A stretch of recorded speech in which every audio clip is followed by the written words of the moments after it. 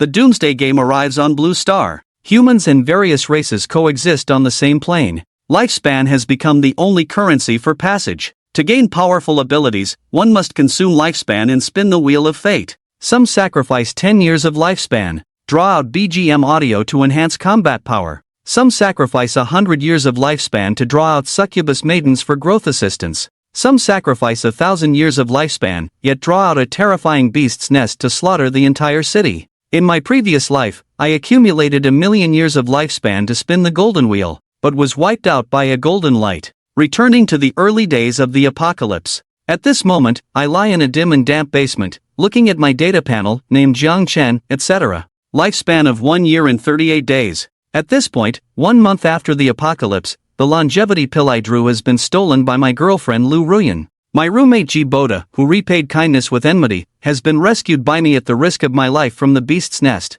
Now they are thriving. Not only have I fallen to the lowest level of tumor bug, but also due to the previous sacrifices, I only have 1 year of lifespan left. With 1 year of lifespan, it's only enough to draw once from the lowest level white wheel. As a tumor bug raised by the club, even if I draw out the longevity pill, it will be forcibly taken back by the club. The only thing gained is an improvement in welfare benefits. This is the rule for all clubs under the Doomsday. The skinny tumor bug doesn't need to face the killer on the battlefield, but it needs to pay with life to extract rewards in exchange for the club's protection. In my past life, at this time, I joined the Death Squad, fought desperately to kill the beasts, and accumulated points. Finally, before suffering too much, I exchanged for a white-quality longevity pill from the club, increasing my lifespan by 2 years. And this longevity pill was refined by Lu Ruyan. Thinking about the painful experiences from my past life, I decided to take a risk. I struggled to get up from the straw mat, walked up to a middle-aged lady outside the garage, and loudly said that I wanted to apply for the roulette draw. The middle-aged lady arrogantly glanced at me, impatiently asking, "How much life do you have left to draw the roulette?" Drawing the white roulette once requires consuming 1 year of life. Drawing the green roulette once requires consuming 10 years of life. There are also blue, purple, and other different grades of roulette on the body. Different grades of roulette yield different outcomes. For example, with the same longevity pill, the white roulette can only increase lifespan by a few decades at most, while the green roulette's longevity pill can increase lifespan by at least 100 years. I calmly said, "I'll draw the white roulette." The middle-aged lady didn't ask much, turned around, and was about to leave with me. Just then, another voice came from the underground garage, "Aunt Lu, I want to participate in the draw too," as a tattooed man walked out. "My name is Luo Shan, with 12 years of life remaining, and I'll also draw from the white roulette." Aunt Lu nodded and led me and Luo Shan towards the draw area. After a month of development in the post-apocalyptic world, various factions emerged in the Zhangcheng area. These factions that have grown in scale, all established dedicated roulette draw areas, to reduce the risks associated with drawing. Based on the different grades of the roulette, the draw area is divided into different zones. The Lu Tian Club is just a third-rate small faction, so only the white, green, and blue draw areas are set up. The higher-level purple draw area is jointly set up with 2 other nearby clubs. Ahead, Aunt Lu's voice could be heard. "I brought 2 beast sulfur insects, let's draw from the white roulette." In the villa area guard room, Sun Hao's gaze swept over me and Luo Shan with indifference. "You know the rules, right? Before drawing from the white roulette, you can enjoy a bag of bread and a box of milk, but everything you draw belongs to the club. If you draw an item of extremely high value, there will be additional rewards." As Sun Hao spoke, he waved his hand, and suddenly, 2 bags of bread and 2 boxes of milk appeared on the guardroom table. After completing the basic procedures, Sun Hao led me and Luo Shan to the green lawn outside the villa area. That is the white lottery area. With a wave of Sun Hao's hand, a cardboard box appeared out of thin air on the lawn, and inside the box was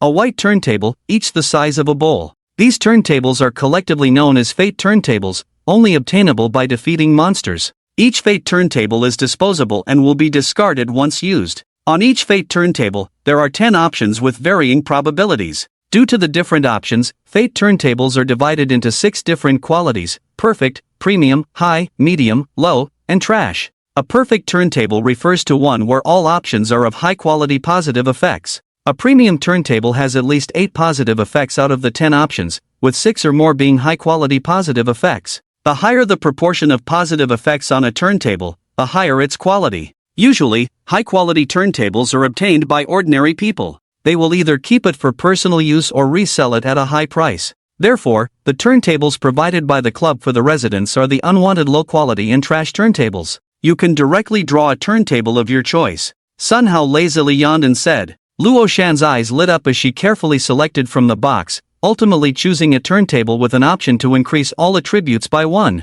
However, the option to increase all attributes by 1 on the entire white turntable is almost less than 1 in 10,000. The other 9 options are almost all negative effects, such as curses from ferocious beasts and diseases, but fortunately, these negative effects are not too severe. Luo Shan carefully lifted the turntable, praying frantically in his heart. His trembling hand pressed fiercely on the center of the white turntable, then with a roar, he demanded all attributes to increase by 1, give me all attributes, add 1. A familiar prompt sound rang out, and a sound emerged from the white turntable. Congratulations on winning a reward, a pile of feces grass. Luo Shan's face flushed with anger, and he suddenly threw out the reward that appeared in his hand out of thin air. The white turntable, which he had just treated as a treasure, was also thrown to the ground by him and stomped on fiercely. Sun Hao rolled his eyes and scolded Luo Shan, alright, finish drawing and get out of here, stop making a scene. No matter how angry Luo Shan was, he didn't dare to act recklessly in front of Sun Hao, so he could only swallow his pride.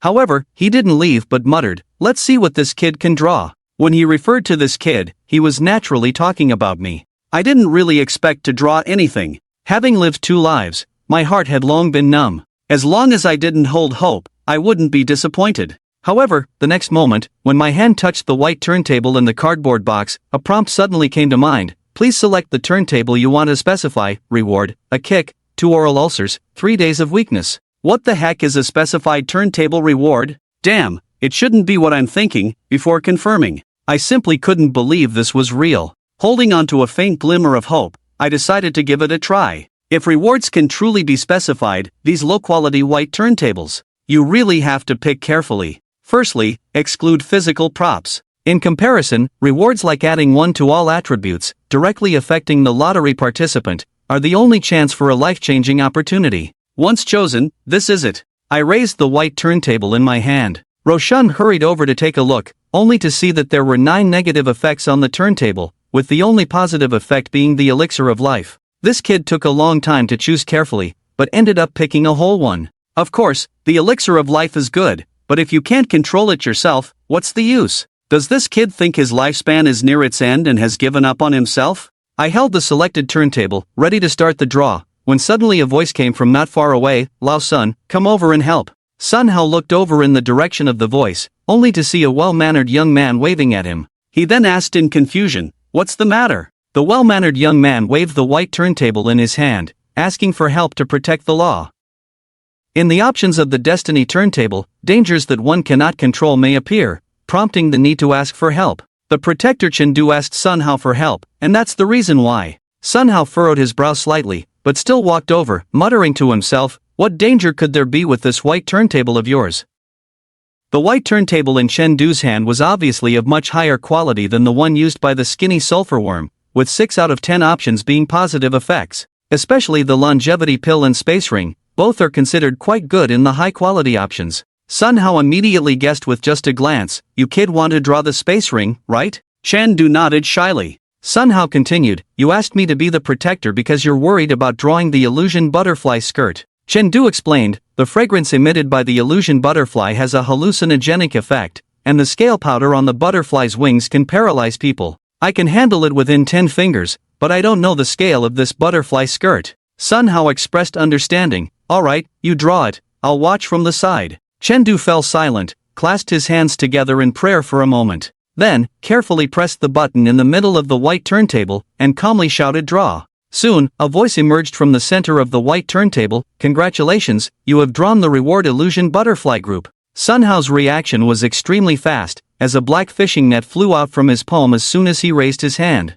The large group of illusion butterflies that appeared out of thin air were quickly strangled by the fishing net, the whole process not even lasting 3 seconds. Sun Hao retracted his hand, and the fishing net was taken back, leaving many illusion butterfly corpses on the lawn. There were probably several hundred of them. Chengdu sighed disappointedly, I originally thought that the illusion butterfly skirt had such a small chance on the turntable. I didn't think I would draw it, but ended up drawing it. Sun Hao, accustomed to such situations, remained calm, simply comforting Chengdu with it's fine, look on the bright side. Chengdu nodded, about to speak when he noticed a blood-stained young man staring at him intently. Chengdu frowned slightly and asked me, "Are you a tumor bug?" I nodded and asked Chengdu, "Can I have these bodies of the powder butterflies?" Chengdu frowned again, asking, "What do you need the powder butterflies' bodies for?" I swallowed hard, looking famished, and said with difficulty, "To eat, I'm starving." Chengdu didn't hesitate long, dismissing, "Just a pile of useless bodies, take them if you want. It's not my concern if you eat yourself to death."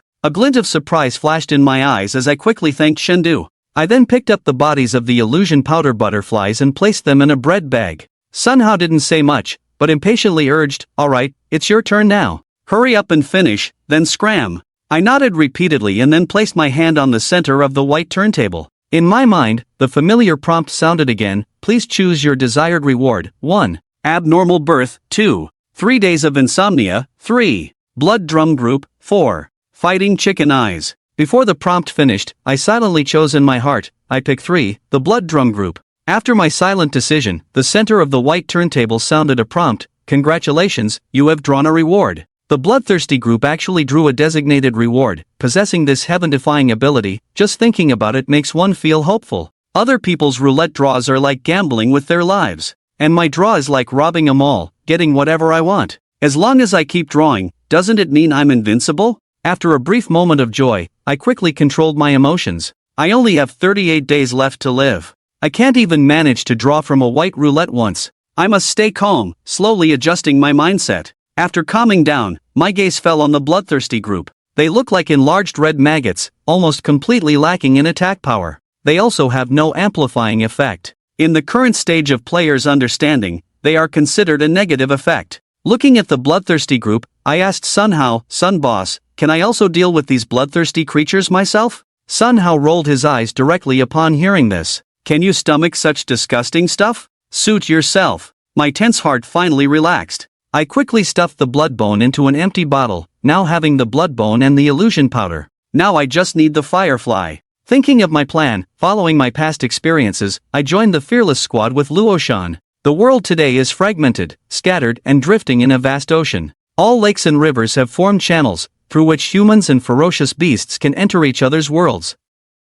The main task of the Death Squad is to explore the world of ferocious beasts, where there are endless dangers and endless opportunities. Even without drawing lots there, it is possible to obtain an upgrade card. And in this game, only at level 1 can one be considered an official player. Walking in the villa area belonging to the Death Squad, listening to the enthusiastic explanation, Rosen was excited all the way. However, after entering the villa and feeling the oppressive atmosphere, he couldn't smile anymore. After the guide left, Rosen pulled me aside and whispered, "Do you feel that the atmosphere of our Death Squad is strangely oppressive?" I glanced at him and calmly said, "If you can survive for a few more days, you will probably feel just as oppressed." Upon hearing this, Rosen's heart skipped a beat, and he couldn't help but feel some regret. Just as he was thinking, he suddenly heard my voice again, "Do you want to defy fate?" The phrase defying fate was almost always on Rosen's lips, causing those underground garage vermin to mock him more than once. At that moment, upon hearing me suddenly say this, Rosen subconsciously thought I was mocking him too, and angrily said, "What do you mean, punk? Want to fight?" I gave him a sideways glance and uttered a cryptic phrase, then pointedly patted the corpse of the pink butterfly and the bloodthirsty bone. Rosen wasn't foolish. Upon seeing my actions, he seemed to realize something. I raised my chin and went to your room to speak. Upon entering the room, Luoshan acted suspiciously, lowered his voice, and asked, "Are you collecting these not for consumption?" I didn't answer but carefully removed the bodies of the illusion powder butterflies. Luoshan's expression turned strange as he noticed the unique way I handled both the collection and extraction of the illusion powder butterflies. The phosphorus powder from the butterflies has a paralyzing effect, though not particularly strong. But if too much phosphorus powder is touched at once, the entire hand will turn blue and numb. Despite handling so many illusion powder butterfly bodies, my hands were completely fine, and my movements were natural and skilled. Luoshan finally realized that this seemingly half-dead person might not be simple. Seeing Luoshan's conflicted expression, I placed the cap filled with illusion powder butterfly spirit powder on the table. Then, I took out a bottle filled with blood and bones and leisurely said, "If you want to change your fate, go get me a bag of fireflies first." Luoshan looked suspicious and asked, "Why should I trust you? I haven't lied to you before. Do I need to deceive you? Besides, getting fireflies is simple. If you don't want to, I can go myself." After a moment of contemplation, he gave a slight warning grunt and then turned to leave the room. I emphasized to his back, it's best not to exceed 5 minutes, as it may dampen the memories of your past life. There isn't much time left. After a moment, the door was knocked on, and Luo Shan walked in carrying a bag, inside of which were fireflies. I didn't waste any time and quickly began handling the fireflies, carefully picking apart the tiny glowing spots with a blade. Drops of fluorescent viscous liquid slowly dripped into the cap filled with phosphor, accompanied by a sizzling sound, as if the phosphor in the cap was about to ignite. After a few minutes, the phosphor in the cap was burned by the viscous liquid into a dark green liquid. I then slowly poured the liquid into a bottle of blood and bones, resulting in a more intense sound. The blood-red skin in the bottle of blood and bones slowly peeled off under the effect of the dark green liquid, turning into a dark viscous liquid, resembling venom. I held out the bottle of venom towards Luo Shan. Luo Shan's body trembled. Holy crap, you're not going to put this ghostly thing in my hands, are you? I retorted, what ghostly thing? This is a good thing. Luo Shan looked incredulous. If it's so good, why don't you use it yourself? Give it to me.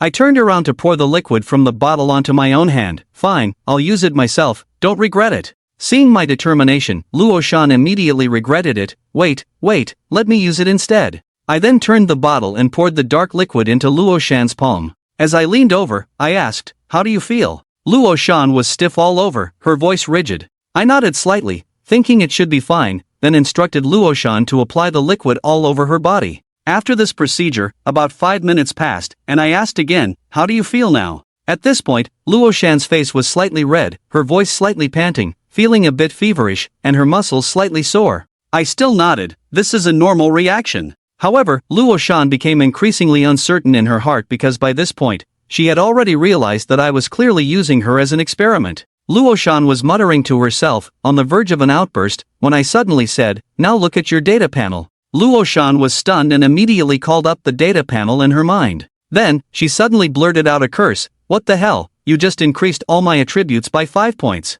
What does that even mean? From Luo Shan's perspective, she actually had no idea what this meant. She only knew that even with a perfect quality white roulette, there wouldn't be an option to increase all attributes by 5. In other words, abilities that others might not even obtain after sacrificing 10 years of their life, I managed to achieve so effortlessly. This is too unbelievable. Luo Shan felt like her brain was about to crash. However, with a single sentence, I instantly brought her back to reality. Don't get too excited. The effect of increasing all attributes only lasts for a day, and it will build resistance in your body, reducing its effectiveness in the future, until it's completely ineffective. After listening to me, Luo Shan felt quite regretful. We're not going on the mission until 9 o'clock tomorrow morning. Putting on makeup now is like wasting a whole night. I nodded, casually responding, you make sense. At this moment, the purple lottery area where the 3 major clubs converge, the leaders of the 3 forces gather together. The boss of the Joy Club, He Zhangchang, is a tall and sturdy man.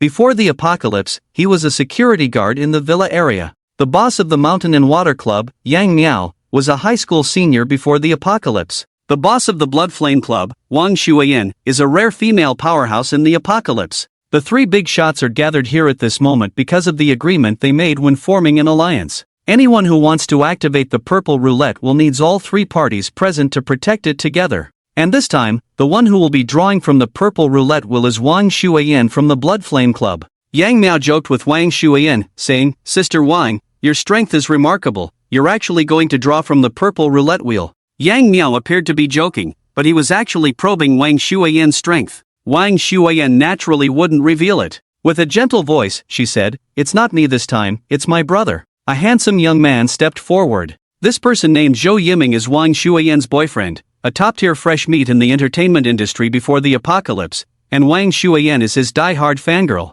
If it were in peacetime, Wang Shuiyan naturally wouldn't have any chance with him. But in the last days, with the powerful strength possessed by Wang Shuiyan, it's too easy to be with him. In the doomsday environment, there is never a shortage of people wanting a free ride. Logically speaking, in a situation like Zhou Yiming's, one should lower their posture in front of Wang Shuiyan. But Wang Shuiyan is a love-struck individual, to the extent that even Zhou Yiming, despite having no strength, doesn't appear humble in front of him at all. Instead, it seems like he is Wang Shuiyan's master. At this moment, he directly followed Wang Shuiyan's words and said, this time, I will draw the purple roulette. He Jin and Yang Miao were stunned, and subconsciously asked, you're drawing the purple roulette, do you have a lifespan of 1,000 years? Zhou Yiming despised these so-called big shots, with a disdainful look. He raised his chin and arrogantly said, "Of course." Wang Shuiyan was particularly fascinated by his attitude, with a proud expression, saying, "I have already used the accumulated longevity pills. I've stacked my brother's lifespan to over 1,000 years, so he can draw the purple roulette without any issues. Moreover, among the rewards in my purple roulette, there is a longevity pill formula. It's a purple pill formula, even more powerful than Lu Ruyan's green pill formula." A brother was praised as a lucky koi in the entertainment industry. This time, he will definitely draw out the pill formula. Wang Shuiyan's state made Yang Miao and He Zhang's eyes twitch. The straightforward personality of He Zhang directly rolled his eyes and sarcastically said, "You're possessed, damn it. Such a precious purple roulette, and a lifespan of 1,000 years. To think it was given to this little white face for free. He Zhang is just too honest." When he says these things, he actually wants to advise Wang Shuiyan not to be too infatuated. But how can infatuation be so easily awakened? Wang Shuiyan simply couldn't heed He Zhang's advice. When he saw Zhou Yiming's unpleasant expression, he immediately turned cold towards He Zhang. "What do you mean? What do you mean by little white face? I sincerely care for Brother Yiming. Why do you have the right to slander my feelings for Brother Yiming?"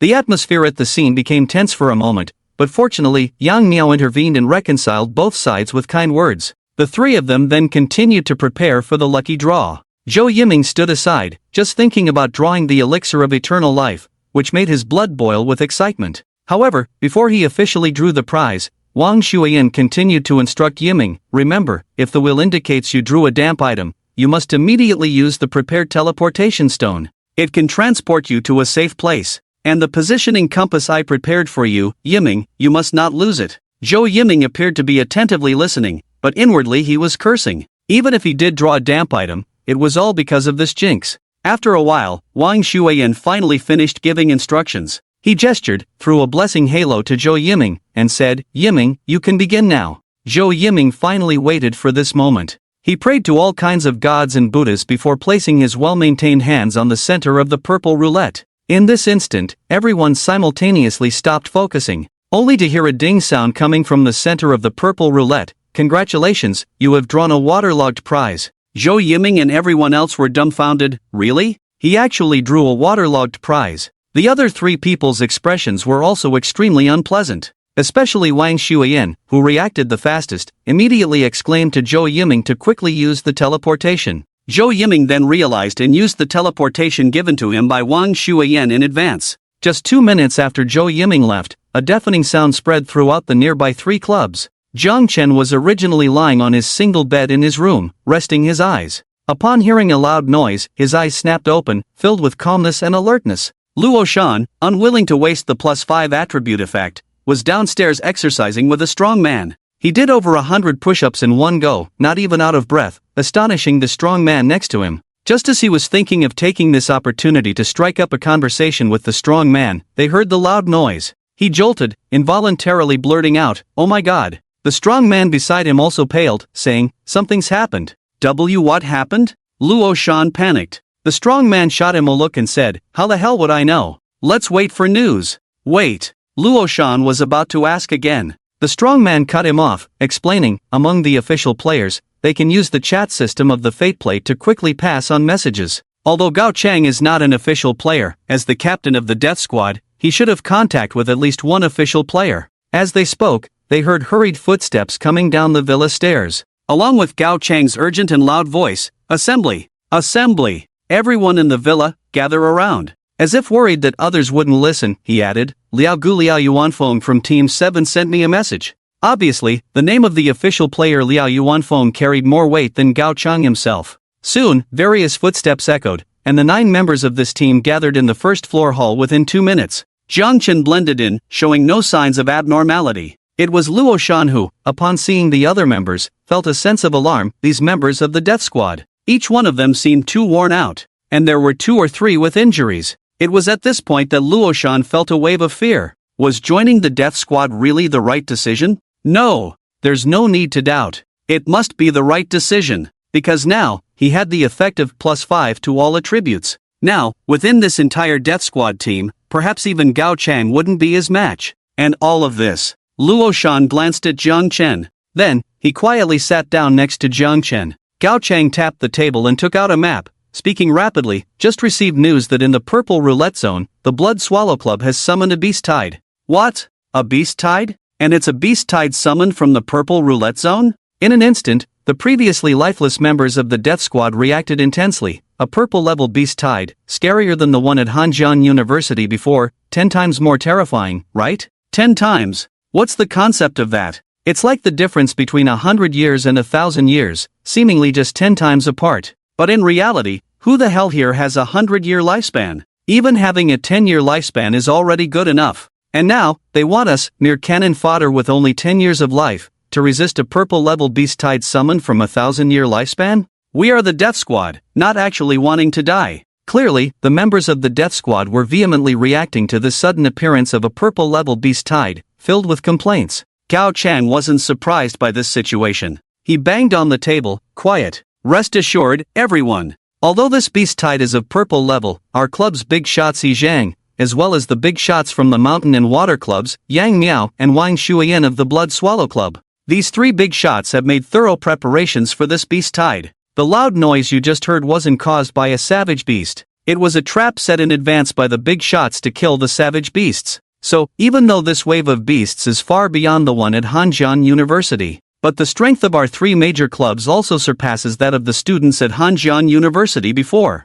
Coupled with the ample preparation we've made before the draw, we can totally handle this wave of beasts. Moreover, the mission of our suicide squad is not to be cannon fodder rushing to the front lines. At this point, Gao Chang clapped his hands on the table and pointed to the map he had taken out in advance. Look here, this is the purple roulette draw area, currently the most dangerous core area of the beast wave. And then here, Gao Chang, holding a red pen, drew a red circle on the outer edge of the purple roulette draw area. Here is our first line of defense against the beast wave, manned by the core members of the 3 major clubs. Next, Gao Chang drew a larger yellow circle outside the red circle. Here is the second line of defense, manned by the official members of the 3 major clubs. Hearing this, the members of the suicide squad calmed down. It turned out they weren't being sent directly to their deaths in the midst of the beast wave. Luo Shan also breathed a sigh of relief and asked directly, "So where are we, the suicide squad, responsible for?" Gao Chang pointed to a spot on the map with his finger and explained, "Based on experience, the spread of the beast wave is like ripples formed when a stone is thrown into water. From the central area, spreading outward in circles. Although the first 2 important defense lines are manned by stronger leaders. But leaders are not omnipotent, there will still be some fierce beasts continuing to spread outward and expand." With that, Gao Chang used a highlighter to draw an even larger circle on the map. What we are responsible for is the outermost area. However, the burly man who had been training before frowned deeply at the sight of such a large area. With such a vast area, our suicide squad members are simply not enough, right? Don't worry. Gao Chang gave him a reassuring look and continued to explain, the density of fierce beasts in this area of the beast wave is extremely low due to dilution, so it can hardly be called a beast wave anymore. So today, we only need to guard the important area within this large circle. As for the other areas, we can slowly clean up the remaining fierce beasts after the beast wave crisis subsides. With that, Gao Chang used a pen to outline a square on the map where the Lu Tian Club was located. And that black square intersected with the fluorescent large circle on the outer edge. Gao Chang shaded the intersection with his pen and looked at the members. This is where our suicide squad is responsible for. The other members of the suicide squad breathed a sigh of relief and nodded one after another. Jiang Chen listened to Gao Chang's analysis, which was almost the same as in his previous life, and he also felt relieved. In fact, this beast wave was not very dangerous for him. What he truly cared about were the opportunities that came with the beast wave. Despite having the ability to choose rewards from the designated roulette and stacking up all attributes +5 buff for himself, it seemed like he could relax and be invincible. But in reality, he was facing a very awkward situation. His lifespan was only a mere 38 days. 38 days. Not even enough to activate the lowest level white roulette once. As the saying goes, a clever woman cannot cook without rice. Even with the ability to choose rewards from the designated roulette, without the lifespan to draw, it was all in vain. Of course, he could follow the same path as his previous life, endure the terrifying death rate in the suicide squad, struggle for a month, save time coins, accumulate club points, and exchange for the low-quality longevity pills provided by the club. And those low-quality longevity pills were even made by Chang Jiaoyi. Firstly, this process was too long and too strenuous for Jiang Chen. In this life, Jiang Chen had no intention of buying the elixir of immortality refined by Chang Jiaoyi again. So, He had to seize the opportunity of this beast tide and quickly obtain his second chance at the lottery. What's going on? Why did all the big shots of the club suddenly mobilize after the loud noise? Something must have happened. Anyway, no matter what happens, when the sky falls, there will always be tall people to hold it up.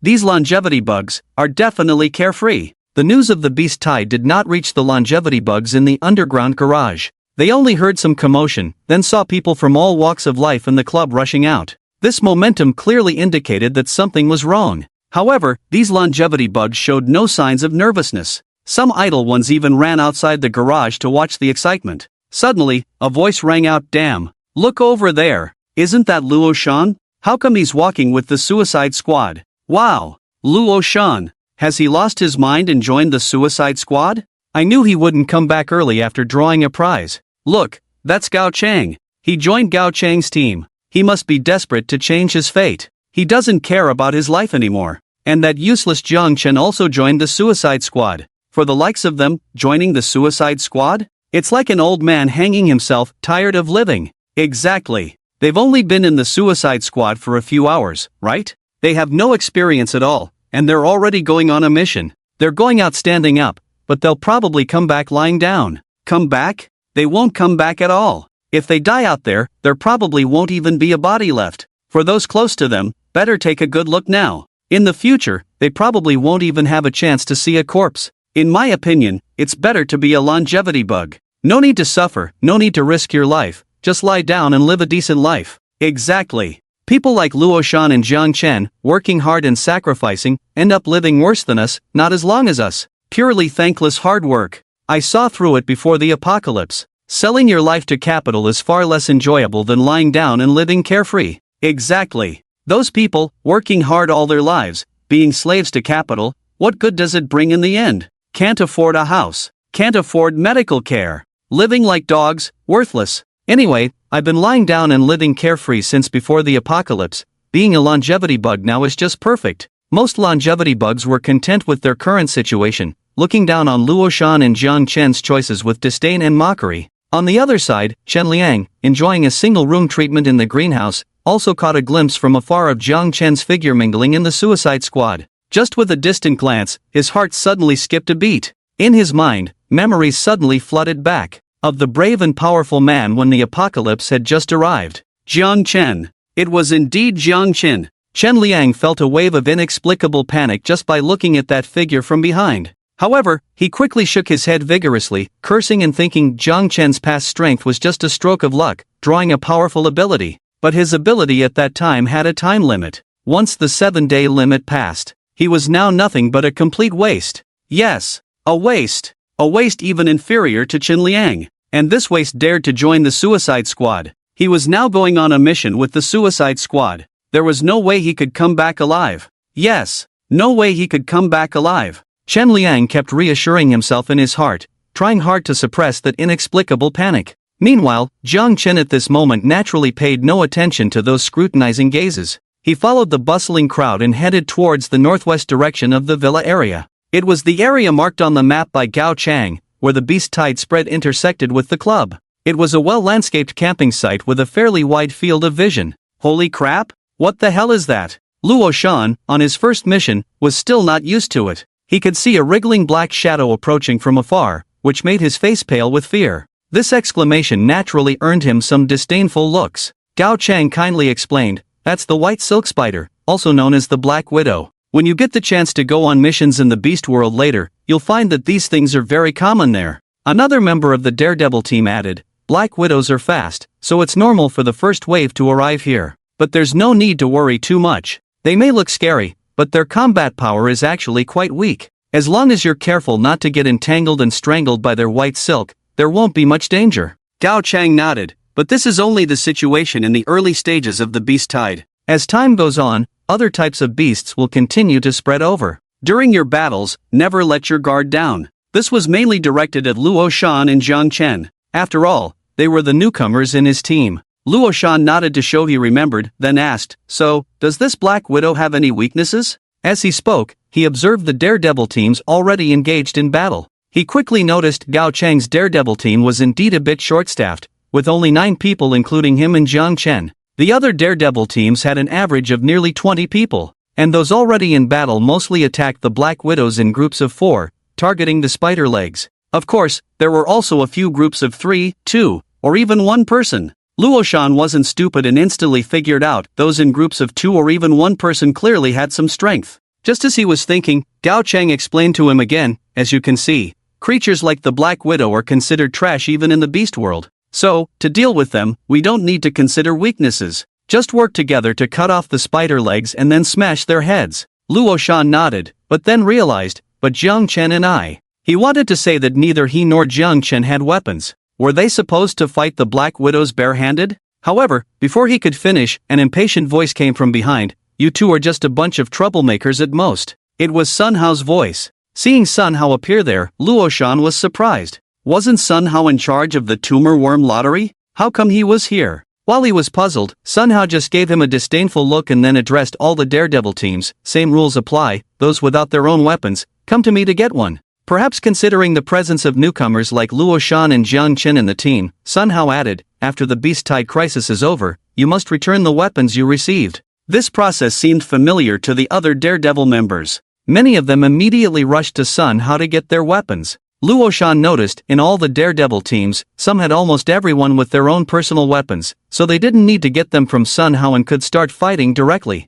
While some teams, like the one led by Gao Chang, almost everyone needed to get weapons from Sun Hao. Luoshan was new and didn't understand anything at first. But at that moment, he vaguely realized Sun Hao's position in the club seemed to involve more than just overseeing the tumor worm lottery. It appeared that he also managed some lower-grade supplies. In addition, the different Suicide Squad teams also vary in strength. Some teams are powerful, while others are weak. Among them, Gao Chang's team is probably the weakest of all Suicide Squads. Previously, Luoshan admired Gao Chang and thought highly of him. But now, his feelings are somewhat complicated. Jiang Chen is doing fine. He has experienced these things in his past life. Now, it's just a walk in the park for him. He walked to where Sun Hao had stacked the weapons and immediately spotted his target. Actually, the weapons that can be taken out for the Suicide Squad to use are mostly inferior weapons drawn from the white roulette. Things like knives, axes, and clubs. Jiang Chen was about to pick his chosen weapon when he suddenly heard a sharp taunt. Kid,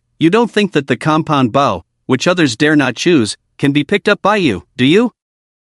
Jiang Chen followed the voice and realized that the taunt was not directed at him. It was aimed at Luoshan. Luoshan's eyes were shining, like a hungry wolf pouncing on a superbly textured all-black compound bow. The kid who had just mocked him stood by, arms crossed, waiting to see the show. Indeed, that compound bow was the finest among these inferior weapons. However, none of the Suicide Squad members dared to choose that bow, mainly because it was too heavy. Even the best among the Suicide Squad would be exhausted within minutes carrying such a heavy bow into battle. Ordinary people without special training would be too tired to continue after just a few steps, voluntarily giving up. The taunting kid was waiting for Luoshan to feel the weight of the compound bow and embarrass himself in public. But unexpectedly, Luoshan lifted the compound bow as easily as a light sword. He even waved the bow with one hand, looking excited. This scene left the taunting kid speechless. Impossible. This bow? Could it be different from the previous one? This scene attracted a lot of attention. Many members of the Suicide Squad looked at Luoshan as if they had seen a ghost. Even Sun Hao, who was responsible for supervising the weapon selection, was surprised. He took a few steps forward, glanced at Luoshan, and then frowned with a commanding tone. Show me your data panel. The data panel is a digitized information that everyone would have after the arrival of the Doomsday game. Normally, when the data panel is summoned, it only shows to the person themselves. Unless a player chooses to display it voluntarily, others cannot see it. Generally, forcing someone to display their data panel is extremely impolite behavior. But in this Doomsday game, the principle of might makes right clearly outweighs the so-called politeness. To Luoshan, Sun Hao was the stronger one. So, even though he was unwilling, Luoshan couldn't resist at all. Soon, his data panel was displayed publicly. Name, Luoshan, level, 0, lifespan, 11 years 158 days, talent, none, occupation, none, skills, none, status, none, strength, 1, +5, constitution, 1, +5, speed, 1, +5, spirit, 1, +5, combat power, 108, hiss. All attributes +5. Combat power over 100? This tattooed kid is actually a hidden powerhouse. Nonsense. These attributes with parentheses +5 are temporary. When the time limit is up, the effects in the parentheses will disappear. This guy is just an ordinary person with all attributes at 1. But even with a time limit, he's already strong within this time frame. Many people looked at Luo Shan with envy. Even Gao Cheng's expression showed some astonishment and unease. The young man who had just mocked Luo Shan couldn't help but shrink back into the crowd. Sun Hao watched this scene with a pensive expression. He was about to ask something when Jiang Chen suddenly stepped forward, looking wronged as he loudly appealed to Sun Hao, "Brother Sun, please help me out here. This Luo Shan snatched my bloodthirsty goo and devoured it all." After that, he gained a +5 to all attributes buff. This buff was supposed to be mine. Jiang Chen's words were filled with righteous indignation, as if Luo Shan had stolen an opportunity that rightfully belonged to him. Initially bewildered, Luo Shan quickly caught on to Jiang Chen's intentions. Playing along, he retorted, "If I've eaten it, I've eaten it. Can't exactly vomit it back up for you, can I? Besides, this +5 to all attributes effect has a time limit. It's not a permanent ability, so what's there to fuss about?" The situation seemed tense, as if Luo Shan and Jiang Chen were about to come to blows. Sun Hao cast a stern glance over them and commanded, "Enough. Both of you, stop bickering. Luo Shan, right? Although the +5 to all attributes effect has a time limit, it can still be considered your opportunity. If you seize the chance, you might grow quickly. But if you don't..." Sun Hao shook his head, leaving his words unfinished. His gaze then shifted to Jiang Chen. It was evident that his earlier look towards Luo Shan carried goodwill and friendliness, with a patience not usually shown, especially towards the shulaworm. However, when he turned to Jiang Chen, his demeanor turned cold and indifferent. "Jiang Chen, is it? You want me to intervene for you? How naive.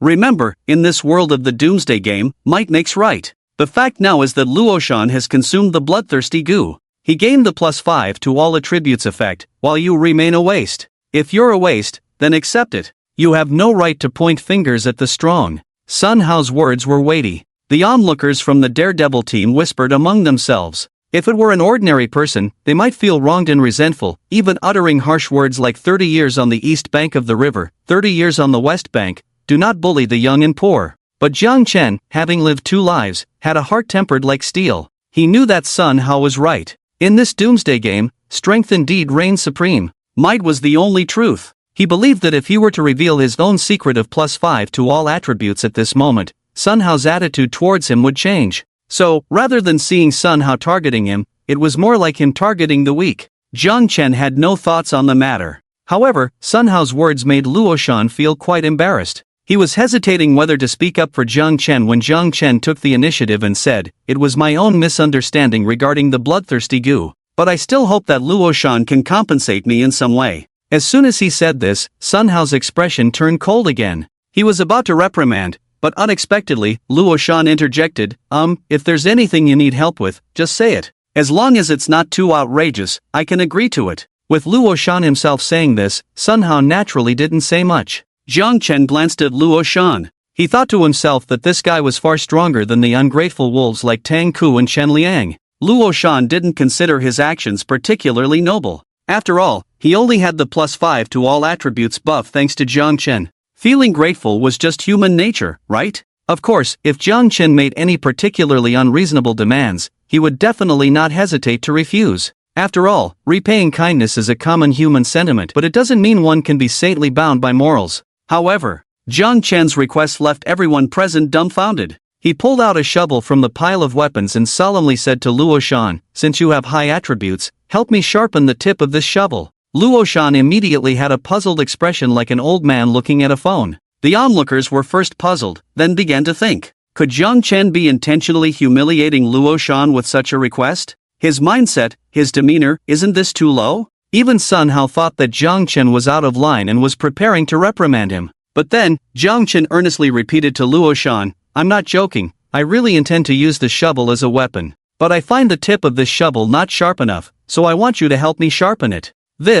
Luo Shan knew the situation, so he felt that the possibility of Jiang Chen intentionally humiliating him was quite low. Moreover, Jiang Chen seemed serious at the moment. "So, are you really planning to use this shovel as a weapon?" Luo Shan looked puzzled. Jiang Chen nodded seriously once again. After thinking for a moment, Luo Shan also nodded, "All right, I agree." With that, he turned to Sun Hao and asked if he had a whetstone. Sun Hao couldn't understand these two, especially Jiang Chen. What was he up to? However, if things could be resolved this way, he didn't mind, so he lent Luoshan a whetstone. And so, a little more time was delayed. Jiang Chen and Luoshan each took their weapons and headed to the front lines. Many people were at a loss when they saw Jiang Chen's weapon was a shovel. His current state naturally made no one willing to team up with him. On the other hand, Luoshan, casually holding the compound bow, leaned over and whispered to him, "How about we team up? I'll guide you?" Jiang Chen gave Luoshan a faint glance. For some reason, Luoshan felt a tremendous pressure.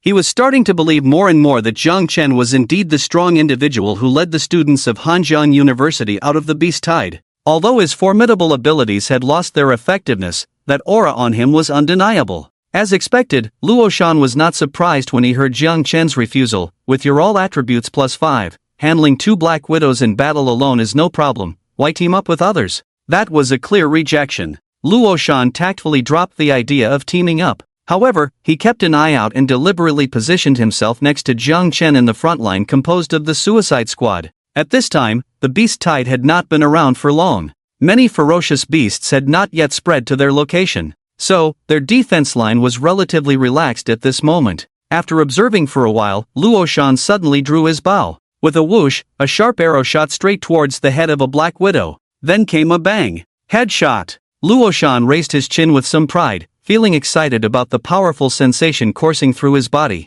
When he was a longevity worm before, he thought it was fine being one, at least safe without a threat to life. But now, he finally understood why, despite the high mortality rate, those members of the Suicide Squad refused to become longevity worms again. Because the feeling of wielding power was truly amazing, incredibly satisfying. If the previous Luoshan wanted to defy fate just because he played too many games and had a touch of adolescent fantasy, then the current him had rooted a seed deep in his heart, a seed that desired strength. He wanted power. He wanted to become strong. He wanted to hold fate in his own hands. To become stronger, he must become stronger. Jiang Chen, who was standing beside him, also noticed the change in Luoshan's mentality. After a brief moment of contemplation, he asked Luoshan, "Have you practiced archery before?" Luoshan shook his head. "Not really, I used to shoot birds with a slingshot all over the mountains in elementary school, and I even made a crossbow in junior high." As he was speaking, his expression suddenly changed, and he shouted at Jiang Chen, "Be careful." Luoshan's reaction was quite intense, as if something particularly dangerous had happened. However, this intense emotion quickly turned into astonishment the next moment, just as Jiang Chen, who had been chatting with him, casually bent down and thrust the shovel forward. The sharpened tip of the shovel almost touched the ground as it fiercely struck the abdomen of the Black Widow. With a sharp hiss, the huge black spider collapsed to the ground. The Black Widow is a ground-crawling creature. Its abdomen is less than 10 centimeters from the ground. That area is also a blind spot in combat, hardly ever being attacked. And at this moment, Jiang Chen's seemingly casual move, the Black Widow that had launched a surprise attack on him was instantly killed. Although Luoshan could also shoot the Black Widow in the head with an arrow, he still needed to exert some effort to draw the bowstring. But what about Jiang Chen? His actions seemed effortless. It was even hard for others to tell that he also had a +5 to all attributes effect on him. This scene not only shocked Luoshan but also left the other members of the Death Squad who witnessed it dumbfounded. This kid, could he also be a hidden powerhouse? Especially Gao Chang, who was also fighting nearby, looked shocked and blinked hard. You kid. Hiding your skills, huh? Could it be? Gao Chang suddenly widened his eyes. Could you also have the +5 to all attributes effect? No. He guessed and then shook his head vigorously. You seem to have killed the Black Widow without much effort. Suddenly, Gao Chang's gaze fell on the shovel in Jiang Chen's hand. He finally realized, it's the shovel. Then, he turned to look at the corpse of the Black Widow and suddenly realized, you kid. Could you be aware of the Black Widow's weakness? This voice startled all the nearby members of the Death Squad. If it was just killing the Black Widow in one hit, many big shots among the Death Squad members could do it. But if one had discovered the Black Widow's weakness, that would benefit all the members of the Death Squad. In an instant, all eyes were on Jiang Chen. The meaning of those excited and passionate looks was self-evident. Jiang Chen was not prepared to keep it a secret. After all, the Black Widow, as a fierce beast, was indeed very low level. Players with a bit of strength didn't need to consider weak point attacks and could easily kill it with one blow. It was only these weaker members of the Death Squad who needed to consider weak point attacks to improve their efficiency in monster hunting. So he didn't hesitate and generously said, just as you all thought,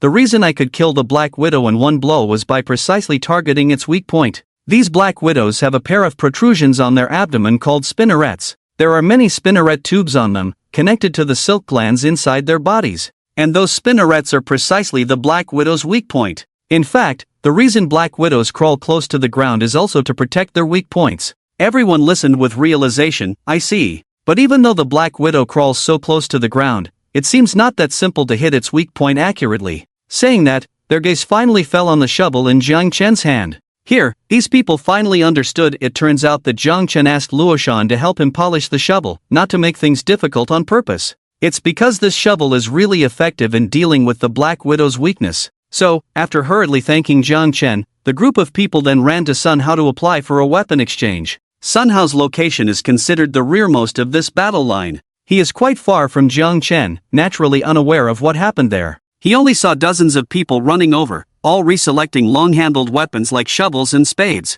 After inquiring, Sun Hao felt amazed that waste Jiang Chen actually knows the Black Widow's weakness? Thinking about it, it's no wonder he chose a shovel as a weapon. If it were an ordinary person, they might have stopped there. But Sun Hao, as the logistics material manager, interacts with many people every day. His mind is quite delicate, and suddenly he thought, could it be that Jiang Chen asking him for the blood-devouring goo earlier was because he already knew that consuming it would grant a +5 bonus to all attributes? Just unlucky that this opportunity was snatched by Luoshan? It's quite possible. Previously, Sun Hao never really paid attention to Jiang Chen. It wasn't until this moment that he finally noticed this dying man. Jiang Chen. Sun Hao pondered for a moment and remembered this kid joined the Happy Club not long ago. But it seems like he doesn't have much life left. He looks so young, it's impossible for him to have so little life left. In other words, before joining the club, this kid probably had some remarkable experiences. It should be those experiences that made him aware of the Black Widow's weakness and the secret of the blood-devouring goo. So, does he know some other secrets too? Sun Hao thought about it but didn't directly approach Jiang Chen. After all, the Doomsday Game has been going on for a month now. There are plenty of people with special experiences. If Jiang Chen can survive this beast-tide crisis, then it means his experiences might hold some value. Otherwise, Sun Hao shook his head slightly. On the other side, the members of the Suicide Squad who switched to long-handled weapons, even though they knew the Black Widow's weakness, couldn't accurately strike it first to kill it in one blow. It was only after many trials that they gradually became proficient. And once they mastered the weakness, what used to require 4 people to deal with one Black Widow, now almost everyone could battle it alone. This made their defense line much easier overall. However, as time passed, the ferocious beasts spreading from the center of the beast tide to here were increasing. The number of Black Widows surged, occasionally mixed with other types of ferocious beasts. About half an hour into the beast tide, Jiang Chen's mood began to tense. Because he remembered in his past life, it was around this time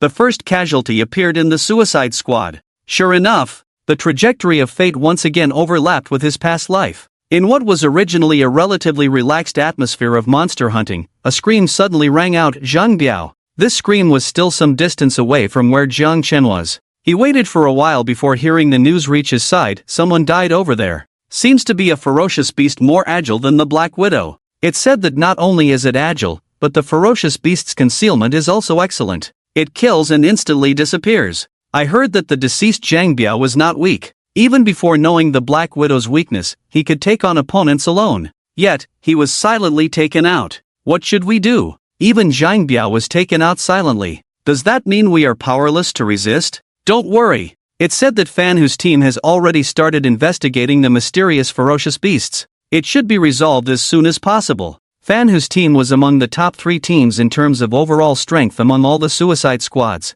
However, their thorough reconnaissance did not truly reassure the other Suicide Squads. After all, until that mysterious ferocious beast was truly dealt with, every one of them could die silently at any moment, just like Zhang Biao. This was the tragedy of the Suicide Squads. Or rather, it was the tragedy of the weak in this special era. Many times, they were truly surviving by luck. For a moment, all the Suicide Squad teams were filled with anxiety. Even Jiang Chen felt a bit nervous. When he chose the white roulette earlier, he gave up even the permanent +1 to all attributes option and chose the temporary +5 to all attributes to maximize ensuring his own safety. Other members of the Suicide Squads could only hope for luck, gambling that they wouldn't be targeted by the ferocious beasts. But Jiang Chen was not willing to gamble. If he lost, it would cost him his life. With the ability to have designated roulette rewards, his life was quite valuable. Therefore, Jiang Chen dared not be greedy at all, only wanting stability. With +5 to all attributes, coupled with combat awareness and keen intuition trained in his past life, if he still got taken out by the pupil Shadowcat, then it wouldn't be a matter of luck, but his own problem. However, in reality, he was not attacked by the pupil Shadowcat in his past life. But Jiang Chen was very clear about a term called the butterfly effect. From the moment he was reborn, although the major trajectories were the same as in his past life, he had ultimately changed some things. The pupil Shadowcat that didn't find him in his past life, who knows if it might in this life. Thinking about it, staying vigilant, and fighting at the same time, Jiang Chen casually killed a black widow with a shovel. But suddenly, a white light flashed by. Immediately after, came Luo Shan's shocked voice, "Jiang Chen, wow! You hit the jackpot! Hit the jackpot! Got a white roulette!" Jiang Chen himself was also surprised when he saw the white roulette revealed after the white light dispersed. You see, for creatures like the Black Widow, the probability of dropping a roulette was extremely low, probably not even 1%. For him to get a white roulette at this moment, it could be said that his luck was quite good. However, as the Doomsday game had progressed, white roulettes were no longer considered rare. Even many low-quality white roulettes were so undesirable that no one wanted to open them for free. Many members of the suicide squads around looked quite calm when they glanced over. Only Luo Shan, who had just joined the suicide squad, was so excited about Jiang Chen's white roulette. Jiang Chen didn't know how many white roulettes he had gotten in his past life, so naturally, he remained calm inside. However, when he walked over to pick up the white roulette, he couldn't help but be surprised. At this moment, Luo Shan also came over to watch the excitement. When he saw the options on the white roulette, his eyes widened in shock, and he blurted out, "Damn! This!" Before he could finish his sentence, he felt Jiang Chen's warning gaze, so Luo Shan quickly shut his mouth wisely. But there was still envy that couldn't be hidden in his eyes. However, amidst the envy, Luo Shan finally remembered Jiang Chen's current lifespan was less than a year. In other words, Jiang Chen couldn't even use such a top-quality white roulette himself.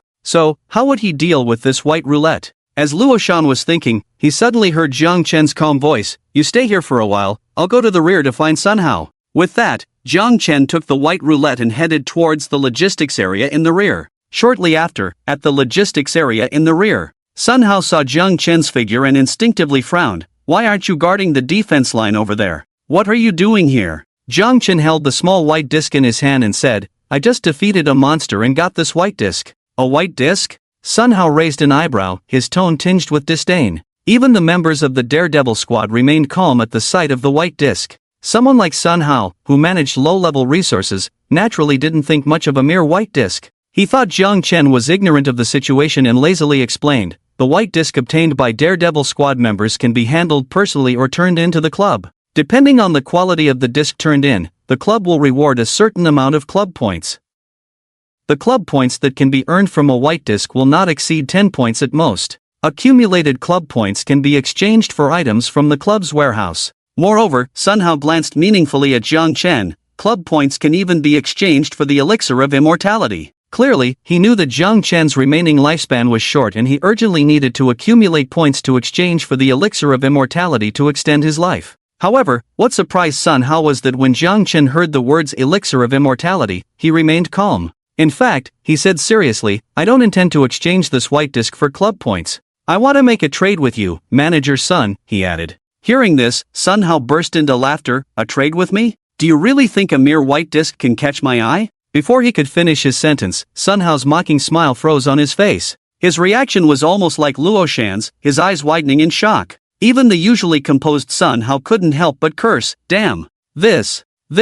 He was so excited that he almost reached out to grab it. However, Jiang Chen reacted swiftly, pulling his hand back. He then looked at Sun Hao seriously and said, "As Manager Sun knows, my remaining lifespan is less than a year. So, I can't activate this white disc." Upon hearing this, Sun Hao calmed down. "Right. Stay calm. This kid can't even activate a white disc. No matter how exceptional this disc is, he can only trade it with others." Sun Hao composed himself and said, "What do you want to trade? Forget about the elixir of immortality. After all, no matter how exceptional your disc is, it's just a white disc." Sun Hao's words clearly lacked conscience. The exceptional quality of the white disc in Jiang Chen's hand was not just about having a high proportion of high-quality options. The crucial point was that it contained the option of the elixir of immortality formula. Moreover, this option had a staggering 20% chance of appearing. A 20% chance. Among 10 options, that was quite high. The preciousness of the Elixir of Immortality formula option was self-evident.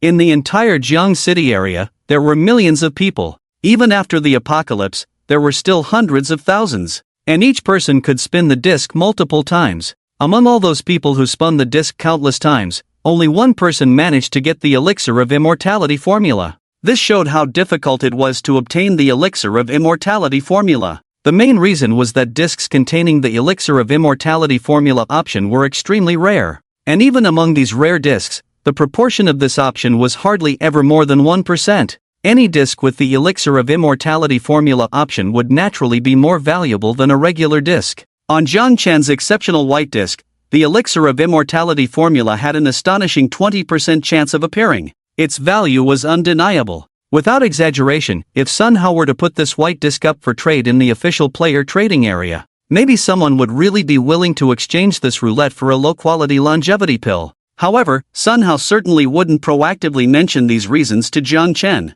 After all, he wanted to haggle. However, Jiang Chen was not a clueless rookie. He understood the value of this roulette better than Sun Hao, but he knew that as a small player, he couldn't really sell this roulette for its original value. In fact, he had no intention of exchanging the roulette for a low-quality longevity pill. After all the low-quality longevity pills on the market in Jiang City were refined by Chang Jiaoyi. He had sworn to himself that he would never again use pills refined by Chang Jiaoyi in this lifetime. So, Jiang Chen didn't argue with Sun Hao but firmly stated, "I want to exchange this white roulette for a white lottery ticket." A white lottery ticket? Sun Hao was momentarily stunned. In fact, a white lottery ticket was not considered very valuable. Its effect was to offset the lifespan consumption of one white roulette draw. From this perspective, the value of a white lottery ticket seemed to be equivalent to a year of lifespan. But in reality, its true value should be slightly lower than a year of lifespan. After all, the relationship between a white lottery ticket and a year of lifespan was somewhat similar to a $100 shopping voucher and $100 in cash.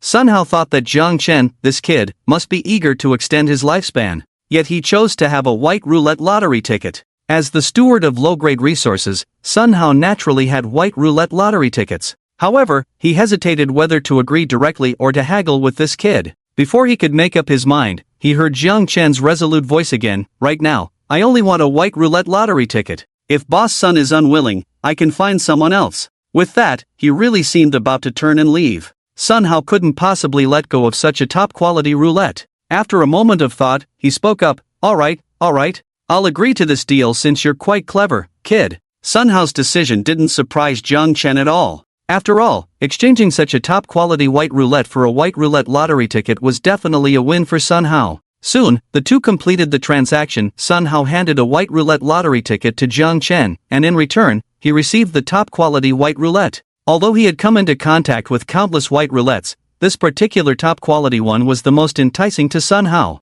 Worried that the night brings many dreams, he simply raised his hand and pressed it on the center of the white roulette. Then, he firmly shouted, "Spin." After a moment, a sound came from the center of the white roulette, ding dash. "Congratulations on drawing the reward, longevity pill recipe." In an instant, a white scroll with mysterious runes appeared in Sun Hao's hand. The intense feeling of surprise made Sun Hao completely dumbfounded. Meanwhile, Jiang Chen, who was watching this scene, suddenly sensed a cold killing intent. Swish! A black shadow swiftly passed in front of him. Danger! Meow! Evil beast! Hiss! Almost instantly, 4 voices sounded in succession. The one shouting danger was Jiang Chen. But the danger was not coming towards him. It was heading towards Sun Hao, who had just drawn the pill recipe and was still in a state of ecstasy. The sudden dark shadow pouncing towards Sun Hao was none other than the mysterious and terrifying beast that made the hearts of the daredevils tremble, the pupil shadow cat. Caught off guard in his excitement, Sun Hao was almost struck down by the pupil shadow cat.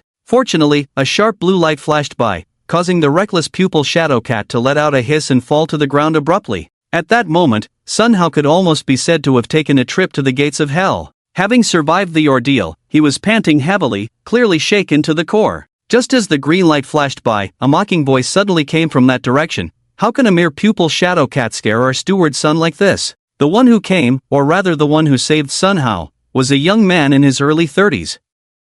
However, his mocking expression froze abruptly when he saw the mysterious white scroll in Sun Hao's hand. His eyes widened instantly, his steps quickened, almost charging towards Sun Hao with a fierce momentum. The posture he displayed made it seem like he was about to fight Sun Hao if one didn't know better.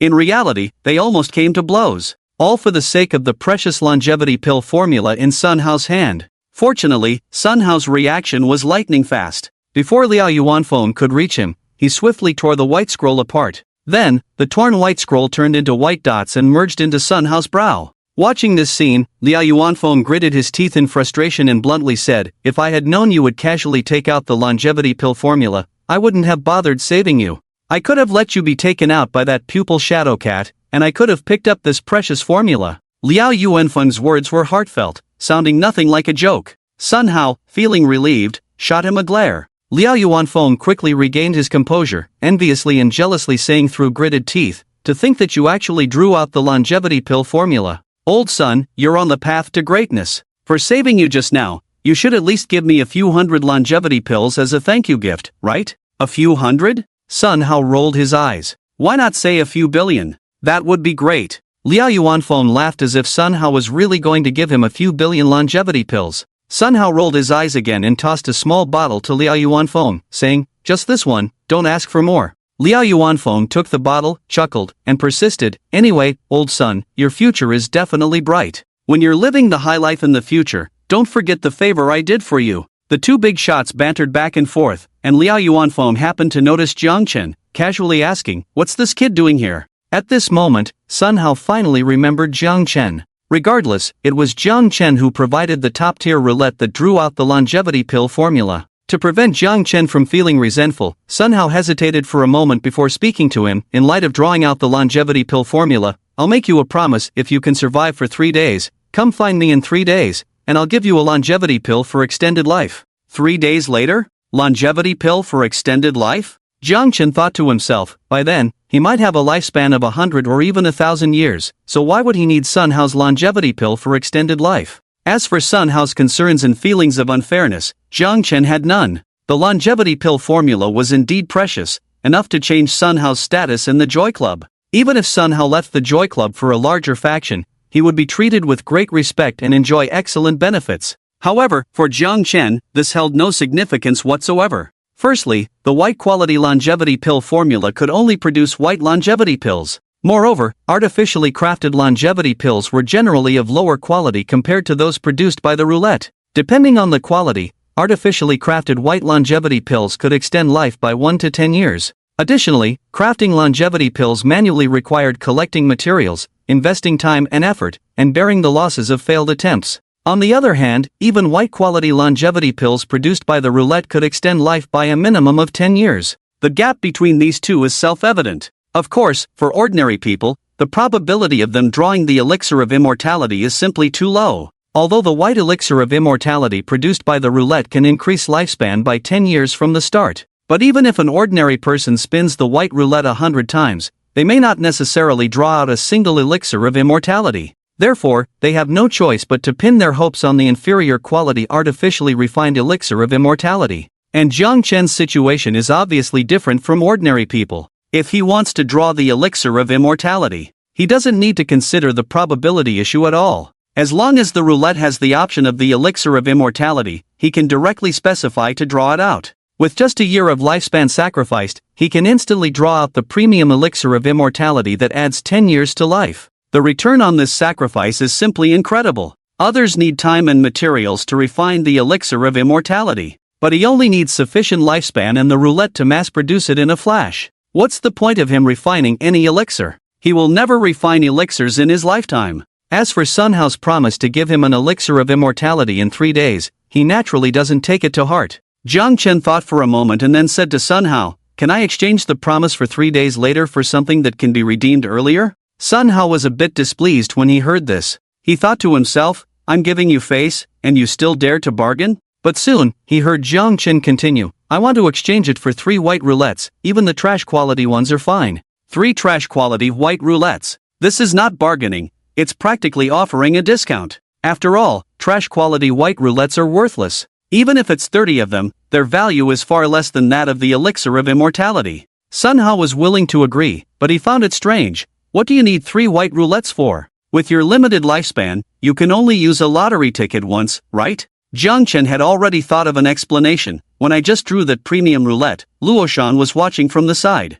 I was afraid he might have some thoughts, so he didn't continue with the rest of his words. Sun Hao thought to himself, this kid really understands human relationships. So he nodded and waved his hand, releasing 3 large boxes of paper boxes. You have 3 minutes, hurry up. Jiang Chen thanked him repeatedly and then began to carefully select. Liao Yuanfeng, who was watching from the side, naturally guessed the white roulette that Sun Hao drew the elixir of immortality from should belong to this kid. So he specifically looked Jiang Chen up and down, but didn't pay too much attention. At this point, Sun Hao also remembered to ask Liao Yuanfeng, by the way, how did you suddenly appear here? Did something happen on the second line of defense? That doesn't seem right. Even if something happened on the second line of defense, you should request support from the first line of defense, not run over here, right? Jiang Chen squatted beside the paper boxes picking white roulettes, discreetly listening in.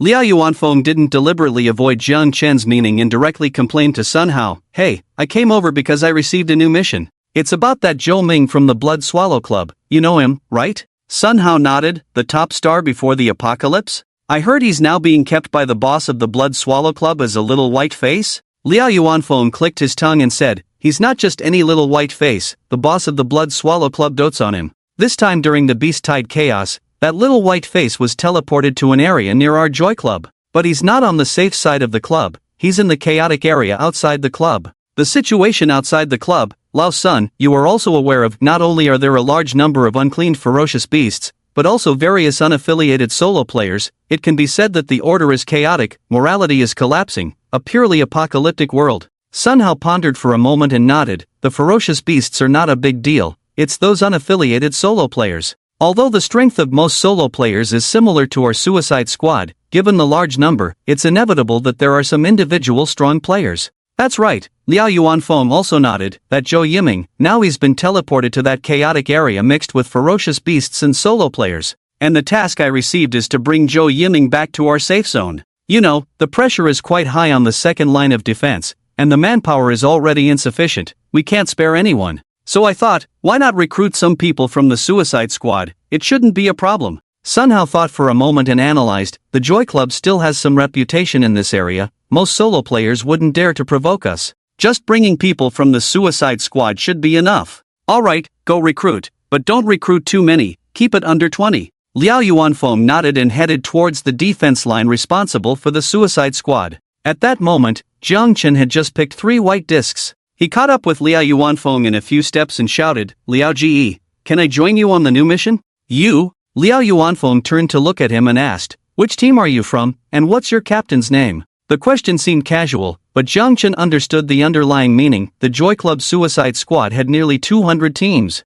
Among these nearly 200 teams, they were actually divided into 5 major factions. In other words, these many people were each backed by one of the 5 official members. Naturally, Liao Yuanfeng would only select people from the teams affiliated with him for this mission. And coincidentally, the team led by Gao Chang was in Liao Yuanfeng's faction. Previously, Gao Chang always called Liao Ge, referring to Liao Yuanfeng. So Jiang Chen remained calm and replied directly, my captain's name is Gao Chang. Liao Yuanfeng pondered and muttered, that brat Gao Chang. Then he sized up Jiang Chen for a moment and nodded, alright, you can come with me. Jiang Chen quickly followed. Meanwhile, Sun Hao watched their backs thoughtfully. He thought to himself, this kid Jiang Chen is quite good at seizing opportunities. This mission overall isn't very dangerous. As a member of the Suicide Squad, being able to go on a mission with someone like Liao Yuanfeng is a great honor. If he can earn Liao Yuanfeng's appreciation, there will naturally be some hidden benefits. So, Jiang Chen is indeed good at seizing opportunities. The only regret is that his lifespan is nearing its end. Originally, Sun Hao wanted to nurture Jiang Chen. He had promised to give Jiang Chen an elixir of longevity in 3 days, intending to bring Jiang Chen into his faction. If Jiang Chen could truly grow in the future, Sun Hao might even promote him. Unfortunately, that kid, for some reason, actually refused the elixir of longevity. Perhaps he thinks he won't live for 3 more days? Sun Hao didn't dwell on it and reported to the club's high-level officials about his ability to refine white elixirs of longevity. On the other hand, Jiang Chen followed Liao Yuanfeng back to the defense line where the Suicide Squad members were stationed. When Gao Chang and Luo Shan saw Jiang Chen following behind Liao Yuanfeng, they were surprised. thinking that Jiang Chen had gained some opportunity and earned Liao Yuanfeng's appreciation. However, they soon found out Liao Yuanfeng was going on a mission and needed to recruit people from their suicide squad. Upon hearing this news, many suicide squad members immediately volunteered. In the end, Liao Yuanfeng selected 12 people.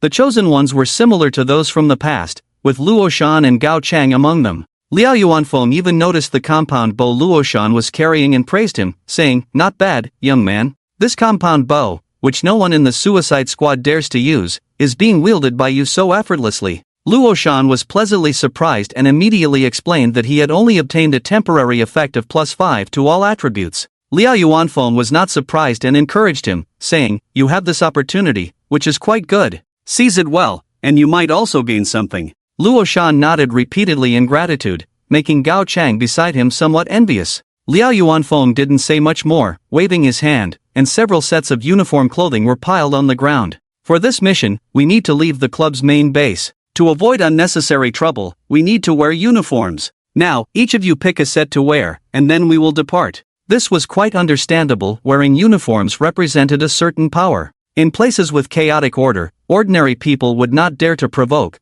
thus avoiding trouble naturally. Of course, usually only official club members were qualified to wear such clothing. They were granted this honor due to the special circumstances of this mission. Soon, including Jiang Chen, a total of 14 people were dressed in uniform clothing, ready to set off. When Luo Shan was a tumor bug, he never had the chance to participate in such a scene, so he was quite excited. The 14 of them were quickly divided into 3 teams. One team consisted of 4 people, while the remaining 2 teams had 5 members each. As Liao Yuanfeng was the strongest, he took charge of the team of 4. For the 2 5-member teams, he also appointed team leaders. Since Luo Shan had a +5 buff to all attributes, he became a temporary team leader. Jiang Chen and Gao Chang naturally joined Luo Shan's team. The 2 remaining team members were a seemingly honest middle-aged man named Li Xiao and a thin young man with a sharp mouth named Zheng Peng. After getting to know each other, Liao Yuanfeng led the 3 teams to get 3 cars. The 3 teams then drove away from the villa area where the club was located.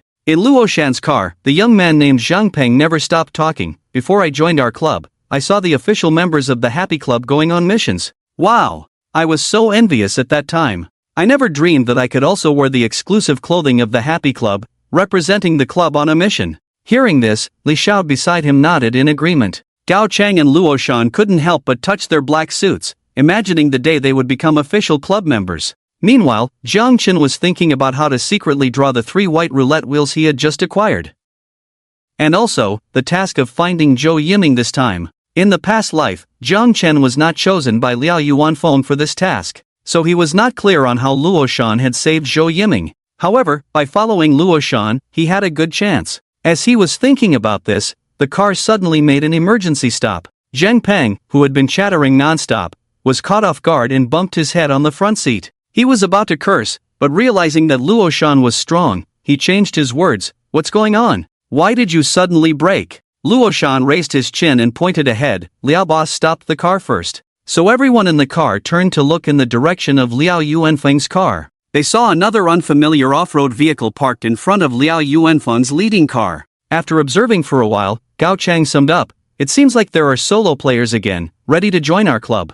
Zheng Peng also glanced over and sneered, "Those skinny refugees with thin arms and legs, I guess even if they get into the club, they can only play the role of a parasite." Luo Shan and Gao Chang, who also came from a parasitic background, were somewhat displeased to hear this. Jiang Chen, on the other hand, remained emotionally unaffected. However, when he saw the appearance of the owner of the unfamiliar off-road vehicle, his eyebrows suddenly twitched. It turned out that guy had joined the Lutian Club at this time? Yu. In Jiang Chen's previous life, he had met this guy in the Death Squad, and finally became an official member of the club. When he had just become an official member of the club, Yu was already one of the outstanding members. That guy was good at socializing and had quite a good reputation among the official members. When Jiang Chen had just become an official member, he also had a strange fondness for Yu. For a while, he even considered Yu as a close friend. However, during a mission, Jiang Chen discovered a professional roulette in a shrine ruin on the battlefield. Unlike the ordinary one-time roulette that disappears after one use, this professional roulette could be used by multiple people. It had 10 career options, all of which were valuable in the early days of the apocalypse. If Jiang Chen could bring back the professional roulette to the club, he could exchange it for a huge amount of points and even elevate his status in the club. However, after he struggled to defeat the guardian beast next to the professional roulette, Yu suddenly appeared and took the professional roulette for himself. Jiang Chen would never forget the moment when that guy snatched the professional roulette and casually said to him, "Jiang Chen, let me teach you a lesson for free today. In this world of the apocalypse game, there are no eternal friends or eternal enemies, only eternal interests. If we didn't have this precious professional roulette, we could have been good friends. But unfortunately, now, you have chosen the path of death." After saying the words path of death, Yu launched an attack on Jiang Chen without hesitation. At that time, Jiang Chen's strength was far inferior to Yu's. He had just finished a fierce battle with the guardian beast. Logically, he should have died at the hands of Yu. But fortunately, the warning sound before Yu attacked allowed Jiang Chen to use a teleportation stone to escape. When he returned to the club later, Yu had already advanced to become a core member of the club with that professional roulette. Jiang Chen tried to expose Yu's misdeeds, but no one believed his accusations. At that time, Jiang Chen thought that it was because Yu was too good at socializing that no one was willing to believe his accusations against Yu. It was only later that he gradually understood, in this world of the apocalypse game, the truth was never important. No one cared about what kind of person Yu really was. What truly mattered was that Yu's strength surpassed his own. Just like whether Chang Xiaoyu's longevity pill was stolen or obtained by her own means, no one really cared. As the saying goes, the victor is king. The truth was never that important. Instead, strength was almost equivalent to authority. In his previous life, Jiang Chen, due to his lack of strength and being targeted by Yu, gradually found it difficult to survive in the club. So, in order to avoid falling into Yu's trap, he found an opportunity to leave the club. He then experienced a period of silence. By the time he heard the name Yu again, the Lutian Club no longer existed. And at that time, Yu had become the leader of the Qingchuan-based professional alliance. Power, status, strength, none of these are within Jiang Chen's reach. However, Yu's fate wasn't any better. He died even before Jiang Chen, and his death was quite tragic. Just as Jiang Chen was pondering about past grievances, he suddenly heard Zhang Peng gasp beside him. Gasp. A fairy, a goddess. Not only Zhang Peng, but also Gao Chang and Luo Shan, their gazes were fixed.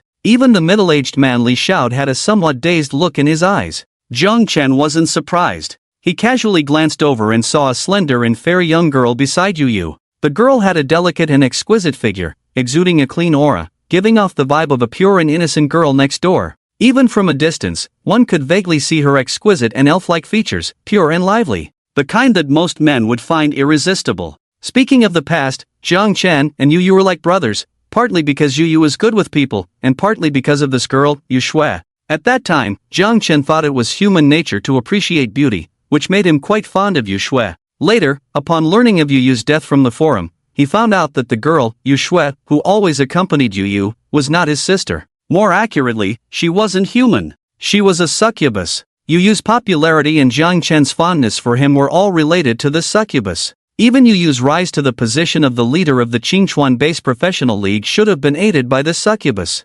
However, as they say, what goes up must come down. Yu's ultimate demise was due to the exposure of Yu Shui's succubus identity. It was said to involve some messy private affairs among the big shots. However, the forum was full of gossip, with countless versions circulating. Jiang Chen, just a bystander, naturally couldn't grasp the intricacies and interests involved. At that time, he just felt a bit emotional. In this world, those who laugh brightest may not have the last laugh. If he could live a long, long life, perhaps he could just sit back and watch his past enemies die one by one. Since then, Jiang Chen had become more indifferent in his actions. The desire for revenge was no longer so urgent. In this life, seeing Yu and Yu Shui again, Jiang Chen's attitude could be described as more peaceful. If given the chance, he might seek revenge on Yu in this life. But if not, it didn't matter. Jiang Chen's current mindset was simple: life is precious above all else. His life was absolutely incomparable and invaluable. Jiang Chen was thinking this when Liao Yuanfeng also snapped out of Yu Shui's beauty-induced trance. Because of Yu Shui, his attitude towards Yu had improved, but he still said as a matter of routine, "Words are wind, show me your data panel." Yu looked gentle and approachable. He nodded directly and called out, "Data panel." Then, a bright blue light screen appeared in front of him. Name, Yu, level 2, lifespan, 323 years 281 days, talent, none, occupation, none, skill, extreme speed, D rank, status, blessed by the moon goddess, strength, 11, constitution, 10, speed, 13, spirit, 10, combat power, 282. This data left Liao Yuanfeng speechless. He almost couldn't help but exclaim, level 2, combat power about to exceed 300. And your lifespan is over 300 years. His voice wasn't loud, but in the nearby team where Luo Shan was, it caused a commotion. Gao Chang, Luo Shan, and the others were all wide-eyed with astonishment. Especially Zhang Pang, who had just mocked and called him a longevity bug, now looked as if he had seen a ghost. On the other side, Liao Yuanfeng quickly restrained his emotions, appearing much more serious. He reached into his pocket and took out something that looked like a mobile phone. Luo Shan looked at it and whispered to Gao Chang, "Is that the exclusive Fate disc for official players?" Gao Chang nodded. Liao Ge seems to be sending a message to the club's top brass. This new guy, I'm afraid he can directly become an official member of the club. He and Liao Ge are on equal footing. Zhang Peng, observing from afar, also analyzed, no wonder the woman next to him looks like a fairy. In this world, without some strength, one really can't hold on to such a beautiful woman. Li Xiao also nodded, but if that kid doesn't join any faction and just remains a lone strong player, he probably can't hold on to such a beautiful woman either. Joining our happy club is a wise move. Zhang Peng added sarcastically, hey, why is there such a big difference between people who experience the same end of the world game at the same time? That kid must have exceptionally good luck. Luo Shan also remarked sarcastically, of course. In this world, those with some strength, aren't they all just lucky? As everyone chatted, a car from the club arrived and personally took Yu and Yu Shui, the siblings, to the club headquarters. Meanwhile, Liao Yuanfeng's team, after this little incident, continued their mission in the direction away from the club. Liao Yuanfeng still led the way, with the other two cars following behind him. Luo Shan had just joined the death squad and had limited experience. He drove behind Liao Yuanfeng, wondering to himself, weren't we supposed to find someone? I thought finding someone meant searching all over the world, but looking at Liao Ji's posture now, why does it feel like he knows where the person is? Zhang Peng, who talked a lot, explained before Gao Chang could speak, official players have all kinds of props on them. The one who got lost using the teleportation stone, Zhou Yiming, must have a positioning compass on him.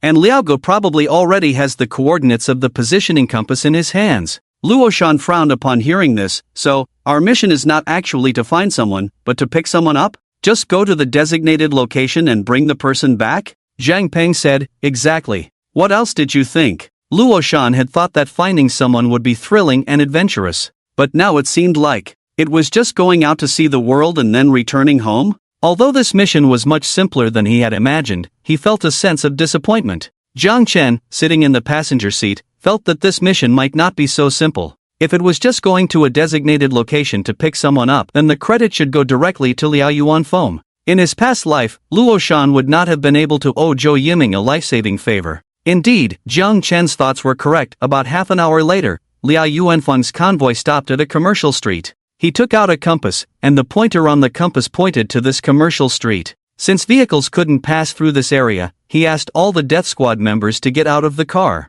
As Luo Shan got out of the car, he smelled a strong smoke and couldn't help but frown and mutter, "What's burning?" Liao Yuanfeng glanced at him and explained, "It's a beast-repelling incense. With this smell around us, fierce beasts generally won't come near. Remember, the scent of beast-repelling incense is a burnt smoke smell. If you ever smell a cool minty fragrance in the future, then you need to be careful, because there is another kind of beast-attracting incense that smells like cool mint." Luo Shan gained some knowledge and immediately nodded in thanks. Liao Yuanfeng, without any airs, reminded the team once again, "All of you, stay sharp. Although we have the beast-chasing incense, it doesn't mean we won't encounter danger. The wilderness here is chaotic, far from being as safe as our club headquarters. Some ferocious beasts unaffected by the incense, as well as fellow humans with malicious intentions, could take your lives at any moment." Liao Yuanfeng's voice was stern. The members of the Daredevil squad naturally became alert. Afterwards, Liao Yuanfeng arranged them in formation before leading the way towards the shop indicated by the compass. The shops in this post-apocalyptic world were naturally different from before. Some shops had their doors wide open, revealing a mess inside. Some even had human corpses or beast remains lying around. The air was filled with the smell of blood and decay. The shop pointed by Liao Yuanfeng's compass had its iron gate tightly shut. A pile of putrid flesh lay at the entrance, making it hard to distinguish between human and animal remains. A maggot was slowly crawling towards the pile of rotting flesh. Yes, a maggot. In this post-apocalyptic game, there existed a ferocious beast called the maggot. They were ugly and bloated, feeding on carrion, yet completely harmless, residing at the bottom of the ferocious beast hierarchy. The term maggot among humans was used to describe the lowest of the low. Liao Yuanfeng didn't even bother dealing with these harmless maggots. He simply carried the compass and headed towards the closed iron gate. After confirming the compass's position, he knocked on the gate and shouted, "Zhou Yiming? Is Zhou Yiming in there? I'm Liao Yuanfeng from the Joy Club. I was sent by Wang Shuiyan to rescue you. Open the door and come back with me to the club. If you don't open the door, I'll break in." However, after knocking for about 2 minutes, there was no response from inside the shop. Liao Yuanfeng furrowed his brow, took a few steps back, and whispered to the Daredevil squad members, "Prepare to break in. There might be danger, so stay sharp." The squad members were tense, gripping their weapons tightly. Luo Shan even raised his compound bow, aiming towards the iron gate. But before Liao Yuanfeng could break in, the gate opened at that moment. There were indeed people inside. 3 young men were standing behind the door, holding weapons. They looked nervous, as if preparing for a battle. However, upon seeing the situation outside, their faces turned pale, and they quickly surrendered by dropping their weapons and raising their hands in a gesture of surrender. Bosses, stay calm. We are human. We mean no harm. Let's talk things out." Obviously, these 3 were also wise enough to read the situation. This was why Liao Yuanfeng brought some backup. After all, in the post-apocalyptic environment, ordinary people tended to believe in strength in numbers. Liao Yuanfeng's expression was cold as he glanced at the 3 men and frowned. "Just you 3? Where is Zhou Yiming?" "What? Zhou Yiming?" One of the rough-looking young men among them blurted out nervously, his voice stuttering. The other, more astute-looking young man calmly asked, "Zhou Yiming? The top star before the apocalypse, Zhou Yiming?" Liao Yuanfeng nodded. The astute young man shook his head. "We don't have anyone like that here." "Nonsense!" Liao Yuanfeng shouted, lifting the compass in his hand. "I tracked him down with this compass. The locator compass clearly shows that Zhou Yiming is in this shop of yours." "Locator compass?" The astute young man raised an eyebrow and took out a compass from his own pocket. "Is this what you're talking about?" Liao Yuanfeng snatched the compass over, his face turning unpleasant in an instant. "How come this thing is in your hands, Zhou Yiming?"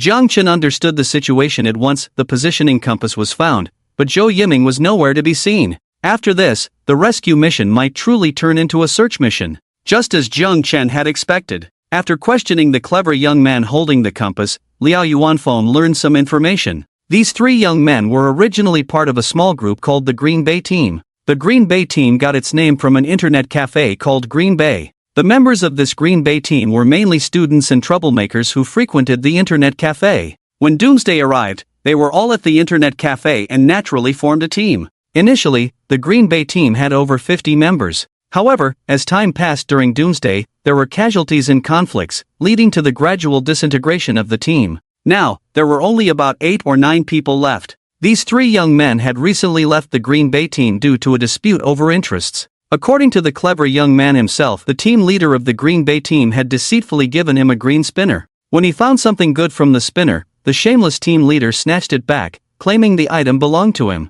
Such situations were common in these small unorganized groups. In the Lu Tian Club, the rules for the Shuliu Worm lottery were agreed upon. However, in small groups, it was difficult to find an absolute strong leader who could convince everyone to abide by certain rules. Without rules, various instances of betrayal were common. Therefore, these small groups often did not last long. Only groups led by a core strong leader with absolute authority and power over others could gradually develop. The Green Bay Team clearly lacked the elements for development. After explaining his background, the clever young man shifted the blame for the compass to the Green Bay Team. "Didn't that Green Bay Team leader snatch the Gale boots I drew? Then he gave me this compass, saying it was compensation for me. After leaving the Green Bay Team, I also researched a bit and found that this compass seems to be useless. Now, from what you're saying, this compass seems to have a positioning function? Is it to locate the celebrity Zhou Yiming?" The clever young man spoke methodically and did not seem like he was lying. The short young man beside him grumbled, "I told you this thing was useless.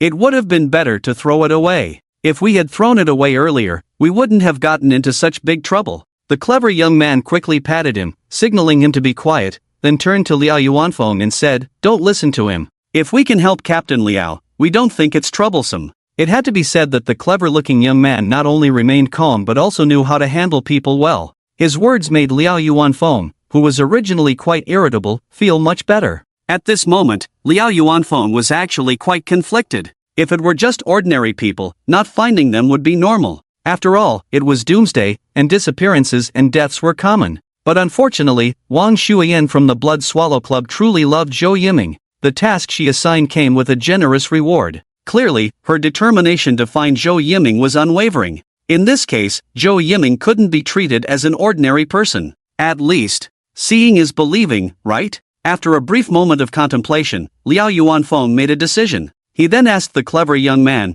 "Are there any official players among the members of this Green Bay team? If there are official players, they can post in the official players chat channel or forum to ask." However, the clever young man's eyes lit up with surprise and curiosity as he asked, "What are official players? Are you all official players? Can you tell us how to become official players?" Liao Yuanfeng shook his head somewhat disappointedly and did not answer. After some thought, he asked, "Do you know where the Green Bay Group mainly operates?" The clever young man knew and smoothly replied, "The original base of the Green Bay Group was the Green Bay Internet Cafe, but later they moved to several other places due to certain reasons. When we left, the Green Bay Group was based at the Baishan Lifestyle Supermarket on Rongjiang Road. But according to the leader, it seems they are planning to go to Yucai Elementary School on Shitsuan Road to find someone. One Baishan Lifestyle Supermarket, one Yucai Elementary School. These two places are in two different directions." Liao Yuanfeng thought for a moment and then looked at the team he was leading. After a moment of silence, he looked at the two captains he had designated, Luo Shan and Fan Hu. "Do you two know these two locations well?" Fan Hu, tall and sturdy, immediately replied, "I'm quite familiar with the Baishan Lifestyle Supermarket, I used to shop there." Luo Shan looked a bit embarrassed, scratching his head. I'm quite familiar with the Green Bay Internet Cafe, I used to go there to surf the internet." "Alright. In that case," Liao Yuanfeng immediately decided, "my team will go to Yucai Elementary School. Fan Hu, your team will go to the supermarket. Luo Shan, you will take your team to the Green Bay Internet Cafe. Zhou Ming is also considered a top figure in the entertainment industry, you all know what he looks like, right? Our mission is to find him as soon as possible." Fan Hu was an experienced member of the Suicide Squad, with the potential to become an official member. The tasks he had undertaken before were much more dangerous than this. Naturally, he did not hesitate and agreed on the spot. As for Luo Shan, how long had he been a member of the Suicide Squad? This could almost be considered his first official mission. Deep down, he was still somewhat nervous, but he was afraid that if he hesitated now, Liao Yuanfeng would look down on him. So, he gritted his teeth and agreed, not daring to say a word more. Zhang Peng and his team, on the other hand, had a pale face and muttered, "But there are only 5 of us, and no official players. What if something happens?" The clever young man listened to this and glanced at Zhang Peng, vaguely guessing the composition of this team. Liao Yuanfeng also glanced at Zhang Peng and said in a deep voice, "This mission is much simpler than your previous one to the Beast World. There will definitely still be dangers, after all, in this post-apocalyptic world, it's not as peaceful as in peacetime. But, this is how the world is now, we have no choice but to adapt to it." Zhang Peng immediately dared not say anything more. Fan Hu also glanced at Zhang Peng and sneered, "If I remember correctly, the Green Bay Internet Cafe isn't far from this commercial street. So, of the 3 teams splitting up, your team has it the easiest. And yet, you still have the nerve to complain about the danger?" Fan Hu had strength on his side, and Zhang Peng didn't even dare to retort, just sullenly lowered his head. Liao Yuanfeng didn't say much more, he simply gave Fan Hu and Luo Shan each a small bag, inside are a bag of beast-chasing incense and a cloud-piercing arrow. If either of your teams finds Zhou Ming, shoot the cloud-piercing arrow. If by midnight tonight we still haven't found him, we will regroup here. Fan Hu and Luo Shan took the bags and nodded in agreement. And so, the 3 teams set off in different directions. After Liao Yuanfeng and the team led by Fan Hu left, Zhang Peng finally muttered under his breath, "It's just about being a bit stronger, what's so great about that? If I have better luck later on, maybe I'll achieve even more than him." Here, him naturally refers to Fan Hu, who he just clashed with. Gao Chang furrowed his brow but didn't say anything. Luo Shan thought about giving Zhang Peng a few words of advice, but then remembered that his temporary +5 attribute boost had a time limit, so he decided not to offend anyone. Therefore, to avoid unnecessary trouble, he ignored Zhang Peng's emotions and directly arranged, although Liao Lauda suggested we go to Green Bay Internet Cafe. Our mission, fundamentally, is to find Zhou Yiming. So my idea is, since Green Bay Internet Cafe isn't too far from here, Why don't we just walk instead of driving, looking for people along the way? It's better to be more careful than driving around searching. Jiang Chen knew that in his past life, Luo Shan found Zhou Yiming, so he was willing to follow his lead. But Zhang Peng was not pleased. Their team was not strong to begin with. Walking would be riskier than driving. However, before he could voice his opposition, Jiang Chen, who had been silent, spoke up. If Liao Gu appoints you as the team leader, we'll all follow your lead. With this statement, he directly acknowledged Luo Shan's temporary position as team leader, shutting down Zhang Peng's objections. Luo Shan was naturally pleased. But then Jiang Chen continued, I'm quite familiar with the route to Green Bay Internet Cafe. Why don't you four go ahead? I'm feeling unwell and need to take care of it first. Once I'm done, I'll catch up with you? Jiang Chen's suggestion was quite out of line. Their team of 5 was already considered weak, yet he dared to request to go solo? This was totally against normal logic. Zhang Peng immediately retorted, Are you trying to avoid the mission and hide here until we return at midnight? Ignoring Zhang Peng completely, Jiang Chen assured Luo Shan, I'll definitely set off to catch up with you within a quarter of an hour. Zhang Peng rolled his eyes, Definitely? How can you be so sure? But before he could finish, he heard Luo Shan agreeing, Alright, a quarter of an hour it is. We'll head in this direction, there should be traces of beast scent along the way, remember to catch up later. Jiang Chen and Luo Shan had a bit of a rapport. He wasn't surprised that Luo Shan agreed. With that, Jiang Chen now had his own time to act independently. He looked at the clever young man among the trio and asked directly, Do you have a place here where one can use the restroom? The clever young man nodded, Of course, but the water has been cut off for a while, and the restroom conditions are quite poor. No problem. With that, Jiang Chen entered the shop. The environment inside the shop was indeed quite poor. It was a hardware store. When Liao Yuanfeng led the team here, the 3 seemed to be working on homemade weapons. Jiang Chen noticed an almost finished crossbow on the dirty floor stained with black oil. He glanced at it briefly and raised an eyebrow at the clever young man. Is there anyone among you who can make a crossbow? The clever young man patted the short guy next to him and chuckled. This guy is tinkering with making one, but unfortunately, it's not very powerful. Jiang Chen nodded and didn't say much more, then headed to the restroom at the back of the shop. The environment was indeed foul-smelling, but what he was thinking was that unfinished crossbow was indeed not very powerful. At least, it probably wouldn't have much effect on fierce beasts, but if used against fellow humans, as expected. Just as Jiang Chen entered the restroom, the 3 young men who had been cooperative suddenly changed their expressions. Even the clever young man, who had been the most friendly, had a hint of darkness in his eyes. Next to him, the short man squatted down, picked up the unfinished crossbow, and whispered, I think I've figured it out. Among this group, it seems like Captain Liao is the strongest. The rest should be the captains of the other 2 teams, slightly stronger. The other ordinary members should be at a similar level to us. At this point, the short man glanced meaningfully towards the direction of the restroom. Among these 3 individuals, it was clear that the astute young man was the leader. Another person also looked at the astute young man and asked in a low voice, What does it mean for that kid to suddenly want to go to the restroom alone? Has he figured something out? The astute young man glanced over and replied casually, Figured something out? The other 2 immediately lowered their heads and remained silent. The astute young man then looked at the crossbow, lowered his voice, and said solemnly, If within 15 minutes, that kid voluntarily leaves to catch up with his team, then we and him will be fine. But if, after 15 minutes, he still refuses to leave, he didn't finish his sentence. It wasn't that the astute young man intentionally left it unfinished. It was that suddenly, from the direction of the restroom, they heard a familiar notification sound, Ding, congratulations on drawing a reward, Elixir of Immortality. Elixir of Immortality. The 3 young men, who had just been grim-faced, widened their eyes in an instant. Even the usually composed and steady astute young man was now breathing unsteadily. The other 2 men beside him were even more excited, as if they had seen something extraordinary. They struggled to contain their emotions and lower their voices. But even in their subdued tones, the excitement in their voices couldn't be hidden. Elixir of Immortality. That kid staying here is actually trying to secretly spin the wheel for a prize. And he actually drew the Elixir of Immortality in one go. Elixir of Immortality. Even if it's the white wheel that drew the Elixir of Immortality, it can still extend life by at least 10 years. And if it's the green wheel, that starts at 100 years. Boss Quan. Boss Quan. Boss Quan. A green quality elixir of immortality. The 2 guys were clearly becoming incoherent. And the astute young man, Boss Quan, quickly regained his composure due to his strong mental resilience. He firmly grasped the arms of the 2 men on either side, his voice turning stern, Calm down. Calm down. Both of you need to calm down. No matter the quality of the elixir of immortality, it has nothing to do with us. That kid deliberately stayed behind to secretly spin the wheel. He must have hidden a high-quality wheel.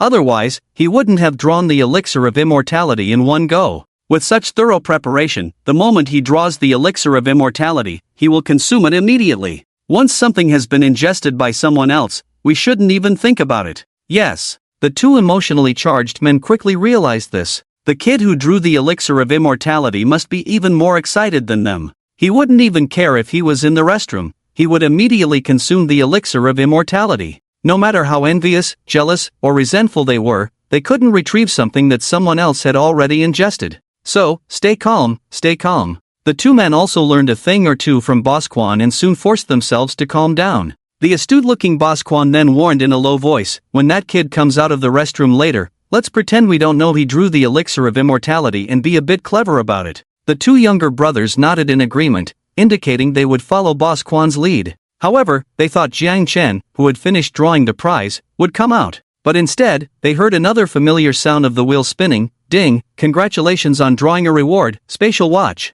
Spatial watch. This was spatial equipment. The two younger brothers, whose arms were being squeezed by Boss Quan, had their eyes instantly turn red. When they were in the Green Bay team, they had only seen the team leader of the Green Bay team with spatial equipment. In this apocalyptic environment, the convenience and importance of spatial equipment are self-evident. Even the astute-looking Quan Gu is now struggling to breathe. The two younger brothers beside him are trying to contain their excitement, speaking in hushed tones. Gu! Quan Gu! That's spatial equipment. If we had spatial equipment, it would be so much easier to relocate our base in the future. And we wouldn't have to worry about our supplies being stolen or coveted. Spatial equipment is truly irresistible to ordinary people at this stage. However, Quan Gu is not an ordinary person and quickly regains his composure. Stay calm. Keep your cool. If it's not ours, don't covet it. Let's pretend this never happened. We know nothing about it. Quan Ji's voice is low, but his tone is firm. The two younger brothers beside him dare not speak up, but their eyes betray a sense of frustration and reluctance.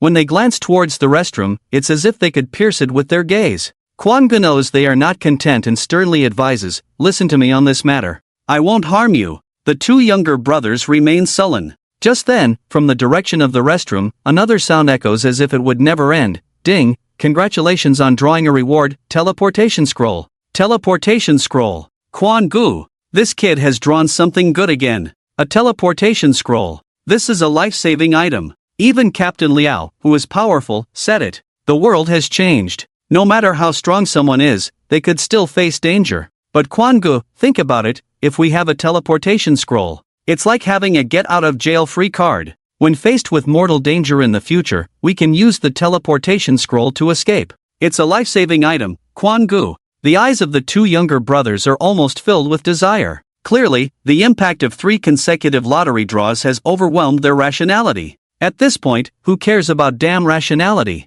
Can rationality be eaten as a meal? Can rationality keep you alive? The two younger brothers are almost consumed by envy and jealousy. Originally, it was Quan Gu holding their arms, but now, it's the two of them holding onto Zhao Quan's arms. Even Zhao Quan, who prides himself on being calm, finds it hard to keep his composure at this moment. Just by completing this task, they can acquire spatial equipment and a life-saving item. It's truly irresistible. And Zhao Quan realizes that at this moment, he can no longer control the two younger brothers. They are now blinded by desire. If he were to oppose them now, it wouldn't be calmness but rather spoiling the fun. Zhao Quan takes a deep breath, grits his teeth, and finally lowers his voice to say firmly, "Alright, let's do this job. Then, once it's done, we run." The two younger brothers are instantly ecstatic. Of course, they don't act immediately. Instead, they make some preparations and wait quietly, waiting for any movement from the direction of the restroom. 3 consecutive draws. Could that guy still continue drawing? Draw. Keep drawing. The more, the better. All just setting them up for a fall. The two younger brothers are acting on impulse. Zhao Quan, however, has a strange feeling creeping over him. After a while, there is movement again from the direction of the restroom. But this time, it's not the sound of a spinning wheel for a draw. It's the sound of the restroom door opening. As expected, Jiang Chen emerges from the restroom, his face lit up with surprise. Well, who wouldn't be surprised after drawing 3 good items in a row? Zhao Quan discreetly glances at the watch on Jiang Chen's wrist. That must be the spatial watch, a precious piece of spatial equipment. It's unclear whether it was drawn from the green roulette or the white one. Zhao Quan blinked, looking as if he knew nothing, maintaining his previous friendliness,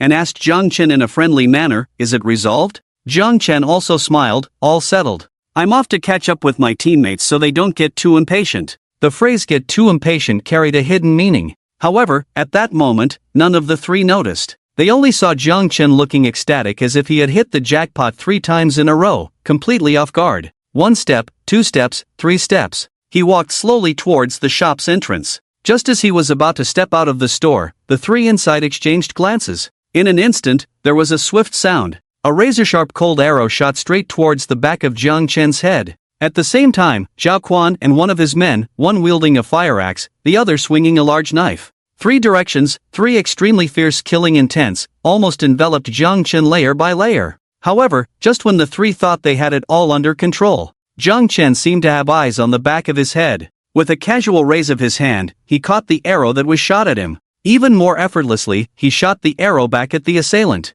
Swish, right in the forehead. The student who ambushed with a crossbow couldn't even scream before glaring angrily and crashing to the ground. Almost simultaneously, Zhao Quan, wielding the fire axe, felt a sharp pain in his wrist. He realized his wrist was gripped by someone. Then, with a force guiding him, he smashed the axe blade towards the man swinging the knife. All of this happened in less than a second. In the blink of an eye, the 3 assailants were reduced to just Zhao Quan. His 2 men. 1 shot in the forehead, eyes wide open in death.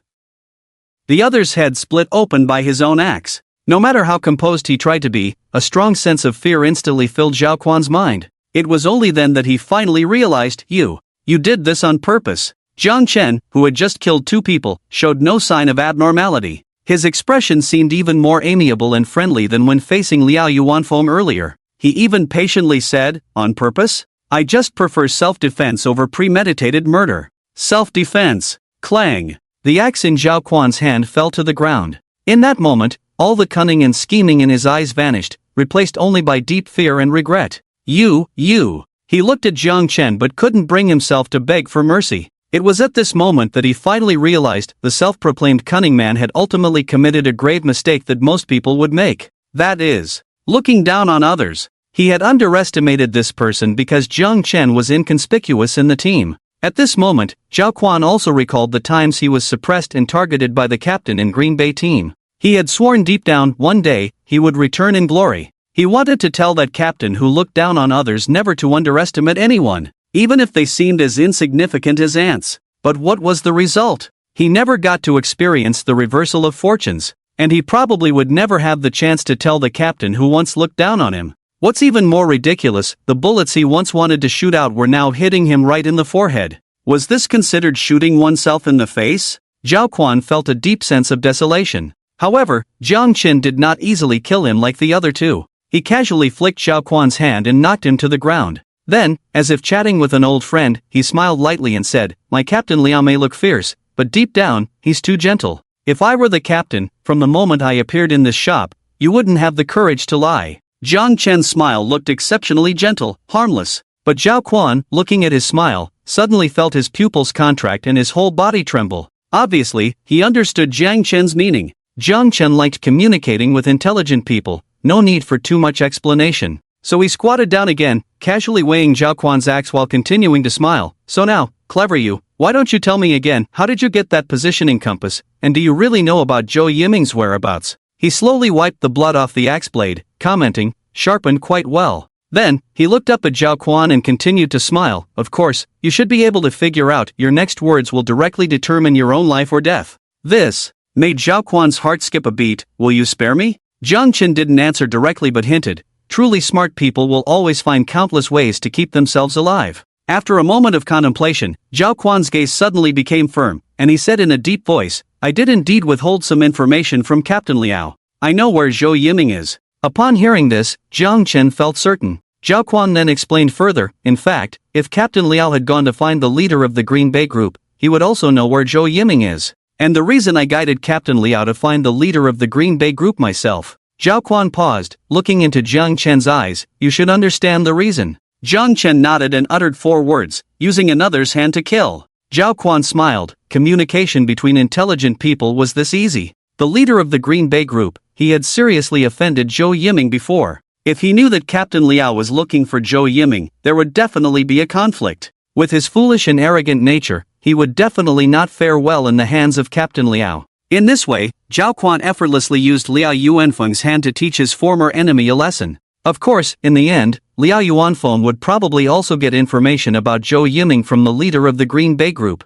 but in the process, he ended up being used as a pawn for no reason. This incident was due to Liao Yuanfeng's mishandling. If it were Jiang Chen in charge of finding Zhou Yiming, he would never have blatantly revealed his intentions from the start. It was foolish and easily exploitable. If Zhao Quan hadn't known from the beginning what these people were looking for from the compass owner, he probably wouldn't have been able to orchestrate the plan to use another's hand to kill. And then there was Liao Yuanfeng's demeanor, seemingly fierce but not truly ruthless. Such a person had strength but lacked intelligence and cunning. Therefore, in his past life, Liao Yuanfeng didn't even survive the first year of the apocalypse. When Zhang Peng mocked you before, saying those with strength were just lucky, Jiang Chen, who had lived 2 lives, knew luck was indeed important, but intelligence was also crucial at times. In his past life, Jiang Chen's luck wasn't too good, yet he still lived longer than many others. In this life, he was confident he could live even longer than before. Perhaps, he had hope of pursuing the elusive path to immortality.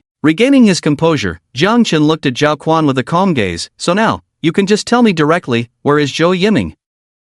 Zhao Quan paused, his voice heavy, unless you promise. However, before he could finish making his request, Jiang Chen interrupted directly, you have no right to negotiate terms with me. After all, the information about Zhou Yiming is also known to the Green Bay squad leader. Zhao Quan fell silent for a moment and then said in a low voice, in fact, Zhou Yiming probably won't survive. After the squad leader took away all his equipment, he was thrown into the lake in Qinhu Park. You should know that after the doomsday, those rivers and lakes have become passages for ferocious beasts to invade. Being thrown into such a place is like being thrown into a world of ferocious beasts. He probably won't survive. The reason I left the Green Bay squad is also because I'm worried this matter might affect me. Jiang Chen's face darkened instantly upon hearing this. Based on his memories from his past life, he thought Zhou Yiming was trapped in some nearby shop or ruins. But he never expected that he had been thrown into the boundary battlefield. Isn't that world connected by lakes the boundary battlefield? In other words, in his past life, Luo Shan actually found Zhou Yiming in the boundary battlefield? With this realization, Jiang Chen suddenly felt that this mission was a big loss. If he were to search for someone within Jiang City's range, with his current total attributes plus 5 strength, he wouldn't encounter too much danger. But to risk going to a completely undeveloped boundary battlefield just for a little gratitude towards Wang Shuiyan, that wouldn't be worth it. Jiang Chen briefly entertained the thought of giving up this opportunity in his heart. However, he didn't make an immediate decision. After all, as a member of the club's death squad, he would eventually be assigned to missions in such places. Moreover, although the boundary battlefield was dangerous, it did offer many opportunities. He wanted to level up to level 1 as soon as possible and become an official player, and the fastest way was to go to the boundary battlefield. But, well, this conflicted a bit with his current survival-oriented mindset. Jiang Chen couldn't make up his mind for the time being, so he decided to stop thinking about it. He glanced at Zhao Quan and suddenly asked, I haven't asked yet, what's your name? Zhao Quan's eyes lit up and he replied directly, my name is Zhao Quan.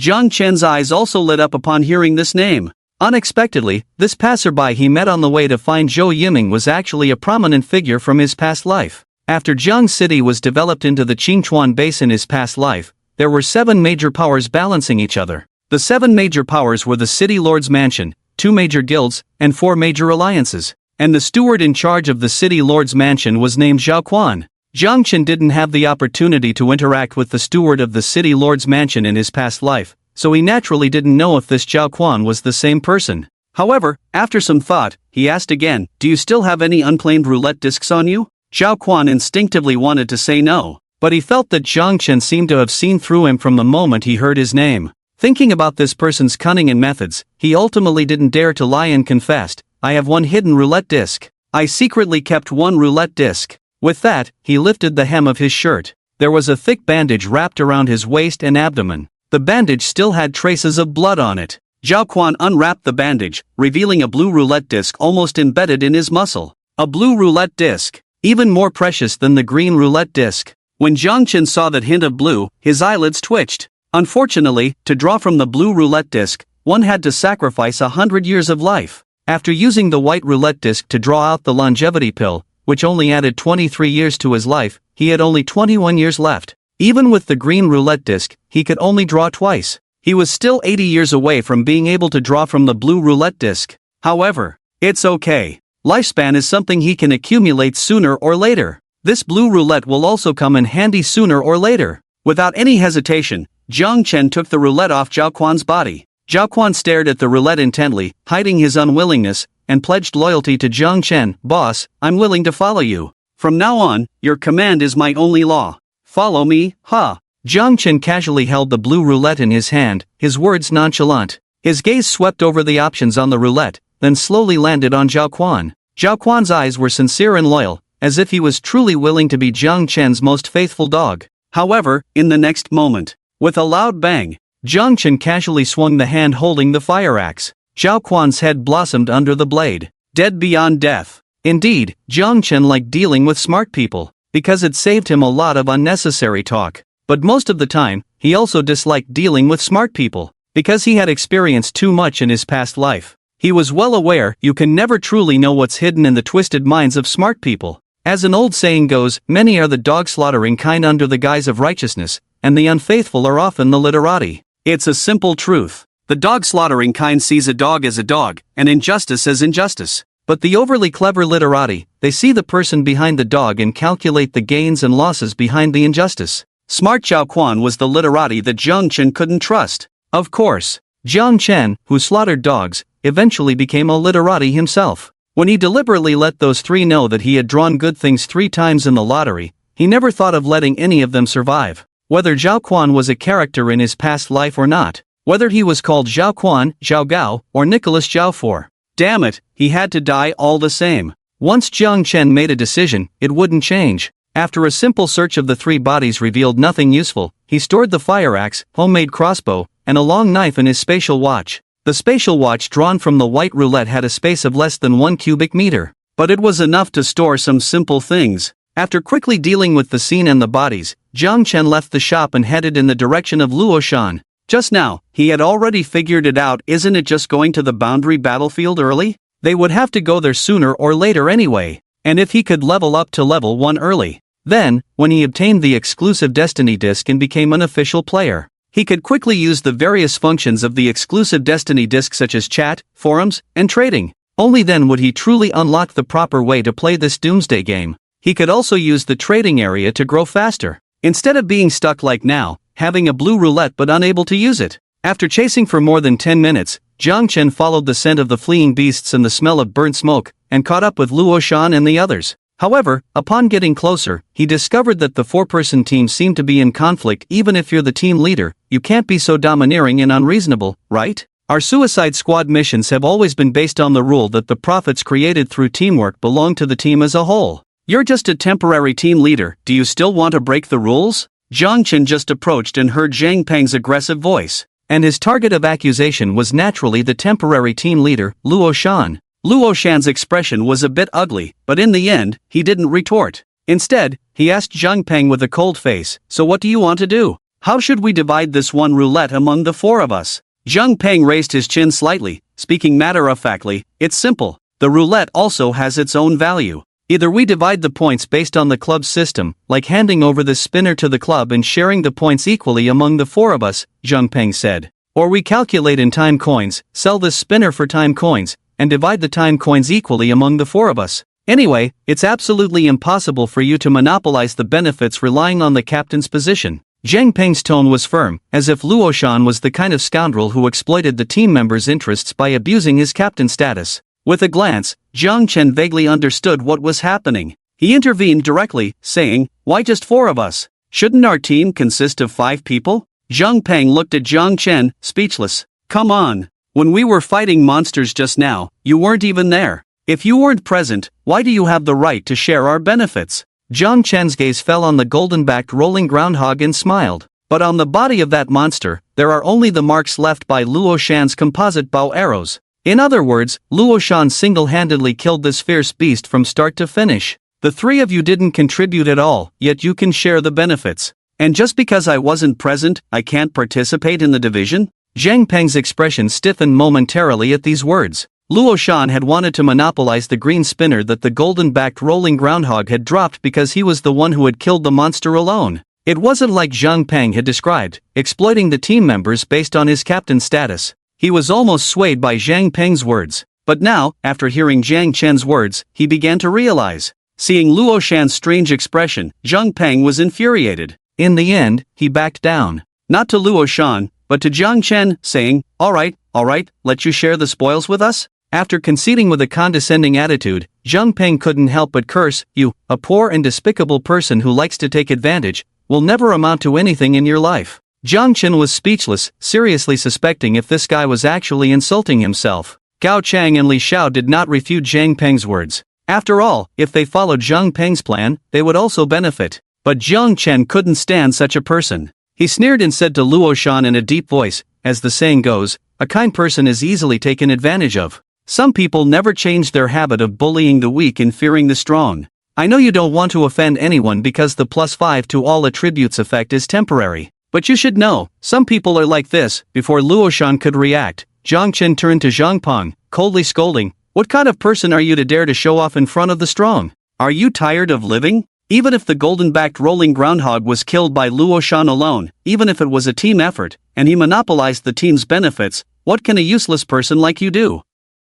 Do you think it's your turn to speak? Zhang Peng knew that what Zhang Chen said was indeed the truth of this doomsday game world. But knowing was one thing. If it was Luo Shan, who was stronger than him, saying it, he would have to keep quiet. But the problem was, what kind of person was this Zhang Chen? Zhang Peng was so angry that his face turned green, and he clenched his fist and aimed it at Zhang Chen's face, trying to regain some face. However, Zhang Chen just casually dodged the punch and effortlessly grabbed Zhang Peng's arm, delivering a powerful shoulder throw. With a loud bang, Zhang Peng's back slammed onto the ground, causing him to cry out in pain. Zhang Chen glanced at him, shouted shut up, and then ruthlessly kicked him. This fierce kick indeed stunned Zhang Peng. His face turned pale, cold sweat beading on his forehead, clearly in intense pain, yet he gritted his teeth and refrained from crying out. Even at this moment, the look Zhang Peng gave Zhang Chen as he lay on the ground was filled with fear. Luo Shan witnessed this scene firsthand, finally understanding Zhang Chen's earlier words, understanding what it meant to be tough on the weak. Zhang Chen was absolutely right. People like Zhang Peng only bully the weak. The more gentle and accommodating you are towards him, the more he pushes back and oppresses you. Conversely, if you show him your fist and speak harshly, he dares not provoke you anymore. As Luo Shan pondered this, he felt Zhang Chen's gaze on him again. Deal with this Zhang Peng. Deal with him? Hearing this word, Luo Shan faintly grasped the deeper meaning in Zhang Chen's words. Zhang Peng also vaguely sensed something and was immediately terrified. He couldn't believe Luo Shan would kill him over such a trivial matter. But deep down, he was afraid, so he quickly turned over, clutching Luo Shan's pant leg, crying and begging for mercy. Aye. Captain Luo. Captain. I was confused just now. No, I don't want it anymore. I don't want any of it. The loot from the boss was yours. I won't seek a share of the profits from you. I will definitely listen to your arrangements in the future. If you say go east, I won't even look west. I swear. Zhang Peng was so scared he couldn't speak coherently. His attitude of apology at this moment was a world apart from his previous aggressive behavior in front of Luo Shan. Luo Shan pondered for a moment, feeling somewhat pensive. However, in the end, he didn't actually deal with Zhang Peng. Instead, with a cold face, he kicked Zhang Peng's hand away. Consider this a warning. I can't be bothered to argue with you, but if there's a next time, and you can't figure out your place, with your foolish character, you might get slapped to death at any moment. Hearing that Luo Shan wouldn't pursue the matter further, Zhang Peng breathed a sigh of relief. He kept saying, I understand. I know my place now. I will behave and never offend the strong again. Luo Shan nodded, then glanced at Zhang Chen with a somewhat complex expression, thanking him. Zhang Chen raised an eyebrow nonchalantly, unsurprised by Luo Shan's decision. Zhang Chen's ruthlessness stemmed from his experiences in 2 lifetimes. Luo Shan had never actually killed anyone before. He couldn't bring himself to deal with Zhang Peng over a mere argument. He wasn't that ruthless yet. In fact, in his previous life, Zhang Chen didn't start off as a ruthless killer. The first time he killed someone, his legs were weak, and his vision blurred. He even had nightmares for several nights. This was a normal reaction for an ordinary person in peacetime. Killing is not like slaughtering a chicken or fighting monsters, it has a significant psychological impact on modern individuals. However, the environment ultimately changes people. Just as Darwin said, the survival of the fittest, the unfit will be eliminated. Those who can adapt to the environment will survive, while those who can't will be eliminated sooner or later.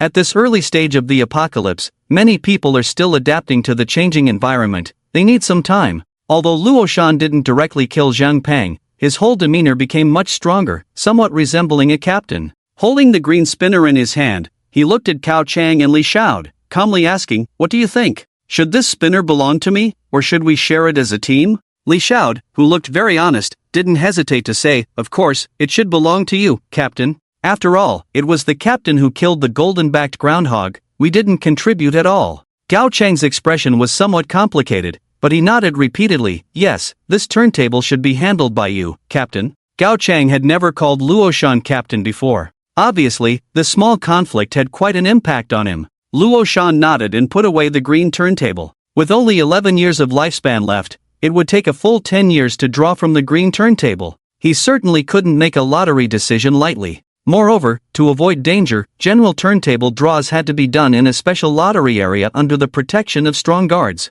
so the green turntable was naturally put away to be dealt with later. Jiang Chen did have some thoughts, but he didn't directly ask Luo Shan for it. Later, as the group continued on their way to the Green Bay Internet Cafe, Zhang Peng really kept himself in check. Just as they finally arrived at the Green Bay Internet Cafe and before they could start searching, they suddenly saw a bright blue firework shoot up in the sky to the west. The simple firework was dazzling and conspicuous in the night, but it made no sound. Gao Chang recognized it immediately. Cloud-piercing arrow. It's in the direction of Yucai Elementary School. Liao Ge must have found Zhou Yiming. Luo Shan nodded repeatedly, and the group turned back. Since the goal was clear this time, they had to drive back to the commercial street. However, as they retraced their steps and passed by the shop where Zhao Quan was, they saw 3 bodies inside the shop, with shula worms crawling on them. Zhang Peng was stunned for a moment, then suddenly looked at Jiang Chen, his face turning pale. He dared not look at Jiang Chen again and took several steps back in the opposite direction. Jiang Chen remained calm, completely indifferent.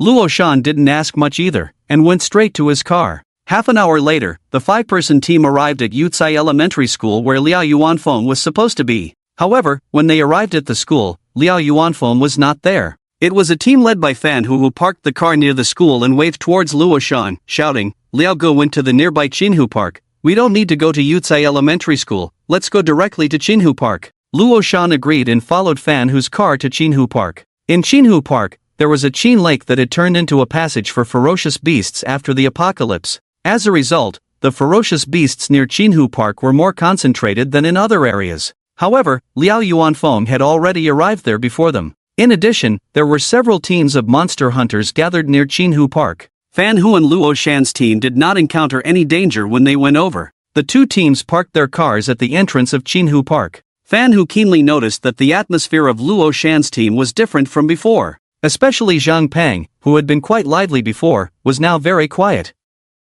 He thought that Luo Shan had reorganized the team and couldn't help but look at him admiringly, saying, "You kid, not bad, you have some skills." Luo Shan didn't explain anything. He looked in the direction of Qinhu Park and keenly remarked, "Why do I feel like the atmosphere in this park is a bit tense?" Of course it's tense. Just as Fan Hu praised Luo Shan, he then rolled his eyes and continued, "After the invasion of the Doomsday Game, all kinds of rivers and lakes have become passages for ferocious beasts. For players, those passages are like monster spawning points in the game world. And at this stage, many of these spawning points are owned, occupied by powerful groups." Luo Shan looked towards Qinhu Park. "So this park is also owned?" Fan Hu nodded, leading the way towards the park and calmly said, "But you don't need to be too nervous. Our Joy Club may not be very prominent in the whole city of Jiangchang, but it has some reputation in this suburban area. And those few small groups in Qinhu Park are far from matching the influence of our club. Liao Ge has already negotiated with them, and these small groups here still give our club some face." Luo Shan followed behind Fan Hu, naturally weaker in momentum. It took him a while to suddenly realize, our mission is to find Zhou Yiming and bring him back, right? Why is the situation like this now? As he spoke, he finally realized, could it be that Zhou Yiming ran to the beast world through the Qinhu passage? Fan Hu turned to give him a disdainful look. Zhou Yiming is just a useless pretty boy, how could he possibly decide to run to the beast world? He was thrown in. The Green Bay group from before has already been wiped out by Liao Lauda. Information about Zhou Yiming has also been found. He was beaten and thrown into Qinhu by the Green Bay group. While speaking, Fan Hu led the team towards a green lawn inside the park. From afar, Luo Shan could see several groups of people gathering on the green lawn. At one corner of the lawn, there were several human bodies piled up. It was not hard to imagine that those were members of the Green Bay group. Not far from the pile of bodies, Liao Yuanfeng had a grim expression, operating something on his phone. As Luo Shan followed Fan Hu over, he called out Liao Guo on his own initiative. However, Liao Yuanfeng completely ignored him. After a while, Liao Yuanfeng suddenly cursed while pinching his phone. What the hell is this stupid love brain? Beside Liao Yuanfeng, the expressions of the other groups were strange. What does that mean? Could it be that Wang Shuiyan hasn't given up yet? Based on Zhou Yiming's state before being thrown into Qinhu, he couldn't possibly still be alive in the beast world. Even for us formal players going from this Qinhu passage to the beast world, the survival rate is not high. Let alone that useless pretty boy. Captain Liao, did you really explain the situation clearly to that Wang Shuiyan? Liao Yuanfeng took a deep breath, his face unpleasant, and his tone not very good. How could I not have explained it clearly? I made the interests very clear to her. But that stupid love brain, she can't listen to any interests right now.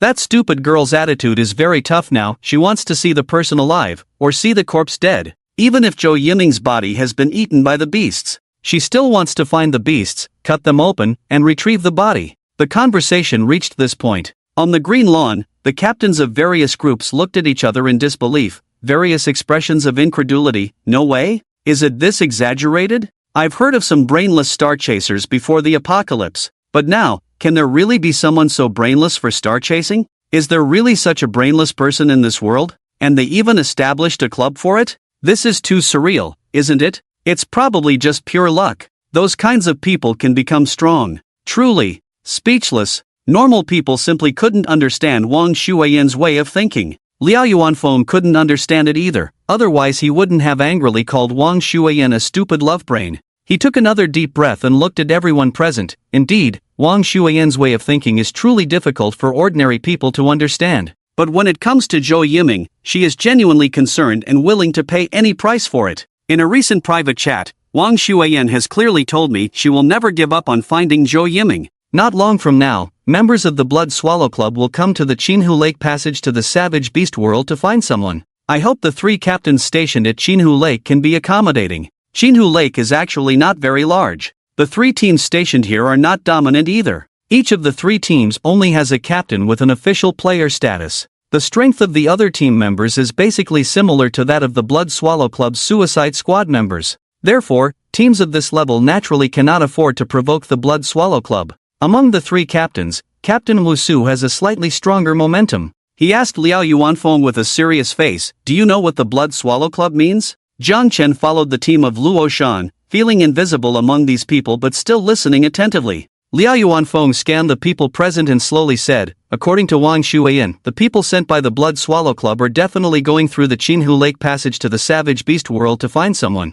As for people who are not from the Blood Swallow Club, that is, those sent by the Joyful Club." Liao Yuanfeng glanced at the teams of Luo Shan and Fan Hu. Then he looked at the 3 Qinhu Lake captains, as well as the 3 captains originally in the Qinhu Lake area. Whether we want to go into the Qinhu Lake Passage to find someone is entirely voluntary for us. Of course, behind this voluntary, there is also the reward offered by Wang Shuiyan. Wang Shuiyan said that anyone willing to enter the Qinhu Lake Passage to find Zhou Yiming, she is willing to advance pay a white-quality longevity pill as a reward. As soon as this was said, the 3 Qinhu Lake captains visibly brightened. Even members of the Suicide Squad like Fan Hu couldn't hide their excitement on their faces. The Savage Beast World is indeed very dangerous, but there are also various opportunities inside. Members of the Suicide Squad like Fan Hu don't need to be mentioned. Their usual tasks involve being the vanguard, exploring the Savage Beast World first. Generally, when a force is preparing to explore a Savage Beast World location, many explorations are often needed.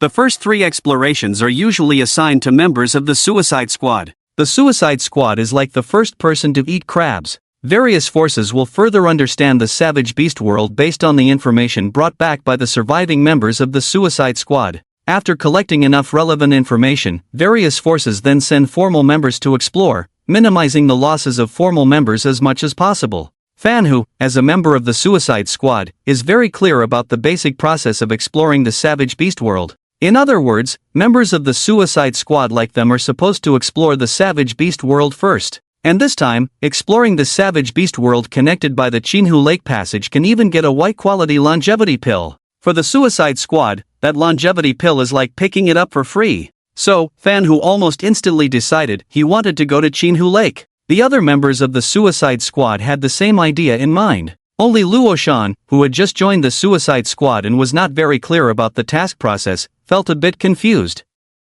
The three teams originally stationed at Chinhu Lake Park were also very tempted by Wang Shuiyan's reward. After all, they were well aware that in this post-apocalyptic game world, the best way to grow quickly is to explore the savage beast world. They had previously considered exploring the savage beast world through the Chinhu Lake Passage. However, due to the danger and their own insufficient strength, they had never dared to make up their minds. This time, although the main task was to find someone, they could follow a major force to explore the savage beast world. And there were additional rewards to be had. For their small group, this was also a huge temptation. Liao Yuanfeng was not surprised at all by the reactions of the people present. He continued, in addition to helping find Zhou Yiming in Qin Lake, Wang Shuiyan promised to reward a white longevity pill as a reward. If anyone can really find Zhou Yiming, there will be an additional reward. If anyone finds Zhou Yiming's body, they will be rewarded with a green quality longevity pill. And it's a green longevity pill produced by the roulette. Sigh. As soon as these words were spoken, the people who were just excited couldn't help but gasp in shock.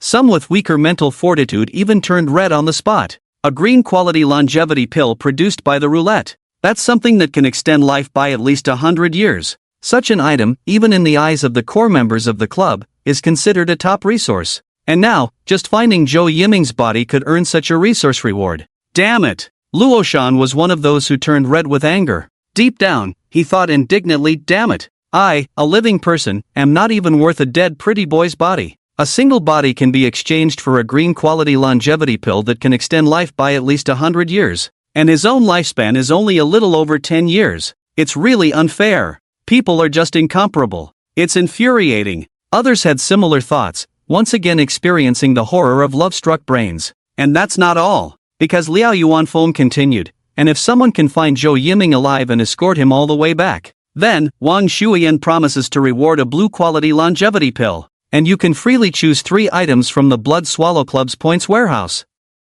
Damn, someone couldn't help but exclaim on the spot. A blue-quality longevity pill? At this stage, in the entire Jiang city, it seems that only Chang Jiaoyi can refine longevity pills, right? And even Chang Jiaoyi can only refine green-quality longevity pills at most. In other words, the blue-quality longevity pill that Wang Shuiyan will offer will definitely be produced by the roulette. And a blue-quality longevity pill produced by the roulette. Damn! It can extend life by at least 1,000 years. What does extending life by 1,000 years mean? Our Hua country's history is only about 5,000 years. If I could live for 1,000 years. Damn! Various exclamations showcased the shock in the hearts of the onlookers. Luo Shan was once again red with anger, wishing he could jump into Qin Lake right now and bring back Zhou Yiming alive at all costs. Only Jiang Chen, upon hearing this, seemed contemplative. Because he remembered in his past life, Luo Shan did indeed bring back Zhou Yiming. And it was a living Zhou Yiming. But in his past life, Luo Shan didn't seem to receive any blue-quality longevity pill,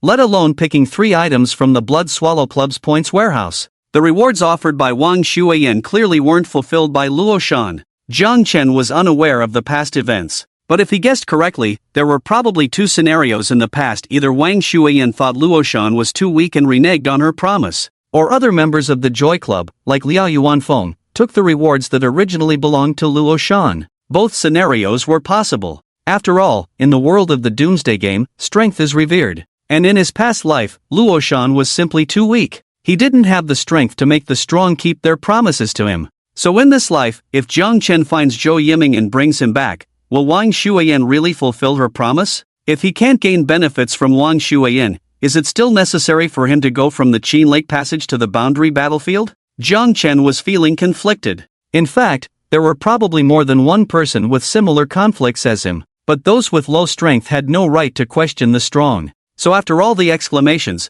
the voices that emerged from the crowd were almost all excited and enthusiastic. Captain Liao, I'm willing to take on the task of finding Zhou Yiming in the world of ferocious beasts. Isn't it just exploring the world of ferocious beasts? I'm willing too. Count me in too, Captain Liao. I'm in too. Count me in. The voices willing to take on the task of finding Zhou Yiming echoed one after another. Liao Yuanfeng was not surprised by this situation at all. He raised his hand slightly to calm down this group of hot-blooded young people whose minds were stimulated by self-interest, and then said in a deep voice, "Please rest assured, Wang Shuiyan is not an ordinary person. What she says will definitely come true. The members of the Blood Swallow Club are already on their way here. When the person in charge arrives, all players willing to take on the task through Qing Lake will be given a white-quality longevity pill." At this point, Captain Wusu of Qing Lake, with an even stronger presence, asked, "Captain Liao, I would like to ask, I wonder if the white-quality longevity pills distributed in advance by the Blood Swallow Club are from the roulette or manually crafted?"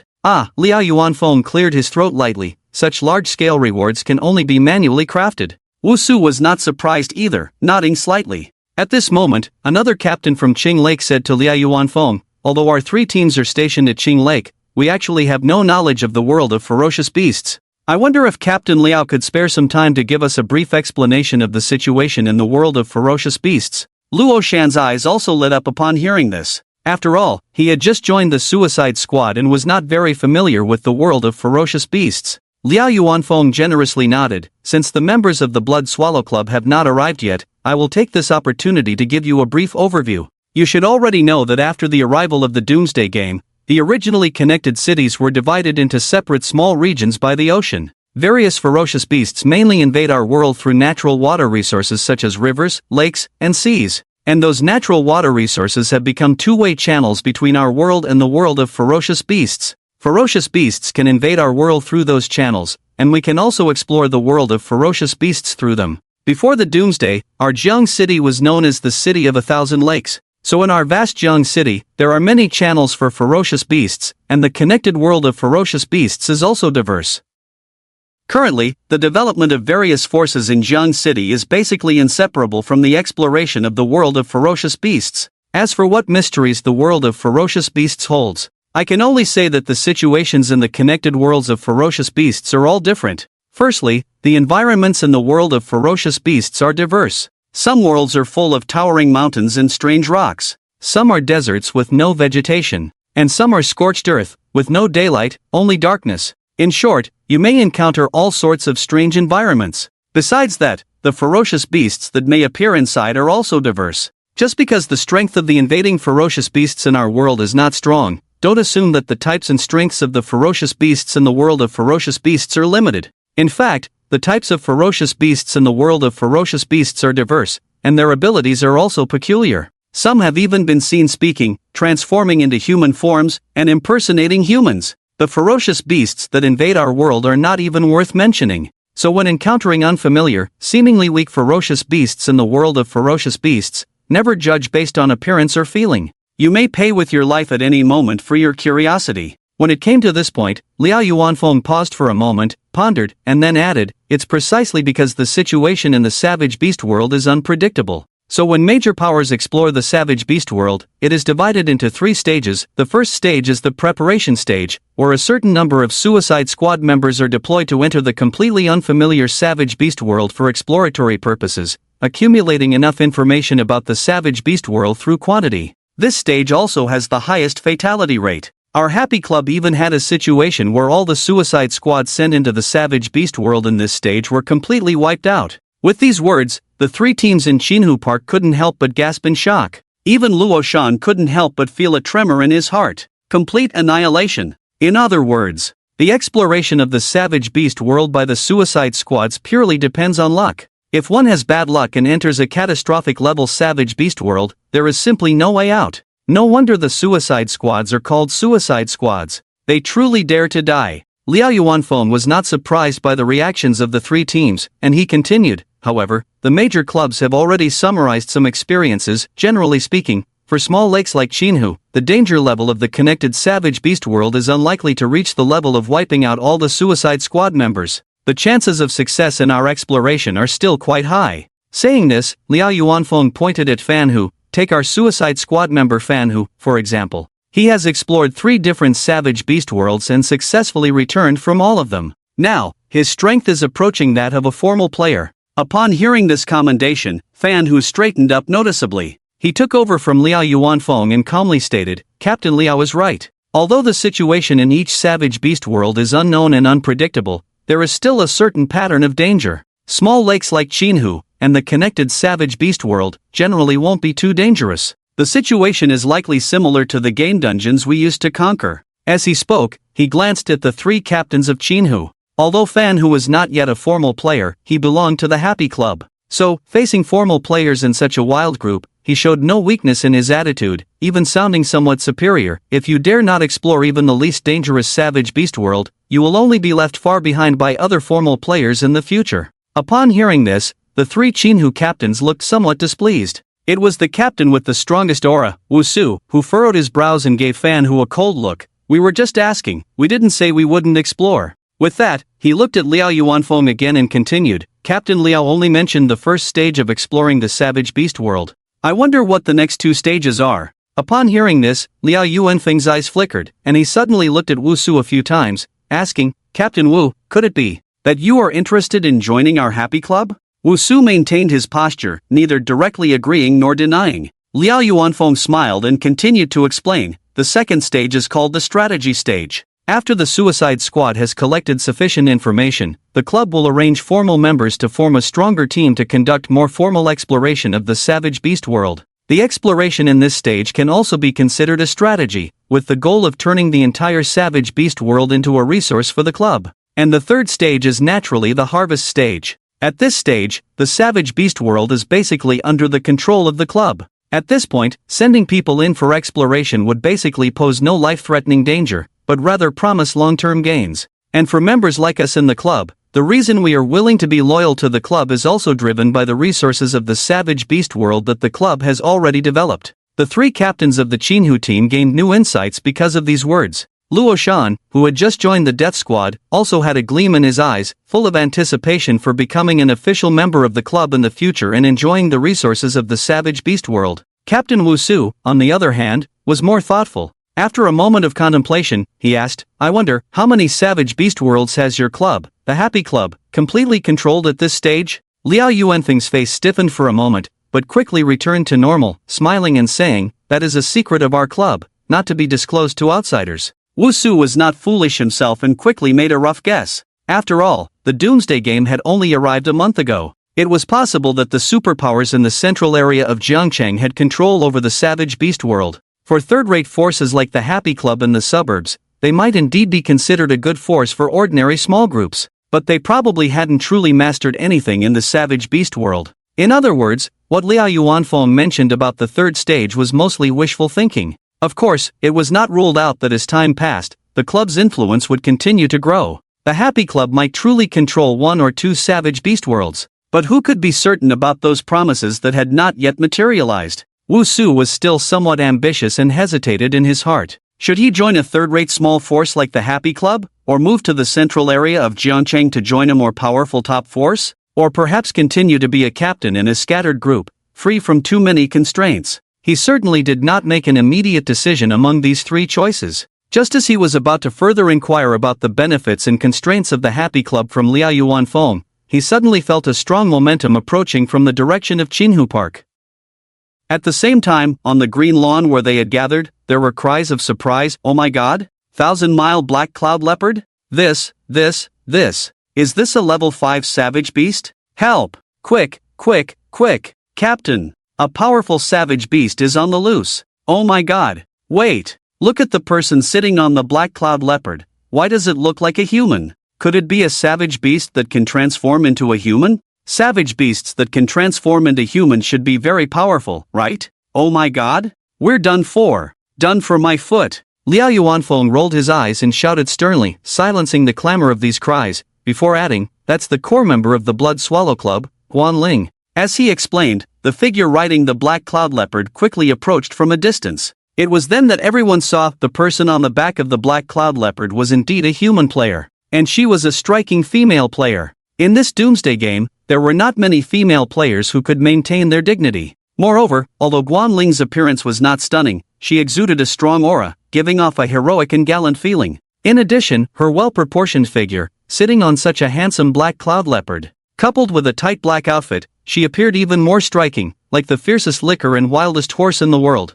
When men saw her, they felt an overwhelming desire to conquer. Her aura and entrance style made many players present swallow their saliva and comment, oh my god? She's so handsome. Is she really a woman? Could it be that Wang Shuayan has lost her mind? She doesn't like such a handsome woman and goes to like some pretty boy? Oh my god? The leader of the Blood Swallow Club is a woman, and the core member who just arrived is a beauty. Could it be that the whole Blood Swallow Club is basically a beauty club? Wow! I suddenly want to join the Blood Swallow Club too. I wonder if they accept male members. Damn! I suddenly feel like Zhou Yiming is too lucky, isn't he? I also want to be a gigolo. Beauty, look at my face, is it white enough? Come on, step on me. Damn! Such a handsome lady, could she also be a diehard fan of Zhou Yiming? Impossible. Women with such a strong aura are usually very career-oriented. It's definitely not a love-struck mind. It can be seen that many men looked at Guan Ling on the Black Cloud Leopard as if they had seen meat like hungry wolves.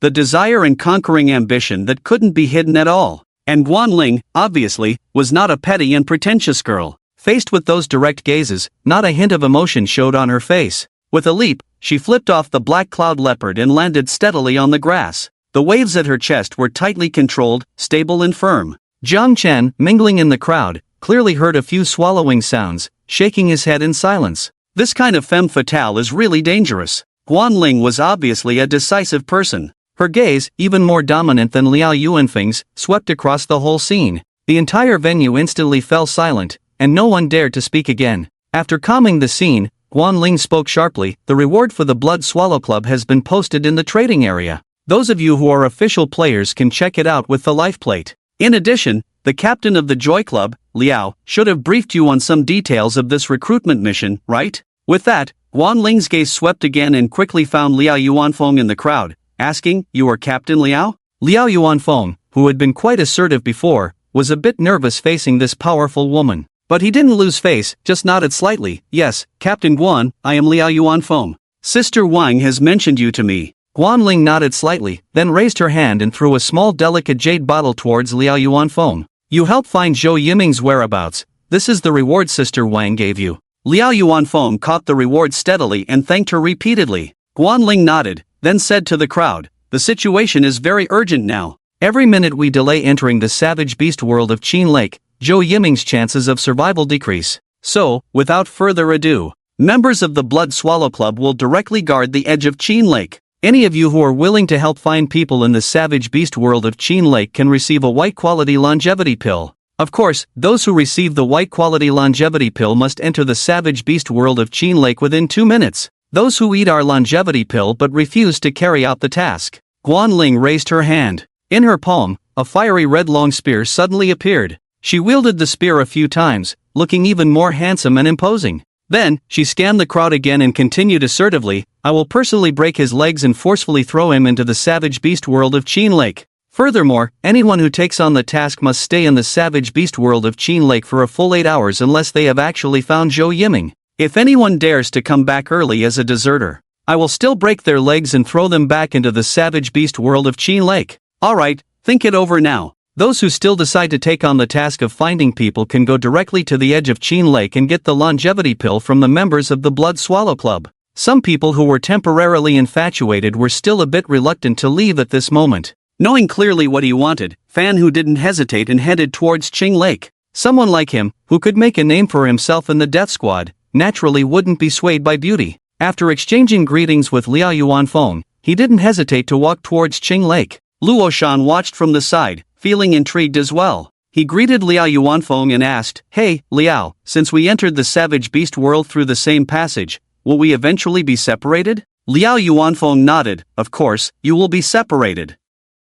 If we weren't going to be separated, then we wouldn't feel pressured to find Zhou Ming at all. But you guys don't need to worry too much. In small lakes like this, the area connecting to the savage beast world won't be too large. After you enter, there's still a chance you'll meet again. But let me remind you, encountering human players in the savage beast world, don't think it will be a touching scene of compatriots meeting with tears in their eyes. Once human hearts turn wicked, they are even more dangerous than savage beasts. You should know how to handle interactions with people, right?" Luo Shan nodded thoughtfully and thanked Liao Yuanfeng repeatedly. Although they would be separated after entering the savage beast world, he still went towards Qing Lake with some of his Death Squad teammates. On the way to Qing Lake, Jiang Chen consulted Luo Shan. "Didn't you recently get a green roulette? I want to trade your green roulette for the white longevity pill I just obtained. What do you think? Interested?" White longevity pill for a green roulette? Luo Shan's eyes lit up at the mention of this, even though he didn't have a precise understanding of current prices. But with a little thought, he could vaguely sense that the white longevity pill's price was definitely higher than that of the green roulette. After all, the longevity pill was a tangible item that could increase lifespan, while the green roulette was only used for lottery draws. And this lottery draw required sacrificing 10 years of lifespan. It was very likely that you would sacrifice 10 years of lifespan only to draw a savage beast. It was not worth it. So no matter how you looked at it, the value of the roulette was very unstable. It definitely couldn't be more valuable than the tangible longevity pill. So Jiang Chen's proposal was definitely a big advantage for Luo Shan. Almost without hesitation, Luo Shan was ready to agree to the exchange. However, he soon felt puzzled and looked at Jiang Chen with a questioning gaze. Didn't you already not have enough lifespan to even draw from the white roulette once? The white longevity pill you obtained from this mission should be very important to you, right? Why would you want to trade such a precious longevity pill for a green roulette that you can't even use? Luo Shan couldn't understand at all. Jiang Chen had already prepared his explanation. Liao just made it clear. The longevity pills provided by the Blood Swallow Club are not from the roulette, they are artificially refined. And now, in the entire Jiangcheng area, only Chang Jiaoyi can refine longevity pills. I have a grudge with Chang Jiaoyi, so even if I die, I won't consume the longevity pills she refines. This explanation, at first glance, it seemed to make sense. But in this world, are there really people who are so particular? If you don't even have life, what's the use of dignity? On the other hand, Gao Chang, Zhang Pang, and others couldn't understand at all. Especially Zhang Pang, who felt that Jiang Chen was pretending to be noble. When he was close to death, he would definitely regret such a foolish decision. Luo Shan had long known that Jiang Chen was not simple. He felt that Jiang Chen dared to say such things. Perhaps he had the capital to uphold his self-esteem. Maybe, even if he didn't consume the longevity pills refined by Chang Jiaoyi, he still had the confidence to survive? Anyway, Luo Shan reached into his pocket and felt the green disc, then confirmed to Jiang Chen, if you are sure you want to exchange, I have no objections. But after the exchange, don't regret it again, okay? Jiang Chen nodded with a smile, don't worry, I won't regret decisions I make. So, the two of them reached an agreement like this. However, when they were about to complete the exchange after receiving the white longevity pill from the Blood Swallow Club, they suddenly heard a deep voice, young man, you want to exchange the longevity pill for a green disc? You would be at a big loss if you only exchange for one green disc. Jiang Chen followed the voice and saw Captain Wu Su of the Qinhu team walking towards him with a smile. Wu Su's face was friendly, but his gaze was firmly fixed on the longevity pill in Jiang Chen's hand, as if the pill was already his. Seeing this situation, Luo Shan furrowed his brows fiercely. What do you mean? What do I mean? Wu Su glanced at Luo Shan from the corner of his eye, not paying any attention to him. He then looked at Jiang Chen and politely said, in times of peace, trades are usually based on the highest bidder. But now, in these end times, I'm willing to trade 3 green discs for your longevity pill. How you choose, you won't disappoint me, right? As he spoke, Wu Su turned his hand and presented 3 green discs to Jiang Chen. He appeared sincere. However, when Luo Shan saw the 3 green discs in Wu Su's hand, he couldn't help but burst into laughter. Are you kidding me? The green discs in my hand, while not top-notch, are at least of medium quality. But the 3 green discs in your hand are all trash quality. Even if you give away such trash discs, no one would want them. How dare you say you want to exchange them for a longevity pill? That's just shameless. After angrily confronting Wu Su, Luo Shan looked at Jiang Chen and kindly advised, Jiang Chen, don't let him deceive you. The quality of his 3 green discs is so poor, it's clearly a scam. My medium quality disc is definitely worth much more than his 3 pieces of junk. Jiang Chen had not spoken yet. Wu Su glared fiercely at Luo Shan, then turned to Jiang Chen with a meaningful look. Young man, think carefully. Captain Liao just said, the world of ferocious beasts is a dangerous place. One misstep, and you could end up dead inside. Although I don't have the backing of a club, I am still a formal player. I'll also tell you, even though my level is only 1, my combat power is close to 200. If you trade with me now, not only do you have the advantage in the number of discs, but you can also use this opportunity to build a relationship with me. When we enter the world of ferocious beasts, if we encounter any danger, I might just show some kindness and help you out. But if you decide to trade with this guy, then you probably won't get any benefits at all. The phrase won't get any benefits at all at the end clearly carried a deep threat. It was a blatant threat. It seemed like if Jiang Chen refused his trade, he would have a hard time in the world of ferocious beasts when they met. In an instant, even Luo Shan, who had just spoken firmly, was stunned by the threatening tone in his words and dared not speak. Luo Shan's expression was ugly, veins bulging on the hand holding the green disc. But he dared not retort because he knew that Wu Su's words were absolutely true. In the world of the end times game, strength was everything. If at this moment, Jiang Chen did not trade with him, then when they met in the world of ferocious beasts, Jiang Chen might not have a good outcome. And it didn't end there. After threatening Jiang Chen, Wu Su also sneered at Luo Shan and said, "Your name is Luo Shan, right?" In his hand, he held a medium-quality green disc? Well, not bad. But you, young man, obviously not very bright. Having a medium-quality green disc in your hand, not hiding it is one thing, but flaunting it so openly. Aren't you afraid that in the world of fierce beasts, someone might kill you and snatch your precious green disc? These words sounded like a friendly reminder, but they also carried a hint of threat. Luo Shan's pupils suddenly contracted. He sensed the deeper meaning in Wu Su's words. Because of his recent confrontation with Wu Su, he knew he had earned Wu Su's resentment. If he were to encounter Wu Su in the world of fierce beasts, Wu Su would probably not hesitate to kill him. In that moment, Luo Shan's expression turned even uglier. He was starting to feel hesitant about entering this world of fierce beasts, but he had already received the longevity pill from the Blood Swallow Club. Just now, Guanling also mentioned that once you received the longevity pill, you couldn't back out of the mission. What to do? Just as Luo Shan's face turned pale with worry, another voice came. "Oh, Captain Wu's arrogance is quite impressive. Does he really think of us as the Happy Club, not treating the members of the Death Squad as human beings? Why threaten us in public? If someone truly harbors ill intentions towards the members of my Happy Club, then as the captain, I probably can't just stand by and do nothing. But what to do? How can we nip these dangers in the bud?" Liao Yuanfeng approached slowly, his words carrying a significant undertone as he addressed Wu Su. Wu Su was not foolish and instantly caught the hint of killing intent in Liao Yuanfeng's words. It was clear that if Wu Su dared to claim that he would hunt down the members of the Happy Club in the world of fierce beasts, Liao Yuanfeng would not hesitate to eliminate him before he entered the dangerous realm. In that instant, the situation took a turn. Luo Shan's eyes lit up. Wu Su's expression darkened. The emotions of the two men did a complete 180-degree turn. Wu Su gritted his teeth, quickly suppressing his killing intent and forced a smile. Just kidding, just kidding. How could I harbor ill intentions towards the members of the Happy Club? Captain Liao must have misunderstood. But it's just a longevity pill. I just hope this young man Jiang Chen can have another choice, instead of being misled by his so-called close teammates.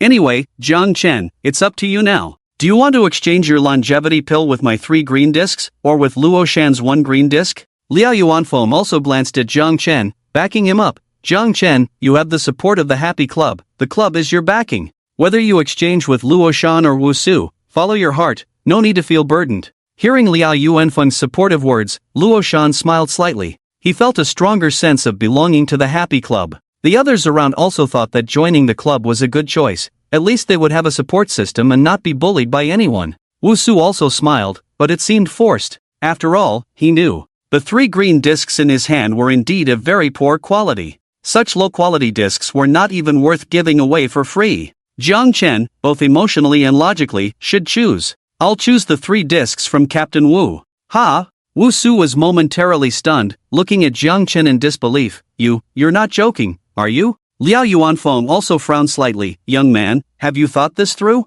Jiang Chen smiled helplessly at Wu Su. Actually, when Captain Wu just arrived, I was already thinking of exchanging those 3 green discs with you. Captain Wu, you've been talking non-stop, not giving me a chance to speak. With these words, Wu Su felt a moment of embarrassment. However, after a few awkward seconds, he suddenly thought Jiang Chen's current statement was likely a lie. This kid was probably still shaken by his previous threatening remarks. Even with Liao Yuanfeng backing him now, this kid was probably still worried about being targeted after encountering a savage beast in the world. That's why he played the personal favor card and still chose to trade with him. Thinking this, Wu Su straightened up a bit. He glanced teasingly at Luo Shan while laughing at Jiang Chen. Young man, you have a bright future. What I just said still stands. If you encounter trouble in the savage beast world, I'll have your back. Jiang Chen found it amusing but still thanked him. Among the onlookers, due to Jiang Chen's choice, there were many murmurs of mockery. This kid is such a coward. Even with Captain Liao backing him, he's still licking Wu Su's boots like a dog.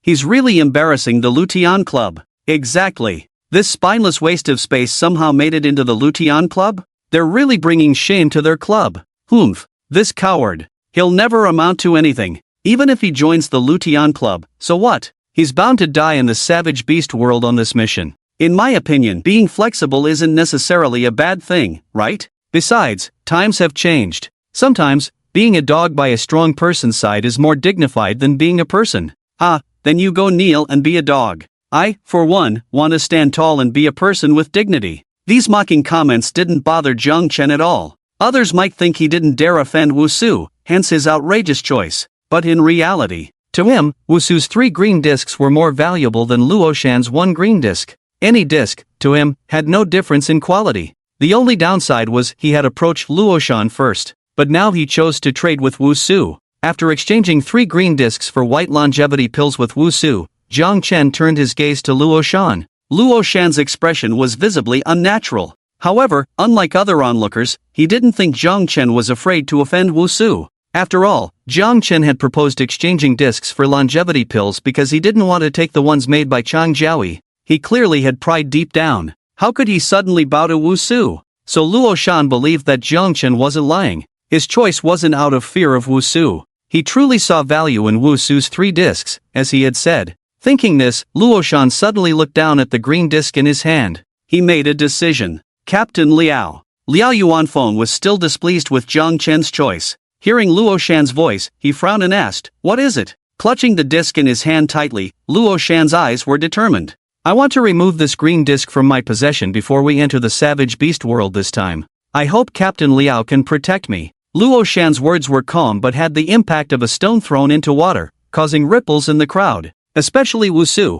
who chuckled lightly and cast a mocking glance. Other onlookers whispered, Luoshan must have been provoked by Wusu. He feels he lost face in front of Wusu and needs to enhance his strength to regain his pride, hence this impulsive decision. I think he was scared by Wusu's earlier words, worried about really running into Wusu in the savage beast world. By then, not only would he lose his life, but Wusu would also snatch his green disc. Idiot! Such a waste who loses control at the slightest embarrassment will never amount to anything in the future. Liao Yuanfeng also thought that Luoshan's decision was a bit impulsive and frowned as he advised, "The green roulette draw requires sacrificing 10 years of life. How many years of life do you have left? Are you sure you've thought this through? Don't act recklessly at this moment." However, Luoshan was not affected in the slightest by those mocking voices. His gaze was firm, and he solemnly said, "I have thought it through very clearly. Even though the area of Qin Lake is not large, the connected world of fierce beasts is not highly dangerous. But for a casual player like me, there is still a risk. Instead of regretting when facing danger, it's better to be fully prepared before entering. The quality of the green roulette in my hand is good. If I can draw something good, it might save my life. On the contrary, if I hesitate now, holding the green roulette but not daring to draw, when I die in danger, it would be a waste of the remaining lifespan." Luoshan's tone was firm, his logic clear. From this performance, he didn't seem impulsive at all. After hesitating for a moment, Liao Yuanfeng nodded and said, "All right, as long as this decision is not made impulsively, I can agree to it. But you have to show me what options are on your green roulette to see if I am qualified to protect you." Luoshan nodded and showed Liao Yuanfeng his green roulette. The quality of his green roulette was indeed good. Among the 10 options, there were 5 good positive effects. The remaining 5 negative effects included 3 curse-type negative effects and 2 fierce beast-type negative effects. The 2 fierce beast options were not very strong, and Liao Yuanfeng could handle them alone. So he nodded and led Luoshan to a grassy area away from the crowd, saying, "All right, let's draw it here." Luoshan held the green roulette, feeling complex emotions. This should be his first time spinning for himself. Whatever he drew, he would be in control. He had already taken the white longevity pill he received from the Blood Swallow Club. The artificially refined white longevity pill had added 2 years to his lifespan. Now, he had 13 years of life. After this green roulette draw, he would only have 3 years left. This draw would cost him 10 years of life. He was already extremely nervous when he spent 1 year of life on the white roulette draw before. Now, 10 years. His current tension far exceeded the previous one. However, this time, even if he was nervous, Luoshan did not shout out his desires like he did in the previous white roulette draw, appearing frantic and hysterical. Regardless of his inner turmoil, he seemed calm and composed on the surface. Luoshan realized his growth. He suddenly understood the story of Mangmu moving 3 times in ancient times. Because the environment really can influence a person. Previously, he mingled with that group of worthless life tumors every day. They knew nothing but could talk confidently, pretending all day long, shouting about changing fate against the heavens. But now, He had distanced himself from that group of life tumors. He interacted with Jiang Chen, with Gao Chang, with Liao Yuanfeng. He went on missions with the Death Squad. He saw the world outside the club, gained more information about the Doomsday Game. These changes undoubtedly influenced him imperceptibly. Now, of course, he still had the idea of changing his fate against the heavens. But this idea was no longer superficial and ignorant. He no longer just talked without substance. He realized that a true strong person's ambition is rooted in the heart, not shouted out with the mouth. So at this moment of drawing lots, he no longer shouted with his mouth. Instead of making a scene, he silently prayed with all his heart while maintaining his composure. Taking a deep breath and preparing himself, he firmly placed his palm on the center of the green roulette and shouted, "Draw." Ding! The familiar sound of the roulette draw echoed. Luo Shan's heart almost stopped. Congratulations on drawing a reward, lucky bracelet. Lucky bracelet? What is this thing for? Could it make luck better? Before Luo Shan could figure it out, he suddenly noticed a change in Liao Yuanfeng's expression. He realized the silver-white lucky bracelet that had suddenly appeared in his hand might be quite a useful item. Just as he was thinking, a sharp female voice slowly reached him, saying, "You're Luo Shan, right? Holding this lucky bracelet won't be of much use to you." Startled, Luo Shan turned around abruptly and saw Guan Ling, exuding a powerful aura, approaching him slowly. He was not swayed by her beauty. Instead, he became instantly alert, asking, "What do you mean by that, Captain Guan?" Guan Ling's gaze fell on the silver-white bracelet in his hand, her tone casual. The effect of this lucky bracelet is, when worn during a roulette draw, it can eliminate one option from the roulette. Of course, this green-quality lucky bracelet only works on green-quality roulettes. And after 100 uses, this bracelet will be completely useless. The chance to eliminate one option from a green roulette 100 times. To be honest, the effect of this lucky bracelet is quite impressive. Don't be fooled by just eliminating one option. When used correctly, the potential reduction in losses is beyond imagination. For example, the purple roulette draw prepared by Wang Shuiyan for Zhou Ming on this occasion. The most terrifying effect on the entire purple roulette is the beast tide. Once drawn, all three major clubs will suffer heavy losses. But if they had a purple-level lucky bracelet at that time, they could completely avoid drawing the beast tide. The same goes for green roulettes. Some of the negative effects on certain roulettes are unbearable, so eliminating them can save a lot of trouble. Moreover, eliminating one option is not just about reducing losses. For instance, on a high-quality roulette where 9 out of 10 options are positive effects. By eliminating the single negative effect, it's like having a perfect roulette. There are also roulettes where a less important option has a high probability. By eliminating it, the player's chances of drawing the desired option can be significantly increased. Therefore, the value of a lucky bracelet is self-evident. But Guan Ling was right. This lucky bracelet is obviously more suitable for use by large factions with many people. Like Luo Shan at this moment, who only has 3 years of life left. He can't even afford to participate in a green roulette draw. Holding this lucky bracelet would simply be a waste. However, Luo Shan frowned deeply but quickly realized, "Captain Guan, do you want to exchange something with me for this lucky bracelet?" Guan Ling glanced at him and spoke firmly, "It's not want, it's must. You have no right to choose." With that, she raised her hand and snatched the silver-white bracelet from Luo Shan's hand. Luo Shan's face changed drastically, thinking that this woman was trying to snatch it publicly. But soon, Guan Ling waved her hand and threw a square-shaped item back to Luo Shan. This. Luo Shan looked at the item in his hand, puzzled. Is this a speaker? This thing is called a BGM speaker, a rather high-quality item. Guan Ling explained lightly as she stored the lucky bracelet in her spatial equipment. Have you ever heard the saying, "No one can defeat me in my BGM"? This BGM speaker has a similar effect. Upon hearing this, Luo Shan's eyes widened in disbelief that Guan Ling would give him such an incredible item. Guan Ling added, "It's not as exaggerated as you think. This speaker only has green quality. How could it make someone invincible?" Inside, there are 3 BGM tracks: Amazing Grace, Ambush from 10 Sides, and Going Home. Amazing Grace can make fierce beasts below level 5 not hostile towards you. This effect is similar to the beast-repelling incense, but the BGM is much stronger than the incense. Ambush from 10 Sides can put you in a battle-ready state, enhancing your combat power. Going Home weakens or even removes some negative effects, while also accelerating the recovery of your injuries, stamina, and mental state.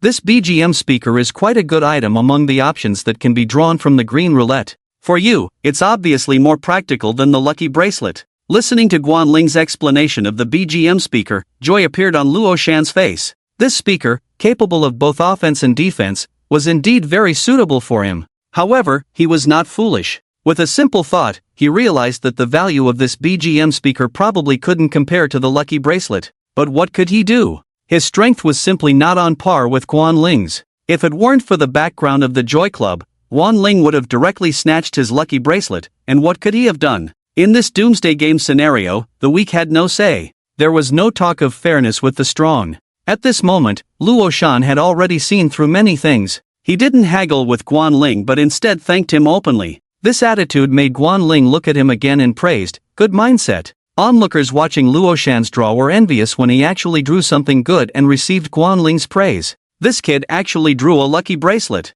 His luck is too good. Looking at it this way, he didn't exchange the longevity pill for Jiang Chen with the green roulette. It seems like he still made a profit. With this BGM speaker, his chances of survival in the world of fierce beasts will greatly increase, right? Truly turning a misfortune into a blessing. While sighing with emotion, they also discreetly assessed Wu Su. Wu Su's expression remained unchanged, and no one knew what he was thinking. Liao Yuanfeng, on the other hand, didn't expect that Luo Shan would actually draw such a high-quality item from the green roulette. Amidst his sighs of emotion, he suddenly noticed Jiang Chen and casually asked, "You just got 3 green roulettes, why not try your luck and draw one more while the iron is hot? I can assist you." Upon hearing this, Wu Su's brow twitched. It was one thing for Luo Shan to draw something good. If Jiang Chen also drew something good, Wu Su's face would be greatly embarrassed. However, the 3 in Jiang Chen's hands were all low-quality roulettes, and the probability of drawing something good was not high. So, no need to panic. Wu Su maintained his composure, smiled, and looked at Jiang Chen. "Jiang Chen, do you want to draw now?" "I can assist you." "Draw now?" Jiang Chen shook his head directly. "With my current lifespan, I can't even afford to draw from the white roulette. How could I possibly draw from the green roulette?" As soon as these words were spoken, many eyes fell on him. Assessing, doubting, and disdainful. Unable to draw even from the white roulette, wasn't that just a dying person? Such a waste, yet he dared to act aloof and give up the white-quality longevity pill? Is this kid out of his mind? Or perhaps, he never intended to continue living at all? So, anyway, since we're all going to die, it would indeed be a waste to take the elixir of immortality again. Looking at it from this perspective, it's somewhat understandable that this kid gave up his benefits, chose to exchange 3 garbage turntables with Wu Su. After all, even if he exchanged the turntables, he wouldn't be able to draw any prizes at all. But if he can't draw any prizes, then having the turntables in his hands would just be a pointless waste, right? Wu Su had some thoughts stirring in his mind, thinking that this kid was trying to curry favor with him anyway. Why not just consider the white elixir of immortality as a gift to himself? Return the 3 green turntables as well? Just as Wu Su shamelessly contemplated how to ask Jiang Chen for the 3 green turntables back, Jiang Chen, who refused to participate in the draw, had already turned and walked towards Qing Lake. "Hey! Jiang Chen, wait for me." Wu Su hurriedly chased after him. However, Jiang Chen seemed to ignore his voice completely and leaped directly into Qing Lake. Normally, when people pass through this kind of lake passage to the world of ferocious beasts for the first time, they would show signs of hesitation and conflict, accompanied by nervousness and fear. But Jiang Chen, on the other hand, appeared completely resolute. This made the onlookers think even more that this kid might really have a death wish. The way Jiang Chen jumped into Qing Lake seems like he's actively seeking death. This kind of trash has no ability to survive in the apocalypse at all. Choosing to seek death on his own might actually be a sensible choice. But damn it, not only did he seek death, he also took away 3 green turntables. Even though they are of poor quality, they are still green turntables. What a waste of resources. Wu Su also cursed inwardly. After a moment of hesitation, he also jumped into Qing Lake. On the other hand, Guan Ling, with a heroic demeanor, gazed in the direction where Jiang Chen had jumped into the lake for a long time, deep in thought. "What's wrong, Captain Guan? What are you looking at?" Liao Yuanfeng approached and also looked in that direction. Guan Ling furrowed his brows and asked, "That kid, Jiang Chen?" "Yes, Jiang Chen. Is there a problem?" After pondering for a moment, Guan Ling withdrew his gaze and said meaningfully, "That kid doesn't speak a word of truth. He's not like what he claims, not even qualified to draw prizes from the white turntable. I checked, he's just like Luo Shan, with a temporary status of +5 to all attributes, and his lifespan is 21 years. In addition, the watch he wears on his wrist, if I'm not mistaken, should be a spatial equipment." As these consecutive pieces of information were revealed, Liao Yuanfeng was left dumbfounded. All attributes +5, 21 years of lifespan, and even a spatial equipment?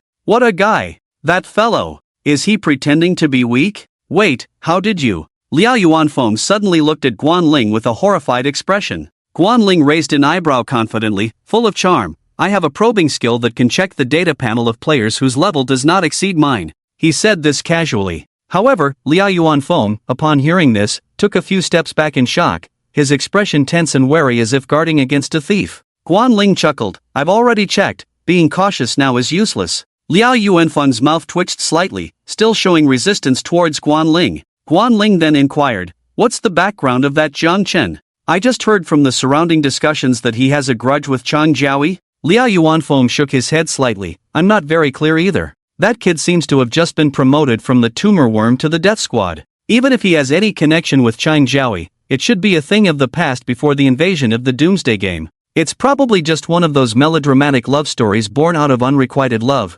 breeding hatred, and cliched romance. Liao Yuanfeng spoke casually, even with a hint of disdain. Guanling, however, still appeared pensive. Unable to resist, Liao Yuanfeng asked her again, what's wrong? What are you thinking about? Guanling fell silent for a moment, then asked instead of answering, do you know about the Silver Frost Club? Liao Yuanfeng thought for a moment and nodded, I've heard of it. It seems to be a second-rate power in the central city area that's been developing quite well, right? Guanling nodded. I heard that the Silver Frost Club was originally poised to become a first-rate power, but due to a strict rule of the club, it caused dissatisfaction among the members, leading some to even leave the Silver Frost Club. Members leaving the club voluntarily? This was no trivial matter. Liao Yuanfeng furrowed his brows deeply, finding it hard to understand. What kind of strict rule is that? If a large number of members oppose it, shouldn't that rule be abolished as soon as possible? Guanling paused before saying meaningfully, the strict rule is, the Silver Frost Club prohibits any transactions with Chang Jiaoyi, including forbidding club members from engaging in private transactions with her.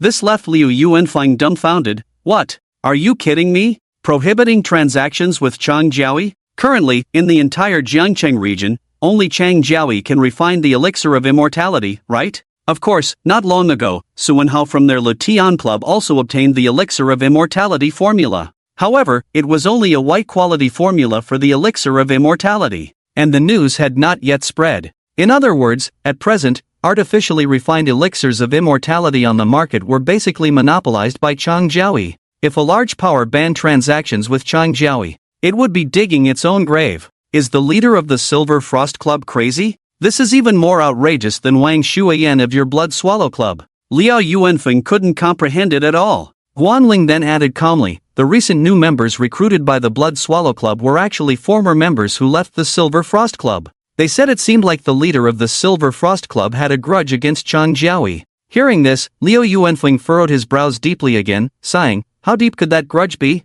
However, Guanling shook his head. It's said that the leader of the Silver Frost Club just strongly disapproves of Chang Jiaoyi's character. Disapproves of Chang Jiaoyi's character? This was like Doomsday in a world where fists ruled everything. There were still people judging others' characters? Unbelievable. Liao Yuanfeng cursed silently in his heart. But then Guanling said meaningfully, don't you think that Jiang Chen's attitude towards Chang Jiaoyi is quite similar to the leader of the Silver Frost Club? Could there be a connection between the two? Liao Yuanfeng paused at this suggestion. After some thought, he speculated, could it be that there is indeed something wrong with Chang Jiaoyi's character? Do the new members recruited by your Blood Swallow Club know anything about it? Guanling shook his head slightly. It's hard to say if they know the details, but I heard that when the Silver Frost Club members cursed Chang Jiaoyi, there was a poem that fit the situation perfectly. Liao Yuanfeng asked in confusion, what poem? Guanling looked towards the direction of Qing Lake and said in a deep voice, Changyi should regret stealing the elixir, with the blue sea and sky in her heart every night. Changyi should regret stealing the elixir, with the blue sea and sky in her heart every night? The meaning of this poem was quite clear. Liao Yuanfeng quickly caught on and looked at Guanling sharply. Are you suggesting that Chang Jiaoyi's elixir of immortality formula was stolen? Before Guanling could respond, Liao Yuanfeng shook his head in denial. It's impossible. The elixir of immortality formula is such a precious thing. Anyone who obtains it would use it immediately themselves. How could they give someone else a chance to steal it? As he spoke, he realized something himself. Guanling then stated directly, it's simple. When the Doomsday Game first arrived, many people were unaware of the situation. Even if the longevity pill recipe was drawn, who could immediately know that such a precious recipe scroll had to be torn off to be used? And lacking such important information, that precious recipe could naturally be stolen by others. Indeed, when the Doomsday Game first arrived, many people were fumbling and stumbling in their growth. How could anyone know directly that tearing it off meant using such a precious recipe? In ignorance, it was indeed possible to put away the precious recipe first. Later, it was found and stolen by Chang Jiaoyi. But, to be honest, Liao Yuanfeng frowned. If it were you, would you steal such a precious recipe? Nonsense. Guan Ling rolled her eyes. Can righteousness be eaten as a meal? Exactly. Such a good thing, who wouldn't steal it? Even Chang'e from ancient mythology would find it hard to resist the temptation of immortality. Even in times of peace, most people would probably find it hard to resist the temptation of immortality. Not to mention in the Doomsday, it's the longevity pill recipe. Such a terrifying temptation. So, Liao Yuanfeng raised an eyebrow, quite puzzled, since everyone would choose to steal. Then this behavior can only be said to be human nature. Why should the Silver Frost Club look down on Chang Jiaoyi's character? Two possibilities. Guan Ling raised her fair fingers, making a gesture. Either Chang Jiaoyi stole the longevity pill recipe from the Silver Frost Club leader, or Chang Jiaoyi did something that angered others. And as I was just watching Zhang Chen's back, I was thinking, that kid might know something. So Liao Yuanfeng also looked in the direction where Zhang Chen had just jumped into the Qinhu Lake, lost in thought. However, what he was thinking at that moment was, the poem says that Chang'e should regret stealing the elixir. But in reality, would Chang Jiaoyi regret it? Anyway, if it were him, stealing the longevity pill recipe, he would never regret it in his lifetime. Meanwhile, Zhang Chen, who was being discussed by the two big shots, had already passed through the Qinhu Lake passage and arrived in the Qinhu Lake Beast World. What surprised Zhang Chen was that the Qinhu Lake Beast World was actually in a polar night environment. The so-called polar night environment means there is only night, no day. And the night here could be very dark. It could be so dark that you couldn't see your hand in front of your face, no trace of light at all. Generally speaking, in known Beast World environments, the polar night environment could be considered quite harsh. However, based on Zhang Chen's past life experience, in a beast world like the one connected to Qinhu Lake, if the environment was particularly harsh,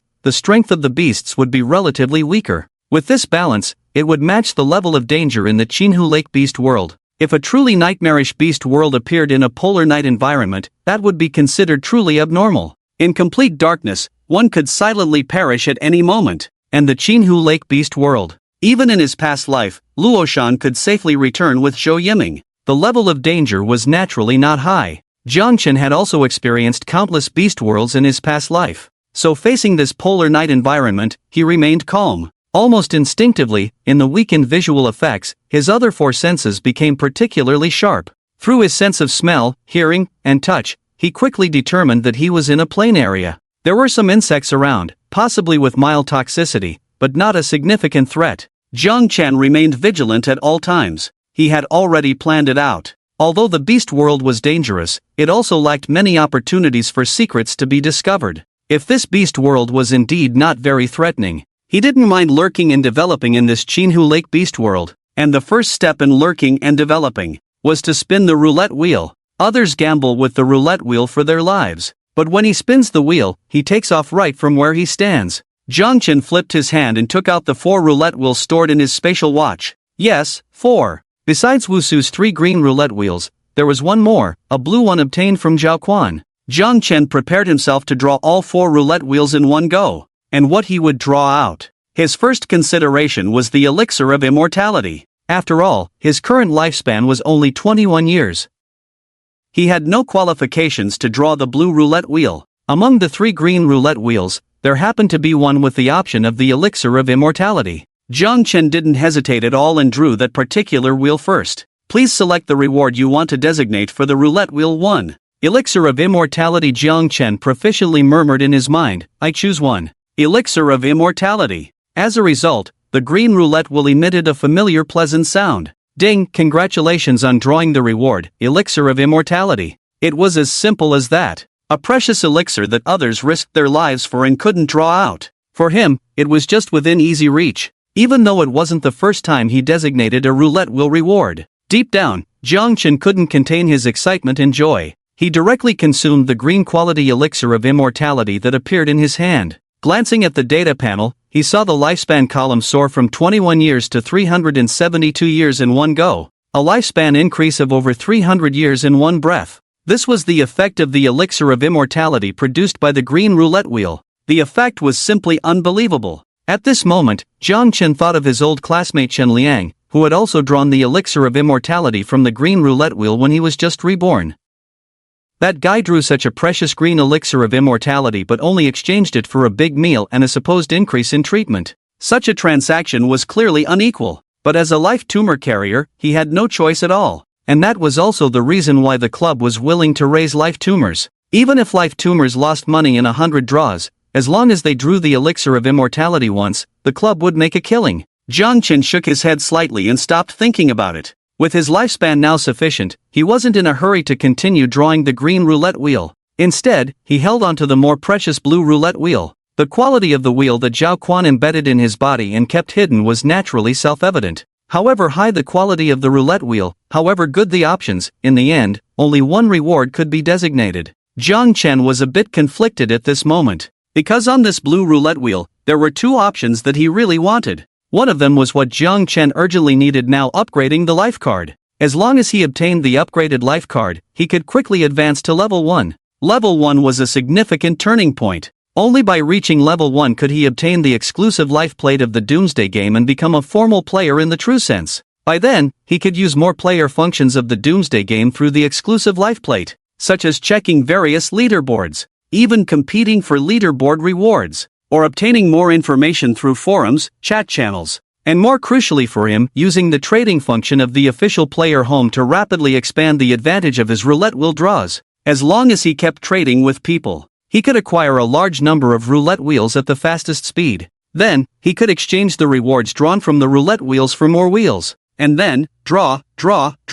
Crazy drawing. He could completely grow to a shocking extent in a very short time. Even though he was already a month behind in this Doomsday game, he could still rapidly surpass everyone, even overturn everyone's understanding. So, the upgraded life card. It was extremely important for Jiang Chen at this stage. It would directly affect the speed of his rise. However, on the blue roulette wheel, the second choice that troubled him was an important item called the Crown of Death. Ordinary people without exploration skills might not realize how precious this item is just by looking at the 4 words Crown of Death. But Jiang Chen, who had been reborn, had a broad range of knowledge. Without the need for exploration skills, he knew the effect of the Crown of Death. Crown of Death consumes 100 years of lifespan upon binding, automatically triggers after receiving fatal damage. The bound individual instantly gains 1 year of lifespan and resurrects in their prime state. Resurrection. Just these 2 words are enough to show how extraordinary this item is. Of course, the blue quality Crown of Death only works for players below level 10.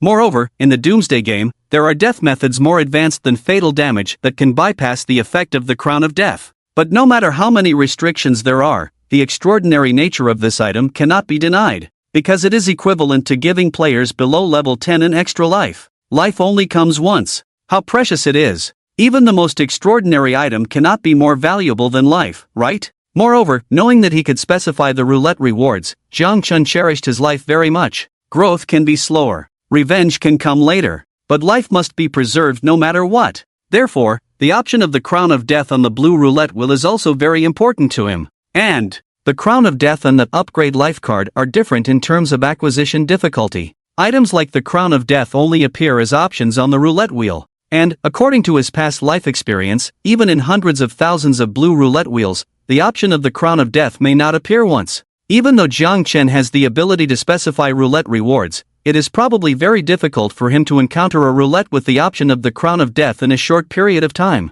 However, relatively speaking, the acquisition difficulty of the upgrade life card is much lower. It can not only be drawn from the blue roulette wheel but also has a chance to be found in some special environments in the world of fierce beasts. There is also a chance to be obtained by killing some special fierce beasts. Moreover, if one has a wide network, they can also trade items with some official players. Speaking of trading, extraordinary items like the Crown of Death, if placed in the trading area of official players, even if priced at 10 upgrade life cards, the leaders of major forces would be willing to acquire them. Therefore, in terms of rarity and acquisition difficulty, Jiang Chen should logically choose the Crown of Death. Choosing the Crown of Death is the safest, most prudent, and most rational decision. The upgrade life card can be pursued slowly later. However, even the most rational person sometimes finds it hard to completely obey reason. The Crown of Death is indeed precious, but Jiang Chen cannot directly receive immediate feedback upon obtaining it now. When not subjected to fatal damage, there is basically no difference whether he has this item or not. He even has to pay 100 years of lifespan to bind this item. This thing is like insurance. You have to pay first, and it will only give you feedback when an accident happens. Rationally speaking, preserving a life is indeed worthwhile, but emotionally, it is far less immediately gratifying than the feeling brought by an upgrade. There is an inspirational saying, the best time to plant a tree was 10 years ago. The next best time is now. In psychology, there is also the concept of immediate feedback and delayed feedback. It seems that most successes require people to pursue delayed feedback with reason. But in this world, where can one find such rational people? Jiang Chen's reason tells him, choose the crown of death. Play it safe. But his emotions were screaming wildly, upgrade token. It's going to be awesome. And at this moment, Jiang Chen was ultimately overwhelmed by emotions. Screw it. Let's enjoy it first. Anyway, as long as he became an official player, with his rapid growth rate, the probability of encountering life-threatening situations would continuously decrease as his strength increased. So Jiang Chen held onto the blue dial and apologetically said to the option of the crown of death. Then, he fiercely muttered in his heart, I choose 7, upgrade token. The blue dial immediately emitted a pleasant notification sound, ding dash, congratulations on drawing the reward, upgrade token. At the same time, the one-time blue dial became obsolete. In Jiang Chen's hand appeared a dark silver prop the size of a playing card. Even though it was hard to see in the pitch-black environment, he knew what the upgrade token looked like. On the front of the token was a fancy character. The last stroke of the character was elongated. On the back of the token was an interface somewhat similar to the player data panel. However, before use, there was only one line at the top of the interface, which read name. Jiang Chen skillfully pressed his palm on the interface. In his mind, a voice automatically sounded, player identity verification in progress. Player information input. Ding dash, player detected to meet upgrade conditions. Do you wish to upgrade? Without any hesitation, Jiang Chen proficiently responded in his mind, yes. With his response, the playing card-sized upgrade token turned into specks of silver light and quickly merged into his body. In that instant, Jiang Chen felt completely refreshed. The fatigue, hunger, and other terrible physical conditions accumulated from his time as a tumor bug seemed to be completely expelled at that moment. At the same time, a warm flow surged through his body's meridians, making him feel full of strength. This feeling was, of course, just an illusion. The act of upgrading itself did not enhance his power attributes. About half a minute later, the refreshing warm flow finally settled at his brow. In that moment, Jiang Chen felt a warmth at his brow, accompanied by an inexplicable palpitation. He raised his hand to touch his brow and almost instinctively felt a hard texture. With a thought, it was as if a coin-sized, round object flew out from his brow. That was the exclusive fate disc. The exclusive fate disc of an official player was the most crucial item for players to connect to the Doomsday game. If this Doomsday was indeed a game, then the exclusive fate disc was equivalent to a game login device.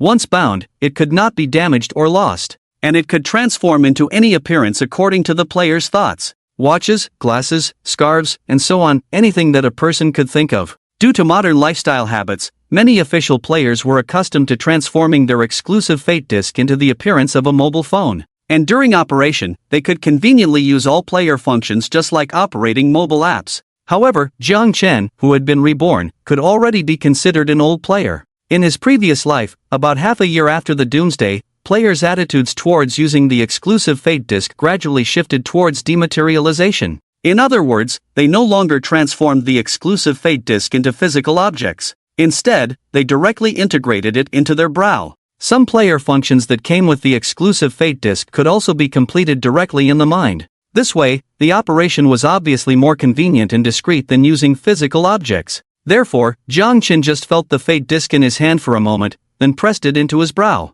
After that, he directly and skillfully used the functions of the fate disc in his mind. Just as he was about to check the current player rankings, his keen hearing suddenly picked up the sound of approaching footsteps. Footsteps. Based on Jiang Chen's experience, he could tell from just those footsteps they belonged to a human. Moreover, the owner of those footsteps didn't seem to be fumbling blindly in the darkness. The footsteps sounded steady, as if the person walking could see clearly in the surrounding darkness. As he was thinking, along with the increasingly clear footsteps, a voice suddenly rang out, Jiang Chen? Are you Jiang Chen? The voice was very close to Jiang Chen, probably less than 10 meters away. Yet, Jiang Chen's view still couldn't see any light. Not to mention 10 meters, even within 10 centimeters of his sight, he couldn't see anything. But in the same dark environment, the other person could see him, and they even recognized him accurately. Reborn Jiang Chen naturally guessed the reason behind this. However, he still put on a surprised look and shouted towards the voice, "Li Xiao? Are you Li Xiao? Can you see me?" The footsteps drew closer and closer. They stopped when they were probably only 2 to 3 meters away from Jiang Chen. While Jiang Chen remained vigilant, his face showed relief and even joy at meeting an acquaintance. Li Xiao's voice also sounded joyful and excited as he explained, "Yes, it's me, I can see you." The extreme night environment of this savage beast world is not just ordinary darkness. In this place, even if you bring a glowing firefly or any other lighting prop, it won't emit light. But there is a magical fruit that can help players see in this environment. As he spoke, Li Xiao reached out and took Jiang Chen's hand. This gesture was not aggressive, and Jiang Chen didn't resist. He soon felt Li Xiao placing a cool fruit in his palm. This fruit is called Belly Bright. Eating one will grant you 2 hours of night vision. I followed the Death Squad through other savage beast worlds before, so I carried some of these fruits with me. Although these fruits are not very precious, they usually grow in savage beast worlds with extreme night conditions. The principle is probably similar to how in martial arts novels,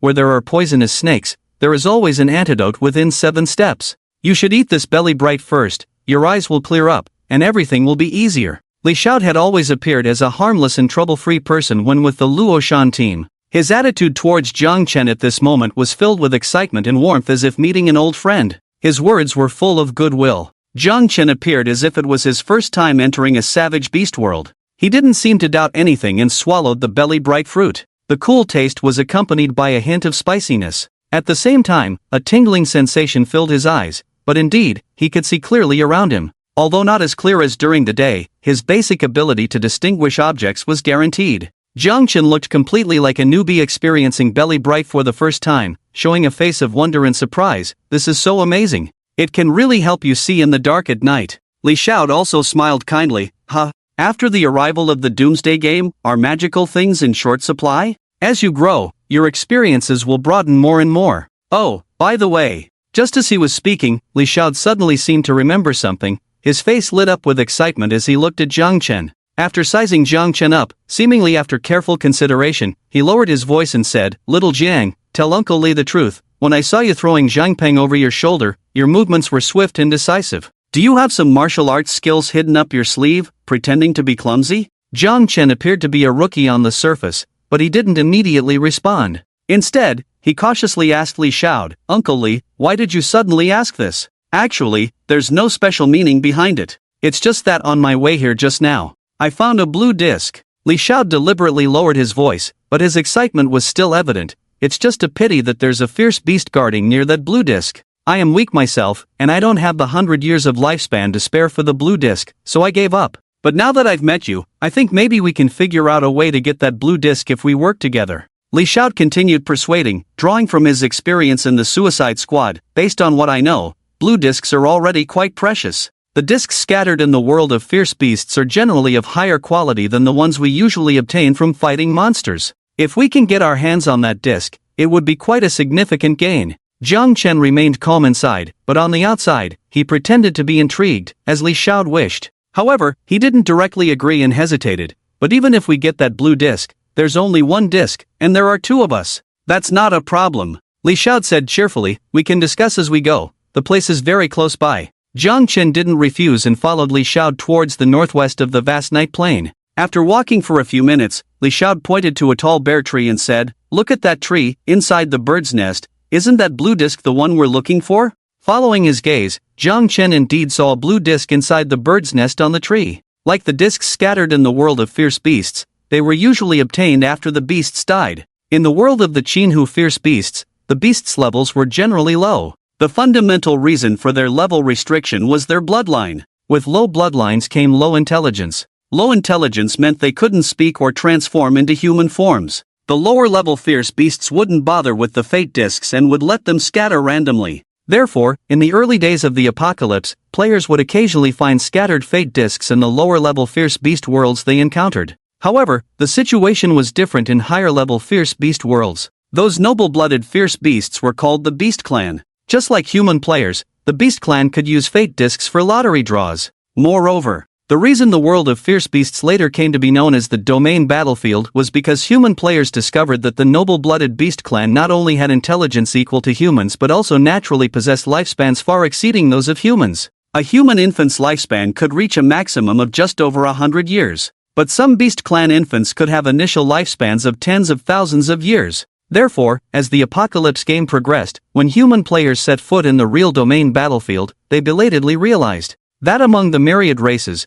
the human race was fundamentally at the bottom of the food chain. However, that was a year after the Apocalypse game had started. Now, Jiang Chen, after glancing at the blue disc in the bird's nest, curiously asked Li Xiao, "I saw the blue disc, but I didn't see any fierce beasts guarding it, did I?" "Ha! When I looked earlier, there was a pretty fierce bird beast in that nest. But now, I don't see that fierce bird. It probably went somewhere to find food, right?" At this point, Li Xiao's expression suddenly turned excited, and he spoke rapidly. "Since the fierce bird isn't here, let's quickly seize the opportunity to steal that blue disc. The nest looks quite big, there might be other treasures hidden in it too." As he spoke, Li Xiao ran directly towards the tree. He asked Jiang Chen as he ran, "Jiang, are you good at climbing trees? Or do you want to keep watch here while I climb up and steal the bird's nest?" Jiang Chen hesitated for a moment. "I'll keep watch nearby for you." "Great! I'll make it quick." Li Xiao sounded excited. Without delay, he rushed over to climb the tree. The speed and efficiency were remarkable,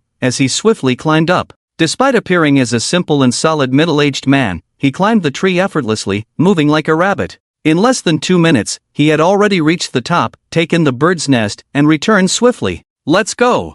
Run! Let's find a place to divide the loot." Li Xiao ran with the loot in his arms, urging Jiang Chen to hurry along. So, the two of them ran in the opposite direction for quite a while until they found a secluded spot under a mountain crevice to hide.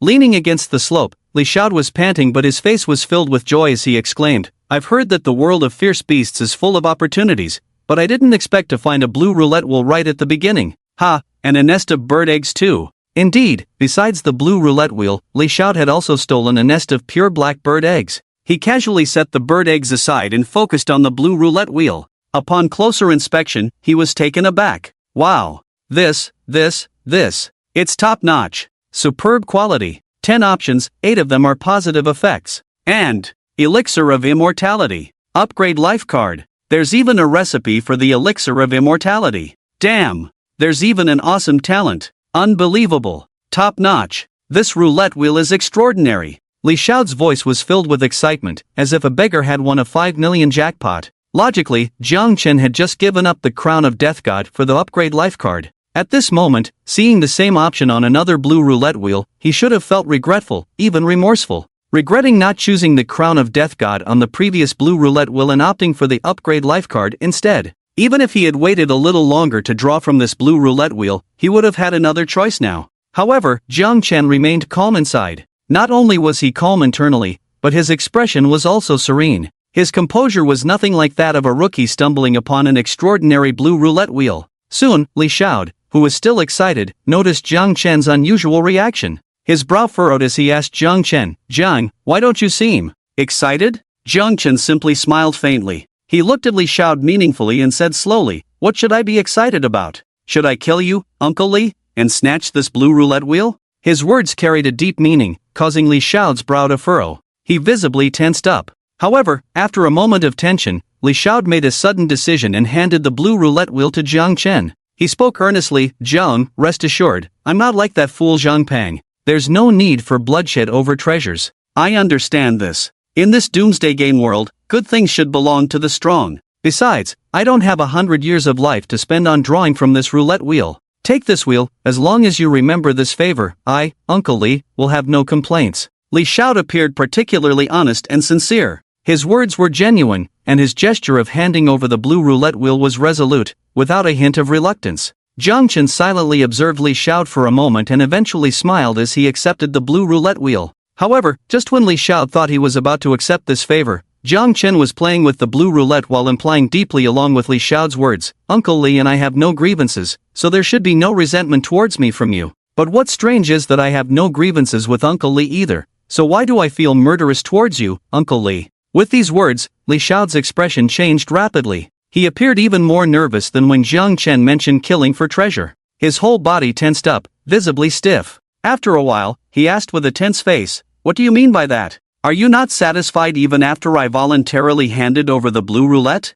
Jiang Chen continued to play with the roulette, smiling slowly. "From that tree to where I originally was, it's not that far. Uncle Li must have heard some noise to find me there, right?" Li Xiao's face darkened. However, he soon breathed a sigh of relief and confessed, "Indeed, I heard the sound of the roulette draw and headed in your direction." Pausing, he continued, "Yes, I heard the sound of you drawing the upgrade card." In the polar night environment, visual perception is hindered, making auditory senses more acute. Li Xiao didn't head towards Jiang Chen's direction at first sight. It wasn't entirely coincidental. He heard the sound of Jiang Chen drawing the upgrade card from the roulette. Li Xiao explained further, "Yes, I know you drew the upgrade card, but I know more about the survival strategy of the Doomsday game. Everyone has their secrets. So, I instinctively pretended not to know anything. But I have no ill intentions towards you, I can act like I never knew about this." His words were sincere, coupled with Li Xiao's honest and simple appearance, making it easy for people to believe him.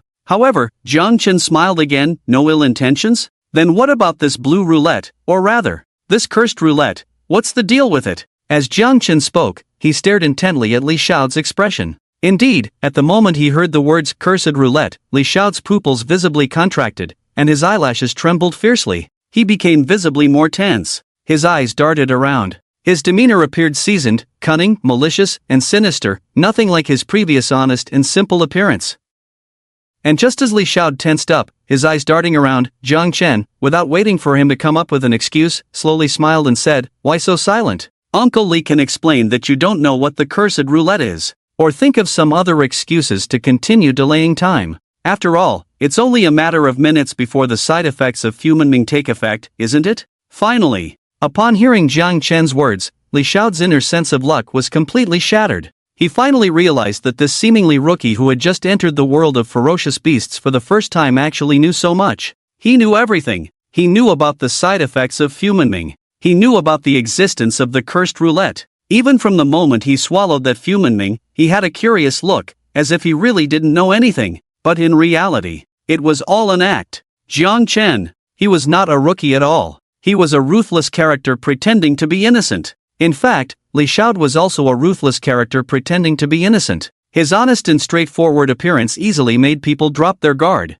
But behind the scenes, no one knew about his cunning and ruthlessness. Besides being cunning, Li Xiao's character was also quite decisive. Since he dared to walk by the river, he must have a life-saving trick up his sleeve. It was almost the moment Jiang Chen mentioned the side effects of inner illumination. Li Xiao acted decisively and crushed a stone. With a whoosh, he disappeared right in front of Jiang Chen's eyes. Surprisingly, Li Xiao had a teleportation stone even faster than the activation mechanism of a teleportation symbol. It was indeed Jiang Chen's negligence, but he couldn't be blamed entirely. After all, to obtain a teleportation stone like that, at least a blue roulette was required. Jiang Chen had never imagined that a Daredevil member, who wasn't even a formal player, would possess a teleportation stone. And he could use such a precious life-saving item so decisively. It was as if Jiang Chen was facing a fierce beast that could kill him instantly. This Li Xiao had some skills. Jiang Chen pondered for a moment but didn't feel too regretful. His gaze lingered in the mountain hollow for a while before swiftly departing.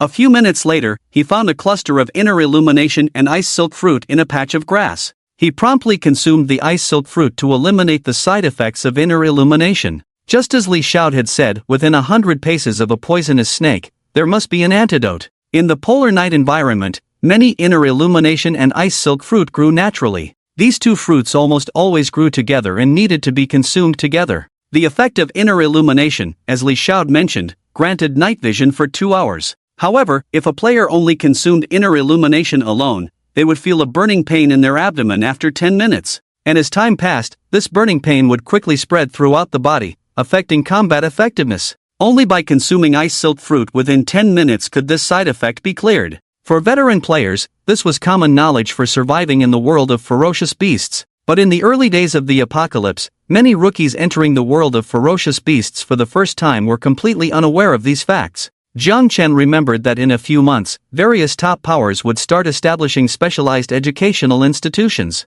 These institutions wouldn't teach math or language but would focus on teaching new players how to survive in various worlds of ferocious beasts. These educational institutions would also become an important benefit for attracting players to join major powers. However, at this stage, the Apocalypse game had only invaded for a month. Almost everyone was still in the exploration phase. All powers, regardless of their strength, were still in the early stages of vigorous development. Many things that were common knowledge for players a year later were essential at this stage, requiring a large number of players to explore with their lives. This was also why the mortality rate of the Daredevil teams was high. Due to the lack of information, sometimes it was even more dangerous than facing ferocious beasts. For example, if Jiang Chen had truly been a rookie this time, he would most likely have been deceived by Li Xiao. Firstly, the misinformation about inner illumination would have caused him to experience side effects in his body after 10 minutes, severely affecting his combat effectiveness. Secondly, there was misinformation about the cursed roulette. The appearance of the cursed roulette looked exactly like the fate roulette. However, the 10 options on it were actually filled in by the players. It sounded unbelievable that players could fill in options for the roulette. But in reality, the essence of the cursed roulette was a magnificent scam. For instance, the one Li Xiao had prepared for Jiang Chen looked like a blue roulette of the cursed roulette. If Jiang Chen truly believed it was a top-quality blue roulette and used it for a draw, he would have consumed 100 years of his lifespan for that roulette. However, in the end, even though 100 years of lifespan had been spent, he would get nothing in return. The cursed roulette would store his 100 years of lifespan. After another day, a blood-red longevity pill would form inside the cursed roulette. Li Xiao could increase his lifespan by 100 years by taking that blood-red longevity pill again. That's why in later generations, the cursed roulette was jokingly referred to by players as the scam roulette. In times of peace, scams targeted the money in people's accounts. But in the backdrop of the Doomsday game, the scams of the cursed roulette targeted the players' lifespans. Jiang Chen remembered that in the early days of the previous Doomsday, many rookies fell victim to scams. Rookies would often empty all their hard-earned savings, thinking they had acquired a top-quality roulette. They might even hand over this precious roulette to their boss, bowing in gratitude. Then, with great anticipation in their hearts, they would sacrifice their lifespan to draw lots, thinking they could change their fate. But what was the result? The greater the hope, the greater the disappointment. They would use the magnificent cursed roulette for the draw, only to end up with nothing. Not only would their hopes be dashed, but most of the time, they would also be silenced. Just like earlier, if Jiang Chen had been a clueless rookie, he would have experienced thinking he was lucky to find a top-quality blue roulette, excitedly spending 100 years of lifespan on the draw, fantasizing about what good things he could draw, only to find out that he had spent 100 years of lifespan and got nothing. Following that, the side effects of the pill would kick in. His body would ache like it was on fire, greatly reducing his combat power. Then, Li Xiao would reveal his true colors. Perhaps Li Xiao would tell him the truth about the cursed roulette, then kill him. A day later, Li Xiao would obtain the blood-red longevity pill condensed from the cursed roulette, happily extending his life by 100 years. And what about the deceived Jiang Chen? If he knew the truth about the cursed roulette before he died, he probably wouldn't even close his eyes in death. These were the events unfolding in Li Xiao's mind. Li Xiao? He should be called Li Quid instead. If there was a chance to meet again later, Jiang Chen would definitely kill that despicable old man on the spot. As for now, the teleportation stone could only travel so far, and Jiang Chen wasn't in a hurry to find someone. He simply moved to a more secluded corner. After ensuring there was no danger around, he refocused his attention on his exclusive life chart. Then, he checked the current player rankings once again. In the early stages of the Doomsday game, each region was completely isolated by endless seas. Therefore, the player functions at this stage were also divided by region. The player rankings Jiang Chen could view were only for the Jiangcheng area. These regional rankings were currently divided into 3 categories: the longevity ranking, the combat power ranking, and the level ranking. As the names suggest, the longevity ranking was based on player lifespan, the combat power ranking was based on player strength, and the level ranking was based on player level. Of course, unofficial level 0 players without an exclusive life chart did not participate in the rankings. The 3 major rankings were not updated in real time. Instead, at midnight in the Doomsday game time, the rankings were updated once based on the data of surviving official players that day. And when updating the rankings, rewards were given to players on the list. So many powerful players would strive to make it onto the list. It was also because of the rewards that seemed to exist a rule in the Doomsday game where the strong got stronger. The gap in strength between players seemed to widen. But that wasn't entirely true. After all, luck played a significant role in roulette draws. A strong player who had dominated the rankings for a long time could easily become useless or even meet their end due to one draw. On the other hand, a previously unknown low-level player could soar to great heights and change their fate with just one draw. Overall, this doomsday game was full of excitement every day, and anything could happen. Jiang Chen, who had lived 2 lives, had seen too much in his previous life, and his mindset had been tempered to be quite calm. His gaze first fell on the Eternal Life list in Jiangcheng district. When he was still in the underground garage of the Happy Club, a longevity bug had mentioned that Chang Jiaoi was ranked first on the Eternal Life list.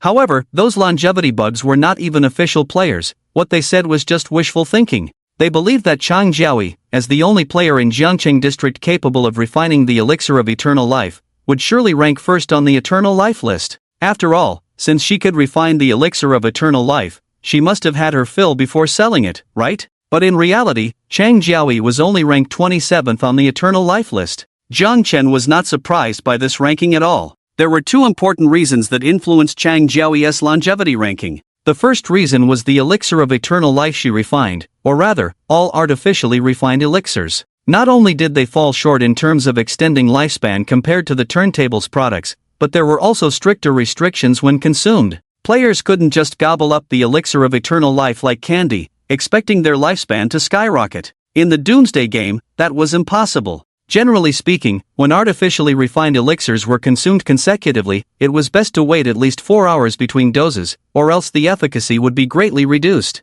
In contrast, Turntable's elixir of eternal life only required a 1-hour interval to ensure its effectiveness. In simple terms, within 24 hours, a player could consume a maximum of 6 inferior artificially refined elixirs, while they could consume up to 24 turntable products in a day. Of course, in the early stages of the Doomsday game, players who could max out their daily quota of elixirs of eternal life were few and far between. This was precisely why, even though Chang Jiaoi had the ability to refine the elixir of eternal life, she wouldn't be far ahead of others in terms of lifespan. Most of the elixirs she refined were traded for benefits from a large number of players.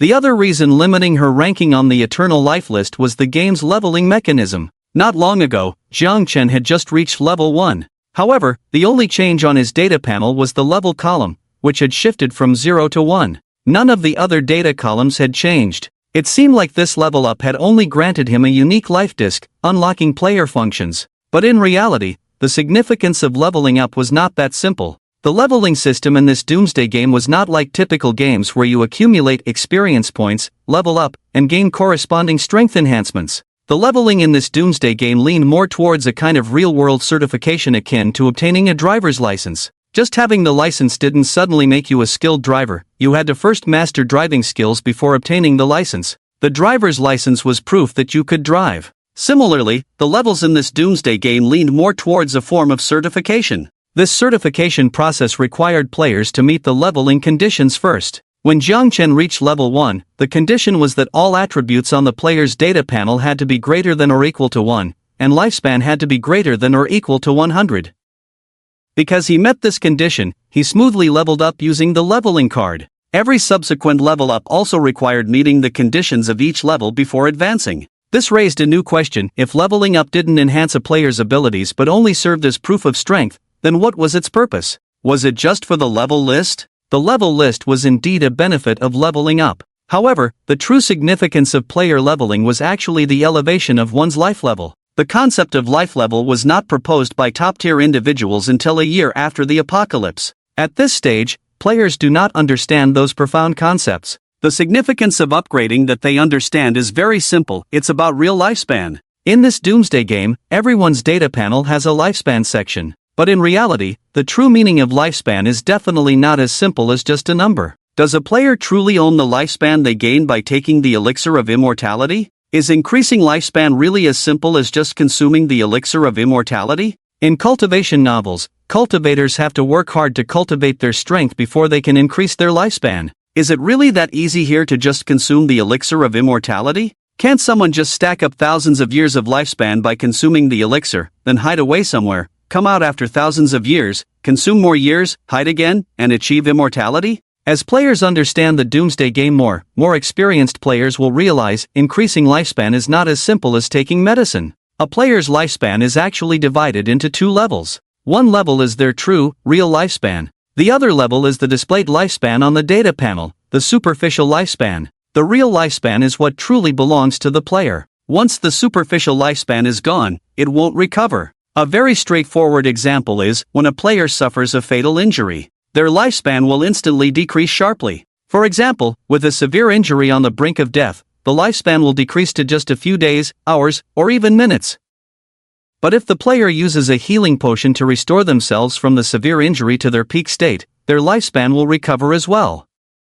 However, only the part of the real lifespan will ultimately recover, and the lost superficial lifespan cannot be restored. The concept of real lifespan and superficial lifespan is the essence of levels. The increase from taking the elixir of immortality only adds to the superficial lifespan. Only by leveling up can the superficial lifespan be transformed into real lifespan. For example, when Jiang Chen just reached level 1, at the moment of leveling up, he felt a sense of relief throughout his body because he now had a real lifespan of 100 years. It's because of this implicit setting that many strong players don't blindly pursue high superficial lifespans. Because no matter how much lifespan you stack up that doesn't belong to you, if you get severely injured once, those beyond leveled parts of lifespan that don't belong to you will be lost in vain. Chang Jiaoyi only ranks 27th on the immortality ranking, and the same principle applies. Her lifespan is limited by her level. And Jiang Chen must try to increase his level as much as possible next, converting more real lifespan. It would be best to quickly reach level 10. Level 10 is a watershed. He can't wait to find out if his ability to choose from the designated roulette options will also work during the professional roulette draw. If it does work, then he can choose his profession according to his own will, instead of like other players, anxiously relying on luck to draw a profession. However, are there any players among the current players who have completed a job change? Jiang Chen remembers that the popularity of the professional roulette in his past life was probably about a month later. At that time, he was mingling in the Happy Club Death Squad, not even a formal player, purely at the bottom of the Doomsday game. But the major power groups were already frantically collecting high-quality professional roulette. The professional roulette then became a means for various power groups to attract players to join. When many solo players reach level 10, it's difficult for them to change jobs on their own. So they considered joining power groups. And the professional roulette controlled by a power group will also become an important consideration for solo players when joining a power group, but probably another month later. Some solo players who dislike being bound by power have formed a professional alliance under the organization of some independent strong individuals. After the establishment of the professional alliance, the issue of job changes for solo players was finally resolved. A year after the end of the world, when the Jiangqing district was renamed as the Qingchuan base, the professional alliance had already become a behemoth. And in this life, at this stage, Jiang Chen's attention shifted to the rankings board. Sure enough, at a glance, from the first to the 1000th place on the rankings, all were level 10. In other words, even the leading top players at this time should not have changed jobs yet. However, coincidentally, just as Jiang Chen was thinking, he suddenly heard a familiar mechanical sound in his mind. Ding, world announcement. Congratulations to player Jean Bewley for becoming the first professional. Reward, professional roulette, purple. This is a world announcement in the end of days game. In his past life, Jiang Chen was not yet an official player at this time, so he had never heard this announcement. But in this life, it turns out that today is the day when the world's first professional is born. Jean Bewley? This is a genuine world-class powerhouse. In his past life, Jiang Chen had heard this name trigger world announcements more than once. However, this powerhouse was very mysterious, seemingly having no friends and not joining any forces. No one knew how he rose to prominence and maintained his lead. Jiang Chen had only read various rumors about him on the forums, finding it difficult to distinguish the truth from the lies. But in this life, becoming an official player in advance, isn't he witnessing history now? Jiang Chen quickly opened the regional chat channel skillfully. As expected, the regional chat channel at this moment was filled with discussions about this world announcement flooding the screen. Jean Bewley. It's Jean Bewley again. How many times has he triggered world announcements? He's so awesome, isn't he? I've just become an official player not long ago. Can I ask you, senior players, if these world announcements happen often? How do you trigger them specifically? I've been an official player for a short time too, and I've only heard 2 announcements. One was when the great Jean Bewley reached level 10. The other was when our Jiangqing's Luo Changqing reached level 10 in the regional announcement. What? Luo Changqing, the first on the rankings board? Did he trigger an announcement too? Unfortunately, I became an official player too late and missed the announcement of the great player. What a pity. Luo Changqing reached level 10, seems like it was a few days ago, right? Does he still have no clue about changing jobs? I heard that changing jobs requires using the professional roulette for a lottery.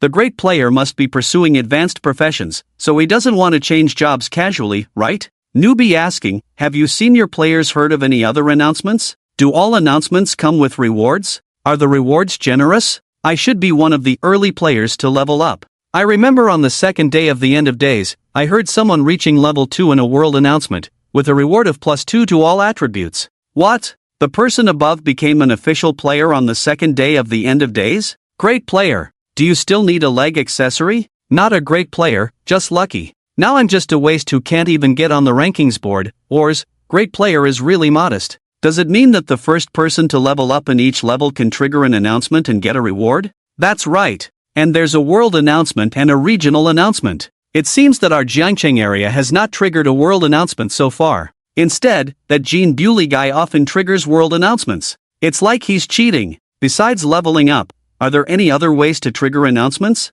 There are various first-time achievements, such as on the 10th day of the apocalypse, I heard the first announcement of someone drawing a purple roulette. Damn, someone can draw a purple roulette on the 10th day of the apocalypse? Doesn't it take 1,000 years of lifespan to draw a purple roulette? That's so amazing. What about the orange roulette above the purple one? Shouldn't it take 10,000 years of lifespan to draw it? Has anyone triggered the announcement of the first orange roulette draw yet? So far, it seems like no one has triggered it. After all, it takes 10,000 years of lifespan. It's probably very difficult for anyone to have the courage at this stage, right? It's not about courage. At this stage, players are stuck at level 10, unable to kill stronger monsters, naturally unable to get an orange roulette. Alright, I have my goal to strive for. I declare, I, Zhang Wanhao, will definitely be the one to trigger the announcement of drawing the orange roulette. Stay tuned, everyone. These chats are all anonymous. Only the information scrolls inside. You can't see who specifically sent the information. Posting and replying on the forum is the real name way. In an anonymous environment, there are all kinds of people. There are rookies like Zhang Chen, who just upgraded to official players. There are also those who became official players on the second day of the apocalypse. However, becoming an official player early does not necessarily mean stronger strength. It can only mean that luck was good in the early stages. Zhang Chen was watching the chat channel to join in the fun. Suddenly, he heard a voice in his mind again. Ding, area announcement. Congratulations to player Huang Xian for becoming the first professional in this area. Reward, professional roulette, blue. Looking at the chat channel again, there was another heated discussion. Damn! Just as the world announcement of the first professional came, someone triggered the area announcement. Is this the closest our Jiangcheng area has been to a world announcement? Who is Huang Xian? Why have I never heard this name before? It seems like this name is not on the level ranking list. Is this a low-key big shot? If this big shot had changed professions a little earlier, wouldn't they have triggered the world announcement? What a pity. I can't believe it. Check the forum quickly. Huang Xian himself has come forward. Zhang Chen naturally turned his attention to the forum channel. However, he quickly realized rather than saying that Huang Xian came forward, it was more like he was advertising through this area announcement. The post title boldly stated Jiangcheng's first professional comes forward. Silver Frost Club welcomes all official players to join. Just by looking at this title, Zhang Chen vaguely guessed what was going on. He clicked on it. Sure enough, Huang Xian, fundamentally speaking, is not some low-key hidden big shot. He can only be considered a tool for the Silver Frost Club. At this stage, many players are stuck at level 10 and unable to change professions. However, the Silver Frost Club, using Huang Xian, was the first to possess a blue-quality professional roulette. A professional roulette. And it's blue quality. The appeal to level 10 players is self-evident. It must be said that the decision-makers of the Silver Frost Club are quite clever. If Zhang Chen's guess is correct, at this stage, the forces that possess professional roulettes should be more than just the Silver Frost Club. It's just that the professional roulettes held by each force are probably of very poor quality. So poor that no one has used those junk roulettes to change professions. After all, choosing a profession is a matter that affects one's entire life. Anyone with a bit of sense wouldn't rush into this matter. But now things are different. The reward for the first professional triggering the world announcement is actually a purple professional roulette. Based on past experience, the rewards for area announcements are generally in the same category as world announcements. At most, the quality might be slightly lower. So, experienced strong individuals probably guessed it right away. The regional announcement for the first professional player should also reward a professional roulette. Therefore, the decision makers at the Silver Frost Club reacted promptly. She must have made a quick decision to sacrifice the future of a level 10 player to seize this announcement. How she convinced Huang Xian to change professions with a trash-quality professional roulette, Zhang Chen did not know. But this action clearly brought immeasurable benefits to the Silver Frost Club. Now, not only level 10 players within the Silver Frost Club can consider using this blue professional roulette for a job change. More level 10 solo players eager to change professions will also turn their attention to the Silver Frost Club. It can be said to be killing two birds with one stone. However, there is a saying that goes well. The wise can be misled by their own cleverness. The decision maker at the Silver Frost Club had a beautiful idea, but she overlooked human nature. As the saying goes, an innocent man may be accused because of a jade he holds. The Silver Frost Club, the first to possess a blue professional roulette, will undoubtedly become a target of public criticism. Zhang Chen clearly remembered that when he became an official player in his past life, there was no Silver Frost Club in the entire Jiangcheng region. What happened in between, Zhang Chen from his past life did not know, but even a fool could guess. The Silver Frost Club became a target for other forces and was suppressed because of that blue professional roulette. It eventually led to a disaster and became dust in history. Just as Zhang Chen guessed the fate of the Silver Frost Club in his past life, in the central district of Jiangcheng City, within a residential area serving as the base of the Silver Frost Club, a young man with a crew cut was holding a special fate disc transformed into a phone, looking anxious. What should we do, boss? People on the forum are all asking me what profession I changed into. How should I reply to them? Beside this young man was a delicate-looking, smartly dressed girl. If Zhang Chen were here, he would recognize that this smartly dressed girl was none other than Chang Zhaoyi's roommate, Wei Lingshuang. In fact, Wei Lingshuang was not as misled by her own cleverness as Zhang Chen thought. She thought about the consequences of having the blue professional roulette. But she still made this choice. Otherwise, what? Just because she was afraid of being targeted by other forces, should she give up her own growth? There is no reason for that. In this doomsday game, weakness is the original sin. And the blue professional roulette is innocent. At this moment, Wei Lingshuang was also holding a phone transformed into a special fate disc, checking the forum situation. Not surprisingly, she saw members of other forces already setting the tone on the forum. I advise everyone not to call trash a big shot. This Huang Xian is not a low-key hidden big shot at all. In fact, Huang Xian was completely deceived by the Silver Frost Club. He used the trash professional roulette provided by the Silver Frost Club to change into a trash profession, and has become a complete waste. His behavior is completely self-destructive. Such an idiot is actually still advertising for the Silver Frost Club. He's basically being sold out by the Silver Frost Club and helping them make money. Under these leading comments, ordinary players finally began to realize something. So they started commenting, asking what profession Huang Xian had changed into. At the same time, they also questioned whether the Silver Frost Club had forced Huang Xian or used him. It can be said that from this moment on, other forces had already started to lay out their plans. On the surface, they were seeking justice for Huang Xian. In reality, they were condemning the Silver Frost Club. For what? Isn't it for that blue professional roulette? Wei Lingshuang looked at the situation unfolding and took a deep breath. Just as she was about to instruct the crew-cut young man, she suddenly received several messages from friends on her phone. Tang Ku, old classmate, you're quite impressive. But have you already thought about the situation that will follow? Tang Ku, with that blue roulette, I'm afraid your Silver Frost Club won't be able to hold it. Tang Ku, so, do you want to ask for my help? On the side, the crew-cut young man, Huang Xian. He leaned over to see these messages, instantly showing a face of surprise. Boss, this Tang Ku, could it be the powerful one ranked 7th on the combat power ranking? The top powerhouse on the combat power ranking. Boss, you're actually old classmates with such a big shot?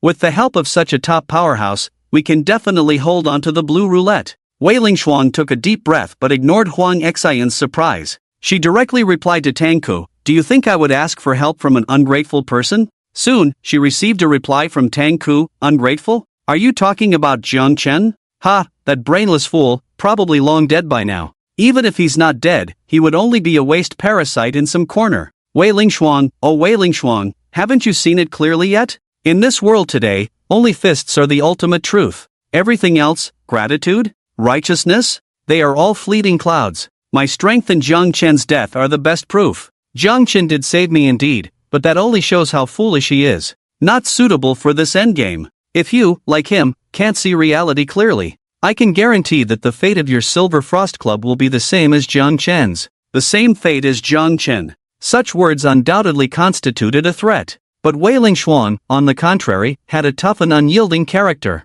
She clenched her phone tightly. Just as she was about to firmly reject Tang Ke's kind offer, a voice of surprise suddenly came from outside the meeting room. Sister Shuang, good news! Rushing in was a young boy who looked underage, his face unable to hide his joy. Wei Lingxuan's eyes flickered. What good news? The young boy spoke excitedly. Those traitors who left our club before, now want to rejoin the club. Wei Lingxuan's mouth twitched slightly. Traitors who left the club want to come back to the Silver Frost Club? What's there to be happy about? Those who seek advantage are shallow-minded. They only see the superficial glory of the Silver Frost Club and immediately want to come back for a share. Once they realize the club's dangerous situation, they will probably want to escape again. Wei Lingxuan had no interest in those petty individuals returning to the club. However, after the young boy caught his breath, he quickly added, yes, I originally just wanted to send those traitors away. But they brought back a very important piece of information. Wei Lingxuan, what information? In the outskirts of Zheng City, in a third-rate force called the Joy Club. This young boy was named Su Xiaoduo, somewhat frail in physique. He took a breath and continued, this Joy Club has produced the second lucky person in our Zheng City who can refine the elixir of immortality. A lucky person who can refine the elixir of immortality? Wei Lingxuan's eyes lit up instantly upon hearing this. She didn't know what to think. Suddenly, she clenched her phone again and replied to Tang Ke, if you can get Chang Jiaoyi to urgently refine a batch of green elixirs of immortality for me, I might consider asking for your help. Upon hearing this, Su Xiaoduo beside her widened his eyes in surprise. Sister Shuang, what are you doing? Weren't you? Wei Lingxuan knew what he was about to say. She put away her phone and suddenly asked, Xiaoduo, why do you think only Chang Jiaoyi can refine the elixir of immortality in Zheng City? Su Xiaoduo was momentarily stunned. Because the longevity pill formula is too precious, no one else has drawn it out. Isn't that obvious? However, Wei Lingxuan shook her head slightly. The longevity pill formula is indeed very rare and difficult to draw out. But this doomsday game has been going on for a month now. Yet, there hasn't been a second person to draw out the longevity pill formula? With so many players in Zhangcheng, are they all just that unlucky? With these words, both Su Xiaoduo and Huang Xian fell silent for a moment. Wei Lingxuan continued in a solemn tone, from what I know, on the 10th day of the doomsday, there was another lucky one who could refine the longevity pill. However, that lucky one met an untimely death on the same night. Su Xiaoduo and Huang Xian's pupils dilated instantly. Surviving in this doomsday, they were not naive. They quickly realized, a player capable of refining the longevity pill is a coveted prize in the eyes of any faction. To everyone else, they are a treasure, but to one person, they are a thorn in the eye. Chang Jiaoyi. Huang Xian didn't know Chang Jiaoyi personally, but he had heard her name countless times. Her name even appeared prominently on the top 3 leaderboards. He had always been curious about what kind of legendary woman she was. Until this moment, he finally realized. She was probably a ruthless woman who stops at nothing. Wei Lingxuan didn't need to say much more and went straight to the point. I will try to divert Chang Jiaoyi's attention. Xiaoduo, have your brother go to the outskirts and negotiate with the player who can refine the longevity pill in person. Get him to our Silver Frost Club as soon as possible. Also, the matter of him being able to refine the longevity pill must be kept as secret as possible. Su Xiaoduo nodded firmly, no problem. Sister Shuang, rest assured, because of the area announcement triggered by XINGE this time and the advertisements on the forum, our Silver Frost Club has become quite famous. Many players admire and aspire to join our club. This recruitment operation shouldn't be too difficult. Yes, not everyone, like Wei Lingxuan and Zhang Chen, could see the hidden dangers behind the prosperity. Most ordinary players only thought that the Silver Frost Club was likely to rise to power through this opportunity. The events at the Silver Frost Club and the crisis facing Sun Hao were unknown to Zhang Chen. He simply browsed the chat channels and forums briefly and then shifted his focus to the trading area. The trading function for official players was the key to his rapid rise. However, the entire trading area was still limited to the Zhangcheng region. It was still not possible to trade with players worldwide. The regional trading area was currently divided into public trading area, friend trading area, and VIP trading area. Zhang Chen had just become an official player and hadn't added any friends yet. Therefore, the friend trading area was empty. He could only use the public trading area for now. However, the public trading area had many drawbacks. For example, sellers had to publish their real names when listing items for sale. Additionally, the two parties involved in a trade couldn't chat privately but had to communicate publicly in the chat section below the trade listing. This public communication allowed other buyers to see everything clearly. Often, some players who had no intention of buying would go to someone else's trade listing and devalue the items on purpose. There were even some malicious competitors who would advertise their own items under someone else's trade listing. In short, the atmosphere in the public trading area was extremely unpleasant. Players in later generations even jokingly referred to it as the rotten fish and shrimp trading area. Truly powerful players generally chose to trade in the VIP trading area. The trading experience there is obviously more comfortable. However, it's a pity. The use of the VIP trading area requires a certain level of wealth from players. Jiang Chen, who has just become an official player, naturally cannot use the VIP trading area. But it doesn't matter. He went directly to the public trading area to take a look. Not surprisingly, he found that the most common items for sale in the public trading area were various kinds of trash turntables.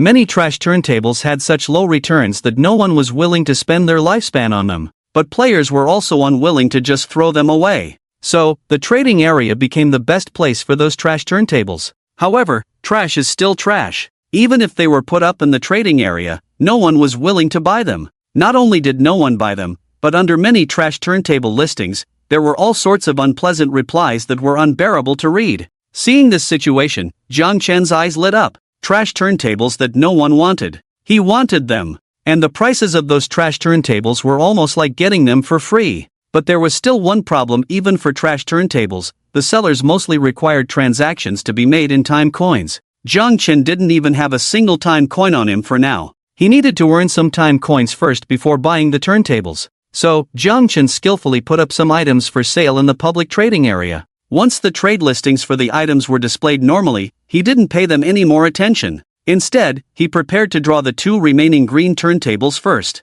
However, what Jiang Chen, who had shifted his focus back to reality, didn't know was that his trade listing had quickly attracted attention in the public trading area. First, various angry replies quickly appeared below his trade listing. Hey buddy, have you gone crazy about money? Selling a mere turntable for 100 years coins? I advise you to quickly change the selling price to 100 points coins. I'm considering buying your trash turntable. What the heck? Is this a cursed turntable? Is the stupid seller out of his mind? The existence of cursed turntables should be kept as a secret. Yet you're openly selling it? Are you out of your mind? Stupid thing. Take down this turntable quickly. Otherwise, I will make sure you can't survive in the entire Jiangqing area. Why not keep the condensed 100-year longevity pill for yourself? Do you have to vent your frustration here? You motherless dog. Take it down. Take it down now. Otherwise, I will kill you. The various insults were unbearable to read. Because during this period, information about cursed turntables was ultimately known to only a few people. By putting it out in the open, Jiang Chen had somewhat disrupted the plans of those scam artists who didn't want more people to know about the existence of cursed turntables. They naturally hoped that Jiang Chen would take down the cursed turntable as soon as possible. However, soon enough, amidst those foul insults, some replies of a different style emerged. Jiang Chen, you're still alive? Have you become an official player? Jiang Chen? Are you the Jiang Chen from Hanjian University? Jiang Chen? Are you the Jiang Chen from Starlight Fashion Factory? In the Doomsday game, there were no so-called game nicknames. Instead, players were directly referred to by their names. Even the names on the leaderboard were mostly real names. Of course, there was an item called the name change card that allowed players to modify their names. And in the public trading area that Jiang Chen used, the seller's name could not be hidden. So, the two words Jiang Chen were clearly displayed in front of his trade listing. However, the name Jiang Chen was not too uncommon. It was very common to encounter situations of people with the same name in the trading area.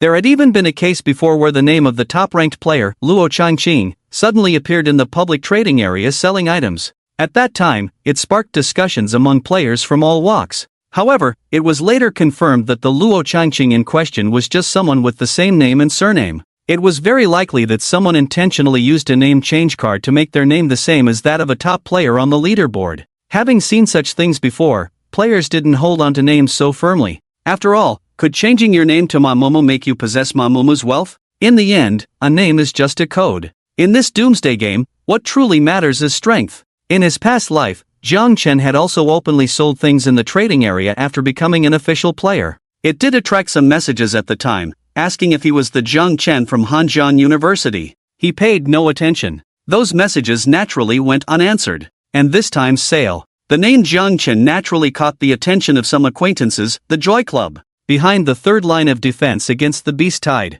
Sun Hao also saw the entry in the public trading area. He was taken aback for a moment but quickly shook his head slightly. He thought it must be a coincidence of names. After all, Jiang Chen, who was a tumor bug, had less than a year of life left. In that situation, how could he become an official player in such a short time? At the same time, at Qinhu Park, as the last group of players to descend into the world of fierce beasts in Qinhu, Liao Yuanfeng had just received the longevity pill from the Blood Swallow Club and was about to explore the world of fierce beasts through the Qinhu Passage. But suddenly, he heard Guan Ling's voice. Team leader Liao, take a look at the trading area, there's someone named Jiang Chen selling accursed roulette. Jiang Chen? Liao Yuanfeng was surprised and immediately took out his phone to check the public trading area. However, he soon shook his head and smiled, just a coincidence of names. According to the information you previously obtained through skill investigation, Jiang Chen only has 21 years of life. Even if he had unbelievably good luck and obtained a leveling card as soon as he entered the world of fierce beasts,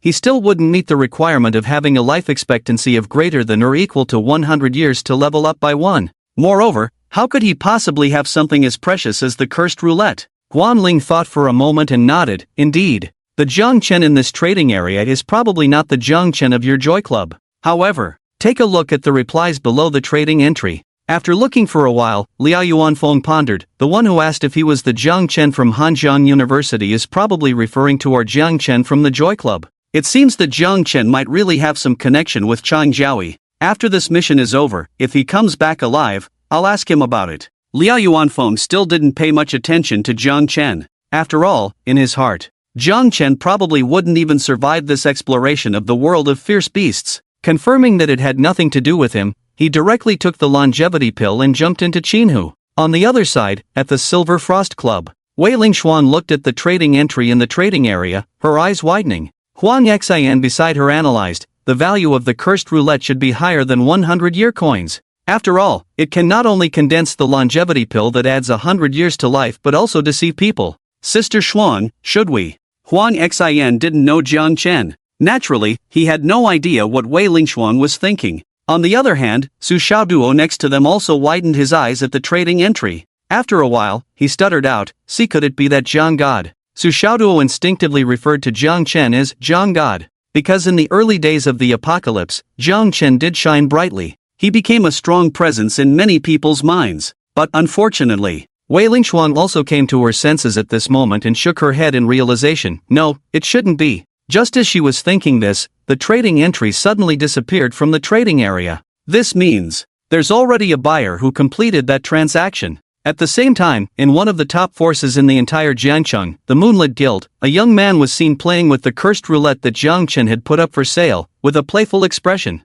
At the same time, a message popped up on his phone from a friend. "Chang Jiaoyi, have you checked the public trading area?" Tang Ke smiled faintly and replied confidently, "Just a name, what are you afraid of?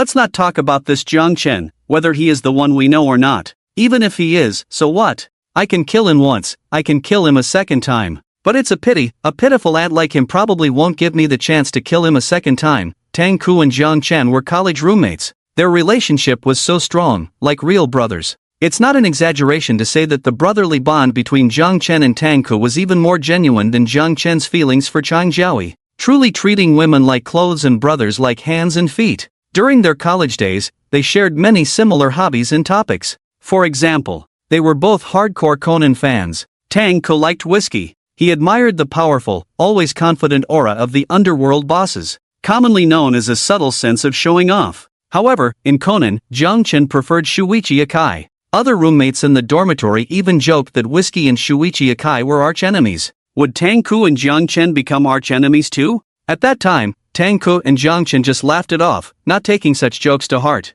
Jiang Chen even jokingly said, "Arch-enemies my ass. We're good brothers for life." However, now, as Tang Ke reminisced about the good old days of college, he couldn't help but feel a bit sentimental. Those were good times. Unfortunately, times change. He simply made choices to adapt to the times. He remembered that in Detective Conan, Whiskey had said similar words. If he could kill Shuichi Akai again, he would only feel excited. Tang Ke felt the same way. It's just a pity. He might have become like Whiskey. But Jiang Chen clearly wasn't worthy of being his archenemy. He had surpassed Jiang Chen by far too much. This vast difference made him not even interested in killing Jiang Chen a second time. After all, why would an elephant be keen on stepping on ants? Tang Ku's gaze was forward-looking, like the big shots in Jiangcheng, Luo Changqing, and like the world-class big shot who triggered the world announcement multiple times, Jean Bewley. As for Jiang Chen, he had been left far behind by him, to the point where there might not even be a body left. However, thinking back to the friendship they had in college and then thinking about Jiang Chen's death, Tang Ku couldn't help but feel a little sad deep down. Jiang Chen naturally had no idea that his former good buddy was actually fantasizing about his body and pretending to feel a bit upset. At this moment, he was nestled in a mountain hollow in the beast world of Qinhu Lake. He still held 2 green roulette discs in his hands. Yes, those 2 remaining green roulette discs that Jiang Chen hadn't drawn yet. He was supposed to draw them. It's just that he suddenly thought of something. So, he first waited for the 100-year coins from the cursed roulette to be credited. Then, he carefully selected a green roulette in the trading area and bought it for 5-hour coins. There was no expression on his face. Pressing the green roulette in his palm, he shouted, "Draw." Then came the familiar sound of a notification, "Ding, congratulations on drawing the reward, Eye of Insight." At the same time, a black bead the size of a ping-pong ball appeared in his hand. Without a word, Jiang Chen skillfully used the black bead. The originally pure black bead suddenly transformed into the shape of a mysterious eyeball. Jiang Chen placed the eyeball on the ground. The eyeball began to rotate spontaneously on the ground. After turning a few times, the black eyeball suddenly stopped as if stuck, emitting a mechanical voice. "Detected Eye of Espionage, currently analyzing and eliminating." Upon hearing this voice, Jiang Chen's expression froze. After a dozen seconds, a barely noticeable speck of dust slowly fell in the air around him. It was the Eye of Espionage. In the backdrop of the Doomsday game, there were countless magical props. The effect of the Eye of Espionage was similar to a camera, allowing surveillance of others. The key was that its appearance was extremely discreet, completely imperceptible to the naked eye. Only the corresponding prop Eye of Investigation could detect it. Originally, Jiang Chen indeed intended to draw the 2 remaining green discs in his hand. However, in the end, he suddenly decided to first use the Eye of Investigation to check if there were any cameras around him. This behavior was entirely out of caution. He never expected that there would actually be an Eye of Espionage around him. Who could it be? The cunning Li Xiao? No, Li Xiao had no grudge against him.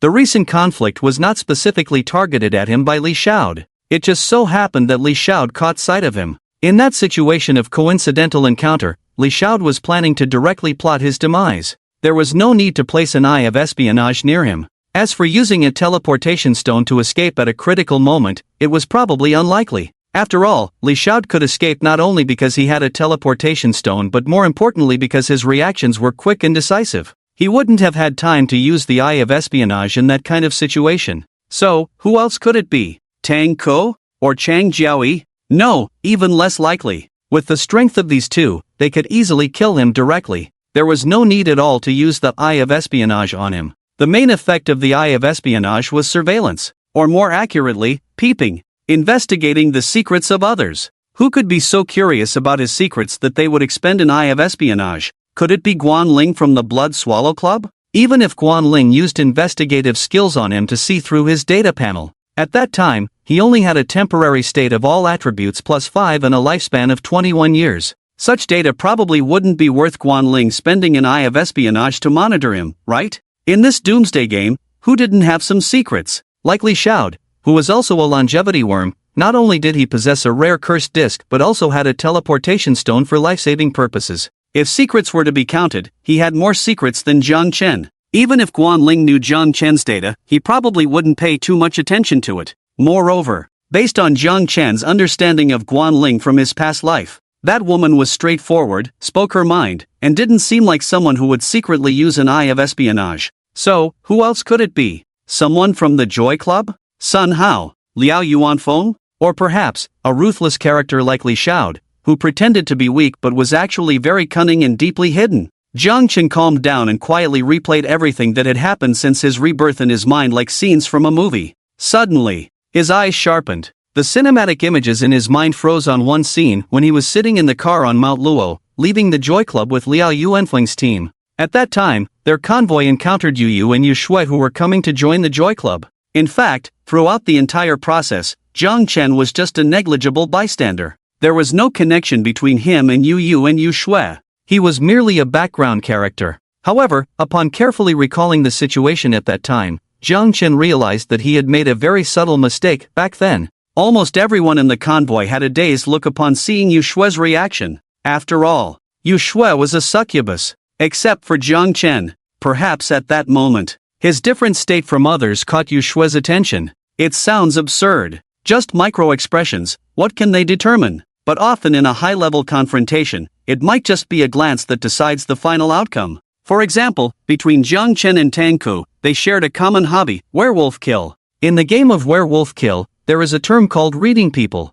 It means to judge whether someone is a werewolf based on their micro-expressions when drawing cards. The top reading people players can indeed identify all 4 werewolves just by micro-expressions. So, when Jiang Chen faced Yu and Yu Shue's micro-expressions, perhaps those two noticed something unusual. And with Yu's pseudo-gentleman personality, he really seems like the kind of person who would use prying eyes on others, a little sneak peek into others' secrets. And if it really was Yu, Jiang Chen wasn't too worried. After all, since he met Yu, he had only used 6 spins. 6 spins of the wheel, all resulting in positive effects. At first glance, it does seem a bit absurd, but not entirely impossible. There are always some lucky ones, whose luck is as if they were the illegitimate child of the god of luck. Moreover, in the Doomsday game, there are some blessing effects that can temporarily increase a player's luck. Like Yu's own moon goddess blessing in his status bar, which is a temporary effect that increases luck. And then there's the lucky bracelet, a special item. Even if Yu were to discover something happening to Jiang Chen,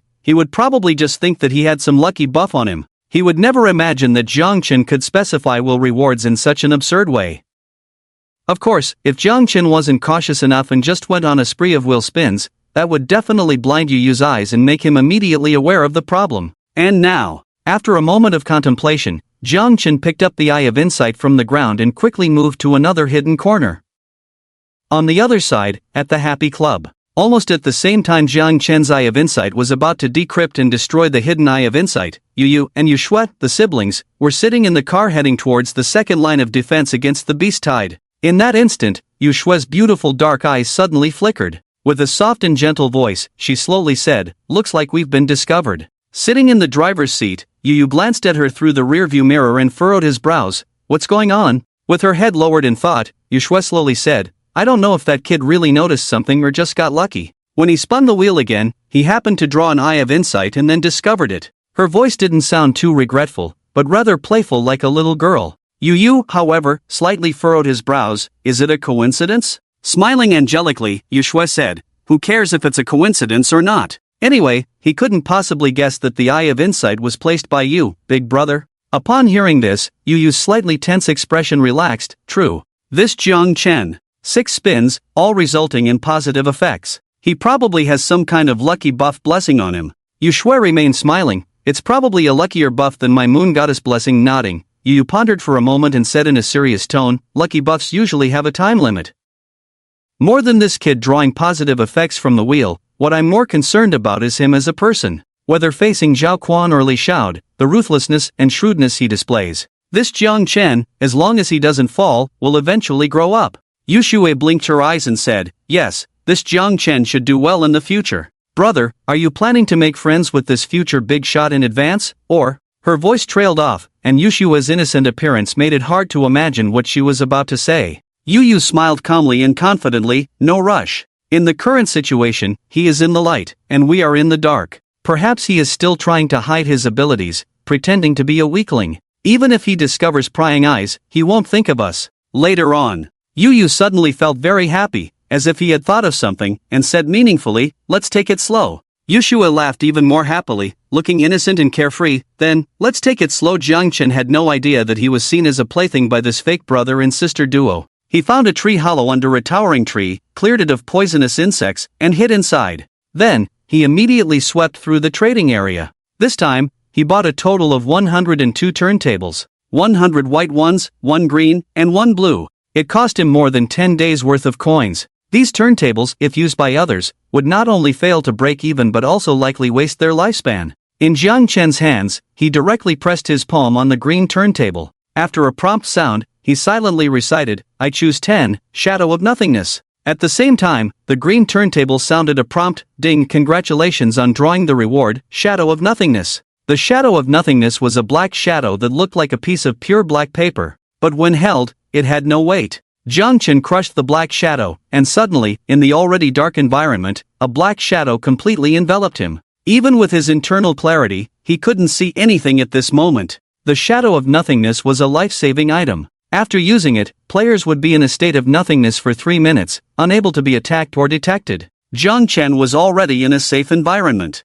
He used this item not to protect himself but to protect his secret. Everyone has secrets in this world. Facing Zhao Quan and Li Xiao before, even if discovered, it wouldn't matter much. After all, those methods of dealing with people were still within the realm of normalcy. At most, it would make people realize that he was not simple and might be pretending to be weak. Even if old acquaintances who knew Jiang Chen found out, they probably wouldn't be too surprised. They might just be amazed at his good luck in drawing good prizes. However, what Jiang Chen was about to do next was absolutely shocking and beyond the comprehension of ordinary people. The secret of specifying turntable rewards must not be discovered by anyone under any circumstances. That's why he specifically used the shadow of nothingness. The effect of the shadow of nothingness only lasted for 3 minutes. Jiang Chen wasted no time. He rapidly pressed the white turntables one after another. Meanwhile, within the range of the shadow of nothingness, a continuous stream of crazy prompts sounded. Ding! Congratulations on drawing the reward, +1 to all attributes.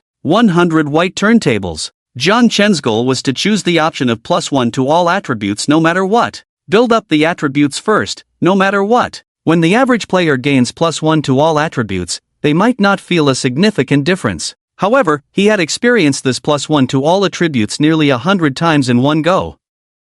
During this process, his body once again felt the refreshing and invigorating sensation he had when he leveled up to level 1. At the same time, there was a sensation similar to the warmth and swelling all over his body when he used a strengthening potion before. And just as this feeling was approaching its limit, amidst the continuous sounds, a different prompt suddenly appeared. Ding! All your attributes have reached the current level cap. Please level up as soon as possible. Attribute cap? What in the world is an attribute cap? Jiang Chen had never heard of this concept in his past life. But with a simple thought, it was easy to understand. Based on the current situation, the level 1 attribute cap is 100. This value was already quite absurd. The attribute conditions a player needed to meet to reach level 1 were just greater than or equal to 1. There was a direct difference of 100 times between them. Jiang Chen almost dared to believe. Currently, it was unlikely for anyone to trigger such an absurd attribute cap prompt. Even in his past life, among the top-tier experts, no one could have triggered the attribute cap prompt at level 1. So, was he making history with this? But what was puzzling? Jiang Chen had originally thought that he could freely boost his attributes without any worries and then directly perform acts like at level 1, slay all tribes in the future. But now, he was clearly overthinking it. Since there was an attribute cap at level 1, it wasn't difficult to speculate that there might be one for every level thereafter. In other words, if he wanted his strength to grow rapidly while boosting his attributes, he couldn't neglect his level either. It was fine before reaching level 10. As long as he wanted to, leveling up could be as easy as boosting attributes. He could easily soar to level 10 in no time. But the problem was, once he hacked his way to level 10 and wanted to continue enhancing his strength, he would have to consider the issue of changing professions. And the key point of this issue lay in the profession roulette.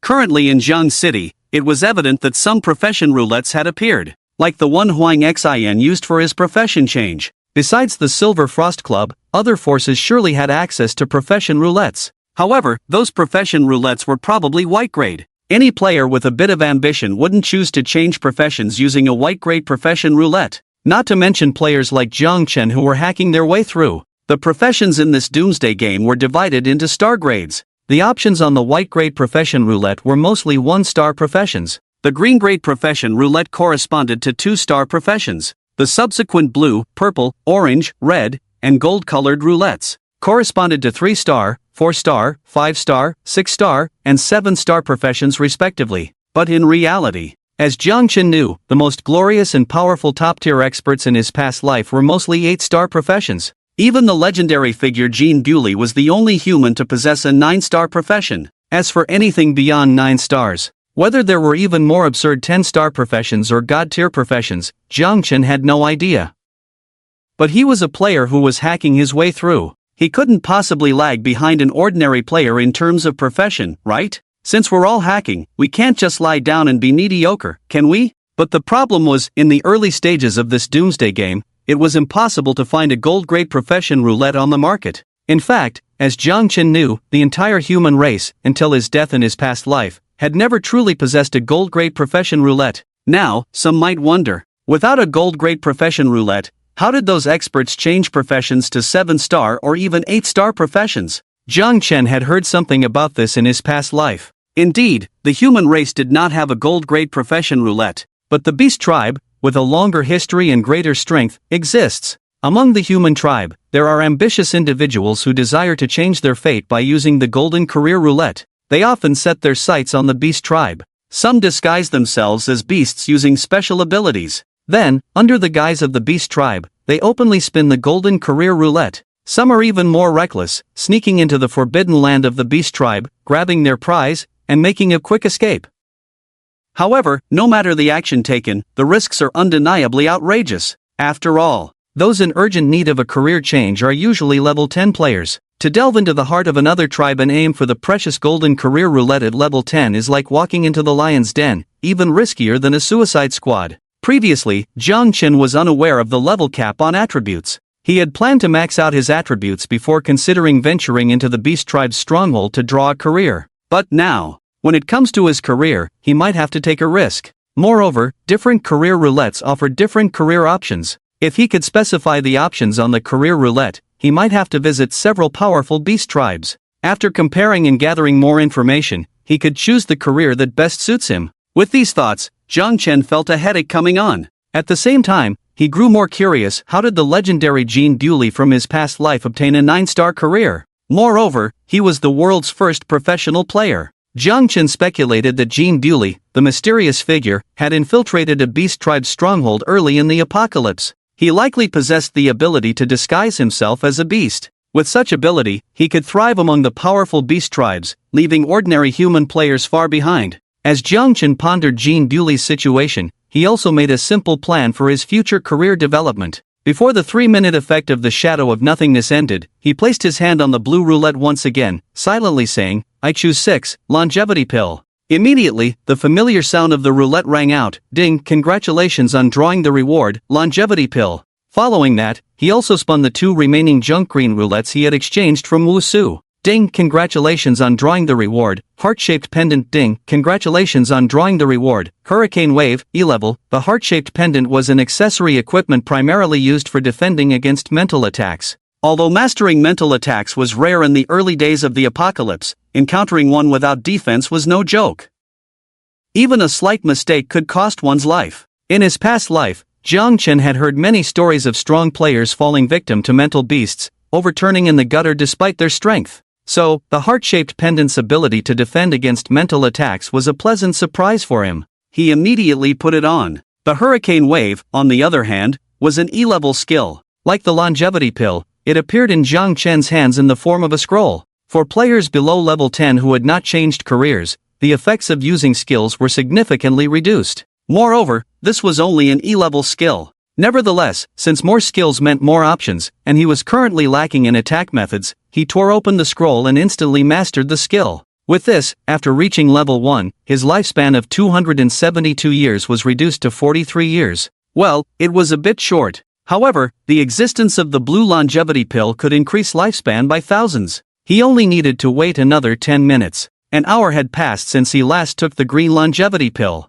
Soon, he could take the blue longevity pill and extend his life once again. Jiang Chen stored the blue longevity pill in his spatial watch. After a moment, the void shadows lingering around him automatically dissipated. The void shadows seemed very powerful and invincible, but there was a significant difference between them and a genuine invincible state. In a typical invincible state, players are not constrained. They can choose to flee or engage in battle. However, the void shadows seemed more like imprisoning the players. Although the imprisoned players would not be attacked or probed during those 3 minutes, they also couldn't move or perceive anything outside the void shadows. They could only wait in the darkness as if imprisoned for 3 minutes. After 3 minutes, they would have to face whatever was awaiting them. If it was during a battle, the use of void shadows could at most delay the players for 3 minutes to recover. That's why this life-saving item could only be drawn from a mere green roulette. Jiang Chen spent those 3 minutes inside, unable to sense anything outside. Only when the void shadows dispersed did he realize, beyond the tree hollow where he was, sounds of fighting and killing could be heard.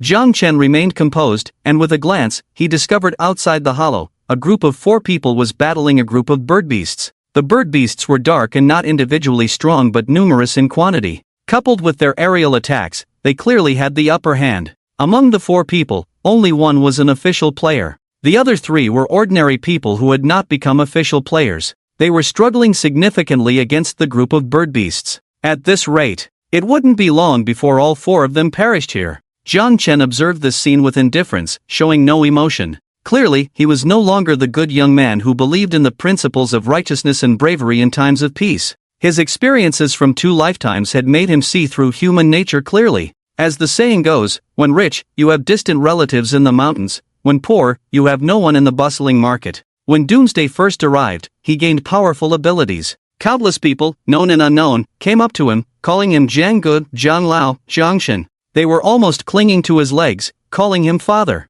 However, when his powers expired, and he returned to being an ordinary person, how did those people treat him? With gratitude? Ha! Those who didn't come to kick him while he was down were already considered kind-hearted people. Jiang Chen had figured out in his past life, would those weaklings who depended on the strong truly be grateful for the protection of the strong from their hearts? No! They would only feel resentful and envious. They would think, why does he get to be strong while I'm just a waste? Why does he have good luck, drawing out good things, while I waste my life and get nothing in return? The vast majority of people in this world are not afraid of scarcity but of inequality. And the existence of the wheel of fate is inherently unjust. It causes too much psychological imbalance for players. When you spend a year of your life drawing out a piece of crap and see someone else draw out a longevity pill, how would you feel? Congratulations? Ha ha, jealousy and imbalance are the true feelings of normal people. And now, Jiang Chen. With 100 points in all attributes, it would be effortless for him to eliminate the group of bird beasts,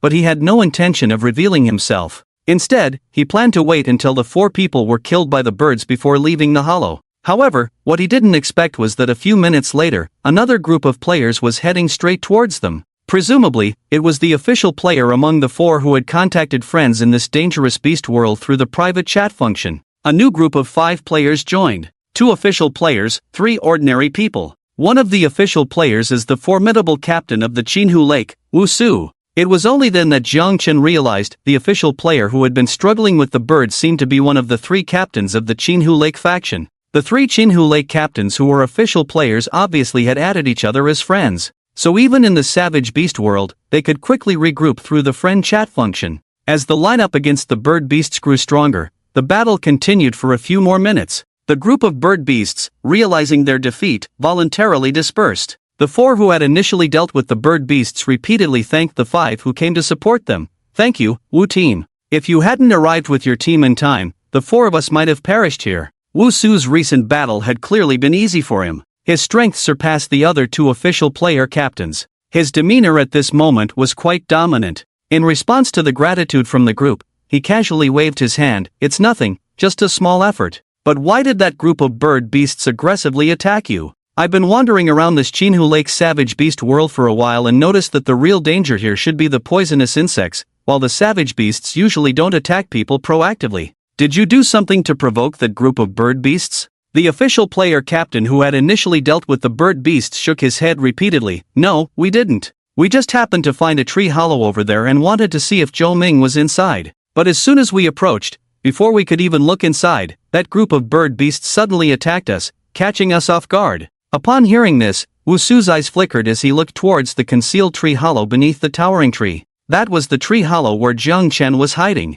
He furrowed his brows slightly, feeling hesitant, because he still had a teleportation symbol he had drawn from the white roulette earlier. By using the teleportation symbol, he could instantly leave this place to avoid unnecessary trouble. However, that thing was also drawn from the white roulette. Jiang Chen had been frugal in his past life. It made him reluctant to waste a teleportation symbol just to avoid someone, especially someone less powerful than him. He was somewhat unwilling. Just as he was thinking, Wu Su had already walked up to the tree hollow. Someone! Wu Su reacted quickly, instinctively gripping his weapon, ready for combat. However, he soon realized and unexpectedly exclaimed, Jiang Chen? Is that you? His tone carried a hint of surprise. Jiang Chen thought for a moment and then voluntarily emerged from the tree hollow, saying, It's me. Behind Wusu, the other two Chinhu Lake captains looked at him, frowning deeply. Especially the one who had initially dealt with the bird flock directly pointed at Jiang Chen and scolded, "You were hiding in the tree hollow all alone? When we were fighting the bird beasts just now, why didn't you say a word or come out to help?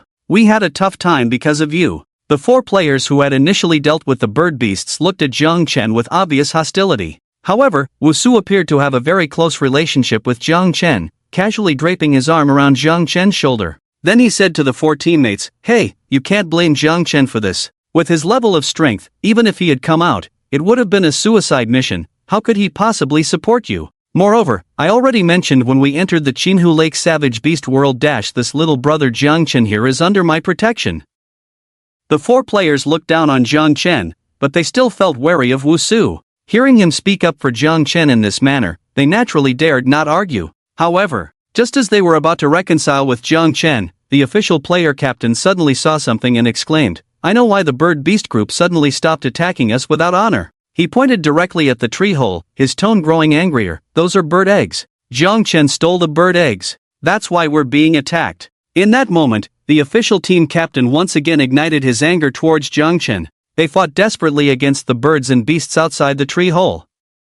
And the birds and beasts were coming for Jiang Chen. Yet Jiang Chen was hiding silently inside the tree hole. Moreover, the captain scolded Jiang Chen furiously, "Are you an idiot? You didn't take Captain Liao's words to heart, did you? He said to restrain your curiosity in the savage world, not to provoke the beasts. Yet you still stole the eggs." In the recent situation, the captain almost died under the bird flock. Naturally, he was furious now. He didn't dare to offend Wusu. But as an official player, did he not even have the right to scold a useless person? Furthermore, this captain understood Wusu. He vaguely felt that Wusu might not genuinely be covering for Jiang Chen. Wusu was the type who wouldn't act without personal gain. How could he show kindness to a useless person? Indeed, Wusu had his arm around Jiang Chen's shoulder, appearing friendly, but when his gaze swept into the tree hole, he sarcastically remarked, "Hey, that's a dark bird egg. This is your fault, Jiang Chen. You attracted the bird flock, yet you hide here pretending to be dead. Isn't that a bit unethical?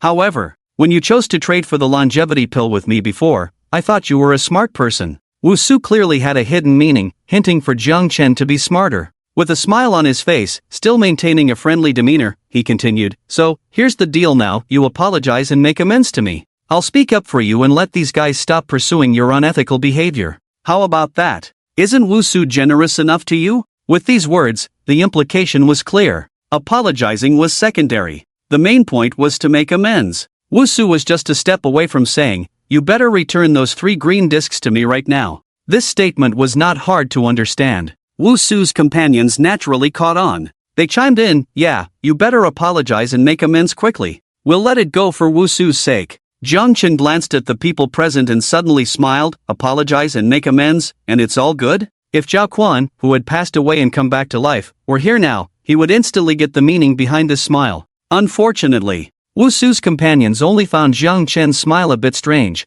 failing to realize the seriousness of the situation. On the other hand, Wusu was not pleased with Jiang Chen's smile. His expression darkened momentarily, his voice turning slightly menacing. "What do you mean? Do you really think you can rely on the Joy Club to protect you from me? Do you think Wusu?" Wusu's threatening tone was reminiscent of when he threatened Jiang Chen during the disc trade, but this time, he didn't finish his threat as he noticed his teammates' terrified expressions beside him. At the same time, accompanied by their exclamations, "Damn! More and stronger bird flock than before. We're done for. We're done for. Jiang Chen. It's all because of Jiang Chen. You bastard, you're going to get us killed." Jiang Chen also noticed. At this moment, with their group at the center, they were surrounded from all sides by a terrifying number of birds and beasts. And this time, the birds and beasts not only increased in number but their aura was noticeably stronger. These birds and beasts were clearly stronger than the previous group that had dispersed on their own. It turned out that the previous group of birds and beasts did not leave voluntarily. But reinforcements have arrived. It feels like, before it was the bird beast mother with her little sisters trying to retrieve the bird eggs. And now, the bird beast mother has summoned a terrifying number of bird beast fathers. Or is it? The scene at this moment might make those with a fear of crowds faint on the spot. The pitch-black birds look like a terrifying dark cloud, swooping in from all directions. Even Jiang Chen, with his already strong attributes, feels a tingling sensation on his scalp. No matter how strong his attributes are, he probably can't defeat such a terrifying army of bird beasts. But luckily, he has a teleportation symbol in his spatial watch. Choosing the teleportation symbol from the 3 white discs selected from Manhwa was indeed the right choice. This thing is incredibly effective for escaping and saving one's life. Teleportation symbol. Who has a teleportation symbol? We can only escape using the teleportation symbol now. We don't have it. We don't have a teleportation symbol. It's over. We're finished. We're all going to die. Jiang Chen, it's all your fault.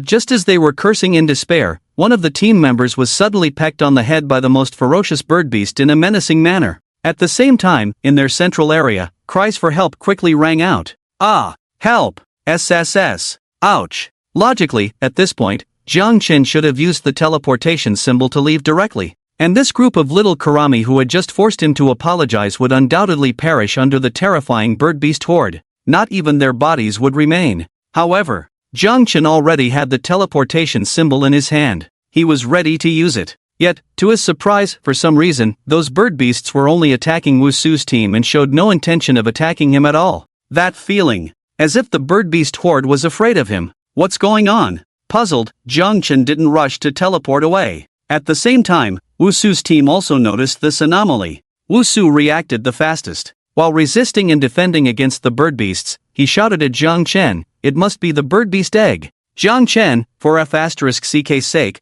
give me the bird beast egg now." Jiang Chen was also curious about the reason. After a moment of thought, he obediently took the bird beast egg out of the tree hollow and threw it to Wusu. The moment Wusu caught the bird beast egg, he felt like he had caught a lifeline and burst into wild joy.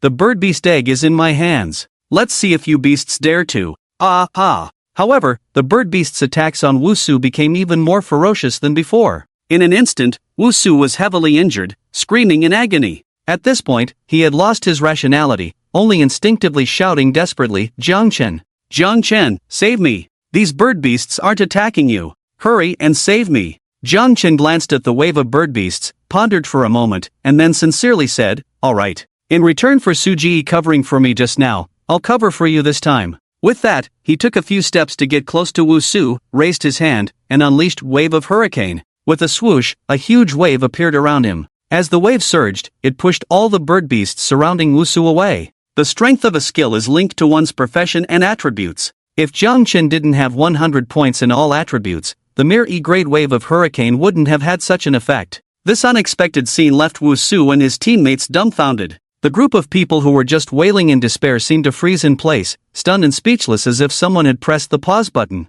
Shocked, unbelieving, and terrified. Wusu had previously hinted to Jiang Chen to be smart, and in reality, he was quite smart himself. At this moment, he was one of the first to react. Just now, he lost his mind and cried out for help, making his voice a little hoarse. The voice that spoke at this moment was not only hoarse but also trembling uncontrollably. I was wrong. It's my fault, Jiang Chen. I was wrong. I apologize to you. It was evident that Wusu did not immediately enjoy the joy of being saved by Jiang Chen. It was only at this moment that he finally realized what exactly did Jiang Chen's strange smile just now mean. It was murderous intent. Even before this powerful flock of birds attacked, Jiang Chen had already harbored murderous intent towards him. In this situation, how could he possibly save him? So Wusu, terrified and panicked, kept apologizing. Yes, apologizing. In this apocalyptic game, it was always the weak who apologized to the strong. As for right or wrong,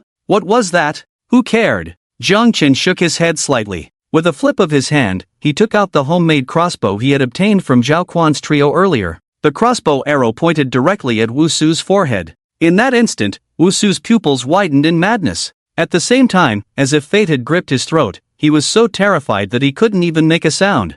The crossbow arrow shot into Wusu's forehead at close range. In an instant, he couldn't be more dead. He even died with his eyes wide open, just like Zhao Quan before him. And this scene, Wusu's few teammates watching looked even more horrified, as if they had seen a ghost. Their reactions were even worse than Wusu's. Some imitated Wusu's earlier behavior, frantically apologizing and begging for mercy. Some had wild and fearful thoughts. This person is not Jiang Chen. He must be some beast clan leader disguised as Jiang Chen. Yes, he must be a beast clan leader in human form. That's why these birds don't attack him, because there's bloodline suppression among the beast clans. Yes, it must be like this. Obviously, a few of the little Karamis had already been scared silly. When these remarks came out, their mental states were already abnormal. Jiang Chen didn't personally deal with them. Instead, with a flash, he jumped out of the encirclement of birds and beasts, those creatures that seemed to fear him and didn't attack him on their own. After he left, they launched a more fierce attack on that team.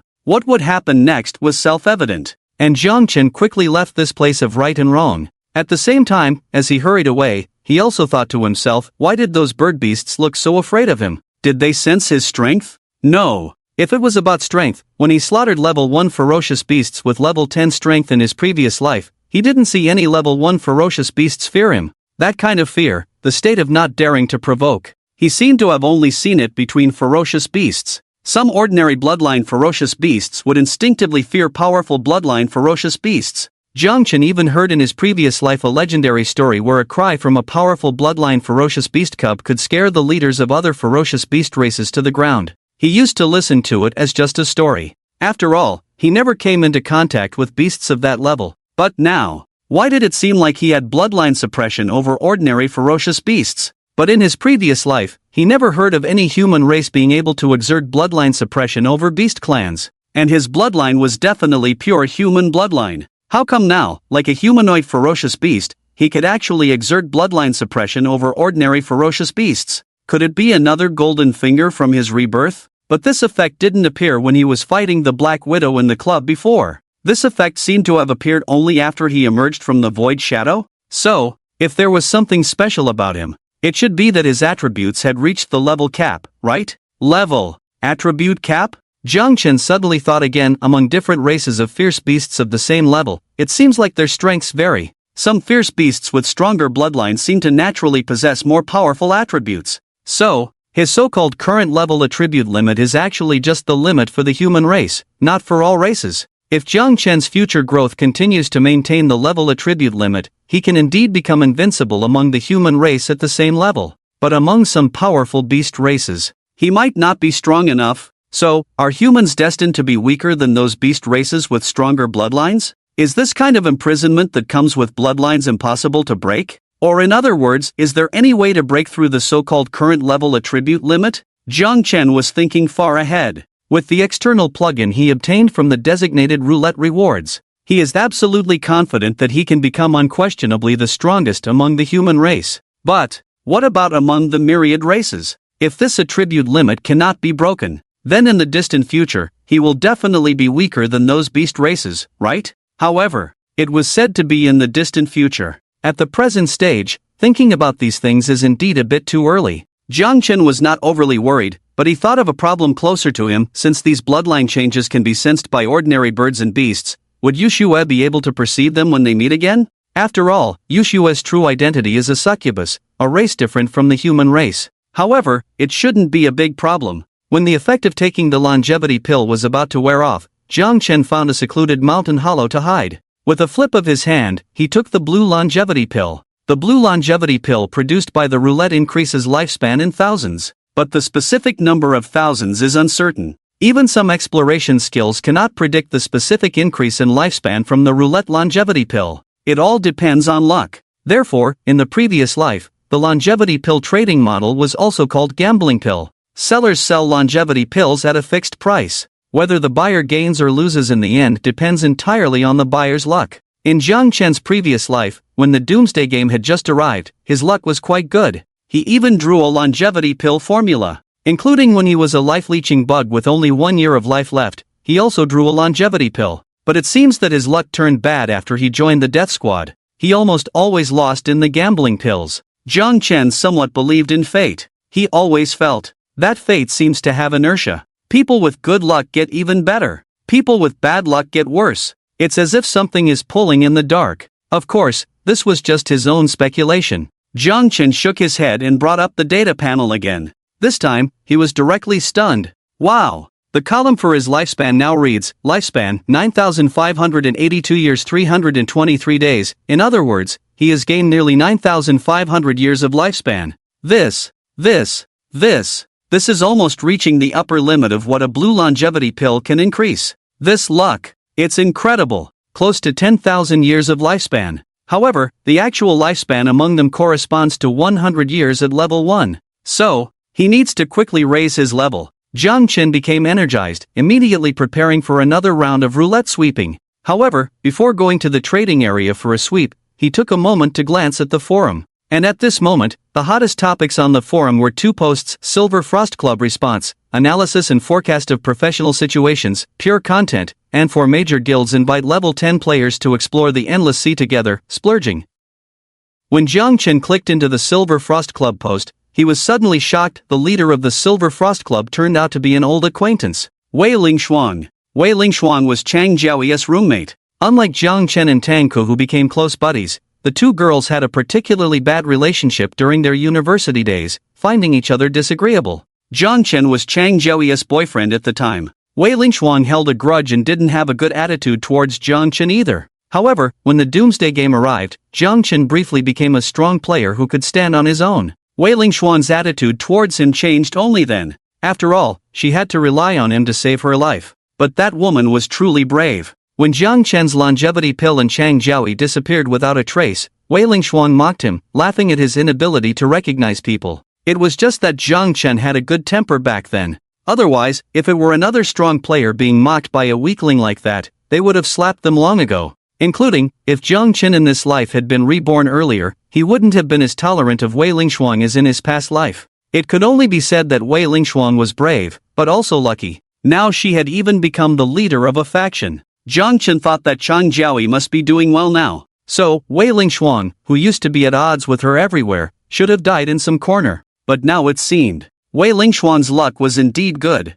However, it was only for now. When Jiang Chen became an official player in his past life, the Silver Frost Club no longer existed in this world. That woman's good luck was probably coming to an end. I wonder if Chang Jiaoyi had a hand in the downfall of the Silver Frost Club? Jiang Chen shook his head slightly, not thinking too much about it. He never thought about changing the fate of the Silver Frost Club. After all, between him and Wei Lingshuang, it was Wei Lingshuang who owed him a life-saving favor. He didn't know Wei Lingshuang anything. In this life, he wasn't planning to be a great philanthropist. Being a decent person was good enough. Jiang Chen briefly looked at the post and realized that Wei Lingshuang was quite clever. Her post not only responded to the players' doubts about her using Huang Xin but also superficially analyzed the differences between professions and how to follow professional rules. However, the real purpose should be to reduce the coveting of the blue profession roulette of the Silver Frost Club by the strong players. Although leveling up to level 10 wasn't very difficult in this end-of-the-world game, players who could reach level 10 at this stage were already ahead of the vast majority of players.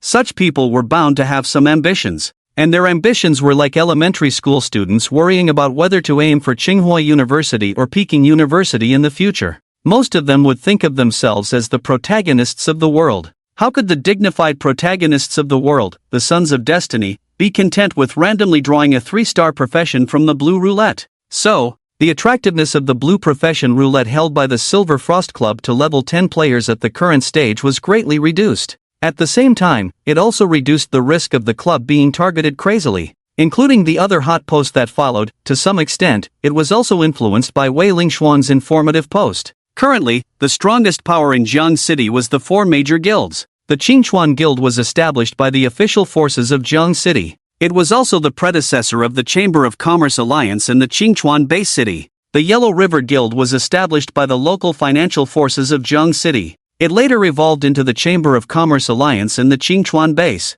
The Thunder Star Guild. Jiang Chen remembered that this force seemed to have suffered heavy losses while exploring the Endless Sea and quickly turned into dust in history. Finally, the Guild of Monthly Progression. This faction is quite unique. Because before the Doomsday, Zhangchang was known as the University City. The entire city had the highest number of universities in the country. So when the Doomsday arrived, the scale of university students in Zhangchang was quite terrifying. The Guild of Monthly Progression was established and developed by a group of university students, including Luo Changqing, the current top-ranked powerhouse, who is one of the leaders of the Guild of Monthly Progression. Yes, one of them. The entire Guild of Monthly Progression is not a one-man show but is jointly decided and developed by 4 leaders. Due to the numerous strong individuals within the guild, it is currently the strongest force in Zhangchang. However, in the previous life, the Guild of Monthly Progression did not thrive but rather disintegrated, crumbling into multiple smaller factions. The reasons for this, Jiang Chen from the previous life was not clear about. He only knew At present, the Guild of Monthly Progression is still the strongest among the 4 major guilds. And Tangku is currently in this guild, serving as one of the 4 leaders. In fact, when the Doomsday first arrived, Jiang Chen gained immense power and ambitions for the future. He had once discussed with Tangku about developing a force targeting the university students in Jiangcheng. Unfortunately, he not only failed to develop the force later on but also almost lost his life. On the other hand, Tangko, along with 3 other university student powerhouses, joined hands to establish the Guild of Monthly Progression. Does this count as inheriting Jiang Chen's aspirations? Why wouldn't it? Jiang Chen couldn't help but feel a bit sarcastic in his heart. After a brief scan of the post, he basically understood the objectives of the 4 major guilds. In simple terms, the current level 10 powerhouses are all eager to change professions. And not just any profession. They all want to switch to a promising career. Preferably, a 7-star profession drawn from the Golden Roulette. However, with the current trend, they continue to systematically explore the world of ferocious beasts within the Jiangcheng area. In the short term, and perhaps even within half a year, they may not achieve satisfactory results. So, the level 10 powerhouses couldn't sit still. They finally decided to leave Jiangcheng and explore the Endless Sea. The so-called Endless Sea is the sea area surrounding Jiangcheng. Before the Doomsday game, cities were adjacent to each other. However, this Doomsday game separated all cities with the Endless Sea. Moreover, looking out from the Endless Sea, one could not see any traces of other cities. Obviously, the Endless Sea was extremely mysterious. Previous players dared not venture into it. They only dared to explore the world of ferocious beasts connected within Jiangcheng. But now, the pressure to change professions fell on the level 10 players. They had to consider exploring the mysterious and unpredictable Endless Sea. And because this pressure was felt by all level 10 players in urgent need of a profession change, the 4 major guilds openly invited all level 10 players in the Jiangcheng area to explore together. Jiang Chen from the previous life was unaware of this matter. After all, at that time, he had just joined the Death Squad and was living the darkest and most obscure days. The activity of level 10 players exploring the Endless Sea had nothing to do with him. But now, he could easily reach level 10. The ambition and pressure to switch to a high-end profession also existed. So, Jiang Chen briefly noted down the important information from the post and then went on to sweep through the trading area. Because he had plenty of lifespan, he had enough roulette spins this time. He even purchased a batch of lottery tickets to save lifespan. Due to the existence of the lifespan parasite, the price of white roulette lottery tickets was generally low, but the prices were slightly higher for green and blue ones. In this major sweep, Jiang Chen almost invested all the time coins he earned from selling cursed roulette spins. He even found that the space watch he had won from the white roulette spins was not enough. So, he specifically used a green roulette spin to win another space watch. The green space watch is about a dozen square meters, a space the size of a small apartment.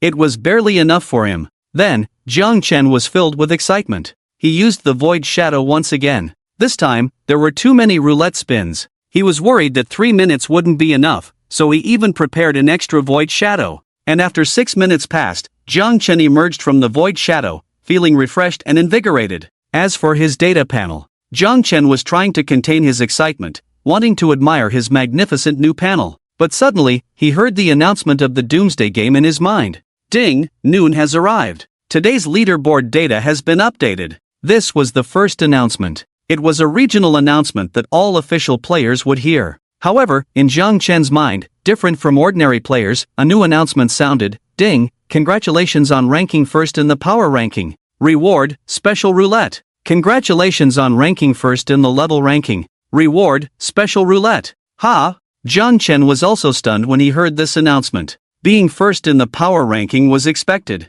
After all, not long ago, he had used the roulette to enhance his data panel to a terrifyingly magnificent level. He had even leveled up directly to level 10. His attributes had naturally reached the level 10 cap, so it was normal for his power to rank first in the Jiangcheng area. But, also first in level? Jiang Chen remembered that according to the ranking rules of the level ranking, players with the same level should be ranked based on the time of leveling up. So now, with all level 10 players on the leaderboard, the ranking showed the order in which players reached level 10. Jiang Chen shouldn't have been able to make it to the level ranking at all, right? He found it strange and subconsciously checked the reactions in the chat channel. Every day before midnight, the chat channel was already very lively. Players from all walks of life were looking forward to the leaderboard update, including this time.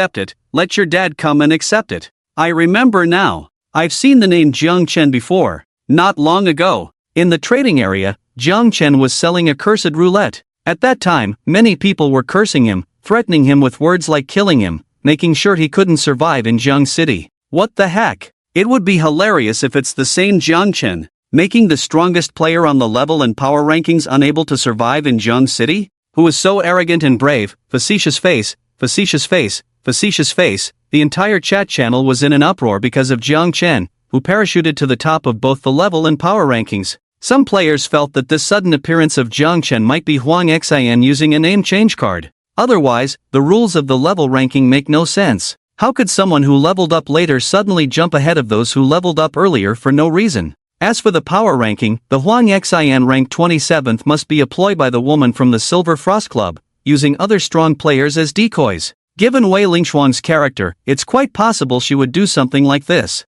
Other players, however, felt it couldn't be that complicated. This Jiang Chen is just another player who parachuted to the top of both rankings, with no connection to Huang Xian. As for how he could parachute to the top of the level ranking, maybe he used some magical item? After all, this is a doomsday game. All sorts of magical items could exist. Like, an item that reverses time? Anyway, this Jiang Chen might just be the one who was selling the cursed roulette in the trading area before. Players from all walks of life, making various speculations. Meanwhile, at the second defense line, Yu Yu and Yu Shui were fending off the beast tide. They were stunned by the situation while defending against the beasts. Due to the crowded and chaotic nature of the defense line, the two did not communicate directly. Instead, they used the friend system and the player function to chat privately. Yu Yu immediately sent a message to Yu Shui, "Jiang Chen? The Jiang Chen who hangs the curse roulette for sale, isn't he?" The rest of the words were left unsaid, but the meaning was clear. He was suspecting.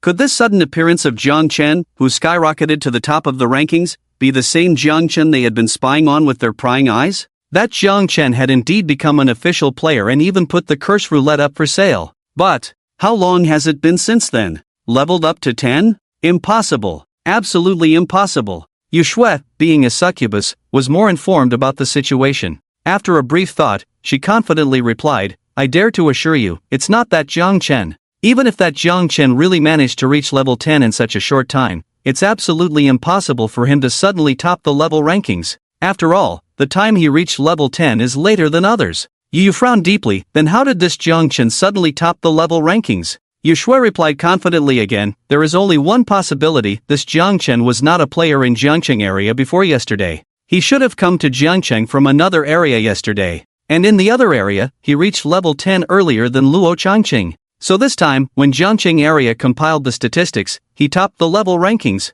Only this explanation makes sense. Everything else is impossible." Yu Shui spoke with conviction, as if she had already grasped the truth. After all, she was a succubus and knew more than Yu Yu. Yu Yu thought carefully and instantly found it very reasonable. Yes, it must be like this. It can only be like this. As he was thinking, he noticed a similar statement popping up on the forum. A post by Wei Lingshuang instantly became popular. The hot post title was directly "Silver Frost Club responds, Huang Xian did not use a name change card." Such baseless responses generally lack credibility. You say you didn't use a name change card, so you didn't? Then I can also say the fairy sister is my wife. However, Wei Lingshuang was quite clever. The content of her post was not just a response. It proposed a more easily acceptable scenario. The Jiang Chen who suddenly topped both rankings might be a player from another area. This assumption caused a stir in the chat channel. Another area. I can accept this statement. If players from other areas can really come to our area, then it seems reasonable to join the rankings.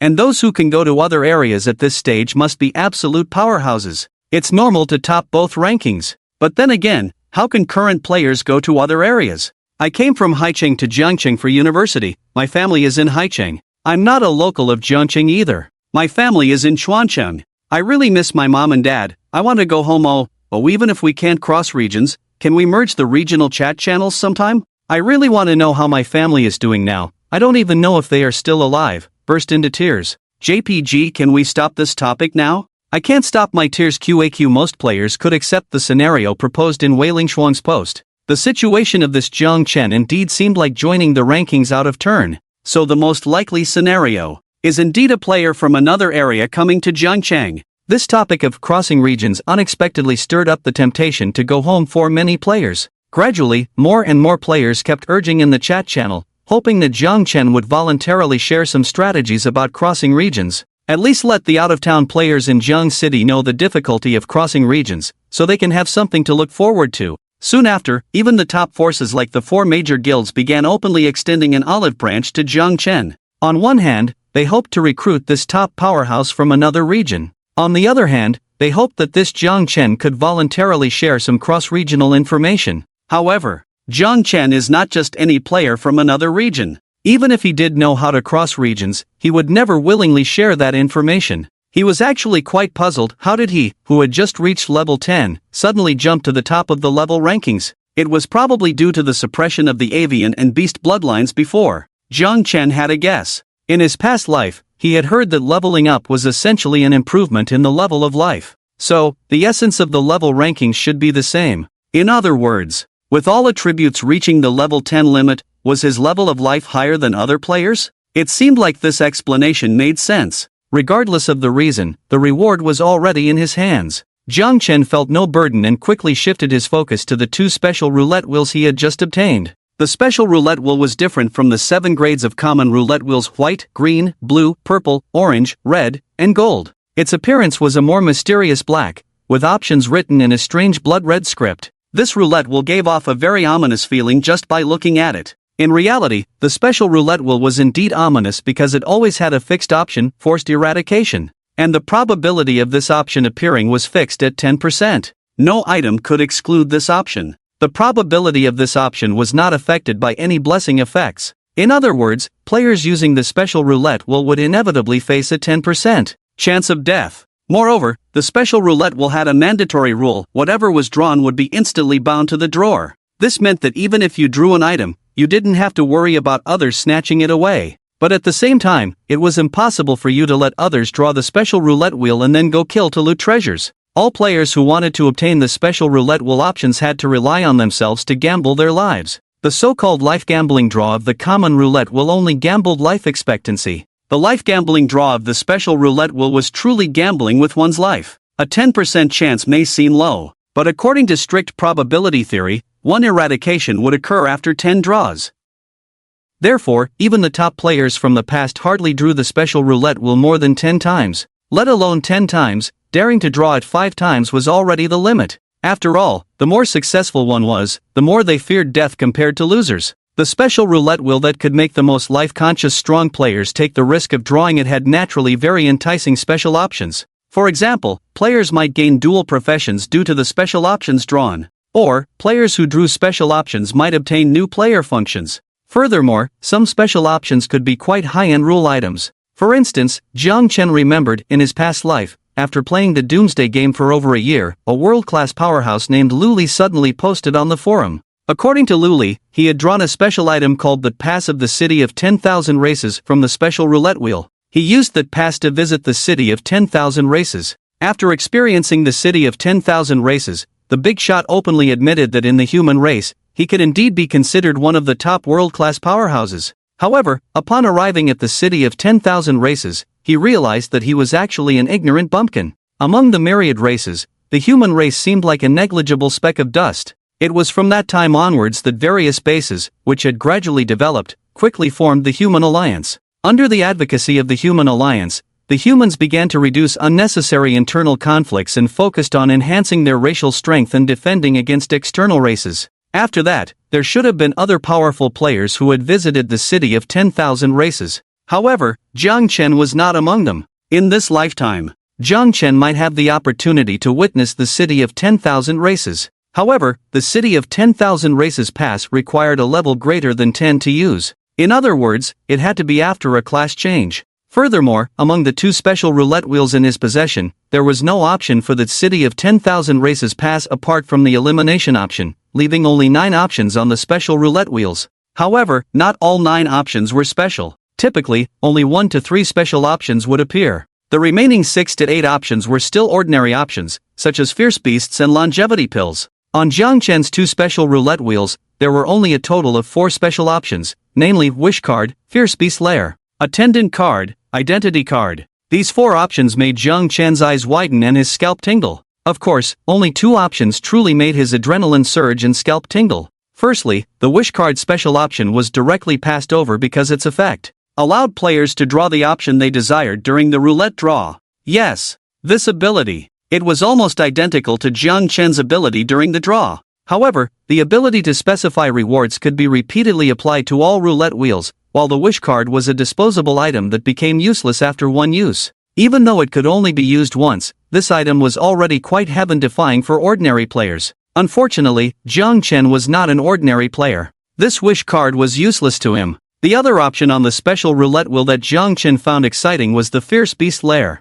This term was something Jiang Chen had seen on forums in his past life. In the Heavenly Heart base in his past life, there was a highly sensational auction robbery incident. Generally, auctions had powerful individuals overseeing them and would specifically set up spatial restrictions, preventing players from using spatial items like teleportation stones within the auction venue. However, in that robbery incident, a renowned strong individual disappeared without a trace in front of everyone after snatching a precious item. When this news was discussed on the forums later, a veteran player explained the robber had used the Fierce Beast Lair. The Fierce Beast Lair was a space completely owned by the binder. In that kind of lair space, there were some special beast races that were born with it. Other races could only obtain their own lair by drawing this special option. Of course, it was called a lair for beast races. In human terms, a more fitting name would be home. When players chose to go home from any location, they were not using spatial abilities but a rule-based ability similar to player functions. Therefore, the spatial restrictions in the auction venue did not affect that strong individual.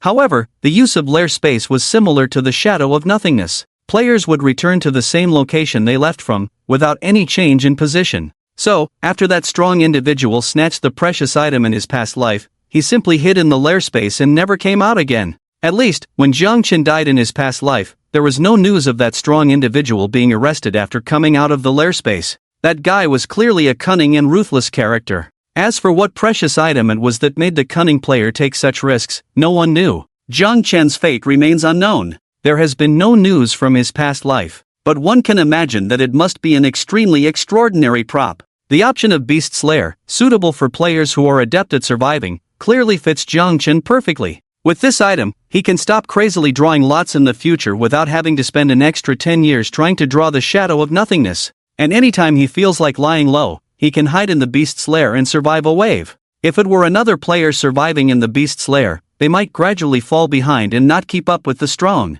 But not Jiang Chen. He can quickly become stronger even while lying down. So, never mind if the wish card is useless to him. Even if it's a very effective special option, he would probably still choose the Beast's Lair. This thing is simply tailor-made for him. Without hesitation, Jiang Chen placed his palm on the special roulette. With the prompt, he silently recited in his mind, "I choose 6, Beast's Lair." At the same time, there was no sound from the roulette for this special draw. Instead, a Doomsday Game announcement rang in his mind, ding. Congratulations on drawing the Beast's Lair. Would you like to bind it? Yes/no? Ha! You can choose whether to bind it or not. Since Jiang Chen chose to draw it, of course, he would bind it. Without hesitation, he thought, yes. Binding to human's lair for you. Ding, binding successful. This binding process made Jiang Chen realize even more clearly, this Beast's Lair seems to be not just an alternate space but also a complete player function. Indeed, as his consciousness sank into his mind, he discovered an additional human's lair in his player function.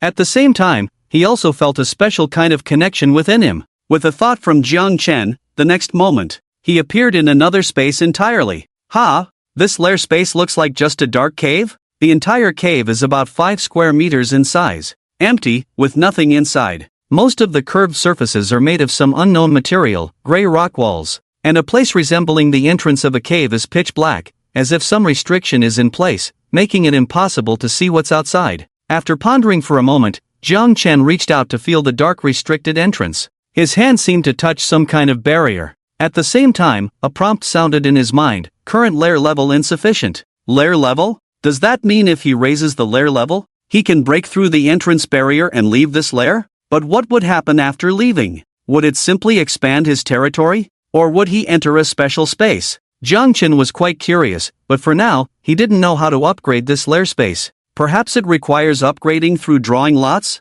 Or maybe some special beast tribes naturally possessing lairs have a way to upgrade them? Jiang Chen wasn't too bothered and continued to explore this small cave space. Overall, he was quite satisfied with this lair. Although small, it was entirely his private space. Without the pressure of changing professions, he could even survive in this lair space until the end of time. Unfortunately, not only was he stuck at a level due to the profession change issue, but he also didn't have enough time currency to continue purchasing from the roulette. Jiang Chen's attention shifted to another special roulette. The two options on it, follower card and identity card. The effect of the follower card is to gain an absolutely loyal follower. For example, Yushue was most likely obtained by Yu through a follower card. Otherwise, a regular roulette wouldn't be able to summon a succubus. If Jiang Chen used the follower card, he would immediately have an absolutely loyal underling. However, the followers obtained through the follower card were quite random. Despite Yunshue's stunning appearance, when it came to Jiang Chen, he might just end up drawing a pig.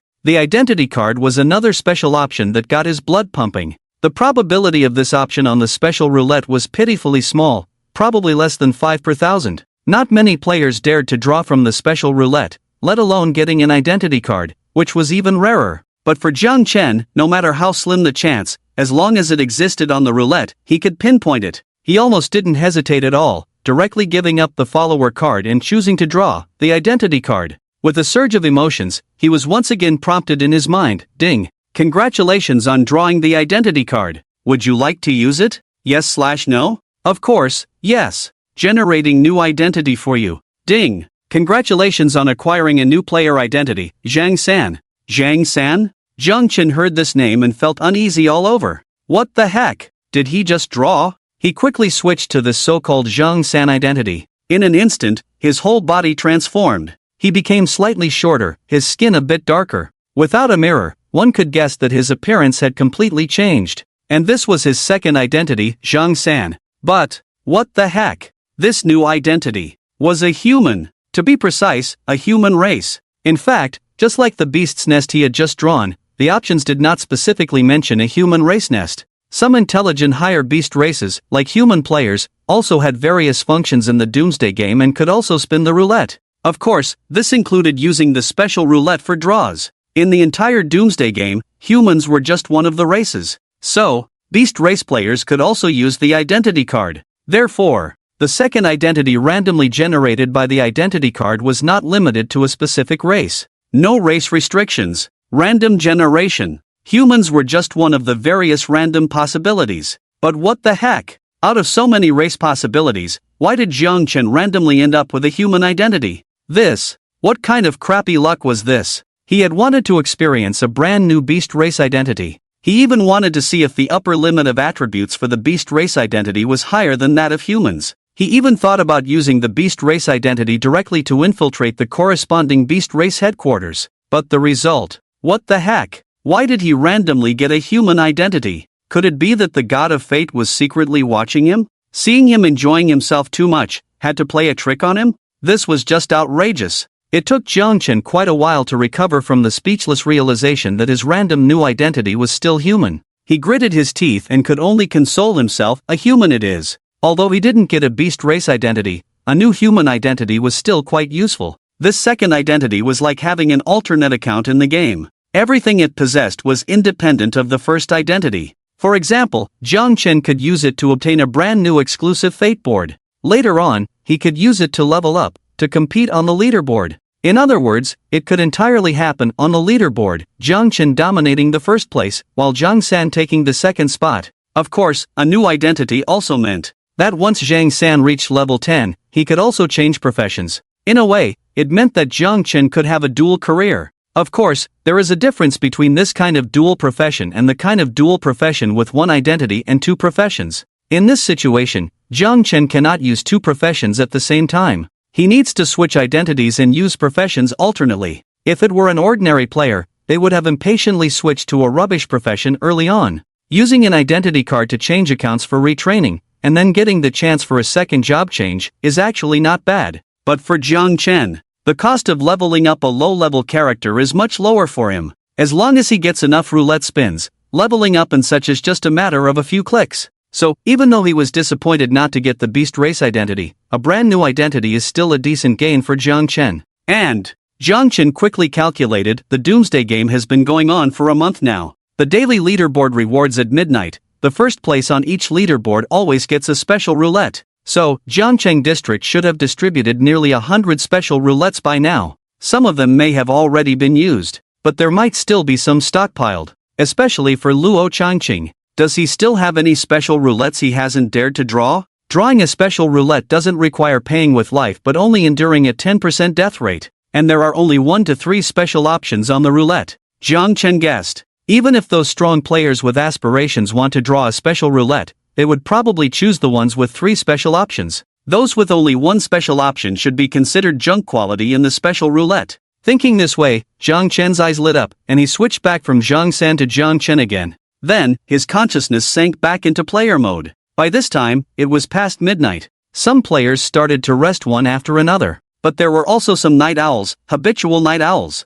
The chat channel was still lively, discussing topics about job changes, the Endless Sea, and Zhang Chen anonymously. And on the forum channel, the hottest posts were still the invitations from the 4 major guilds to level 10 players to explore the Endless Sea together, as well as invitations specifically directed at Zhang Chen from various factions. Zhang Chen directly clicked into the post where the monthly guild invited him. And unsurprisingly, to show respect for him, the poster was the former top-ranked player in combat power, Luo Changqing. Monthly Guild sincerely invites Zhang Chen to explore the Endless Sea together, Luo Changqing. The content of the post directly speculated that Zhang Chen, who was already level 10, had not changed jobs yet, and he was also unwilling to use low-level roulettes to change jobs. Therefore, the monthly guild sincerely invited Jiang Chen to join them in exploring the endless sea. And Luo Changqing directly stated in the post their monthly guild was originally controlled by 4 guild leaders. But as long as Jiang Chen was willing to join, the monthly guild would welcome its 5th guild leader. And regarding the treatment of the 5th guild leader, Luo Changqing also briefly revealed some information.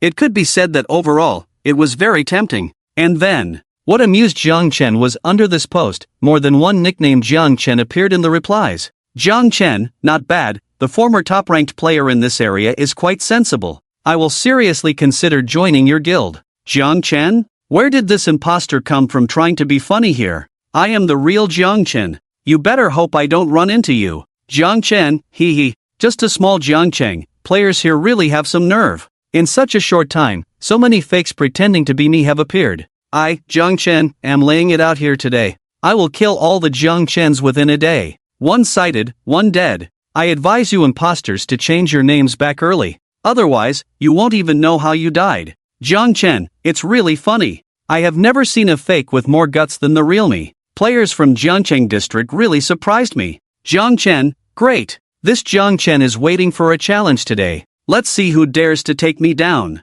Various imitations of Jiang Chen were heard. Watching these imitators, the real Jiang Chen couldn't help but smile. It must be said, these players really know how to play the game. Each one of them is clearly a fake, but they act so arrogantly as if they were the real number 1 Jiang Chen. After some thought, Jiang Chen also left a comment under that post. Jiang Chen, if President Luo is sincere, would he be willing to give me a few special roulette wheels as a gesture of goodwill? This statement was just a test to see if Luo Changqing still had any special roulette wheels left. Of course, this was the authentic Jiang Chen. Among the many fakes, he also seemed quite like a difficult to distinguish counterfeit. Meanwhile, at the Jiangcheng University Pavilion on the Jiang River embankment, the 4 guild leaders of the Perennial Moon Guild were gathered. Luo Changqing and Chang Yang both hailed from Jiangcheng University. They were former classmates, with one ranking 2nd on the power list and the other 11th. The other 2 guild leaders were Tang Ku and Ji Yutong. Tang Ku had previously ranked 7th on the power list.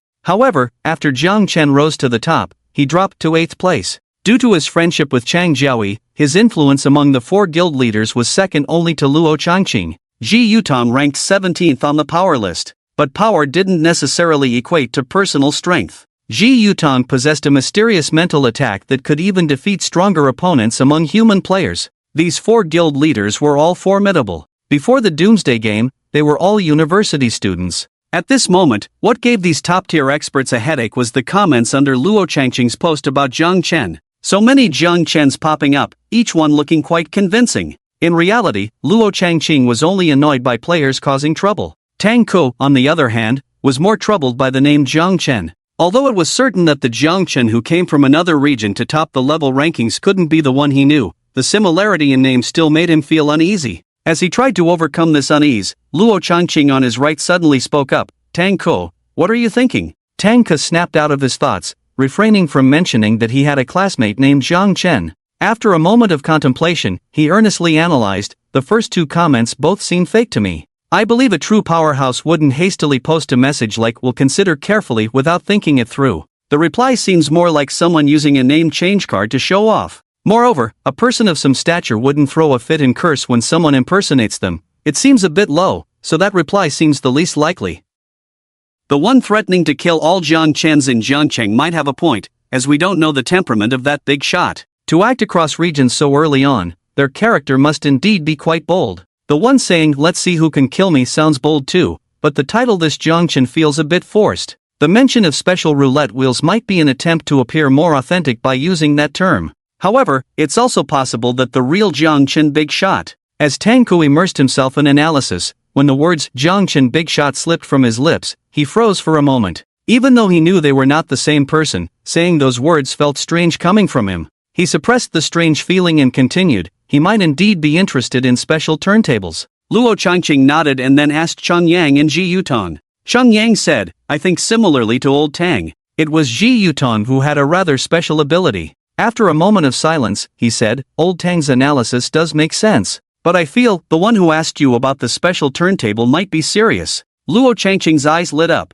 What do you mean? Ji Yutong had a somewhat feminine appearance, usually restrained in emotions, giving off a mysterious vibe of depth. His response at this moment also felt somewhat cryptic. He casually uttered two words, intuition. Cheng Yang, sitting beside him, rolled his eyes and thought to himself, are you a woman? Intuition? Luo Changqing didn't press Ji Yutong further. It was unclear what he was thinking, so he specifically went to reply to a post. He replied to the one who inquired about the special turntable, Zhang Chen. Luo Changqing replied to Zhang Chen, there are indeed special turntables, but they are the lowest grade with only one special option each. I wonder if the expert is still interested. Special turntables have unique properties and cannot be traded in the market. If the expert is interested, they can come to the riverbank outside Xiaobin Harbor Park before midnight tonight. Regardless of whether the expert is willing to join the monthly pursuit guild, I am willing to give the expert a special turntable in exchange for a bit of goodwill.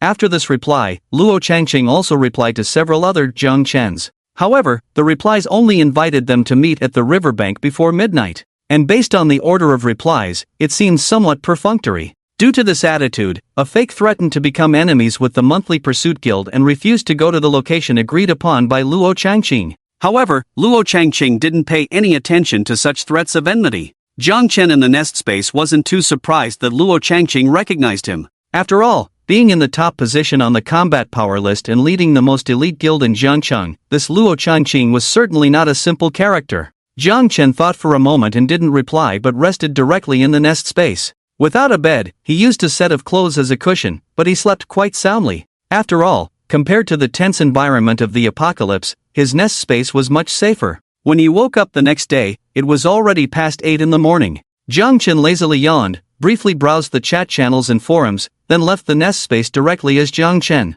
And the place he reappeared was naturally the secluded mountain hollow where he had entered the nest space before. Zhang Chen thought for a moment and then started moving in a certain direction. However, he hadn't walked far when he saw a group of people in the distance. He paused and slowed his pace. It wasn't until a while later that someone in the group noticed him. There's someone over there. The group of nearly 10 people approached Zhang Chen. The leader, Liao Yuanfeng, finally saw him clearly and exclaimed strangely, Zhang Chen? Zhang Chen raised an eyebrow and replied, Captain Liao. As he responded, his gaze swept over the others in the group. Li Xiao was also among them. Their eyes met, and Li Xiao's pupils suddenly contracted. However, after glancing at Liao Yuanfeng, Li Xiao quickly composed himself, maintaining a sincere appearance. Evidently, he didn't think Zhang Chen would dare do anything in front of Liao Yuanfeng. Liao Yuanfeng, on the other hand, didn't pay attention to these details at all. After sizing up Zhang Chen, he said in a strange tone, You brat, you're still alive.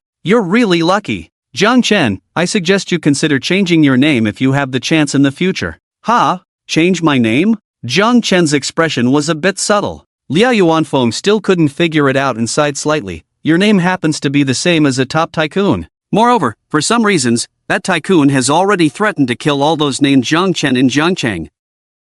Zhang Chen almost couldn't resist bursting out with a poetic line, Today Zhang Chen is just waiting for this. Let's see who can kill me. But let's forget it. Be more steady. Don't play around casually. He's being steady here. Following behind Liao Yuanfeng, those who hadn't become official players yet were curious. Someone whispered, Really? Just being named Zhang Chen bothers that tycoon? Why is he so arrogant? Isn't Luo Changqing, the strongest in Jiangcheng, not this arrogant? And isn't it said that the big shots of the Qingchuan Guild and the Yellow River Guild don't recommend indiscriminate killing of innocent players, and even established something specifically for this? The enforcement hall? That top tycoon named Zhang Chen dares to openly ignore the advocacy of the two major guilds? Who is he? He looks so impressive. Why doesn't the enforcement hall take care of that Zhang Chen? Liao Yuanfeng wasn't planning to reveal too much to non-official players about the matters between official players. However, since they also had a Zhang Chen here, he explained more than necessary, that Zhang Chen is not a player from our Jiangcheng area.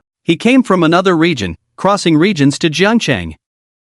Moreover, as soon as he arrived in our Jiangcheng area, he topped the level and combat power rankings. His strength is unfathomable. Both guilds couldn't recruit him in time, so how could they send the enforcement hall to deal with him? Furthermore, what Liao Yuanfeng didn't mention was the enforcement hall was just a concept of the two major guilds. It hadn't actually been developed. After all, in the current world, if you accuse him of indiscriminate killing, he says it's self-defense. Or perhaps, it's about upholding justice. In any case, if you really want to control it, it's impossible. and most powerful players are very resistant to the idea of establishing an enforcement hall. So currently, only those particularly heinous murderers who kill on sight are slightly monitored by the two major guilds. These non-official players were completely unaware of the current situation. They didn't think too much, just hearing the term cross-region already shocked them considerably. Cross-region. That Jiang Chen is actually a strong player from another region? To be able to do this, his strength must be formidable.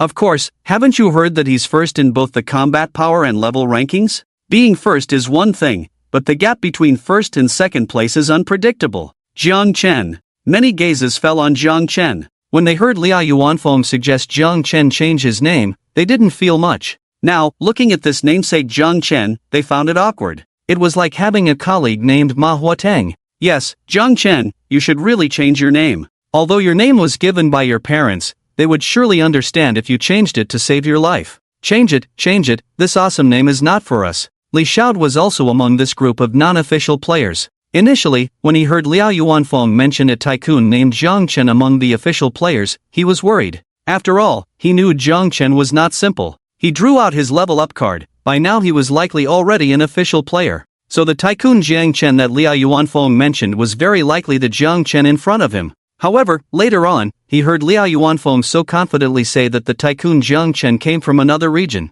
Li Xiao barely breathed a sigh of relief. However, deep down, there was still a hint of doubt. Just at that moment, Liao Yuanfeng waved his hand, silencing the chattering voices in the team. For some reason, he suddenly turned to Jiang Chen and said, "By the way, Jiang Chen, show me your data panel." This move. Sun Hao had made a similar request to Luo Shan before. A very impolite request. But the strong have the right to be impolite to the weak. In Liao Yuanfeng's heart, a ridiculous thought flashed. If the Jiang Chen in front of him was really the top-ranked Jiang Chen, then asking to see the data panel would be suicidal. However, Liao Yuanfeng remained calm. After all, the possibility was extremely low. The Jiang Chen before him could only share the same name and surname as the big shots. While Liao Yuanfeng was thinking, Li Xiao was secretly looking forward to taking the opportunity to see Jiang Chen's data panel with Liao as well. However, at that moment, no one reacted. It was almost like a blur, a flash passed by. In front of Li Xiao, a figure with a strong oppressive presence appeared. His pupils dilated instantly. In the pitch-black iris, Jiang Chen's smiling face was reflected. In that moment, a deathly fear descended, as if surging wildly from a certain part of his body. It almost lifted the lid off Li Xiao's mind. However, under such intense fear, Li Xiao couldn't even utter a word. With his neck gripped, the vitality rapidly faded from his dilated pupils. He was choked, and in his widened eyes, life quickly vanished. He died silently. All of this happened in almost a second. It was so brief that Liao Yuanfeng and his team members didn't even have time to react. As Li Xiao's vitality suddenly dissipated, his middle-aged body inexplicably aged and decayed rapidly. If one were to look at the corpse, they would probably think it belonged to a 100-year-old man. But that wasn't all. From the rapidly aging corpse, a strange black symbol suddenly shot out. The black symbol emitted black smoke and spun in the air before heading straight towards Jiang Chen. Jiang Chen reacted promptly, quickly pulling Liao Yuanfeng beside him to shield himself. Liao Yuanfeng's eyes were filled with astonishment and fear, almost bursting out in anger. That eerie black symbol seemed to carry an ominous aura no matter how you looked at it. Liao Yuanfeng truly believed that Jiang Chen was trying to kill him. However, as the black symbol merged into his body, Liao Yuanfeng stiffened all over, dazed for a moment. Then, he suddenly widened his eyes. As if he had received some earth-shattering news, he burst into wild laughter. Ha!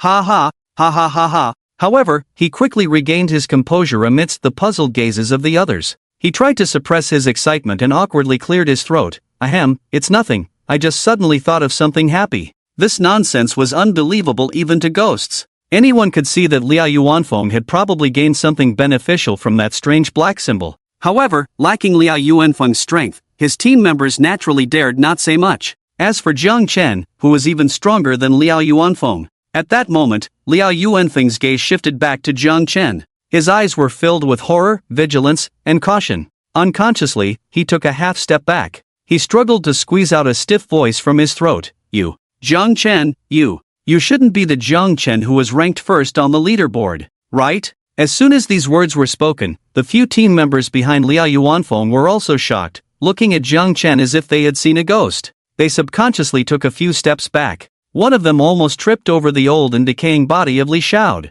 But soon, they realized how could this be possible. Wasn't it said that Jiang Chen, who topped both leaderboards, came from Jiangcheng district in a different region? The Jiang Chen in front of them. How could it be? It's impossible. Captain Liao must be mistaken. Jiang Chen didn't answer immediately but was still thinking about the strange black symbol from earlier. The symbol emitted black smoke, looking eerie. He instinctively thought that it was meant to harm someone. But Liao Yuanfeng's reaction just now seemed like he gained something from that strange black symbol. So, Jiang Chen was actually thinking, by killing Liao Yuanfeng, he could probably take possession of that strange black symbol. However, fundamentally, he was not a heartless killer. There was no enmity between him and Liao Yuanfeng. Even when facing Wusu before, he stood by the club's side and supported him. Furthermore, that strange black symbol indeed exuded an ominous aura. As far as Jiang Chen knew, in this doomsday game, truly valuable items were bound to a player's life and death. For instance, special options from the special roulette were bound to a single player upon drawing and wouldn't transfer upon death.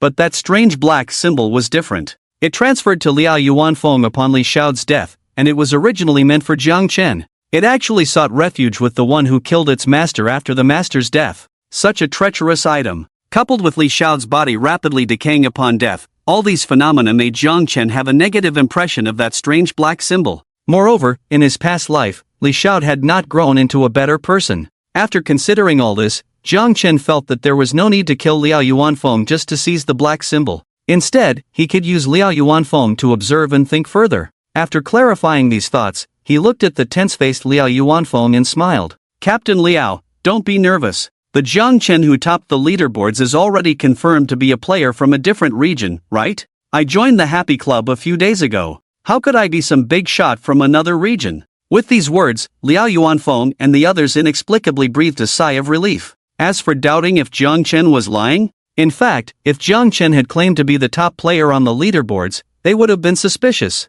The current answer was more in line with their understanding, a reasonable response. However, Liao Yuanfeng glanced at the utterly gruesome body of Li Xiao and remembered how Jiang Chen had unhesitatingly shielded him from the black symbol earlier. He furrowed his brows deeply and continued to look at Jiang Chen cautiously. Even if you're not the top player on the leaderboards, your strength seems off, right? You're talking about my strength? Jiang Chen smiled again, looking completely relaxed. After arriving in this world of fierce beasts, I've had some adventures and am now an official player. Hiss. An official player. As soon as these words were spoken, the non-official players in the team cast envious and resentful glances at him. Especially among them was Zhang Peng. Previously, when Zhang Peng was in the Luoshan team, he was ruthlessly defeated by Jiang Chen. Now, he witnessed Jiang Chen killing Li Xiao. At the moment of Li Xiao's death, he was almost scared out of his wits, afraid that he might be the next one to die. Initially, upon hearing Jiang Chen say he wasn't the top player on the leaderboards, Zhang Peng felt a bit relieved. He thought that Jiang Chen, being so arrogant, would surely be dealt with by Captain Liao. But now Jiang Chen says, he's already an official player. Damn it! How could his luck be so good? If he became an official player, didn't that mean Li Xiao died in vain? Although the club had rules against members killing each other. But now, the situation is that Li Xiao is already dead. There is no one behind him to support him. As long as Jiang Chen is strong enough, he can easily shift the blame to Li Xiao and escape the club's punishment. Zhang Peng felt a chill in his heart. At the same time, he deeply regretted. He regretted offending Luo Shan and Jiang Chen before. Now, he could only lower his head fiercely and try to reduce his presence. Liao Yuanfeng's response to Jiang Chen was somewhat unexpected but not too surprising. He blurted out, "How strong are you now?" However, when this question was asked, Jiang Chen did not answer. He just casually raised an eyebrow at him. Liao Yuanfeng awkwardly touched his nose, realizing that he no longer had the right to be rude to Jiang Chen. So, he steered the conversation away from looking at the data panel and asking about strength. Liao Yuanfeng furrowed his brow and said, "We don't need to discuss the other matters, but you still need to explain killing Li Xiao." Jiang Chen did not hide anything and only said that after he encountered a stroke of luck, Li Xiao targeted him. Li Xiao then used the curse roulette to trap him. When the plan failed, he managed to escape. Meeting him again now was just about seeking revenge. Liao Yuanfeng was astonished. "So, you are the one who sold the curse roulette?" Jiang Chen shrugged slightly and nodded. Liao Yuanfeng's expression changed several times, lost in his thoughts. Finally, he sighed and said in a deep voice, "All right, regardless of whether what you said is true or not, let's consider it Li Xiao's fault in the first place. The club won't punish you. But the condition is, Once you return from this savage beast world, you must come back to the club with me and become an official member. At this point, he explained, the establishment of various official forces is not just about gathering a group of people together. In this Doomsday game, there are specific force badges,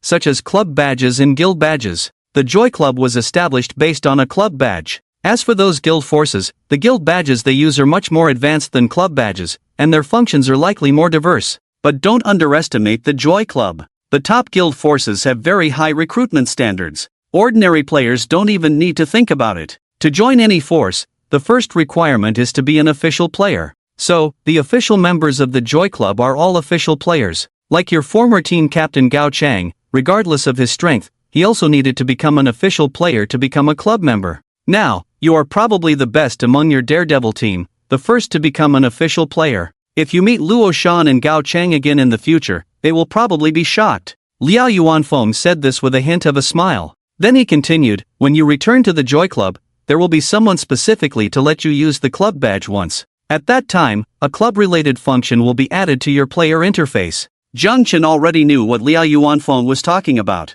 The non-official players listening became even more envious as they looked at him. However, just as those non-official players were envious and jealous, Zhang Chen ungratefully blurted out, "What if I don't want to join the Joy Club?" When he said this, the envious and jealous looks turned into a desire to strangle him on the spot. Liao Yuanfeng's expression was also one of astonishment. Have you not read the strategy posts on the forum, or have you not had enough of the apocalypse's beatings? Not joining the Lu Tian Club? What do you want to do then? Do you want to reach the heavens? In today's world, the personal growth speed is probably not as fast as joining a powerful group. Moreover, different groups treat different types of official members differently. Take the Yu Yu siblings, for example. They directly joined the Lu Tian Club as official players. Although they became official members right away, the club values those who grew up in the club and transitioned from the vanguard teams even more, because those players essentially grew up in the club. Such people, firstly, know the roots, secondly, feel more belonging to the club.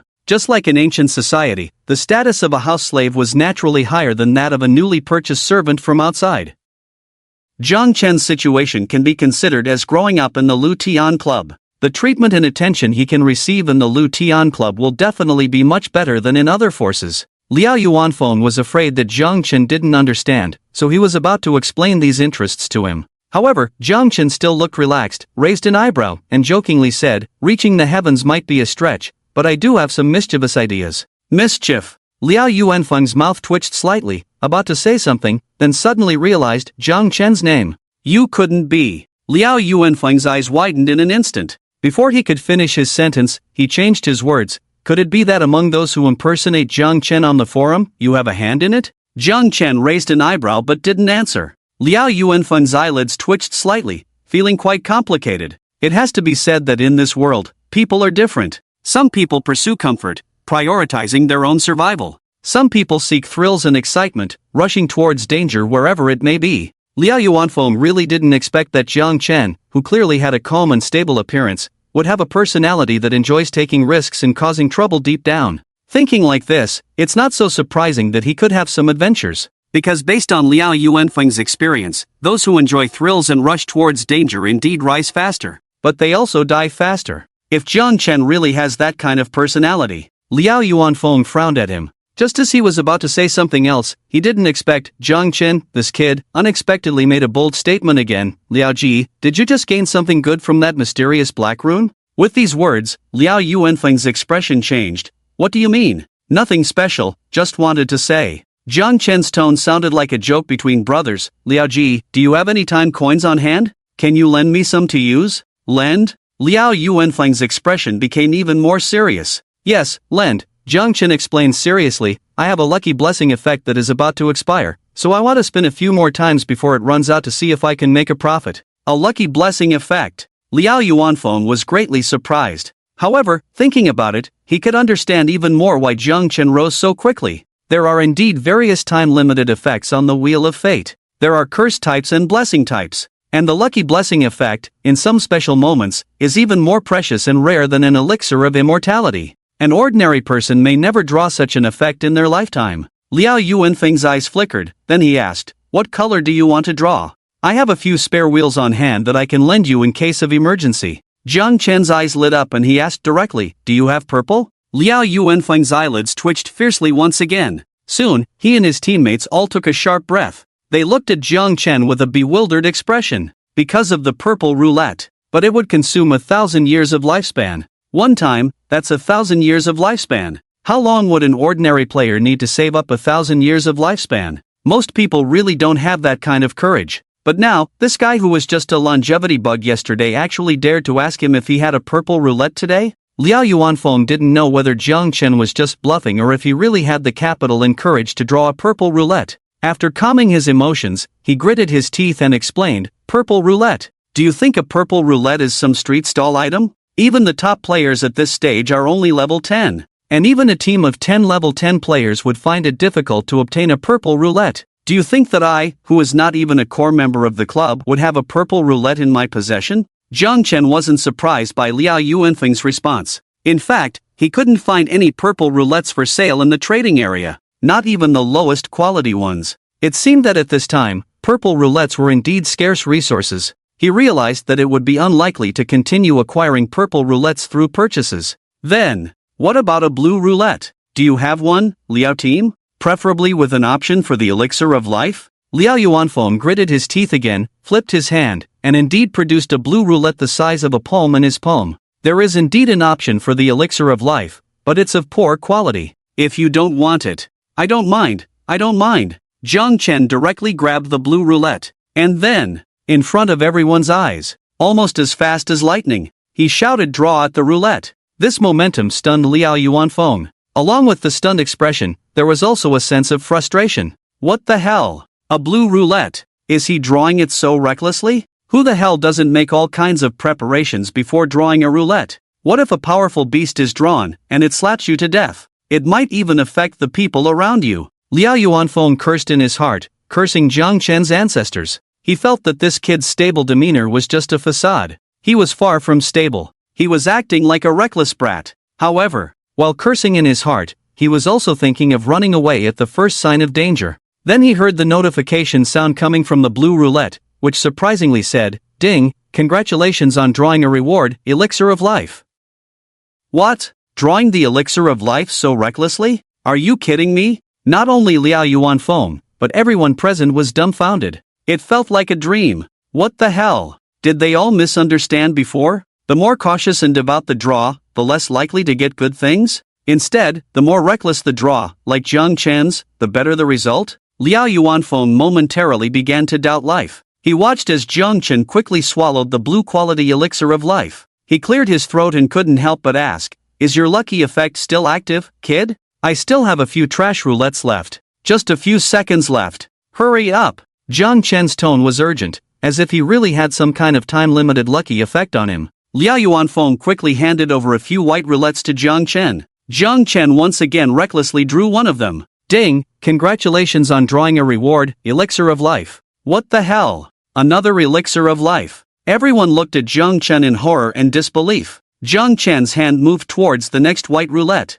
However, under those jealous and envious gazes that burned red with envy, he finally cursed in regret and anger. Damn it! The time limit is up. Liao Yuanfeng looked at Jiang Chen's angry expression, feeling a strange sense that the world was too magical. The other shocked team members also had complex feelings. Damn it! This lucky effect. It's too outrageous. Jiang Chen's luck was already so good, yet he still seemed unsatisfied. It's really infuriating. Those envious and jealous gazes wished they could devour Jiang Chen alive. In fact, Jiang Chen didn't cause this scene to show off. It was because of the time interval for taking the longevity pill. He had slept for 8 hours. Coming out of the nest space, he wanted to take the longevity pill as soon as possible. And then, he had to take it again every hour. Only then could he maximize the benefits. Moreover, if conditions allowed, he would be better off taking a purple quality longevity pill. Even if conditions permitted, orange, red, gold. Unfortunately, he hadn't even opened a purple roulette yet. He didn't care how those little Carl Amos looked at him. Holding the freshly drawn white longevity pill in his hand, his gaze met Liao Yuanfeng's. In Liao Yuanfeng's eyes, there was also envy and jealousy. However, he vaguely realized that Jiang Chen's current strength was probably above his own. Coupled with his character, a white longevity pill wasn't worth risking trouble for. What he didn't expect was that Jiang Chen actually handed the longevity pill to him voluntarily. Liao Yuanfeng widened his eyes again. What do you mean? Jiang Chen raised an eyebrow. With one blue and one white roulette, do you want to buy this white longevity pill for 20 years coins? 20 years coins. Generally, the price of the longevity pill is related to the number of years it can extend life. The white longevity pill produced by the roulette had a lifespan extension between 10 and 100 years. The exact number of years was uncertain and depended on the buyer's luck. Jiang Chen's price of 20 years coins was already quite fair. However, Liao Yuanfeng was only a formal member of the Lu Tian Club. He didn't have that many years coins on hand, but he didn't want to miss this opportunity. After some thought, he suddenly took out a phone-like exclusive fate plate. Let's add each other as friends first, and you give me some time to raise the money. Okay, Jiang Chen replied straightforwardly. With a flip of his hand, he placed a coin on Liao Yuanfeng's phone. In fact, for players more familiar with the Doomsday game, adding friends could be done by direct physical contact. However, at this stage, most players still preferred to use the collision of exclusive fate plates to complete this operation. A very ordinary friend request. The informal players on the side looked on with envy. It seemed that at this moment, they realized clearly Jiang Chen had become someone they needed to look up to completely. Afterwards, while Liao Yuanfeng continued to lead the team in search of Zhou Ming, he also contacted friends to raise money. After walking for another 10 minutes or so, their group met another team near a towering tree in a forest. Leader Guan? Liao Yuanfeng was surprised to see Guan Ling. Weren't you supposed to be guarding outside Qin Lake? How come you're also in this beast world? Guan Ling still had that somewhat cold and proud demeanor. Her gaze swept over the members of Liao Yuanfeng's team. When she saw Jiang Chen, her eyes paused for a moment. Without changing her expression, she replied to Liao Yuanfeng, I received messages from a few Blood Swallow Club members. This beast world near Qin Lake is a bit special. Special? How so? Liao Yuanfeng felt that the danger level of this beast world was lower than any he had explored before. As long as we overcome the polar night environment, it can be said that there is almost no danger. However, Guan Ling said, in this world of ferocious beasts, the exploration difficulty is indeed ridiculously low. But if we want to go back, it might be quite difficult. Liao Yuanfeng also had some insight and quickly realized, is there a powerful beast clan guarding the passage to our world? Guan Ling shook her head slightly. It's not clear whether there is a powerful beast clan guarding it. Because according to the information from the Blood Swallow Club's Pathfinders, that passage seems to be deep in a miasma swamp. Miasma swamp. Liao Yuanfeng's face turned ugly the moment he heard the word. But that's not all, Guan Ling added. The miasma is highly toxic, and there also seems to be a large number of ferocious beasts lurking in the swamp. Liao Yuanfeng's face became even more grim, and the look he gave Guan Ling was somewhat strange. You know about the existence of that miasma swamp, yet you dare to enter this world of ferocious beasts? Toxic miasma. And unknown ferocious beasts lurking in the swamp. This means that their return journey will be significantly more difficult. The club had previously understood that some worlds of ferocious beasts that had wiped out entire squads of daredevils did not necessarily have a multitude of terrifying beasts. Instead, it was very likely that the return passage of that world had an extremely harsh environment or was guarded by powerful beasts. The daredevils who explored the world of ferocious beasts might not have died. Instead, they might have been trapped and unable to return. In that case, the club might not necessarily send support for rescue. Instead, they might just let them be trapped and fend for themselves. Their current situation was quite dire. Although being trapped in this world of ferocious beasts wouldn't pose a life-threatening danger, the polar night environment here was not actually suitable for long-term human survival. Moreover, this limited environment would also restrict their growth. In this situation, Liao Yuanfeng never expected that Guan Ling would know all this and still dare to enter voluntarily. Guan Ling seemed quite relaxed about it, shrugging nonchalantly. She even smiled a bit. You may underestimate Wang Shuiyan's concern for Zhou Yiming. If we were simply trapped here, it's indeed possible for the club to abandon us. But don't forget, Zhou Yiming's information is also here. As long as I casually send a message to Wang Shuiyan, tricking her into thinking that we found Zhou Yiming alive, she will definitely find ways to conquer this world of ferocious beasts. Liao Yuanfeng's mouth twitched slightly upon hearing this, still thinking that this woman's courage was truly beyond belief. Guan Ling didn't care how he perceived her and then suddenly smiled, and I've heard that there's a high probability of some treasures near the passages guarded by powerful beasts. Liao Yuanfeng was speechless for a moment, feeling that this woman's ambition and courage were truly comparable to Jiang Chen's. Thinking of this, he pretended to receive a message, but actually sent a message to Guan Ling. Can you still use your skills to see Jiang Chen's data panel? Guan Ling calmly replied, "No." These two words revealed intriguing information. Either Jiang Chen had some anti-investigation tools or skills on him, or Jiang Chen's level was higher than Guan Ling's. Unlike Liao Yuanfeng, who was just a formal member of the Happy Club, Guan Ling was a core member of the Blood Swallow Club. Her level was as high as level 8. Jiang Chen was just a tumor bug yesterday. Could his level today be higher than Guan Ling's? What a joke! Before Liao Yuanfeng could send anything else, Guan Ling sent him another message. Could he be Jiang Chen, who ranked first on the airdrop level list? After pondering for a moment, Liao Yuanfeng replied with 2 messages. I also suspected and asked, but he said no. Upon careful consideration, it shouldn't be possible.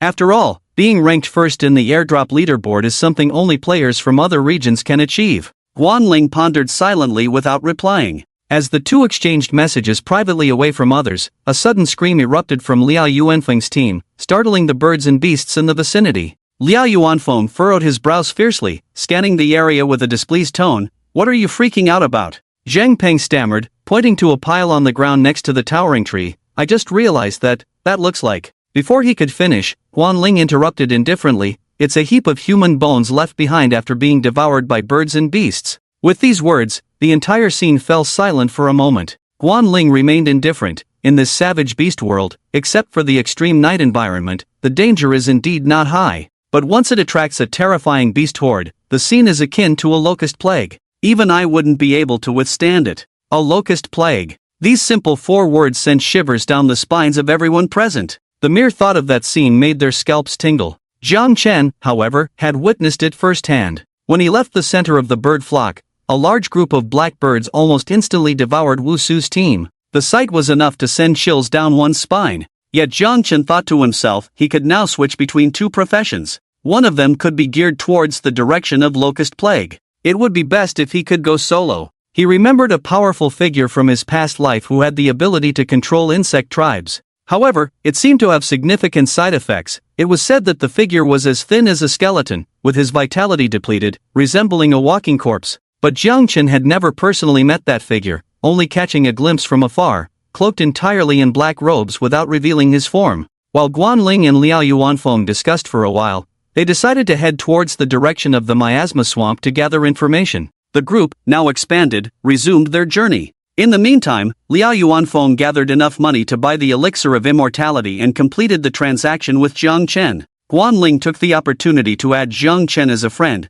teasingly inquired about his level. Jiang Chen remained silent, maintaining an air of mystery. This only deepened Guan Ling's curiosity. Was he truly powerful, or just putting on a show? There were indeed some half-hearted individuals who deliberately acted strong and arrogant, bluffing their way through. It was akin to a feigned show of strength, a gamble on the cautious nature of some people. Guan Ling was indeed cautious. She didn't dare to gamble. If this kid turned out to be genuinely strong, she would end up losing more than gaining. Therefore, until she figured out the situation, her attitude towards Jiang Chen remained amicable. Yet, she couldn't help but wonder, should she seize an opportunity to test him? Coincidentally, after walking north for almost 20 minutes, they finally reached the miasma swamp. In the extreme night environment, the miasma-shrouded swamp appeared even more dark and eerie. Occasionally, faint gurgling sounds emanated from the swamp, indicating the presence of ferocious beasts within. Liao Yuanfeng witnessed the situation in the swamp firsthand, his expression turning increasingly grim. This extreme environment.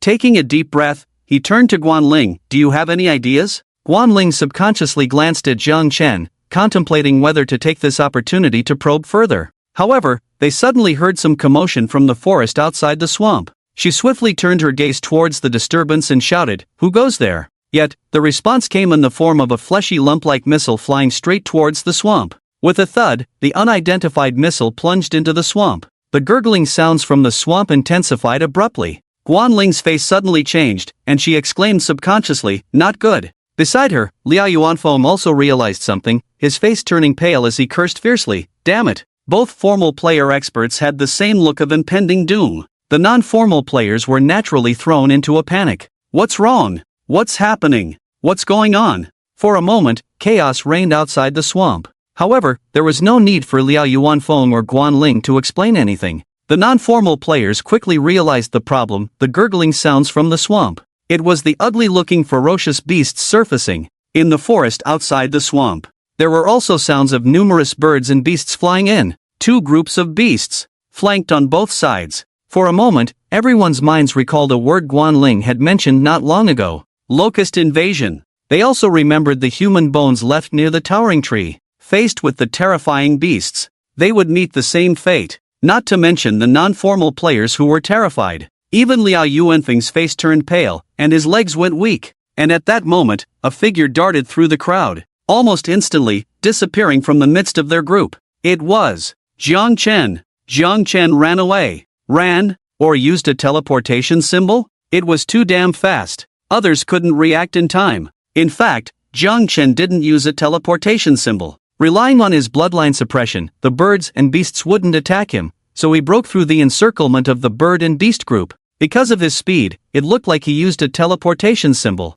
His swift reaction also served as an example for Liao Yuanfeng and the others. Guanling suddenly shouted, "Teleportation symbol." She almost screamed the three words to the point of hoarseness. At the same time, despair filled the hearts of the non-formal players because they didn't have a teleportation symbol. They would be abandoned and die under the beasts. In this critical moment, everything was too urgent, and Liao Yuanfeng didn't even care about the non-formal players. He took out a teleportation symbol from his pocket. But before he could tear it apart, a strong wind attacked him. Liao Yuanfeng's pupils dilated instantly, disbelief evident in his eyes. Guanling. Guanling snatched his teleportation symbol. Yes, Guanling didn't have one herself. She took Liao Yuanfeng's. And the next moment, she swiftly disappeared from the encirclement of the beasts. In that instant, at the center surrounded by a sea of beasts, Liao Yuanfeng erupted in a desperate curse. "Guanling, you despicable person, you'll have a miserable death." The voice echoed, but there was no response from Guanling.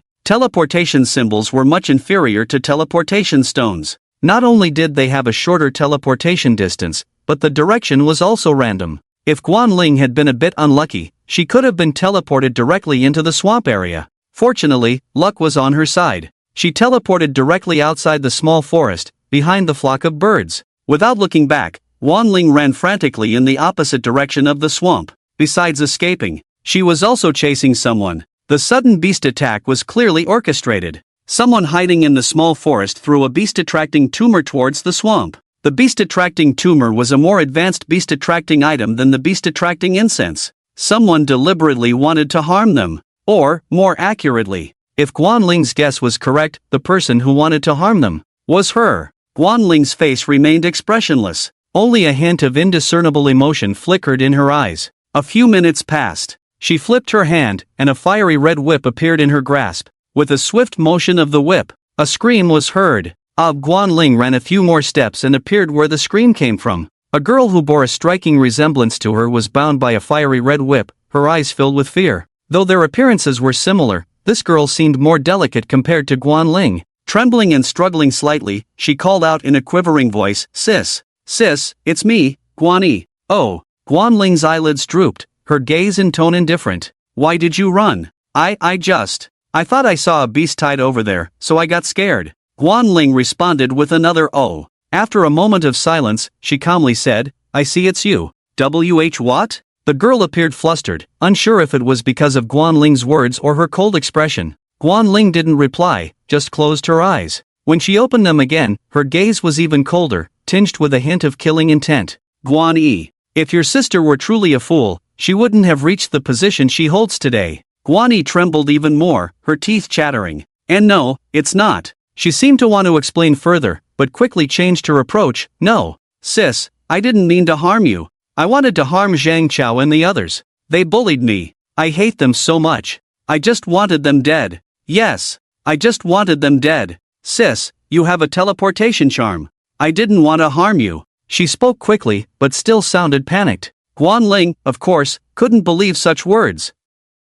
In fact, she didn't have a teleportation charm. When Guanyi first descended into the world of fierce beasts, she had pestered Guanling for a teleportation charm. If Liao Yuanfeng hadn't happened to have one, Guanling would have died there too. As she had said, reaching her current position proved she wasn't a fool. With a swift sound, the fiery red whip entwined around Guanyi loosened suddenly. A glimmer of surprise flashed in Guanyi's eyes. However, the next moment, the whip swiftly coiled around her neck again, slowly tightening. Surprise turned to fear in an instant. Guanyi instinctively reached for the whip around her neck. Her slightly pointed nails left a chilling bloodstain on her delicate and fair neck, like a swan's. Her eyes bulged in terror. The sensation of impending death left only endless despair in her eyes. Just when she thought her own sister was about to mercilessly strangle her to death, air rushed back into her lungs. The ruthless force around her neck dissipated. She was saved? However, just as Guani coughed violently and took deep breaths, a cold, aloof voice sounded from above her head. Before you die, tell me the truth.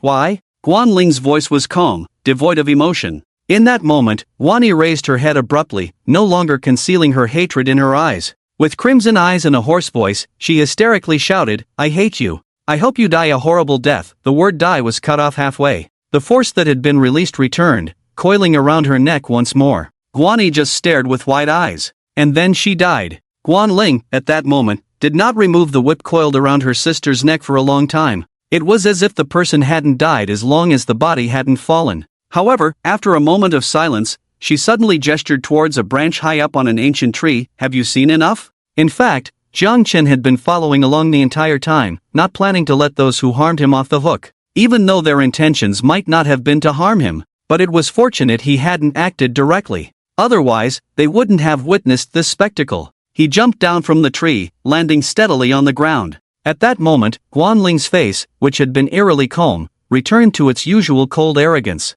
With a flick of her hand, she retracted the whip, and Guan Yi's body fell. Jiang Chen watched nearby, his expression unchanged. However, a hint of curiosity crept into his raised eyebrows as he asked, Aren't you going to ask her why she hated you? Guan Ling walked to the ancient tree, leaning lightly against it, and lit a slender lady cigarette. Why? Does it make sense? Yes, does it make sense? Once, or in a past life, when Jiang Chen was just betrayed by Tangku, he always wanted to know why. He asked himself, during college, he and Tangku were so close. And before that betrayal, he had never done anything to betray Tangku. Tangku had no reason to hate him. Even before Doomsday, Tangku was not the kind of ungrateful and treacherous person. Everything seemed to happen without warning. For a long time in the past life, Jiang Chen couldn't understand. Until Guan Ling blew a smoke ring and suddenly said, Do you think, is human nature always like this? Or did it change only after Doomsday? Jiang Chen didn't answer immediately. He remembered a line from the movie Leon, the Professional, where a 12-year-old girl asked, Is life always this hard?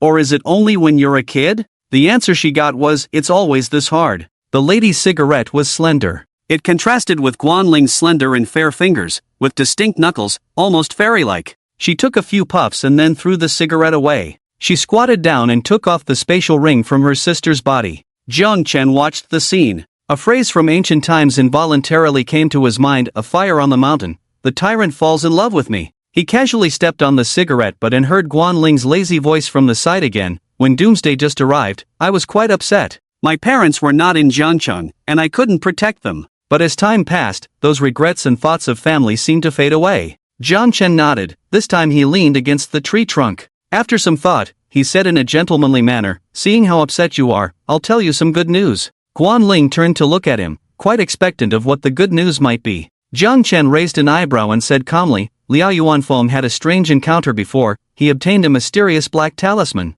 I'm not sure about the specific effects, but I think there's a good chance he's still alive. When this good news was spoken, Guan Ling's mouth twitched noticeably. She stiffened for a moment before gritting her teeth and blurting out, Thank you so much. If Liao Yuanfeng was still alive, it wouldn't be good news for her. Although she had no grudges with Liao Yuanfeng, and they had gotten along harmoniously before. But just now, in a life and death situation, she took away Liao Yuanfeng's chance to survive. Regarding this matter, Guan Ling didn't think she did anything wrong. Even to an onlooker, the common human nature in that situation would probably be understood. After all, in such a situation, there was only one teleportation talisman. Therefore, it would belong to the strongest. Guan Ling never intended to kill Liao Yuanfeng. She just didn't want to die herself. But this common human nature, the victim Liao Yuanfeng would definitely not understand. If he really was still alive, then it would be a fight to the death between Guan Ling and him. Jiang Chen, of course, knew that this news was definitely not good news for Guan Ling. He looked at Guan Ling's expression. From the perspective of an onlooker, he thought about his own grievances with Chang Jiaoi and Tangku. Upon careful consideration, those so-called grievances, in the eyes of some onlookers, seemed to be understandable, a common human nature. However, as a victim, he, like Liao Yuanfeng, could never forgive this common human nature. Joking aside, he was not a saint. Although Liao Yuanfeng was not ruthless enough, he was definitely not a saint either. If he really was alive. Jiang Chen glanced at Guan Ling, whose eyes held a complex expression. He thought that if Liao Yuanfeng were still alive, there was a good chance he would be taken care of by Guan Ling personally. Just like Tang Ke wanted to kill him. Perhaps initially, they had no grudges against each other, even got along well. But from the moment Tang Ke snatched the upgrade command plate, this enmity was bound to form. That's why Tang Ke stabbed so decisively, aiming to kill Jiang Chen. Jiang Chen was thinking that Guan Ling had not continued the discussion on whether Liao Yuanfeng was alive or dead. She directly asked, "What do you think about that poisonous swamp?" Jiang Chen pondered for a moment and said seriously, "I didn't have any thoughts at first, but when I saw you littering cigarette butts, I suddenly had an idea." Guan Ling's eyes lit up. "You mean, setting it on fire?" Jiang Chen raised an eyebrow. "Not sure, but I want to try." The pure black toxic gas above the swamp was, in essence, a type of gas. But whether it was flammable gas and whether it could set the swamp on fire, Jiang Chen wasn't sure. In fact, even after setting the swamp on fire, no one could predict the consequences in advance. But exploring such a poisonous place was undoubtedly a daunting task. Liao Yuanfeng's previous evaluation was spot on. Guan Ling was bold. After a brief consideration, she made a decision. "Alright, let's set it on fire." The effect of attracting the beast's tumor will probably last for some time. During this period, as a core member of the Blood Swallow Club, she was considered a senior figure. She was almost accustomed to assigning tasks and giving orders. However, Jiang Chen interrupted her directly. "We will act independently. Meet at the small forest outside the swamp in an hour to discuss setting it on fire." With that, he seemed ready to leave and act alone. Guan Ling frowned slightly and quickly said, "If the situation is unclear by then, should we gather more people?" Jiang Chen was surprised that she sought his opinion. He hesitated for a moment, then left without answering. Gathering more people was a double-edged sword. Sometimes, more people did mean more strength. But sometimes, having more people could lead to trouble. Jiang Chen's lack of response meant that Guan Ling could make decisions on her own. After all, he couldn't gather any help on his side. After splitting up with Guan Ling, Jiang Chen headed directly towards the swamp. In the small forest, he could see a large group of blackbirds in the distance, just like when they engulfed Wu Su's team. The densely gathered blackbirds looked like an impenetrable black curtain, completely concealing the situation on the other side of the swamp. Jiang Chen couldn't be sure if Liao Yuanfeng was still alive. He messaged using the friend function but received no reply. It had been almost an hour since he last consumed the blue longevity pill. The previous transaction with Liao Yuanfeng had left him with some money again, so he decided to take this opportunity to go back to the trading area for another round of purchases. He prepared to return to the nest space. Before that, he habitually scanned the surroundings, looking for a secluded spot to act from. However, during this scan, he discovered something. In a hidden thicket of brambles in the small forest, it seemed like something was hidden there. Jiang Chen walked over a few steps, a hint of surprise flashing in his eyes. He saw two figures trembling in the thicket. It was clearly Luo Shan and Zhou Yiming. The two of them looked extremely miserable. Zhou Yiming had a swollen nose and bruised face, covered in black, clearly heavily injured and poisoned. Luo Shan's condition wasn't much better. His body was as black as those blackbirds over there, showing signs of poisoning as well. And these two, most likely, had not taken the inner brightness or ice silk fruit. In the polar night environment, they were still in a state of complete darkness. And the previously agitated flock of birds had probably scared them quite a bit. At this moment, Jiang Chen's approach made the two of them hold their breath, as if their hearts could stop at any moment. These two people were simply the epitome of disaster. Jiang Chen understood in an instant. Why in his past life, he saved Zhou Yiming from Mount Luo, only to end up being Zhou Yiming's assistant in return. He couldn't really say he saved Zhou Yiming. He could only say he found Zhou Yiming. In his current ghostly state, he was waiting to be saved himself. Coupled with the peculiar nature of the return passage in the Qinhu savage beast world, Luo Shan alone couldn't possibly return. In his past life, he must have clung to a big shot to return from this savage beast world with Zhou Yiming. Jiang Chen watched the two trembling individuals, scared to death, but he had no intention of revealing his identity. As he looked at the two huddled together, an ancient memory involuntarily surfaced in his mind. When he said ancient, it was in reference to his past life. In this life, it was just over 20 days ago. Shortly after the terrifying beast died at Hanjian University, his strength became outdated. The change in his strength naturally stirred doubts within his team. At that time, there was even a formal player in his team.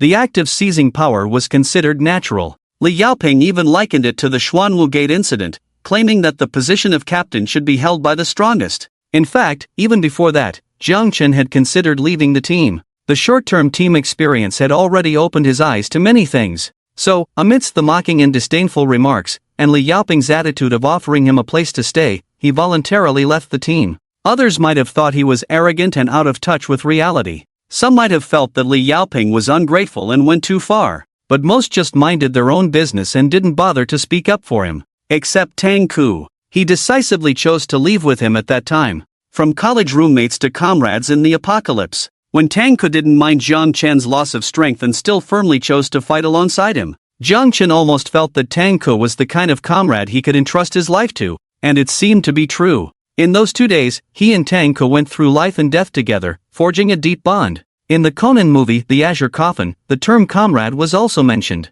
It was the only existence to whom one could entrust their back. In the movie, Sonoko said that she and Ran were such comrades. Her back would only be relied upon by Ran. At that time, Jiang Chen truly felt that he and Tang Ku were such comrades. However, that night, he and Tang Ku, just like Luo Shan and Zhou Yiming at this moment, were shivering under the bottom of a scrapped car. A level 6 savage beast, the earthquake armor bear, had a natural tremor in its steps. When its footsteps, which carried vibrations, approached the car where the two were hiding. Jiang Chen and Tang Ku were in the same state as Luo Shan and Zhou Yiming at this moment. Fortunately, at that time, the earthquake armor bear seemed to be attracted by some other noise and changed its target. That time, the two of them truly narrowly escaped death. After surviving the ordeal, trembling as they regained their breath, Jiang Chen felt that his comradeship with Tang Ku had become even stronger. It was also at that moment that he made a firm decision to draw the last blue roulette on him. The blue roulette was actually of poor quality. It only had 2 positive options.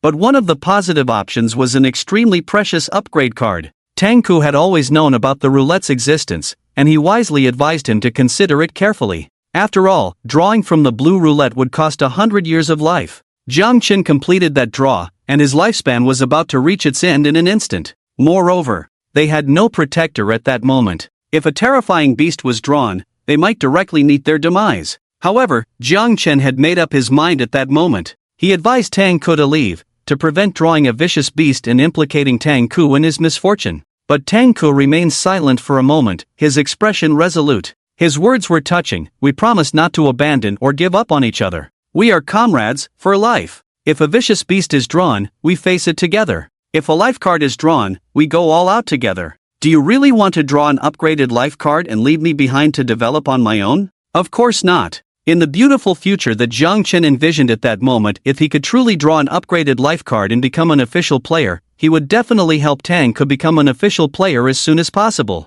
After that, they continued to fight side by side, growing together. Tang Ku's words and the beautiful future Jiang Chen imagined for himself made him never consider the possibility of Tang Ku betraying him. However, many things in this world often do not unfold as you imagine. He actually drew an upgraded life card from that piece of junk turntable. Yet, before he could even rejoice, a sharp blade came stabbing towards him. The card in his hand was swiftly taken away. Tang Ku at that moment was ruthless in action but had a complex expression. He said, Jiang Chen, if you had truly drawn a vicious beast, we would truly be comrades for life, sharing life and death. But, you drew an upgraded life card. I'm sorry, this matter is too complicated. I can endure hardships with you, but I dare not bet that you will stand by me firmly in prosperity. So, instead of placing my hopes of becoming stronger on you getting stronger, I will make myself stronger. In this world, the most reliable support is oneself, rather than a comrade you can rely on. Only when I am strong myself can I truly fear nothing. I'm sorry, Jiang Chen. I will avenge you. Li Yaoping, Chang Jia, and others, those ungrateful individuals, they will not have a good ending. But, except for me, I will live well, with your share, and shine brightly. In all the glory that awaits Tang Ku in the future, there will be a part of you, Jiang Chen. Even in parting, Tang Ku's words were still very touching. However, Jiang Chen lay on the ground, numb. At that moment, only one emotion seemed to remain in his mind, shock. More shocking than seeing a ghost in broad daylight. In his past life, after many years of living in the apocalypse, Jiang Chen had encountered numerous cases of people's treacherous hearts and violent conflicts for the sake of benefits, like Yu, like many others later on. But he had never been so surprised, because he had never truly trusted those people himself. Just like Li Xiao not long ago, they only had disputes because of interests. There was almost no emotion involved. Only Tang Ku. It was the betrayal of the most trusted person that was the most shocking and hard to let go of. So hard to let go that Jiang Chen had been quite desolate for a long time in his past life, because in his plans, after upgrading to an official player, he would help Tang Ku become an official player too. And then, the two of them, brothers, would support each other and grow in this apocalypse. Just as Tang Ku said, they would go all out together. But he couldn't understand why Tang Ku, who could endure hardships with him, was unwilling to choose the path of prosperity together. Just as Guanling said before, why? It's meaningless. Jiang Chen's gaze then fell on the trembling Luoshan and Zhou Yiming. After a moment of silence, he, like the Earthshaker armored bear that once threatened him and Tang Ku with death, chose to leave on his own. After a long time, Luoshan and Zhou Yiming were also breathing heavily. The loss of vision made them completely unaware of what had happened, only feeling a sense of joy of surviving a disaster. Meanwhile, Jiang Chen, after changing to a hidden bush, swiftly entered his private nest space. At the moment, Jiang Chen had two main goals. One was to raise the Zhang San alternate account. The other was to continue accumulating strength and further empower himself. His current strength ranking first on the combat power list was definitely superior to the second-ranked Luo Changqing. However, a big guild had its own background. Luo Changqing must have high-end life-saving items on him. Perhaps he had even obtained some rule-based killing items through special spins. Moreover, exploring the endless sea and the beast's lair ahead would require even stronger strength. While planning his self-improvement, Jiang Chen glanced at his data panel, name, Jiang Chen, level, 10, lifespan, 9,723 years 128 days, talent, none, occupation, none, skills, heart of the brave, sea level, poison resistance, sea level, wings of the wind, sea level, waves of the hurricane, D level, status, immune to all poisons, 3 days, strength, 5,000, constitution, 5,000, speed, 5,000, spirit, 5,000, combat power, 15 stars. Obviously, the attribute limit for level 10 was 5,000. Extremely high. The condition to level up to 10 was simply lifespan greater than or equal to 5,000 and all attributes greater than or equal to 50. The attribute conditions required for leveling up seemed to be fixed at 100 times the current level's attribute limit. The levels before level 10 were divided into two stages, levels 1 to 5 and levels 6 to 10. The leveling conditions for levels 1 to 5 were lifespan greater than or equal to 100 to 500 years and all attributes greater than or equal to 1 to 5. While levels 6 to 10 suddenly required lifespan greater than or equal to 1,000 to 5,000 years and all attributes greater than or equal to 10 to 50. The leveling conditions for each level set a minimum standard for the player's strength at that level. The existence of attribute limits restricted the current level's strength ceiling. It could be seen that players at the same level could have vastly different strengths. Situations of fighting beyond one's level were not uncommon. The relationship between attributes and combat power was basically every 5 points of all attributes equaled 100 points of combat power. Of course, this ratio was not exact. With the same 5 points of all attributes, some people might have only 50 combat power, while others could have as high as 150.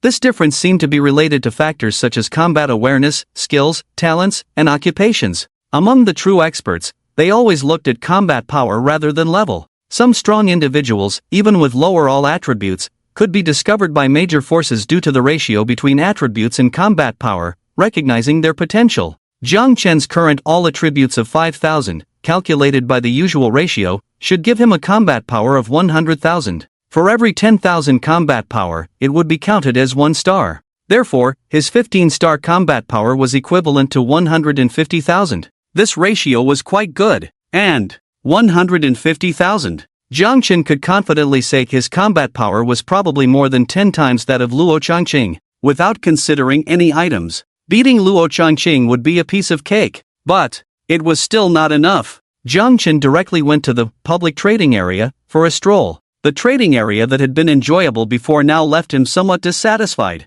because the highest level in the public trading area was only the blue roulette. There was no sign of a purple roulette at all. Jiang Chen thought for a moment and decided to first increase his assets to qualify for using the VIP trading area. So, he directly used the 20-year coins he had earned from Liaoyuan Foam to buy a large number of white and green discs in one go. Of course, he also acquired a blue disc. By taking the longevity pill extracted from the blue disc, his lifespan skyrocketed to over 14,000 years once again. Following that, he drew all the white and green discs he had purchased. As for the extracted longevity pills and teleportation symbols, he sold them all in the trading area. This move was absolutely arrogant, But as a cross-regional big shot, what difference could a bit more arrogance make? Jiang Chen paid no attention to the stir his actions might cause in the trading area. He went straight to the forum to take a look. It was only then that he discovered Sun Hao's extraction of the longevity pill seemed to have triggered quite a butterfly effect. He read several posts in a row before finally piecing together the whole story. The initial post was from a core figure in the Joy Club,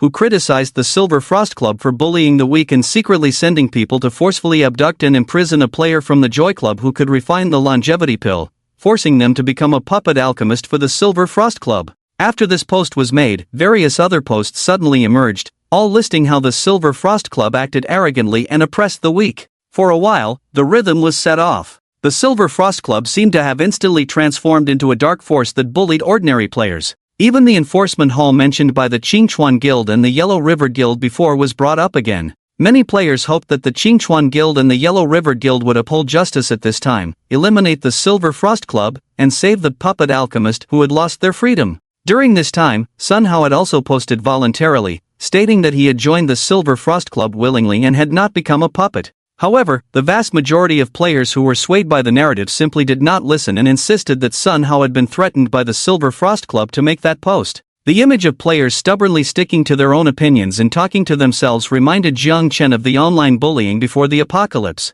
The various criticisms against the Silver Frost Club also reminded him of the history of the Spring and Autumn period and the Warring States period. During that period, the feudal lords fought each other. Before fighting, they liked to find a reason to start a famous teacher movement. Imprisoning an alchemist and various hard-to-distinguish domineering acts seemed to have become a legitimate reason for a larger force to eliminate the Silver Frost Club for the greater good. Of course, during this time, the Silver Frost Club continued to post clarifications, and even several posts were personally made by Wei-Ling Shuang. Just as this verbal battle was heating up, a firefighter appeared. Jiang Chen couldn't help but smile when he looked at the title of that post. Chang Jiaoyi, because she has been rained on, she wants to hold an umbrella for others. The title of this post was completely in line with Chang Jiaoyi's style. Chang Jiaoyi was indeed very beautiful, but she hadn't reached the level of peerless beauty. She was never an empty-headed vase. Even during her university days, she was a particularly ambitious inspirational goddess,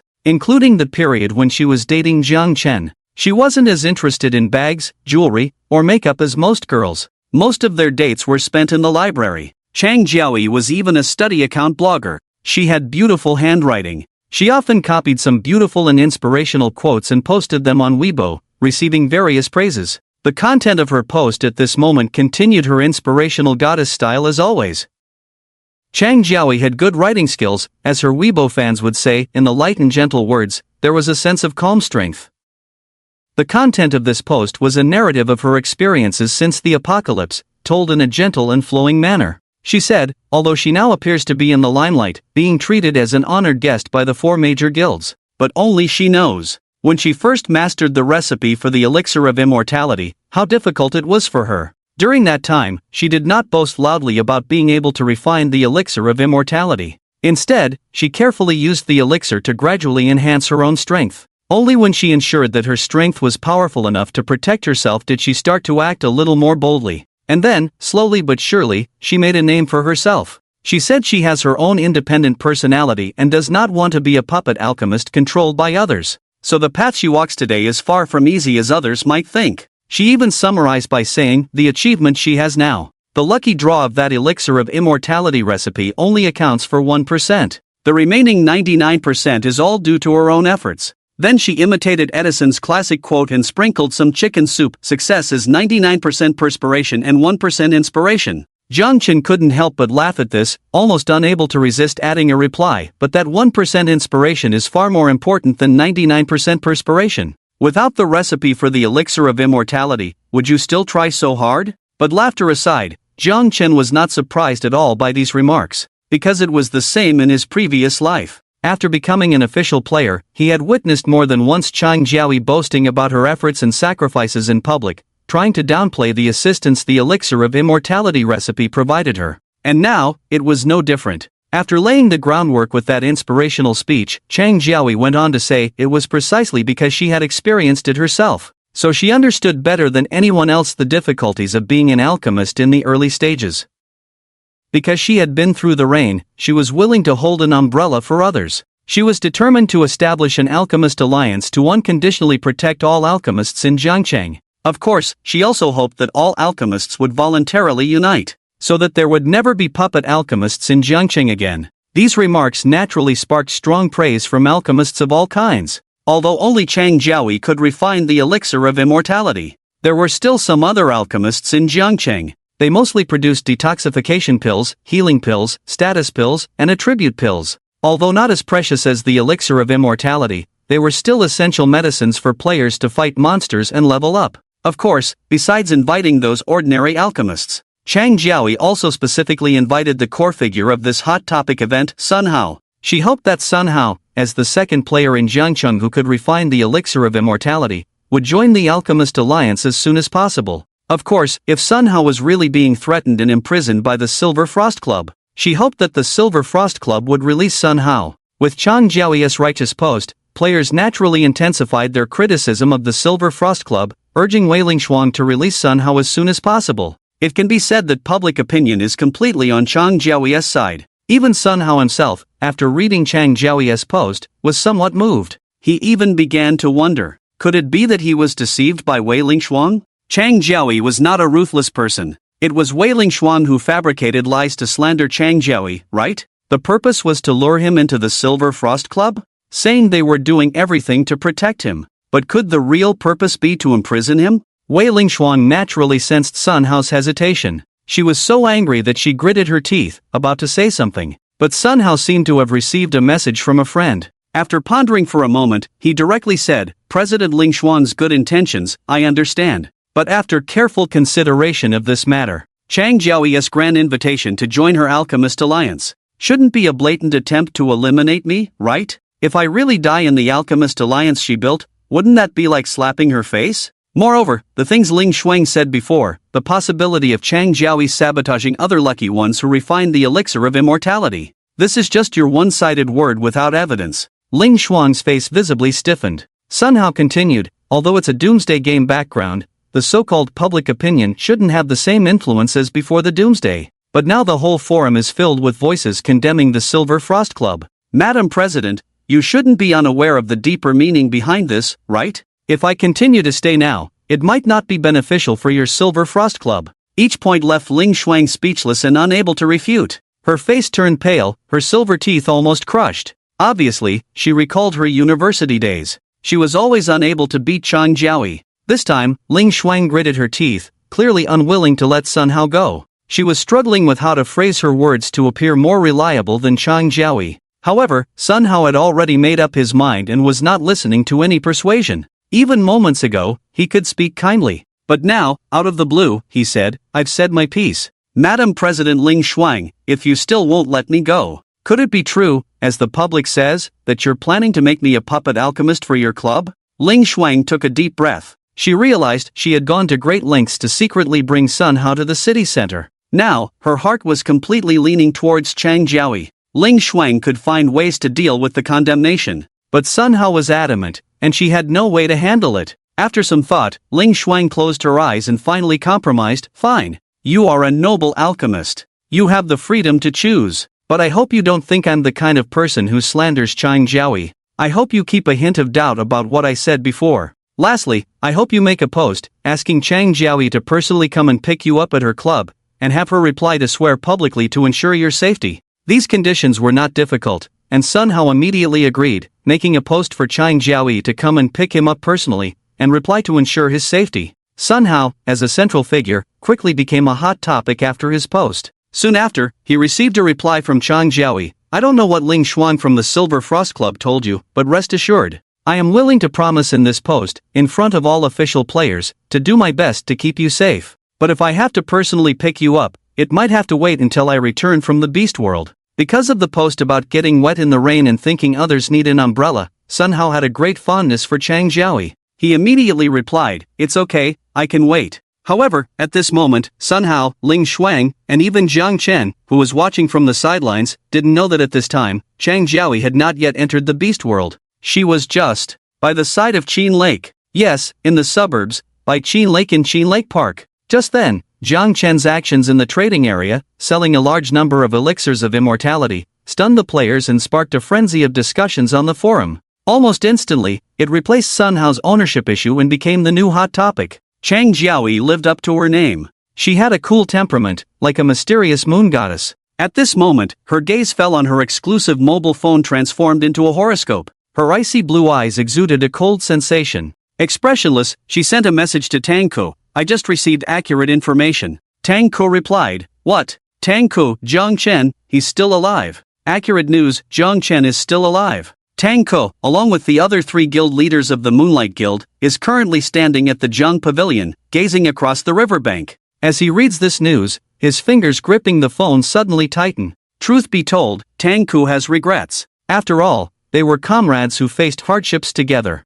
When he betrayed Zhang Chen and went off on his own path, he felt remorse and guilt, thinking he was no better than a beast, feeling sorry for Zhang Chen. However, one cannot dwell in guilt forever. Perhaps it's some psychological principle. A person who has made a mistake, in order to alleviate their guilt, is likely to continuously justify themselves. They would vilify the victim and come up with a logic that makes them feel better inside. This way, their wrongdoings seem excusable, justifiable, and reasonable. They might even twist the facts with a robber's logic to absolve themselves of blame. After all, human nature is selfish and self-serving. Tang Ko is no exception. As time passed, he experienced the world of formal players, evolving in a survival of the fittest post-apocalyptic era. Naturally, his guilt towards Zhang Chen faded. He increasingly felt that he had done nothing wrong. It was Zhang Chen who was wrong. It was Zhang Chen himself who failed to adapt to the post-apocalyptic environment in time. And once his perspective completely shifted, Tang Ko's regret turned into something else. He regretted not decisively eliminating Zhang Chen back then. His blade only pierced Zhang Chen's lung. Although leaving him like that in such an environment, Zhang Chen's chances of survival were slim. Especially after that blue roulette draw, Zhang Chen's lifespan was running out. In that situation, he had almost no chance of turning the tables and posed no threat to Tang Ko. However, if it were the current, more mature and ruthless Tang Ko, reliving the betrayal of the past, he would handle it more perfectly this time. Indeed, because he wasn't ruthless enough back then. Unexpectedly, a new situation arose. Zhang Chen is still alive. If it were just the news that Zhang Chen is still alive, Tang Ko might not have paid much attention. The key is that the mysterious figure currently topping the airdrop power ranking and level ranking is also named Zhang Chen. Although, from an absolute rational perspective, that mysterious Zhang Chen should be a big shot from another region. He and the Zhang Chen he knew were worlds apart. However, Tang Ko inexplicably had a very uneasy feeling. This post-apocalyptic game made many people increasingly believe in fate. And there's a psychological law that many players repeatedly mentioned, Murphy's Law. The more you think an extremely unlikely event won't happen, the more likely it is to happen. Could it be? Tang Ko took a deep breath. His attitude this time was clearly not as carefree as before. He was about to reply to Chang Jiaoyi. On the other end, Chang Jiaoyi took the initiative to send a message. He was indeed a tumor bug at the Lutian Club, just as you speculated. Yesterday night, he joined the Lutian Club's suicide squad and took on a mission to find someone in the Kin Lake Beast world. Seeing the term tumor bug in the message, Tang Ko felt slightly relieved. But then, something crossed his mind, his eyes gleamed, and he asked, You mentioned in your reply to Sun Hao's post that you were in the Beast world. Could it be the Kin Lake Beast world? Chang Jiaoyi replied, Yes. I've gathered some information and I'm ready to go down. Regarding the mysterious big shot who tops the airdrop power ranking and level ranking. If I'm not mistaken, you should also have the same uncomfortable feeling as me. Tang Ko lowered his eyes. After a moment of silence, he calmly replied, A premonition?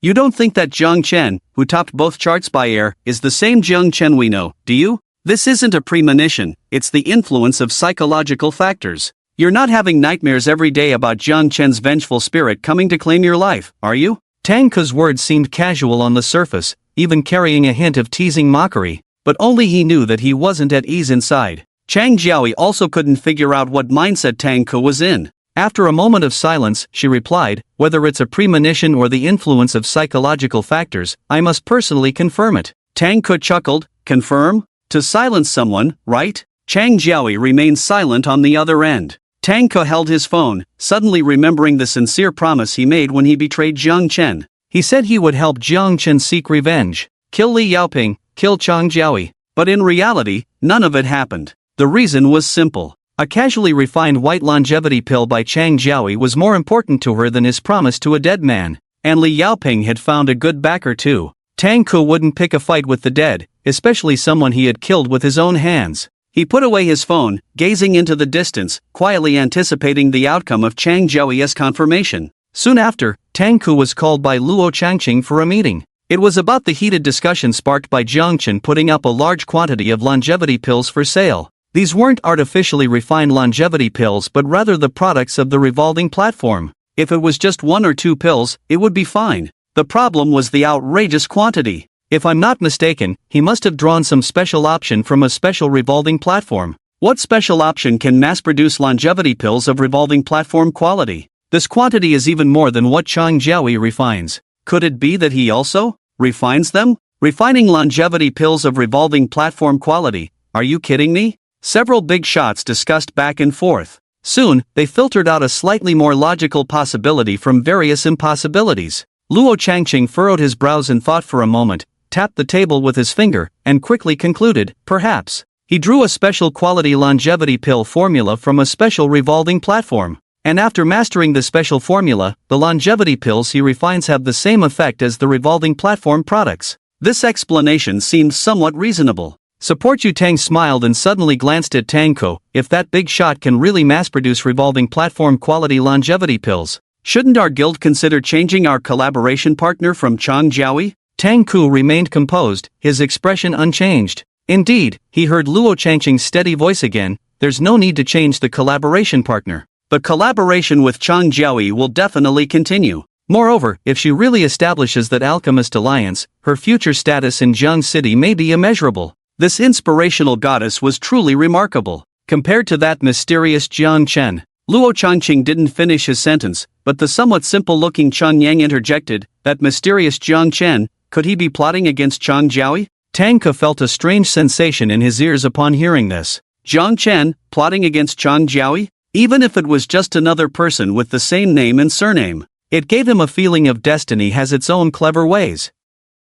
Luo Changqing paused for a moment, but instead of answering that question, he continued with his previous topic, this mysterious Jiang Chen, by suddenly putting up so many revolving platform quality longevity pills for sale, probably aims to quickly raise his value and gain access to the VIP trading area.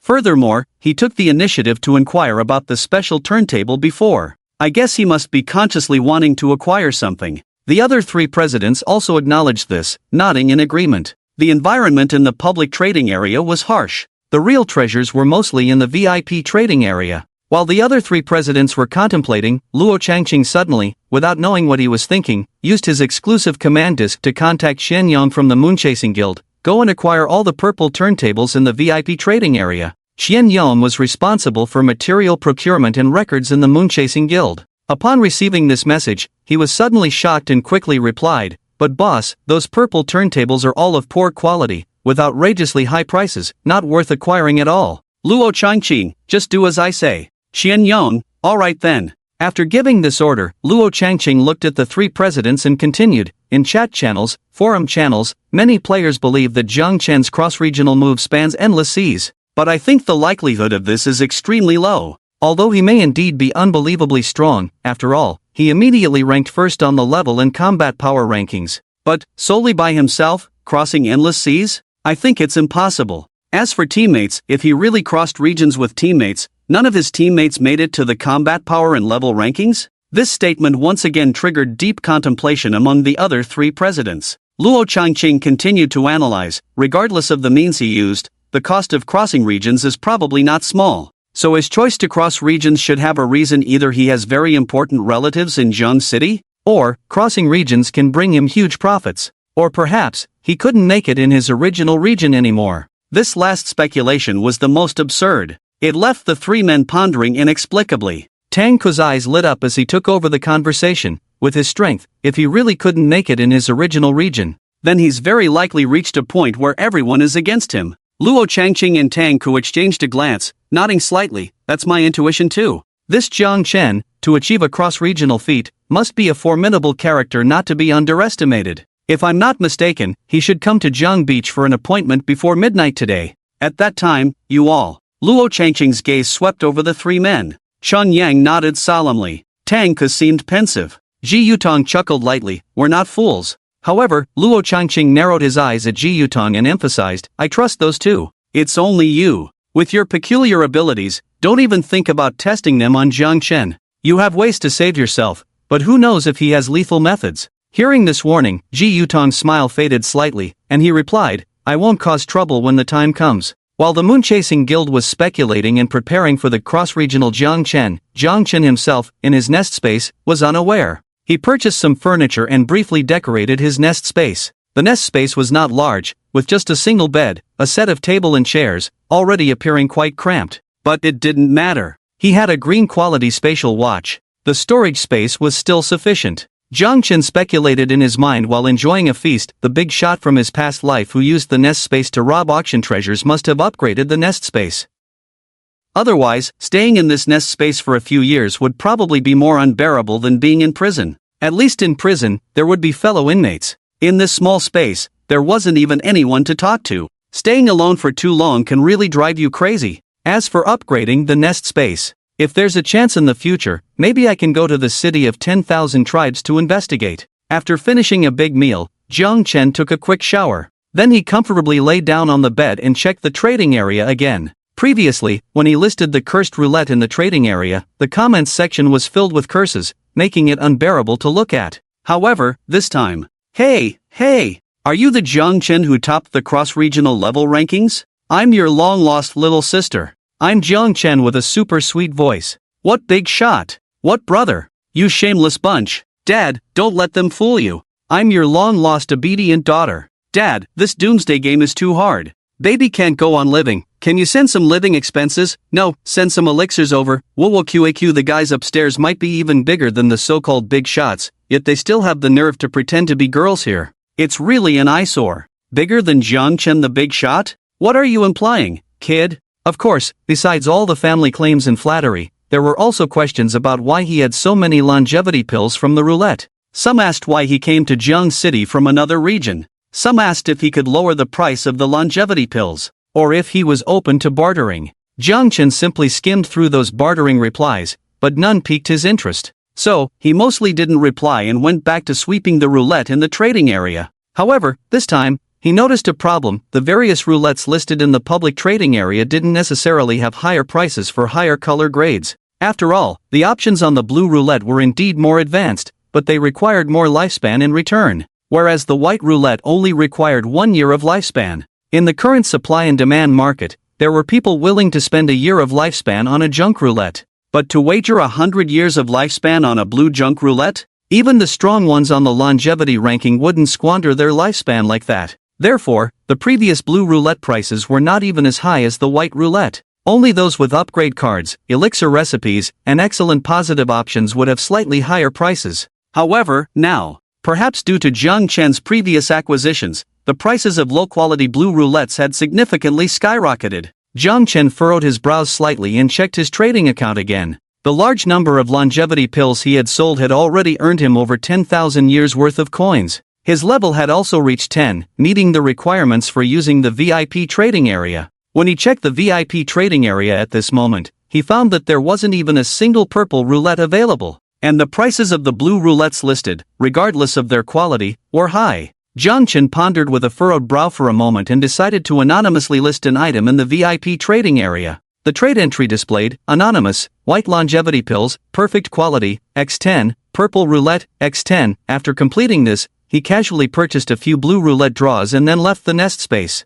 However, this time leaving the nest space, his figure suddenly appeared, startling a few people nearby. Guan Ling instantly went on guard, the fiery red long spear in his hand almost stabbing directly at Jiang Chen. Upon seeing him, they hesitated for a moment, somewhat surprised, and asked, "Teleportation symbol? Have you encountered any danger?" Indeed, Jiang Chen's sudden appearance seemed as if he had teleported using a teleportation symbol. He didn't answer but calmly scanned the three people beside Guan Ling. Guan Ling didn't dwell on why he used the teleportation symbol and introduced directly, "These are the three helpers I found, all official players. This one." She pointed to a dark-skinned, short figure dressed in black. "He is called." The thin, dark short figure cut off Guan Ling and said, "I am Zuan, the ancestor's ancestor, the safety's safety. Read it quickly, and it's earning. You can call me Earning God." Jiang Chen didn't know how much of a god this Earning God was, but he was greatly shocked by his name. He gave face and called out, "Zuan God." Zuan's face darkened, but since his skin was already dark, it wasn't very noticeable.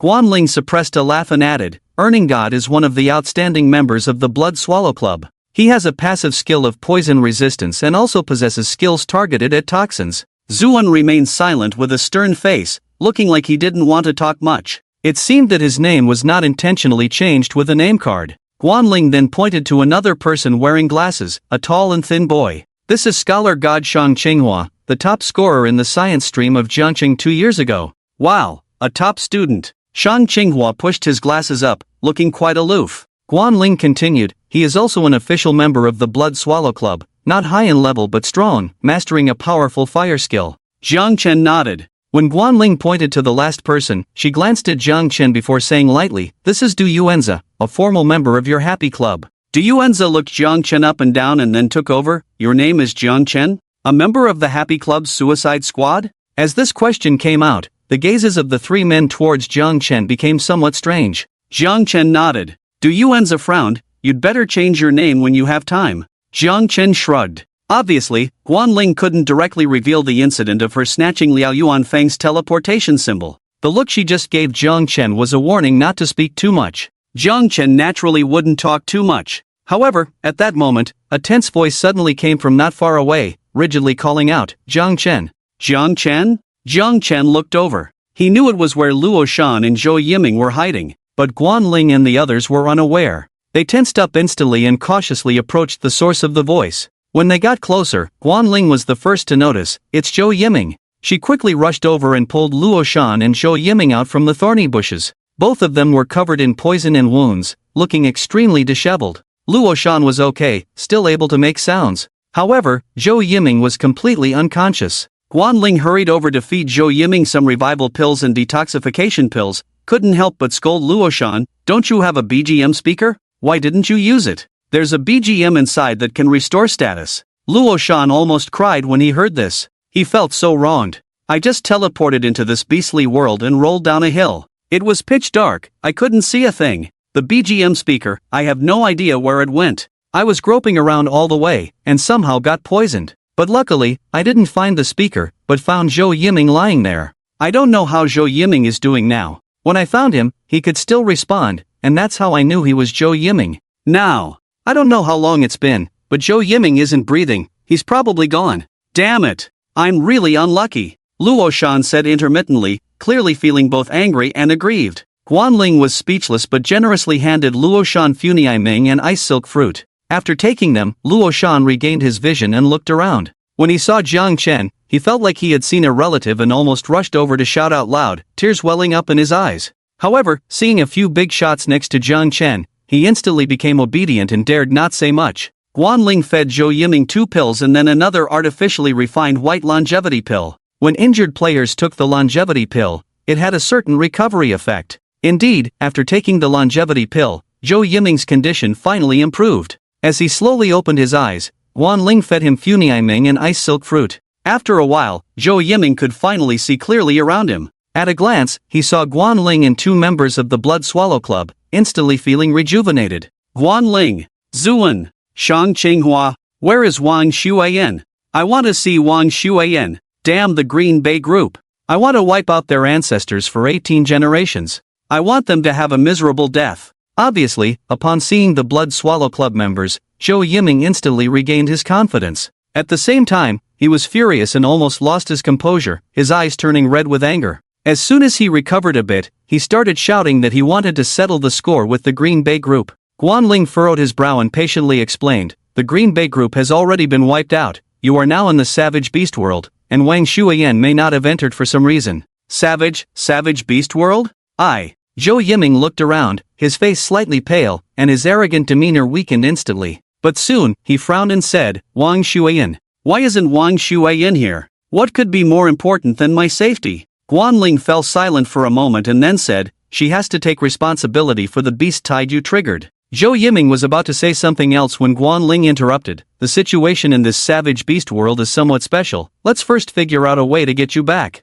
Zhou Yiming was not stupid. It's just that being pampered as a star for too long had made him arrogant and disrespectful. He could still put on a show in front of the camera, But some things ingrained in him were hard to change. Seeing the expressions of Guanling and the others, he wisely kept quiet and muttered, "Fine. I hope you can safely escort me back as soon as possible." This tone. Zuan and Shang Qinghua nodded expressionlessly. Du Yuan's expression was a bit subtle. However, considering the backing behind this pretty boy and Wang Shuiyan's infatuation, he didn't say much either. The group decided to go back to the swamp to check the situation. Along the way, Luo Shan's gaze wandered around on the ground and he found his BGM speaker. His despondent mood lifted instantly. However, just as he happily held the recovered speaker, he noticed there was a pile of human remains lying outside the now calm swamp. That is. He swallowed hard, his voice trembling. "I see. That's the uniform of the Joy Club." It was the uniform that Liao Yuanfeng had given them for the mission.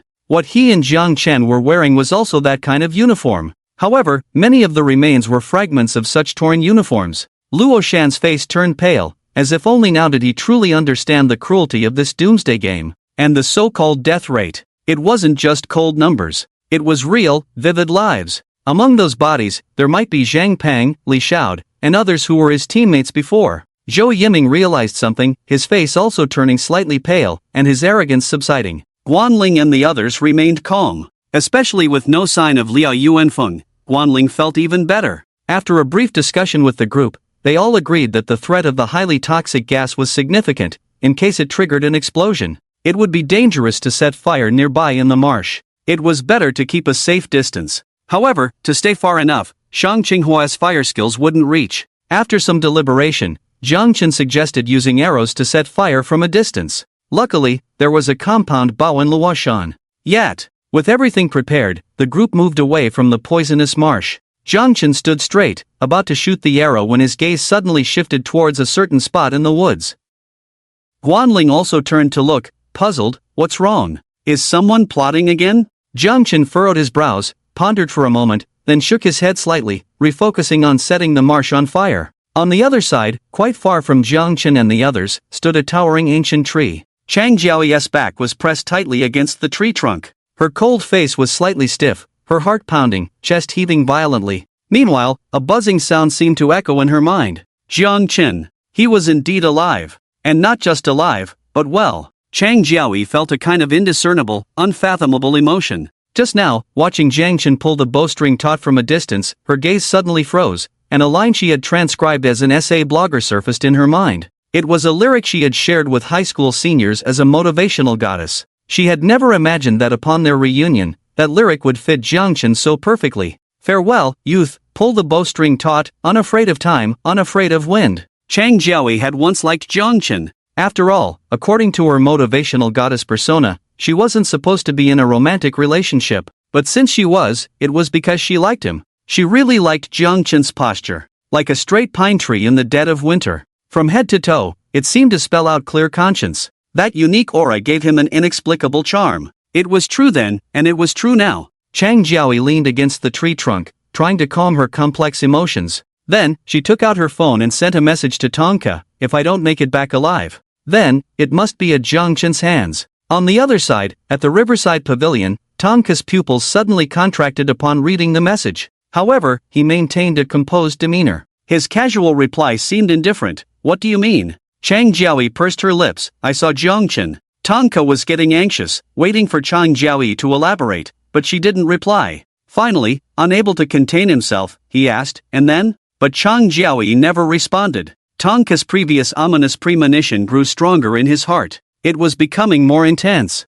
His heartbeat quickened involuntarily. It was an uncontrollable, inexplicable sense of unease. Tonka suddenly clenched his phone. Closing his eyes briefly, he stood up, gazing towards the distant riverbank. On the other side of the river, the top members of the 4 major guilds were stationed. A ferry was docked on the river. Concerning that mysterious endless sea area, when Doomsday first arrived, many clueless beings attempted to escape the city from there. These beings inadvertently confirmed that the rivers, lakes, and seas had become gateways to a world of ferocious beasts. Jumping in would indeed transport one to that world, but sitting on a boat would not. So this time, the 4 major guilds launched an exploration of the endless sea for level 10 players, naturally using ships. At this moment, a ferry about to depart was docked there. Many level 10 players had already gathered on board. However, this was just the first group. Just like the club's exploration of the beast world, it would be divided into several stages, exploring in multiple batches. The earlier the batches, the more they were like cannon fodder. But at this moment, Tangku, gripping his phone tightly, suddenly dashed towards the direction of the riverbank. At the same time, he sent a message to Luo Changqing, "I'm ready to directly participate in this batch of endless sea exploration." Luo Changqing was dealing with some guild affairs. When he received the message, he instantly had the expression of an old man on the subway looking at his phone. He replied directly with 3 question marks. Tangku casually explained, "Those casual players are not that easy to fool. I heard that the Qingchuan Guild and Changsheng Guild have sent level 10 strong players from within the guild to participate in the exploration together. Currently, the Moonlight Guild is indeed the strongest in strength, but in terms of credibility and appeal, it is not as good as those 2 major guilds." This kind of nonsense was only meant to deceive children. Who was Luo Changqing? He knew Tangku, who was not the kind of person to consider the guild's credibility and appeal, those intangible things. After a moment of silence, Luo Changqing directly and firmly asked, "Tell me the truth, why exactly?" Tangku thought for a moment and finally replied, "That Zhangchen who suddenly appeared on the level ranking list. There is a possibility that I know him." Luo Changqing stared at this sentence, his eyes almost popping out. "Damn it! If you knew him, why didn't you say so earlier?" It made us guess and speculate about the mysterious big shot style of doing things. However, soon Luo Changqing also realized, "Do you have a grudge with him?" Tangku, an irreconcilable life and death feud. Luo Changqing's face instantly turned ugly. He was thinking, if that Jiang Chen really had a grudge with Tangku, would he vent his anger on the Moonlight Guild because of Tangku? Or even on him? Moreover, that Jiang Chen did not reply to the invitations from the other 3 guilds. He only replied to him, although it seemed to be about asking for a special turntable. But could it be, when he comes to the appointment, it will be the time for revenge? Luo Changqing felt that something was wrong. He wished he could just grab Tangku and interrogate him severely. However, before he could ask again, Tangku replied to him, "You don't need to worry too much, it may not necessarily be the Jiangchen I know. Because the Jiangchen I know has not crossed regions.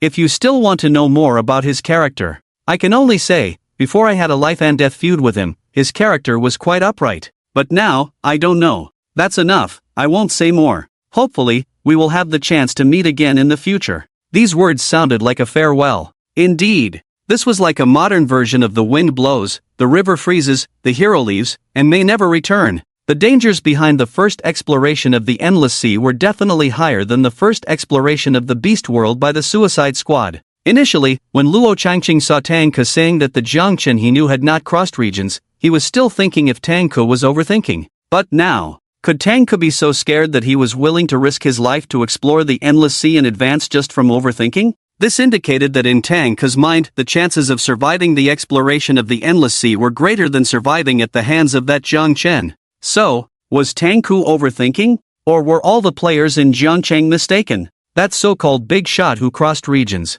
never actually crossed regions? Then how did he manage to become the first on the level ranking list? Luo Changqing frowned deeply, feeling increasingly nervous and uneasy. Tangku was unsure if his choice was right. Perhaps he was overthinking it. Maybe he would scare himself to death in the Endless Sea. But all along the way, his intuition, this thing, had saved him countless times. This time, he had a very strong intuition. It told him that danger was approaching. On Jiang Chen's side, with a flaming arrow, he shot towards the direction of the swamp. Luo Shan in this team was like a background presence. The only comforting thing was that Jiang Chen was there too. However, in this short time, he suddenly realized something was wrong. Guanling and Jiang Chen's tone of conversation. It was not the attitude of a boss towards a weaker person. And at this moment, Jiang Chen's arrow could actually shoot so far? As the arrow with a sharp momentum broke through the air, Luo Shan finally realized belatedly what was happening. Jiang Chen. In such a short time,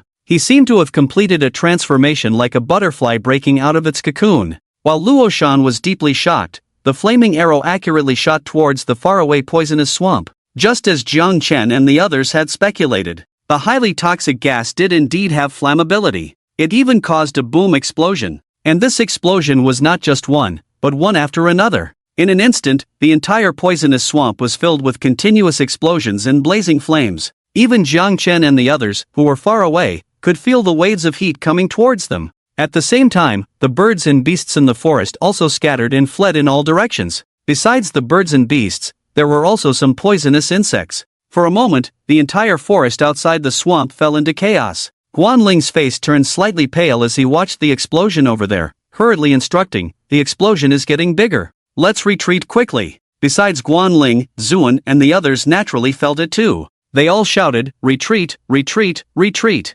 Amidst the chaos, Chang Jiaoyi, who was hiding behind the towering ancient trees further away, was also thinking about getting the group to retreat first. However, as she looked over, she discovered that Jiang Chen was missing from the group. What's going on? Jiang Chen? Where is Jiang Chen? A string in Chang Jiaoyi's mind instantly tightened. Nervous, uneasy, fearful. She possessed a visual enhancement skill, and her eyes were extremely restless as she searched around in the chaos. However, all that unease and fear eventually came true as expected. She felt her whole body stiffen. At the back of her head, a sudden chill gripped her. At the same time, a voice, once admired by her but now sounded chilling, devilishly gentle, "Darling, are you looking for me?" Bang bang! Chang Jiaoyi's heart beat heavily and deeply, not downward, but upward, as if it wanted to jump out of her throat. In that moment, she was tense all over. It felt like standing behind her was not her former boyfriend, but the incarnation of death. Jiang Chen.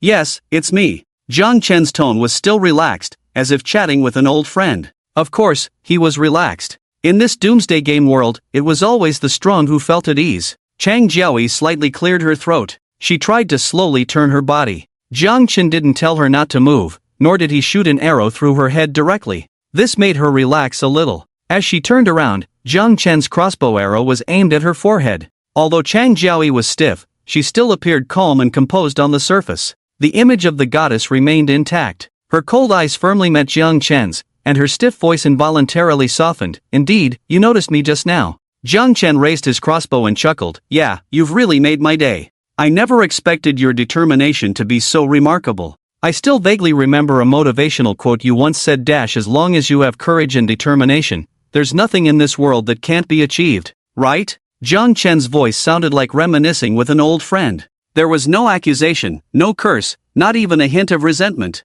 If it weren't for the cold sharp object pressed against his forehead, Chang Jiaoyi almost thought he still loved her. Her eyes flickered, and she suddenly looked at him affectionately. "You still remember? But Jiang Chen, the bravest thing I've ever done in my life is to pursue you actively. It doesn't fit my image, but it fits my heart," she said with deep affection. The expression on her face was not pleading, not weak, but rather a hint of stubbornness. Jiang Chen couldn't help but sigh. Chang Jiaoyi was indeed Chang Jiaoyi. Even in such a life-threatening situation, she remained proud and self-reliant. Like the cold moon goddess, she would never bow down, cry, or beg like a powerless mortal. Jiang Chen was not surprised. To be honest, if one day Chang Jiaoyi suddenly cried, shouted, and knelt down to beg for mercy, that would truly surprise him, making him wonder if he had been possessed. He chuckled and added sarcastically, "I thought the bravest thing you did was stealing the elixir recipe?" Chang Jiaoyi's face stiffened slightly, but Jiang Chen knew it wasn't because of his words. It was because of, "What's going on? Why can't you move the teleportation stone in your hand?" He directly pointed out the reason for Chang Jiaoyi's stiff expression. Sure enough, her dark watery eyes suddenly turned towards him. Jiang Chen held the crossbow in his right hand and flipped a silver-black compass in his left hand. Chang Jiaoyi pursed her lips and revealed, "Forbidden Space Compass." It was a compass that could nullify all spatial means within a certain area. It had a blue quality and a limited range. But it was sufficient. At least it wouldn't allow Chang Jiaoyi to escape using spatial tools like Li Xiao did before. Chang Jiaoyi glanced at the compass and then at Jiang Chen. Their eyes met, and she looked at him with a complex expression. "You guessed I would come." Jiang Chen smiled. "You found Sun Hao. If you hadn't found me, would you still be Chang Jiaoyi?" In that moment, a hint of emotion flashed in Chang Jiaoyi's eyes. After a moment, she closed her eyes. Even then, she exuded a cold and stubborn beauty. When she opened her eyes again, she suddenly smiled. "If you really understand me so well, do you think I came here to kill you?"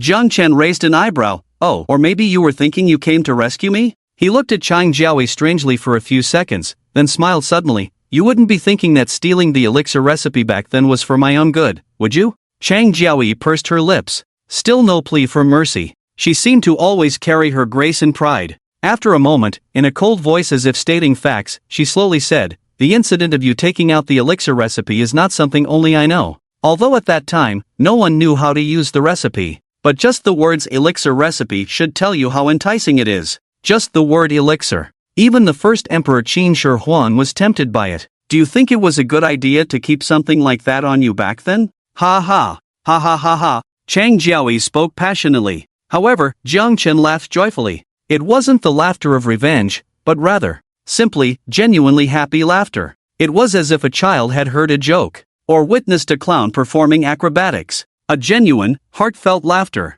This laughter made Chang Jiaoyi's face slightly stiff. She wanted to say something more. Jiang Chen, however, slowly stopped laughing, leaving only a hint of relaxation in his eyes. His gaze towards Chang Jiaoyi became even gentler, as if there was truly not much resentment. He imitated Chang Jiaoyi's affectionate tone and slowly said, "Thank you. Thank you for sending someone's head from afar and still managing to amuse me before dying. As a token of gratitude, I must tell you, I do indeed understand you quite well. To some extent, perhaps even better than you understand yourself. Chang Jiaoyi, you are not some cold moon goddess. No matter how beautifully wrapped on the outside, how perfect and flawless, deep down in your subconscious, you must also know how dirty the real you is." Tisk tsk. Jiang Chen sighed insincerely. He said, "I have once again cleaned up the filth of the world." With that, a pu sound. The crossbow bolt, straight, pierced through Chang Jiaoyi's forehead. Given Jiang Chen's attributes, unless Chang Jiaoyi had over 1,000 points of constitution, she wouldn't survive.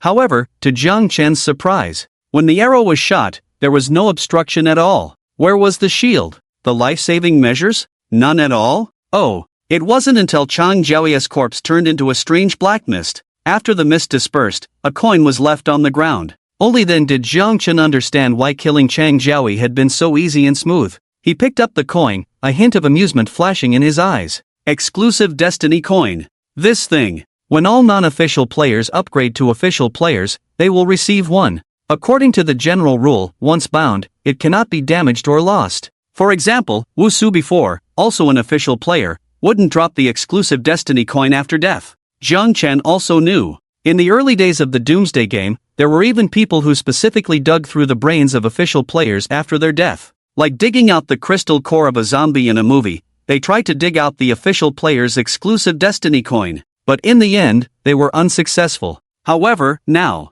what Jiang Chen held in his hand happened to be Chang Jiaoyi's exclusive Destiny Coin. What was going on? Did the rules contradict each other? In fact, according to the summary of future experts, the rules of this Doomsday game can be divided into basic rules and special rules. The so-called basic rules are the rules under which the Doomsday game generally operates, such as the exclusive Destiny Coin not dropping or being destroyed. The special rules, however, override the basic rules. It's not hard to imagine that the emergence of special rules is due to the existence of special Destiny Coins. Therefore, many players also like to refer to special items drawn from special Destiny Coins as rule items. Chang Jiaoyi's burst of the exclusive Destiny Coin. Obviously, it was caused by some kind of special item. Combined with the ghostly black mist just now, Jiang Chen remembered a special item he had heard about in his past life, called Scapegoat. Just as he was thinking, he suddenly had a glint in his eyes, a more intense surprise bursting from the depths. Then, he leaped directly onto a branch of a towering ancient tree.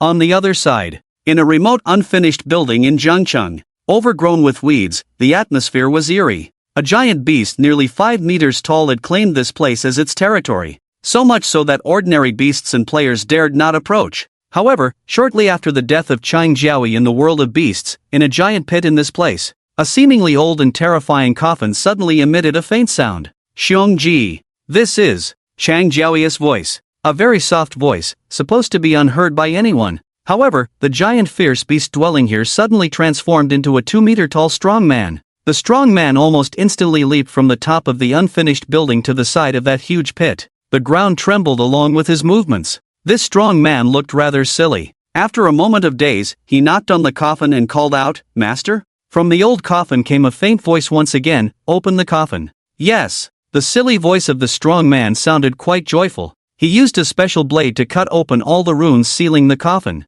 With one push, the coffin opened. And then, lying inside the coffin was none other than Chang Jiaoyi. The silly strong man seemed quite pleased and called out "Master" again. However, his master Chang Jiaoyi had a terrifyingly dark expression on her face. Yes, Chang Jiaoyi did not die. But in return, the price she paid was too great. When Jiang Chen took out the forbidden space compass, Chang Jiaoyi realized Jiang Chen almost had a killing intent towards her. The forbidden space compass was not just to prevent her from using spatial tools to escape. More importantly, it was to prevent her from having any life-saving tools. If her life-saving tool only allowed her to revive in place, Jiang Chen could easily guard her remains. She revives once, he kills her again. And if her life-saving tool had spatial teleportation capabilities, it would also be completely restricted by the forbidden space compass in Jiang Chen's hands. So, if she only had a regular life-saving tool, she would have almost certainly died at that moment.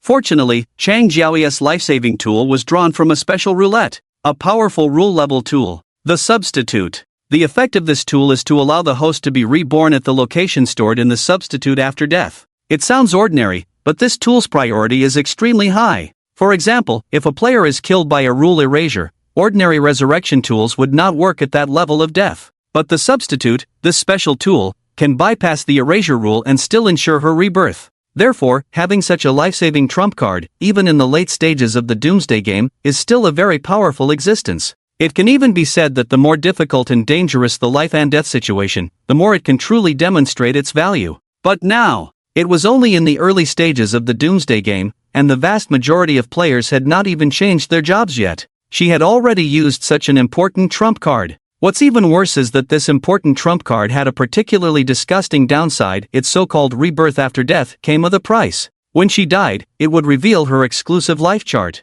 At the same time, upon rebirth, she would regress from an official player to a non-official player, losing all player functions. It was like her data panel had undergone a factory reset. All her talents, skills, attributes, etc. would be lost along with the exclusive life chart. Of course, if she could retrieve her exclusive life chart, there was a chance to restore her strength. But, retrieve the exclusive life chart? How could that be possible? If she wasn't mistaken, her exclusive life chart was now in Jiang Chen's hands. Asking him to return the exclusive life chart to herself? What a joke! She was the proud Chang Jiaoyi. How could she easily bow down to someone? More importantly, she was well aware even if she really begged Jiang Chen, he would not return her exclusive life chart. On the contrary, he would only mock her, even kill her again. So, Chang Jiaoyi took a deep breath. Instead of seeking Jiang Chen, it might be better to let him believe that she is truly dead. For now, the existence of the special substitute item is still too rare.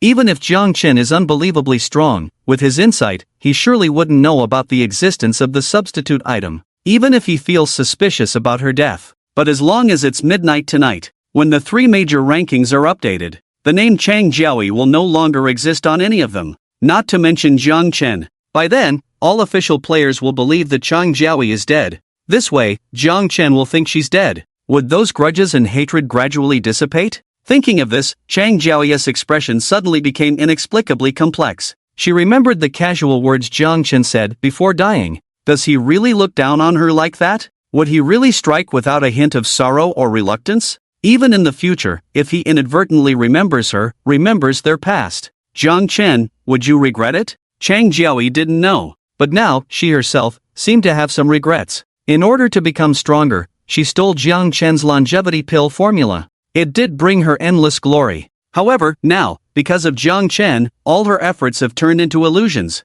The ability to refine the longevity pill, along with the loss of the exclusive fate plate, all gone. The Alchemist Alliance is probably impossible to establish now. All the glory she fought for will also be impossible to maintain. Deep down, Chang Jiaoyi felt somewhat uncomfortable. In that stifling and bitter discomfort, there was even a hint of grievance. However, she was not a weak and helpless woman. Chang Jiaoyi closed her eyes. The sky today was gloomy, casting a unique charm on her cold face. When she opened her eyes again, the cold arrogance and resilience returned to her gaze. At this moment, she told herself, regret? No. In Chang Jiaoyi's dictionary, there should not be the words regret, although she has lost everything now. But at this moment, she was like the Empress reborn in fantasy novels. She was not completely empty-handed. Her official player status was gone, but she still had all her items. Her attendant Xiong Ji remained loyal. She still had the capital to make a comeback. After composing herself, Chang Jiaoyi immediately took out from her spatial ring a green quality longevity pill and an upgraded fate card.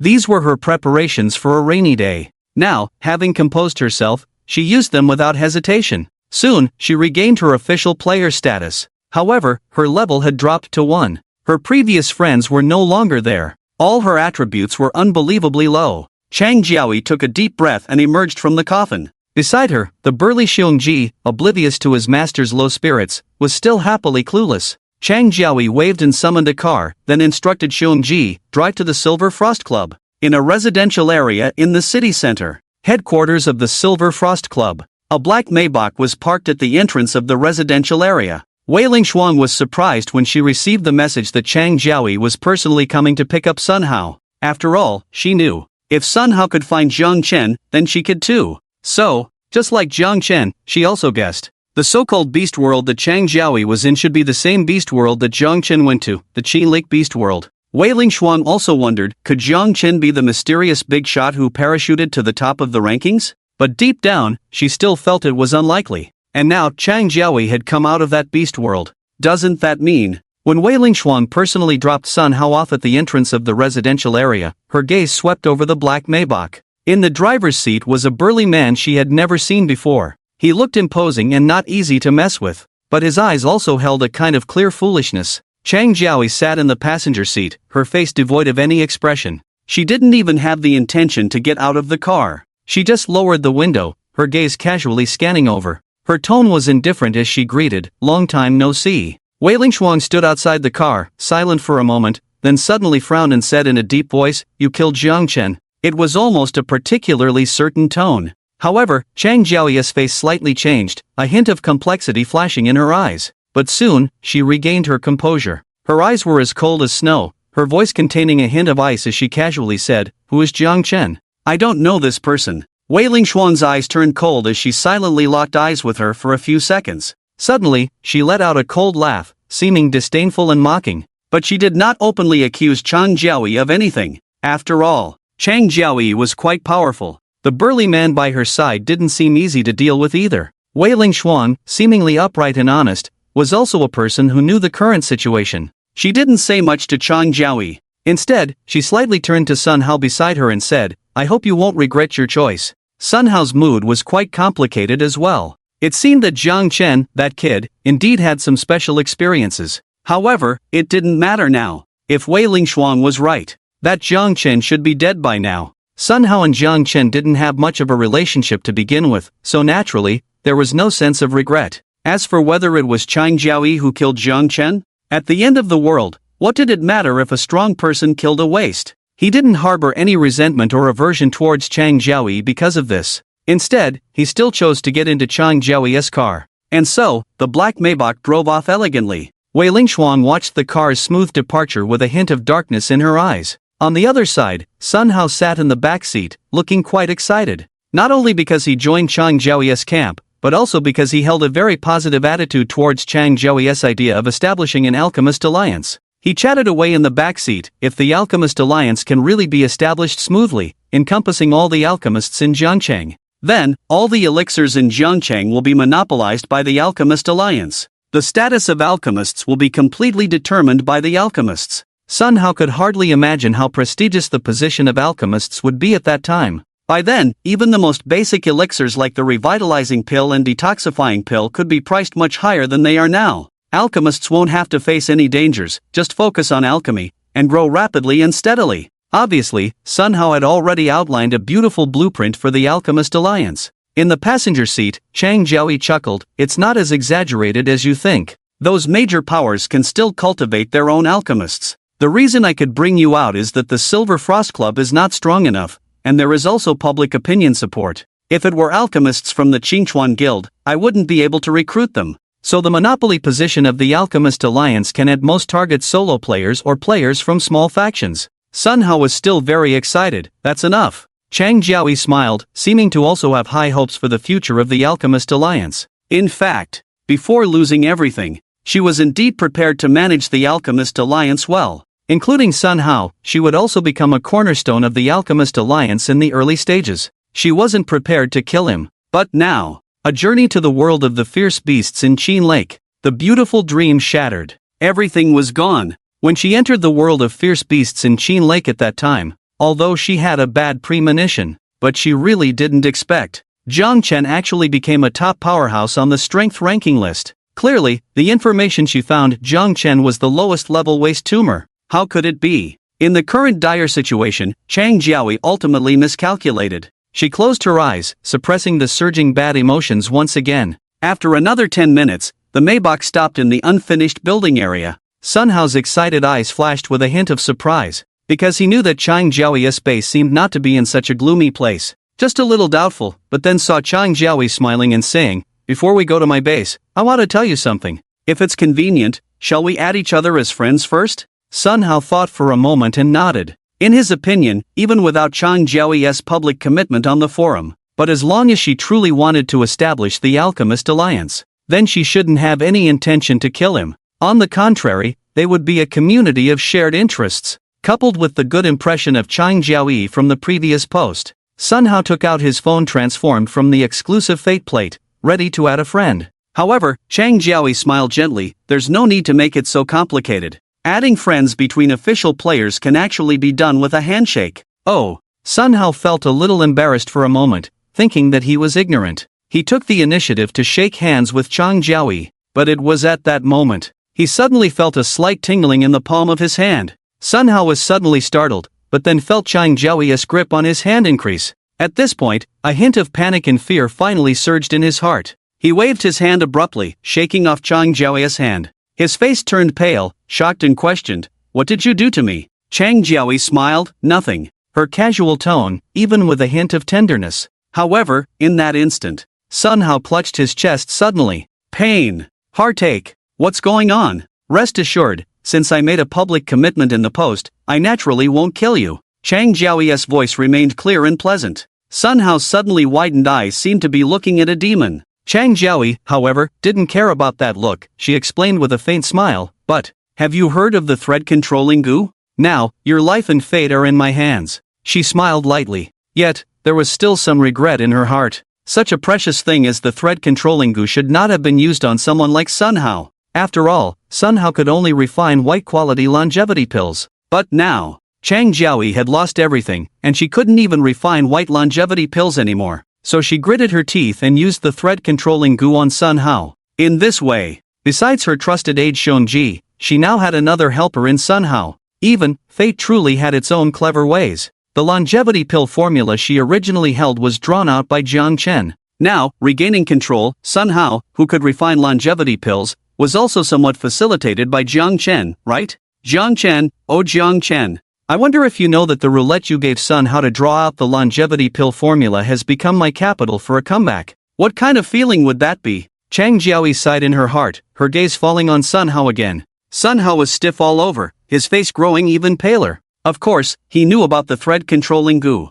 but he never expected that Chang Jiaoyi would use it on him. And he never expected that the so-called post, getting wet in the rain, so holding an umbrella for others, was all nonsense. This woman, as Wei Lingshuang said, is truly a ruthless character with a heart as venomous as a snake and scorpion. At this moment, Sun Hao recalled the words of Wei Lingshuang when he was with Chang Jiaoyi, "I hope you won't regret your choice." Sun Hao regretted. He deeply regretted it. Regretted believing Chang Jiaoyi's lies. Regretted not seeing through Chang Jiaoyi's true colors. He should have believed Wei Lingshuang. He should have stayed at the Silver Frost Club. That way, at least he would be free, instead of being manipulated by Chang Jiaoyi now. However, just as Sun Hao was regretting and feeling guilty for betraying Wei Lingshuang's good intentions, his pupils suddenly contracted. In his mind, it felt like a taut string had buzzed. Then, a mouthful of venom sprayed out. This scene surprised Chang Jiaoyi, who was beside him, and Sun Hao. He finally realized before his death Wei Lingshuang's words, "I hope you won't regret your choice," were not regret for choosing the wrong answer or a final warning. It was a hint. A hint for the dying person, a final hint. Chang Jiaoyi, Wei Lingshuang, they are not good people. No wonder they say, a woman's heart is as venomous as a snake. Unfortunately, Sun Hao realized it too late. Before his pupils dilated, he saw Chang Jiaoyi frantically trying to feed him the antidote, but it was too late. Sun Hao died. On the other side, in the world of the fierce beasts of Qin Lake, on the high branches of the towering ancient tree, Jiang Chen watched the scene of Chang Jiaoyi desperately feeding Sun Hao the antidote, almost laughing himself off the branch. Ha ha ha ha, it's so funny. If he guessed correctly, Wei Lingshuang probably just wanted to tarnish Chang Jiaoyi's reputation by poisoning Sun Hao. As a result, it directly shattered Chang Jiaoyi's first step to make a comeback. Jiang Chen didn't expect it either. To prevent Chang Jiaoyi from escaping, he secretly used the Eye of Insight on her as soon as they met. Surprisingly, the effect of the sacrificial prop rebirth after death transferred to the reborn Chang Jiaoyi.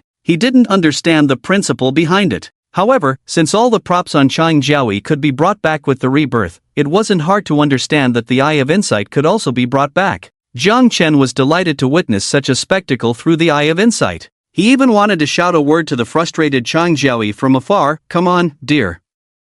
Give it your 99% effort. Don't disappoint me." However, just as he was enjoying himself, Jiang Chen suddenly felt the branch of the towering ancient tree he was sitting on suddenly threw him off. Not only that, at this moment, after a series of explosions, the noxious swamp seemed to undergo some unexpected mutation. Previously, the booming explosions seemed grand and intimidating to watch and listen to. Now, as Jiang Chen was thrown to the ground by the ancient tree branch, he discovered the land of this small forest was not only charred black but also carried a scorching sensation like molten lava. In addition, all the plants in this entire forest, whether tall trees or short shrubs, seemed to come to life with menacing gestures. At the same time, along with the menacing gestures of all the plants, the once pitch-black environment seemed to take on a layer of eerie dark red. Even with the enhanced vision from the Eye of Insight, it was hard to distinguish whether it was a fiery red or a bloody red. The distant explosions ceased, but from the direction of the swamp, a more terrifying, deep growl could be heard than the explosions.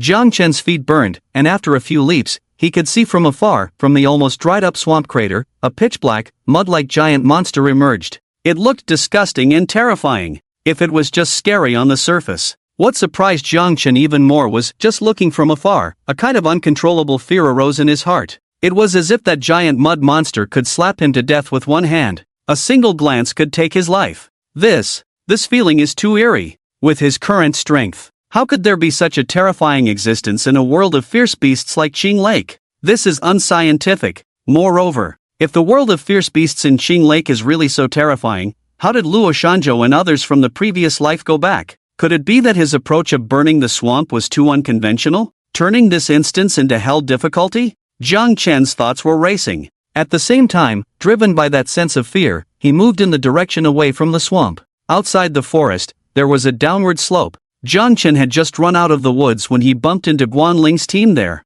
Guanling's team had grown larger again at this point. It seemed like some members of the Suicide Squad were actively coming together for warmth. There were probably more than 30 people. And just as Jiang Chen ran out of the woods, someone in the team nervously shouted at him, "Who are you? Which faction are you from?" Jiang Chen thought for a moment and simply moved closer to Guanling's team. He didn't bother with the nonsense of the week, but looked directly at Guanling. Guanling was holding a crystal ball, looking quite serious. And on that crystal ball, the scene from the swamp pit was playing. Jiang Chen had just seen that terrifying mud monster that filled him with fear, displayed prominently on the crystal ball screen. Guanling didn't ask where Jiang Chen had just been, but instead explained while holding the crystal ball, "This is a kind of recording device, and it comes with a small bee. What you see on the crystal ball is the scene captured by the small bee on the other side of the swamp. You can also think of it as a drone and a display screen." Having lived two lives, Jiang Chen naturally knew of the existence of such devices. He casually nodded and then his gaze fell back on the mud monster in the crystal ball's image. Beside him, Guanling looked serious and proactively said to him, "Even though I'm looking at the recording through the crystal ball, I can sense a very dangerous feeling from this terrifying monster. Not just me, Zhang Xin and Xuexin also felt it. What about you? Did you feel that kind of terrifying threat?" Jiang Chen nodded and said casually, "I also felt the danger, that's why I ran out of the woods." That's what he said. But deep down, he thought of another possibility. Guanling and the others didn't have Jiang Chen's strength and confidence, so they didn't find anything strange. The scholar Shin Xinghua analyzed to himself, "If I'm not mistaken, this mud monster is likely a beast player with a data panel just like us. Such beings, generally speaking, are much stronger than us human players. With the strength of us formal players present here, it's probably impossible to deal with. But if I'm not mistaken,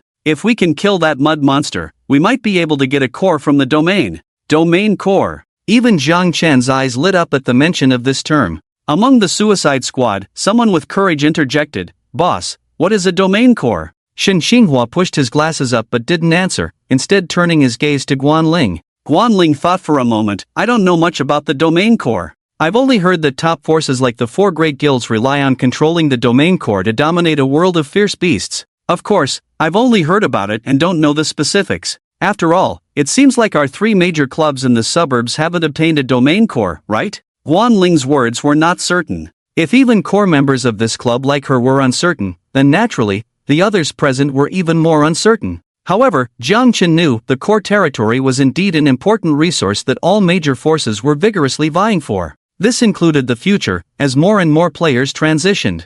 The focus of all major forces would then shift to competing for the core territory. But what exactly the core territory was used for, even in the previous life, was not widely known among ordinary players. The information about the core territory that ordinary players could gather through chat channels and forums was limited to two things. One, as Guanling had just mentioned, it involved the control of a savage beast world by major forces, or rather, the battlefield of the core territory. The other was something that all players were still unaware of. According to Jiang Chen's knowledge from his previous life, the number of savage beast worlds connected to cities divided into various regions varied. And the city he was in, Jiangcheng, was connected to a total of 129 savage beast worlds. In modern terms, that would be 129 core territories. This also meant that the entire Jiangcheng would produce 129 core territories. In the previous life, when Jiangcheng transformed into the Qingchuan base, the entire city underwent a regional upgrade. After the regional upgrade, players in that region could access features like the World Chat Channel. By then, players could communicate with players from other regions that had completed the regional upgrade. It was said that the trigger for the regional upgrade at that time was Jiangcheng collecting 129 core territories. Jiang Chen even remembered that in his previous life, the first region to complete the regional upgrade had a world announcement specially released by the Doomsday game. This included a global leaderboard, which also had a regional ranking, recording the time sequence of each region completing the regional upgrade. He remembered that in his previous life, Jiangcheng was ranked far down the list on that leaderboard. In this life, at this moment, it was evident that no region had yet completed the regional upgrade. Jiang Chen was thinking. But suddenly, he heard the sound of several official players around him gasping in shock. Hiss. That is. Jiang Chen's gaze followed these voices and looked towards the crystal ball. His pupils suddenly dilated, but soon returned to calm. The strange feeling he had before, and his speculations. It seemed that at this moment, he had almost found the answer. And the dark-skinned Zonboy, after gasping in shock, exclaimed directly, "Be black, black. A black profession roulette. I remember black. Is a special roulette. So that means, a special profession roulette?" The Zonboy's voice was almost breaking. These official players more or less knew the power of special roulettes. The special items drawn from special roulettes were even referred to as rule-level items. So, what about a special profession roulette? How amazing could the special profession drawn from it be? It's almost too scary to even think about. Moreover, at this stage, what those level 10 big shots players wanted most was to change professions, right? In order to have a more promising profession change, they even risked their lives to explore the endless seas. But even exploring the endless seas, even with a golden profession roulette, it wouldn't be as valuable as a special profession roulette, right? It's no wonder that these few official players were all unsettled. Even Guanling, who was usually calm and composed. At this moment, as she looked at the black profession roulette on the altar-like platform at the center of the swamp pit in the crystal ball,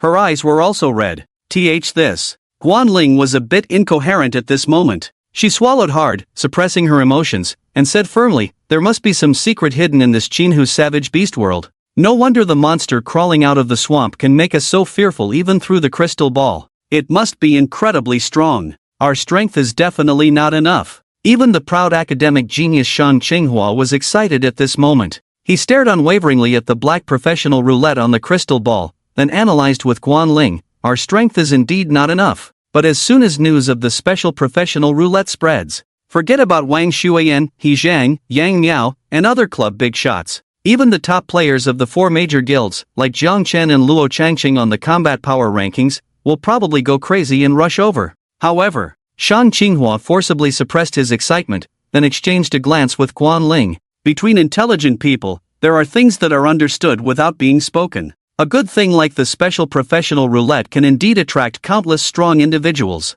But the current situation is, the more strong individuals come, the greater their hope of defeating that mud monster. However, if the strong individuals are too strong, then when it comes to dividing the benefits of the special roulette, conflicts beyond control are likely to erupt. Therefore, seeking external help is a double-edged sword that requires careful consideration. In fact, Jiang Chen observed the silent exchange between Shang Qinghua and Guanling, but he thought, these two might be overthinking it. if he wasn't mistaken. The special professional roulette that shocked and excited them so much is probably fake. Even the mud monster should be just an illusion. Jiang Chen found it strange. In a small world of fierce beasts like Little Qin Lake, how could there be a beast that posed such a strong threat of death to him? Meow, his combat power is already at 15 stars. It's not scientifically sound for him to feel threatened and fearful. So, the origin of this emotion is not that so-called mud monster. It's behind the scenes, a beast clan with psychic abilities.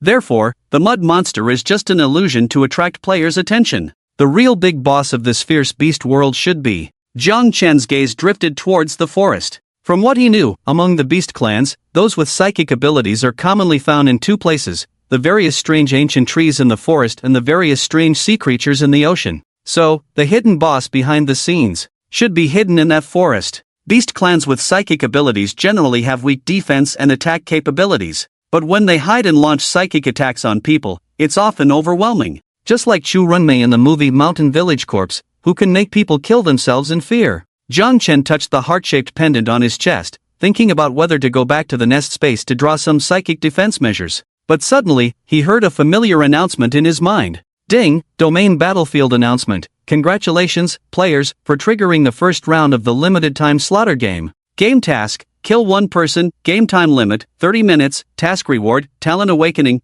failure penalty, none, a limited time slaughter game? And it's the first round? The reward is a talent that hasn't appeared on the roulette yet? This temptation. Jiang Chen frowned, then noticed that the people around him also showed surprise and shock in their eyes. Formal players like Guan Ling were not only surprised and shocked but also delighted. As for the members of the Suicide Squad, some were slightly surprised, while others were instantly terrified. Even almost as soon as the announcement ended, a thin, agile-looking member of the Suicide Squad suddenly stabbed the person next to him with a knife. The scene happened very suddenly, but it wasn't too surprising. The crowd gathered here instantly fell into chaos at the announcement of the limited-time killing game. The weaker members of the Suicide Squad quickly dispersed towards the distance, shouting for help and demanding fairness from Guan Ling. The stronger ones, on the other hand, remained vigilant, their eyes keenly fixed on others, like hunters seeking their prey. Even among the official players, Du Yuanze and Zuan each locked onto a member of the Suicide Squad?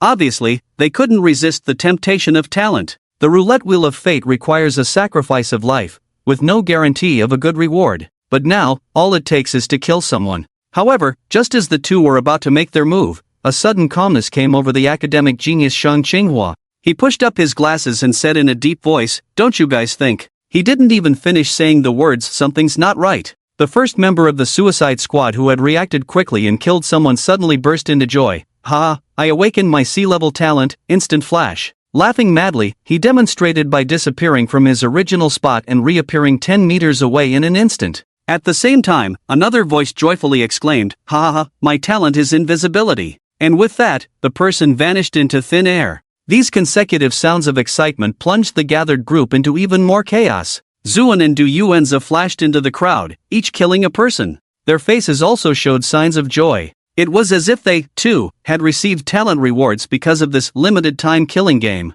Even Shang Qinghua, who had just wanted to say something, seemed to be influenced by those excited voices, starting to doubt his own judgment. He looked at Guan Ling, frowned, and said in a serious tone, "What feels off to me is, in all previous Doomsday Game announcements, only official players could hear them. But this time, even non-official players heard it. However, if killing a useless person can grant talent, if something feels off, then it is." With that, he also dashed into the group of useless Suicide Squad members. However, before he could make a move against them, he felt a sudden tightness around his neck. Shang Qinghua quickly stopped in his tracks, lowered his gaze to the red whip coiled around his neck. His face turned cold as he frowned and looked at Guan Ling, who held the whip. "What do you mean by this?" Guan Ling still had the whip around his neck, but her gaze fell on the chaotic crowd as she shouted in a deep voice, "Stop all of you. Anyone who dares to harm others again, don't blame me for being impolite." Although Guan Ling was a woman, her presence was formidable. As she spoke, Shang Qinghua's expression stiffened.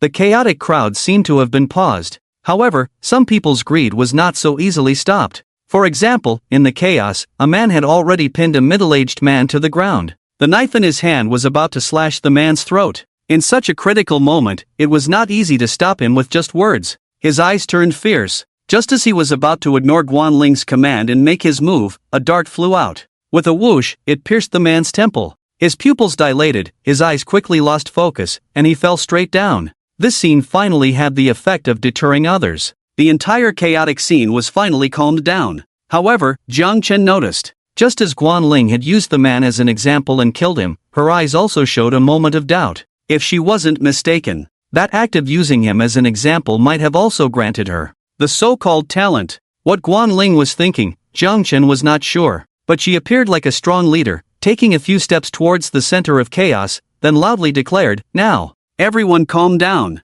According to the underlying rules of this doomsday game, you informal players who are not even level 1, wouldn't have heard any announcements. So, there must be something wrong with the recent announcement. Haven't you noticed? The announcement said timed slaughter game, first round, which means there will be second and third rounds to follow. The essence of this so-called slaughter game is to make us turn our blades against our teammates, to be disintegrated from within. So, this timed slaughter game must be a trap set by some beast player against us. Including what we saw in the crystal ball just now, the black profession roulette in the swamp pit is most likely just a bait." Guan Ling's voice was firm and powerful, speaking with conviction. It was as if she had already seen through the truth. In the crowd, Du Yuanzi and Zuan immediately echoed, "One team is right. This must be a conspiracy by the beast player elites. From now on, no one is allowed to attack their companions." Of course, they said so. After all, they had already killed and gained talents. In the crowd, the members of the Suicide Squad who had also killed and gained talents were also echoing Guan Ling's words. Those who had not killed anyone had unpleasant expressions. Even looking at those who had benefited, their eyes were red. Shang Qinghua hadn't had the chance to kill anyone. His expression was somewhat stiff. He knew, of course, that Guan Ling's words made sense. But, what if? What if the slaughter game was real, and the talents were real? It was just sacrificing one life to gamble on a possibility. For him, it was almost without loss. Companions? Those Suicide Squad members were not worthy of being companions to official players. They were just a bunch of trash, cannon fodder on the battlefield. However, Shang Qinghua was not as strong as Guan Ling. He knew Guan Ling's decisive character and didn't dare to challenge her. But at this moment, just as Guan Ling was about to say something else, a voice suddenly spoke up in the crowd towards Guan Ling. "I admit, Guan Team, you are right.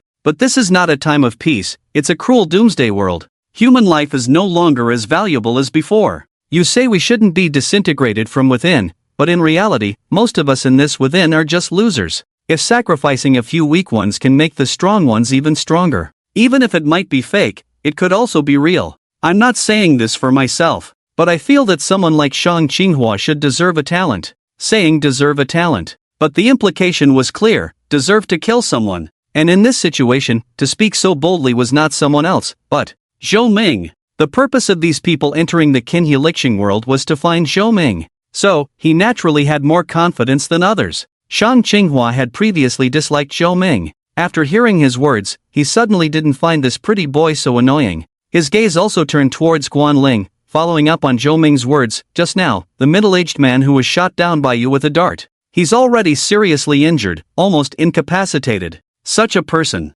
Shang Qinghua's meaning was clear. However, the middle-aged man was originally cleaning his wound with his saliva. Upon hearing this, his face turned pale. He suddenly looked towards Guan Ling's direction. "Team Guan, I. He wanted to say something, but it seemed like his mind went blank, unable to find a way to save himself. He looked at Du Yuanzi in despair, crying out, "Captain Du, save me. I belong to the Happy Club. I know Captain Liao. Captain Liao praised me before. He said I was good, that's why he took me on this mission. Save me, protect me. Where is Captain Liao? No, I can't die. I have a son. He's still young. He's waiting for me in the Happy Club's underground garage. Captain Du, save me. I can't die." The middle-aged man knelt down despite his wounds. It could even be said that he prostrated himself on the ground. His pleas were pitiful, miserable, humble, and desperate. Inexplicably moving. In the midst of this chaos, Luo Shan neither killed nor was killed. He was indeed a worthless thug before his doomsday. But he was not inherently cold-blooded. Perhaps he was one of those dog butchers. Watching this scene from the perspective of a bystander, his feelings were quite complex. In his mind, he couldn't help but recall. In peacetime, he once saw a delivery rider kneeling humbly to an elderly man by the roadside, repeatedly saying, "Please spare me, I'm running late." That kind of humility and supplication seemed to be a common trait among struggling individuals at the bottom. It was heartbreaking. It couldn't help but make him feel sympathy. He subconsciously glanced at Jiang Chen. Now, unless someone had a problem with their brain, anyone could see it. Jiang Chen had risen. How far he had risen specifically was unknown, but at least he was now able to converse with formal players like Guan Ling and Du Yuanzi. However, Luo Shan's gaze towards Jiang Chen shifted back. In the end, he lowered his head. If he had the strength, what he did was his own business, but now he was also a weakling, with no right to dictate to the strong. However, what surprised Luo Shan was that Du Yuanzi, who was being cried and begged to buy the middle-aged man, remained cold and unmoved. It was Guan Ling who suddenly raised his hand and threw something over. The middle-aged man initially thought it was a dart and was almost scared out of his wits.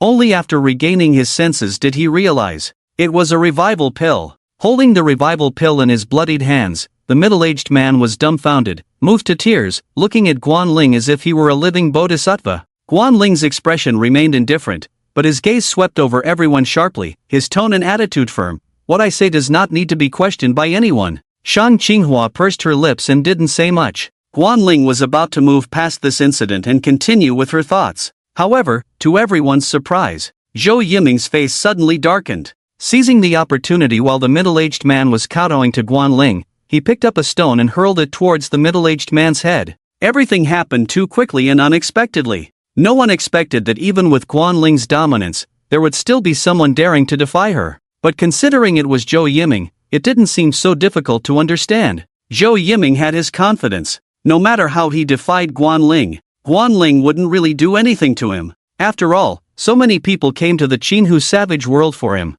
His position in the Blood Swallow Club was different from ordinary people. So, as long as he could kill before Guan Ling stopped him, he wouldn't have to bear any consequences.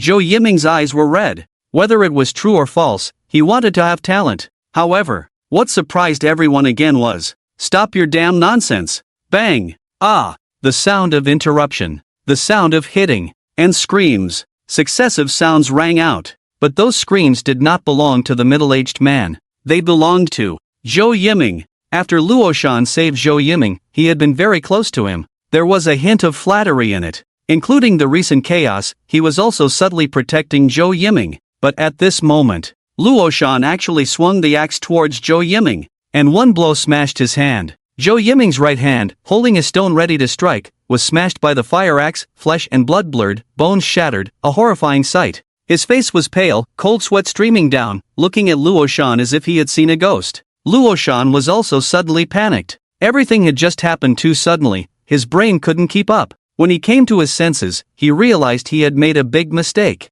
It's over. Luo Shan's complexion was even paler than Zhou Yiming's. Zhou Yiming glared at Luo Shan with red eyes, shouting, "How dare you attack me? You worthless piece of trash dare to attack me. I curse you to die a horrible death. Guan Ling, I want him dead. Quickly kill this waste and treat my hand injury." Hiss. While shouting, he was trembling in pain. Luo Shan became even more flustered, throwing the axe and stepping back. Speaking of which, that axe was given to him by Jiang Chen. It was the axe Jiang Chen used to kill Zhao Quan before. The Bao Jiang Chen used to burn the swamp belonged to Luo Shan. At that time, he had given the fire axe to Luo Shan for self-defense. Now, Luo Shan was in a panic, subconsciously looking at Jiang Chen and then at Du Yuanzi. He also wanted to seek help. The middle-aged man kneeling on the ground realized that Luo Shan was trying to save him. He wanted to plead for Luo Shan. However, he had no say in the matter. Just being able to save himself was already fortunate. Guan Ling, watching this scene, felt a headache. Speaking of which, Guan Ling didn't like Zhou Yiming either. At this moment, all this mess was caused by Zhou Yiming. Originally, she had absolute power and her words were authoritative. But this Zhou Yiming thought too highly of himself. Ignoring her words time and time again, Guan Ling was somewhat annoyed and coldly scolded Zhou Yiming. "Do you still have the face to order me around? You completely ignored what I just said, didn't you?" Seeing that Guan Ling had no intention of killing him but was scolding Zhou Yiming, Luo Shan's originally despairing heart suddenly had a glimmer of hope. But this glimmer of hope was quickly shattered. Suddenly, a voice full of urgency and neutrality came from afar. "Brother Yiming." Zhou Yiming, who had been listless after Guan Ling's scolding, suddenly became arrogant again upon hearing this voice. At the same time, everyone present turned to look in the direction of the voice only to see a large group of people rushing towards the slope. Among them were even level 10 powerhouses. He Zhang from the Happy Club. Yang Miao from the Mountain and Water Club. Wang Shuiyan from the Blood Swallow Club. In addition, there were about 6 or 7 other level 10 players. This large group of people was actually still quite far away. It was just that Wang Shuiyan, in her anxiety, had rushed to the front. She squatted next to Zhou Yiming, took out a more precious revival pill from the turntable, and fed it to Zhou Yiming without blinking.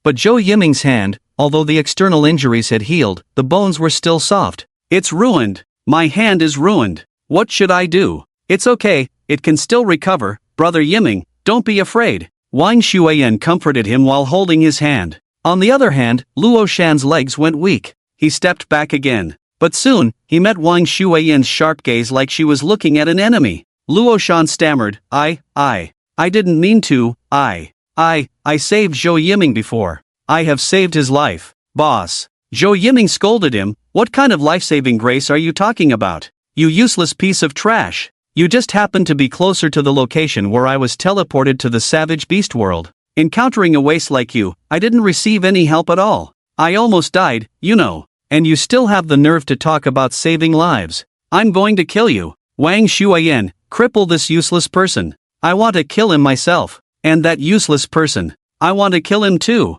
The useless person referred to the middle-aged man whom Zhou Yiming had just tried to smash with a stone. The middle-aged man was already trying to lower his presence by kneeling on the ground, not understanding why he was being dragged into this. He quickly knelt down and begged for mercy. "No, it's not my business. It's not my business if you're injured. Killing one person can bring talent, but killing 2 is a waste. Please, don't kill me. Spare me, please." The middle-aged man continued to cry miserably and despairingly. Jiang Chen watched from a distance, glancing at Luo Shan. Did Luo Shan regret interfering at this moment? But at least, the threat and fear of death had turned his face deathly pale. Yes, Luo Shan regretted it. Why did he meddle in this? Originally, this matter had nothing to do with him. Originally, he was a benefactor of Zhou Yiming. But at the moment he swung the axe, he really didn't think much. It was almost instinctive, just wanting to save someone. Looking at the middle-aged man crying miserably again at this moment, he felt more miserable and pitiful than the middle-aged man.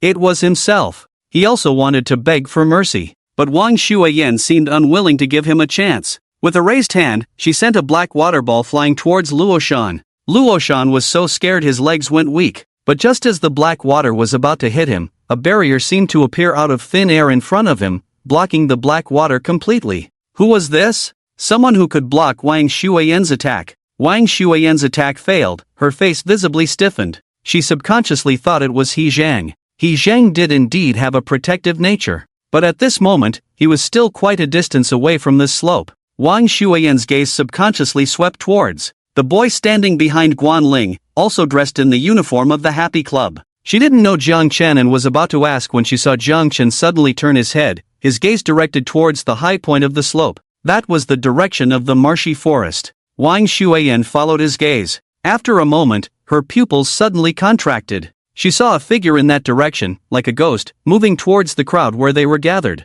It was only when the person appeared next to Luo Shan that his full figure was revealed. He was dressed in a black robe with a hat covering his head. This image looked somewhat like the shadowy boss from Shop No. 8. His appearance, like a fleeting shadow, and his aura of mystery and power were reminiscent of the shadowy boss, making him seem mysterious and formidable. Wang Shuiyan's face darkened, and she took a half step back instinctively, her voice stiff. Who are you? Jiang Chen's gaze also fell on the back of this mysterious figure in black robes. With a thought, he suddenly remembered someone. When the man in black robes turned around, revealing half of his face under the black hat, Jiang Chen was 100% sure it was really him. He actually didn't know the man's name, but he had a life and death connection with him. After being betrayed by Tang Ku and lying on the ground in despair, Jiang Chen found it extremely difficult to even move his fingers. He didn't have any beast-repelling incense on him, and the smell of blood could attract deadly beasts at any moment. According to Tang Ku's plan, he should have died in that betrayal.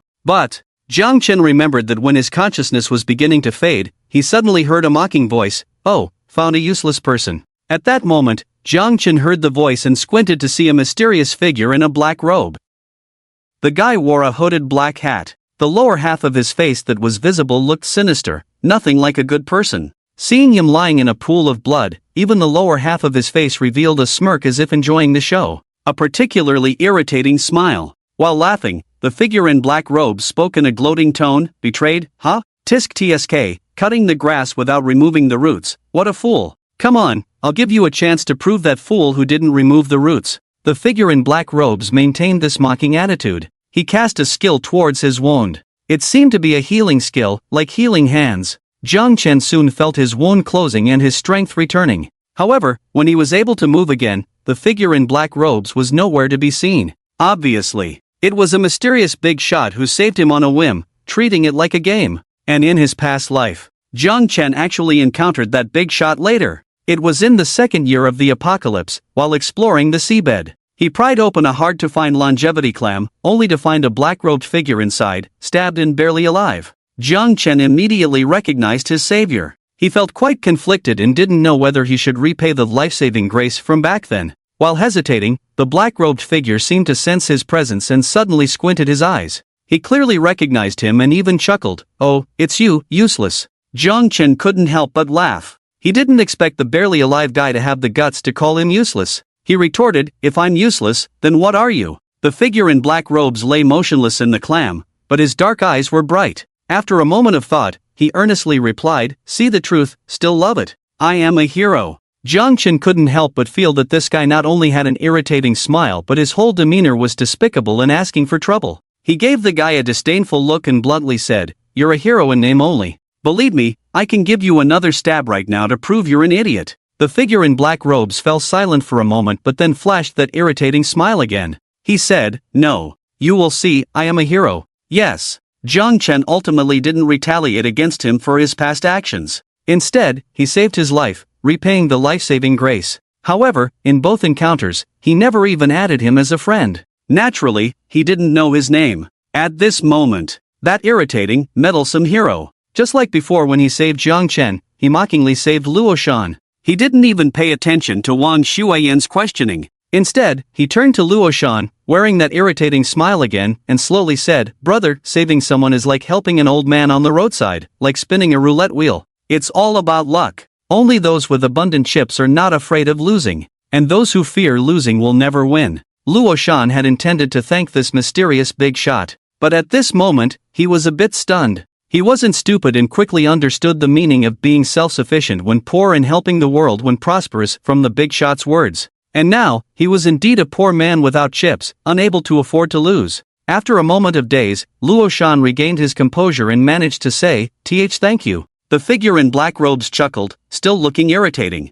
His gaze then shifted to Wang Shuiyan. After a moment, it landed on Zhou Yiming, who was standing behind Wang Shuiyan, with a very unfriendly expression. "Oh, superstar? What's with that expression?" Zhou Yiming felt uneasy being stared at by the figure in black robes, but with Wang Shuiyan present, he felt confident. Just as he was about to speak confidently, there was a sudden bang. He was sent flying back more than 10 meters and crashed to the ground. The scene was as if being hit by a speeding car. Meanwhile, the figure in the black robe maintained a mocking tone, casually remarking, "The weak should act weak. You're lucky it's me you've encountered. My temper is actually quite good." This spectacle left many present in shock. This mysterious figure in black not only blocked Wang Shuiyan's attack but also treated Zhou Yiming in such a manner in front of her. Wang Shuiyan was also taken aback and hurried to check on Zhou Yiming's condition. However, to everyone's surprise, the usually impulsive Wang Shuiyan didn't dare to confront the black-robed figure. It seemed like she swallowed her pride.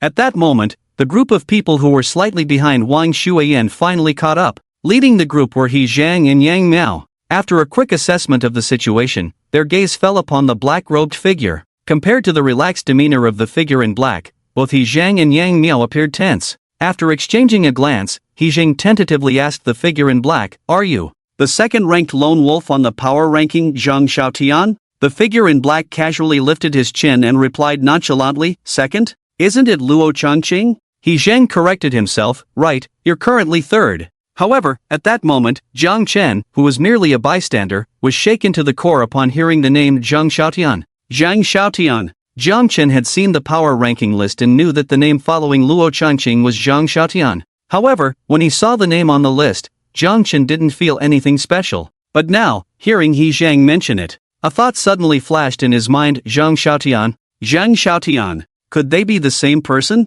Due to the existence of name-changing cards, Zhang Xiaotian changing his name to Zhang Xiaotian seemed plausible. And if he really was the same person? Well, one of the 6 gods of the human race, the god of 1,000 faces, actually hailed from their Jiangqing district? And he even owed him a debt of gratitude? Even if this black-robed figure was indeed the god of 1,000 faces, Zhang Xiaotian, then, in his past life, the black-robed figure he thought he had saved was evidently not the true Zhang Xiaotian. He thought he had repaid a debt of gratitude, but perhaps the other party didn't care about the life or death of that mere clone. And if this guy was truly the future god of 1,000 faces, suddenly, in Zhang Chen's mind, the words of the black-robed figure he heard in the longevity clam at the bottom of the sea resurfaced: see the truth and still love. I am a hero. Once, he thought the black-robed figure was just one of the struggling beings in the game of the apocalypse. Now, if the title god of 1,000 faces was truly added to the black-robed figure, then, reflecting on his words again,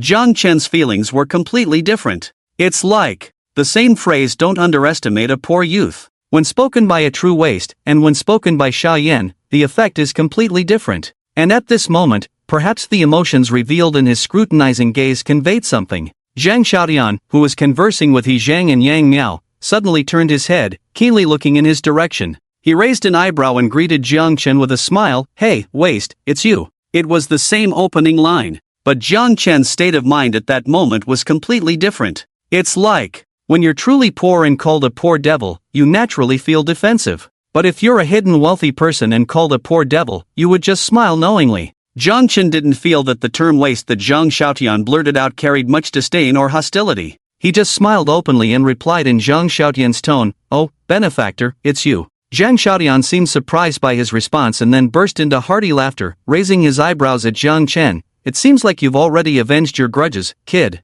His tone was particularly certain, as if stating a fact. Jiang Chen locked eyes with Zhang Xiaotian for a moment. After some thought, he nodded in agreement. Yes, I have. Of course, Tang Ku and Chang Jiaoyi hadn't actually died. But Jiang Chen's mindset had shifted as he grew stronger. Suddenly, he understood the true meaning of the phrase deep-rooted hatred. It seemed that the more one suffered and lived in misery, the deeper the hatred grew in one's heart. Conversely, if one lived exceptionally well with a bright future ahead, the so-called hatred would not bother them at all. In his past life, Tang Ku and Chang Jiaoyi, who had prospered, had become like demons in Jiang Chen's heart. But in this life, Jiang Chen's gaze was forward-looking. As he grew stronger and lived better, that was the best revenge against those two. Of course, the hatred had been resolved, but it was still necessary to eradicate the roots. Tang Ku and Chang Jiaoyi had to pay for their actions. Zhang Xiaotian had no idea what had transpired with Jiang Chen. Based on his current state, he deduced that Jiang Chen had avenged his grudges.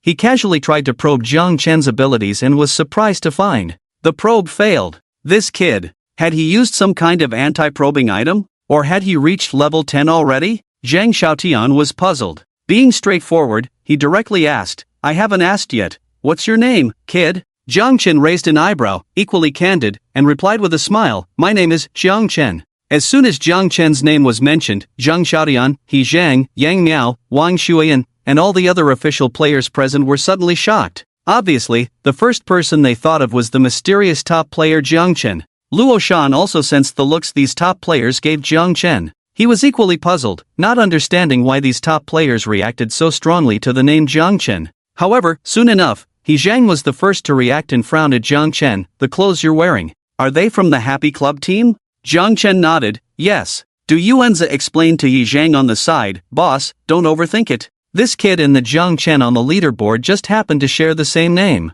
With that explanation, the surprised emotions of He Zhang and the others gradually calmed down. However, Zhang Xiaotian couldn't help but scrutinize Jiang Chen a few more times, looking pensive, as if he was pondering something. The attention of He Zhang and the others shifted away from Jiang Chen. They discussed with Zhang Xiaotian how to deal with the Hidden Beast clan players in this dangerous world and also analyzed the so-called limited-time slaughter game together. Obviously, these top players had strong mental attributes and came to conclusions similar to Guanling. They were not swayed by so-called talents. During the discussion, Zhang Xiaotian made a heavy speculation. The spiritual beast clan players hidden in this dangerous world are very likely professionals. Professionals. As soon as this was said, He Zhang, Yang Miao, and Wang Shuiyan's pupils contracted in shock. Yang Miao instinctively retorted, Xin Lake is not large, how could there be beast clan professionals in the connected dangerous world?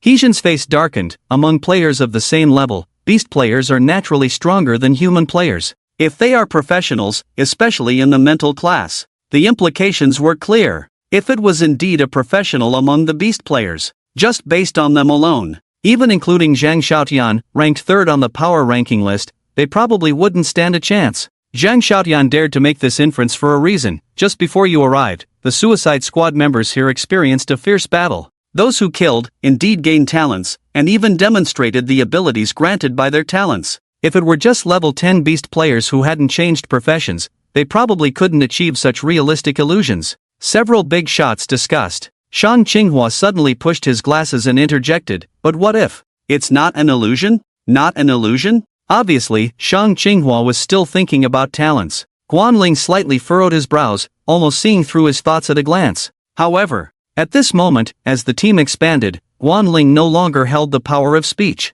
The ones in control now were he, Yang, and Wang, the three big shots of the club. And Zhang Xiaotian, the lone strongman ranked third on the power list. Generally, players supported by forces behind the scenes found it simpler to climb the power rankings. Lone wolves who made it to the power rankings must have something real. So even though he, Yang, and Wang were suddenly a group, faced with Zhang Xiaotian, they still seemed to be in a lower position. Zhang Xiaotian's appearance also seemed quite mysterious. He still wore a long black hat and glanced lightly at Shang Qinghua. Shang Qinghua remained composed, meeting his gaze calmly, then analyzed in a deep voice, just as you said earlier, those who killed gained talents for real, and even displayed their talent abilities. All of this is too real, it may not necessarily be an illusion. My idea is... Here, he glanced nervously at Zhang Xiaotian, speaking respectfully and humbly, Senior Xiaotian, you are probably the strongest and most knowledgeable among us. My suggestion is, perhaps Senior, you could try to obtain a talent, and then based on the talent you acquire, determine whether this game is real or an illusion.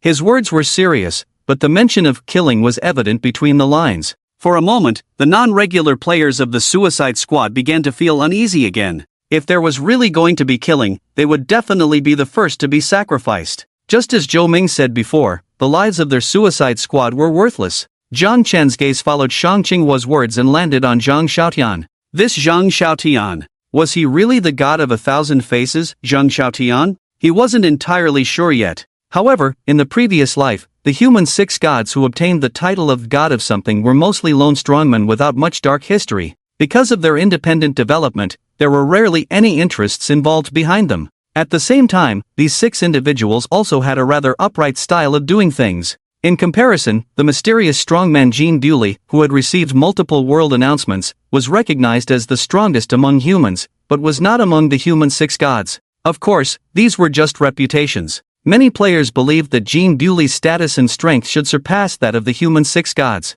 At this moment, Zhang Chen was quite looking forward to Zhang Xiaotian's performance. Would he casually kill someone because of Shang Qinghua's words, gain a talent, and then judge the authenticity of this limited time game? See the truth clearly, and still love it? His words, were they just a momentary boast echoing Roland's profound words? Can one truly achieve unity of knowledge and action, without any sense of shame? He, Yang, and Wang were all waiting for Zhang Xiaotian's answer. Of course, deep down, they also wanted to test their own talents and make judgments themselves. However, Zhang Xiaotian, with a black hat on his head, stared at Shang Qinghua for a while. He suddenly smiled, his tone slightly eerie. I think you make a valid point. As these words were spoken, Shang Qinghua's expression suddenly changed, because he could see that the smile on the lower half of Zhang Xiaotian's face clearly meant, in that case, I'll kill you to gain your talent. Shang Qinghua took a few steps back abruptly. Zhang Xiaotian suddenly laughed heartily. What are you afraid of, kid? Didn't you ask me to kill someone to gain their talent?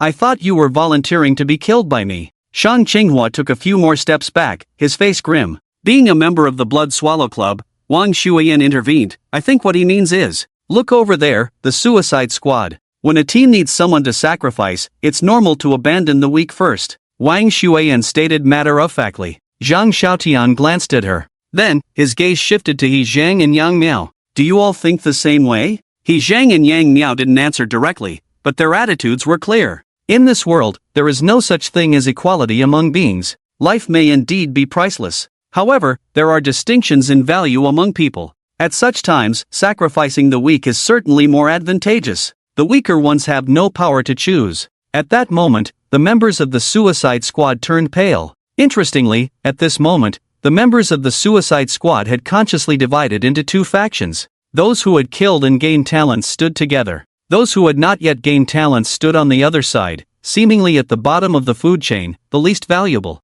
Zhang Xiaotian's gaze showed no emotion as he scanned the room keenly. However, when his eyes met Zhang Chen's, there was a flicker in his gaze. This kid, who shared the same name as the top-ranked leader on the leaderboard. His demeanor wasn't just one of casual satisfaction from avenging a great grievance. It was more of a detached, leisurely attitude, as if he was watching a show unfold. Of course, this nonchalance didn't show on his face but was reflected in his body language. Others didn't notice it, but Zhang Xiaotian keenly observed it. He wasn't one to beat around the bush. He directly asked Jiang Chen, "And you? What are your thoughts, kid?" "Ha? Me?" Jiang Chen pretended to be surprised. His reaction was like that of a greenhorn suddenly being noticed by a big shot. He, Yang, and Wang, the three big shots, were also taken aback. Guanling, Shang Qinghua, and the others scrutinized Jiang Chen for a few seconds. Jiang Chen thought for a moment and then walked over voluntarily. He raised an eyebrow and smiled at Zhang Xiaotian. "Does the big shot want to know my thoughts?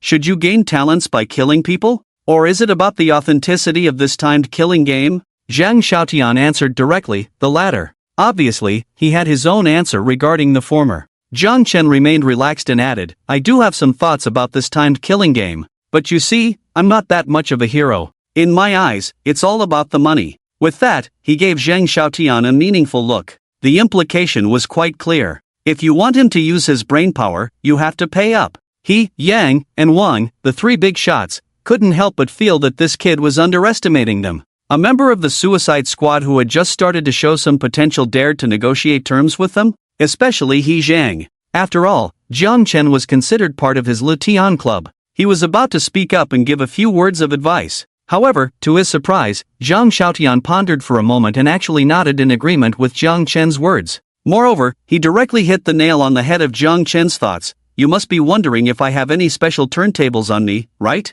With these words spoken, all the official players present were shocked once again. What does this mean? Jiang Chen's condition for helping out is to ask Zhang Xiaotian for a special turntable? Just looking at this one thing, it might seem a bit strange. But the problem is, the official players have all seen it on the forum, only that Jiang Chen, who asked Luo Changqing for a special turntable, was taken seriously by Luo Changqing as a true cross-regional big shot. Now, this Jiang Chen is also saying he wants a special turntable? This?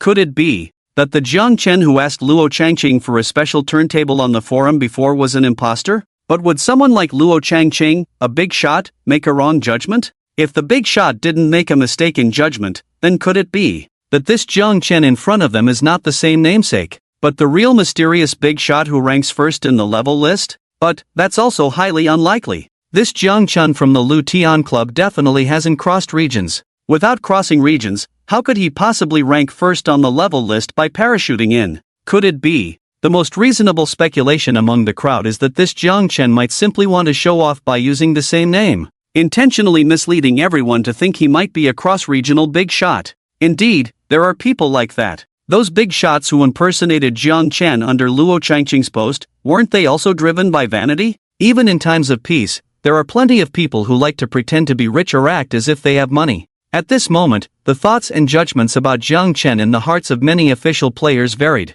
He Yang, Wang, and the three of them also had their own speculations. However, regardless of what they thought, they didn't show much on their faces. No one jumped out to curse Jiang Chen for impersonating a big shot, and no one directly asked Jiang Chen if he really was one. They maintained a dignified silence. At the same time, they focused their attention on Zhang Xiaotian and Jiang Chen. Jiang Chen didn't care at all about what others thought and bluntly stated that he just wanted a special turntable. Zhang Xiaotian also directly took out a total of 7 special turntables, saying with a smile, "Before those guild forces were established, I also had a period of glory on the 3 major lists. 7 special turntables. This quantity is even more than Luo Changqing's. However, it's understandable. Luo Changqing has guild power behind him. The special turntables he doesn't use himself can be used to cultivate people in the guild as high-level resources. Zhang Xiaotian is a lone strongman, so it's normal for him to have more special turntables than Luo Changqing." Jiang Chen's eyes lit up, and he directly made a bold request, "I want 5. Zhang Xiaotian's mouth twitched slightly. "You kid, aren't you afraid of overeating with such a big appetite? 5? Do you think special turntables are some rubbish?" Jiang Chen naturally knew the value of special turntables. He even knew that in the future, when a certain type of contract scroll becomes popular, the precious status of special turntables will rise even further, used for cultivating deaf soldiers by strong individuals. But I'm just thinking that since you, my benefactor, don't have many friends, right? So many special turntables, if you don't use them, wouldn't that be a waste? He remained relaxed, jokingly. Zhang Xiaotian rolled his eyes directly. Who the hell doesn't have friends? It's you who doesn't have friends. Your whole family doesn't have friends. Besides, if I don't dare to use them, would you dare to use all 5 that you're asking for? At this point, he furrowed his brow. After some thought, he took a firm stance. I can give you a maximum of 2. And the information you disclose had better be truly worth the value of 2 special turntables. Jiang Chen raised an eyebrow. He went straight to pick 2 special turntables. After entering the space, he leisurely said, regarding this timed killing game, to be honest, it does have a very obvious sense of strangeness, both real and unreasonable. So everyone couldn't figure out whether it was an illusion or real. Jiang Chen then slowly said, due to some fortuitous encounters, I have vaguely heard. Among some powerful beast clans, there is a so-called trial scroll. The effect after the scroll is opened is similar to the just now timed killing game. Beast clans can use this scroll to cultivate their geniuses, and those geniuses can benefit from this trial, such as gaining talents. This news shocked everyone present, especially those who had already received talents. Their eyes lit up with joy. By this implication, this timed killing game is real. Their talents are real too. Guanling, Du Yuanzi, and several others also showed a hint of surprise in their eyes. After all, having received talents, they naturally hoped it was real. Shang Qinghua's face looked a bit ugly. However, he remained calm and his gaze quietly swept over He Yang, Wang, and the other 3. Sure enough, after learning that the timed killing game was highly likely to be real, the eyes of those 3 big shots also flashed with a glint. However, Zhang Xiaotian's expression seemed rather unpleasant. He looked at Jiang Chen with obvious suspicion. His tone at the moment even carried a hint of sarcasm. How long has this doomsday game been connected to the human race? How do beast clans cultivate geniuses in their clans, and you know all about it? How do I know that what you're saying isn't fabricated for your own selfish desires? Indeed. He Yang, Wang, and the other 3 soon calmed down and cast questioning looks at Jiang Chen. Jiang Chen smiled inwardly. Regarding Zhang Xiaotian's reaction, he increasingly felt that this person might truly be the god of 1,000 faces from a previous life. Obviously, deep down, Zhang Xiaotian did not want this timed killing game to be real, because he didn't want to see the human race being controlled by the game consciousness, engaging in senseless, inhumane mutual slaughter. Jiang Chen didn't get angry due to Zhang Xiaotian's doubts but continued slowly, yes, it's normal for you to doubt my words.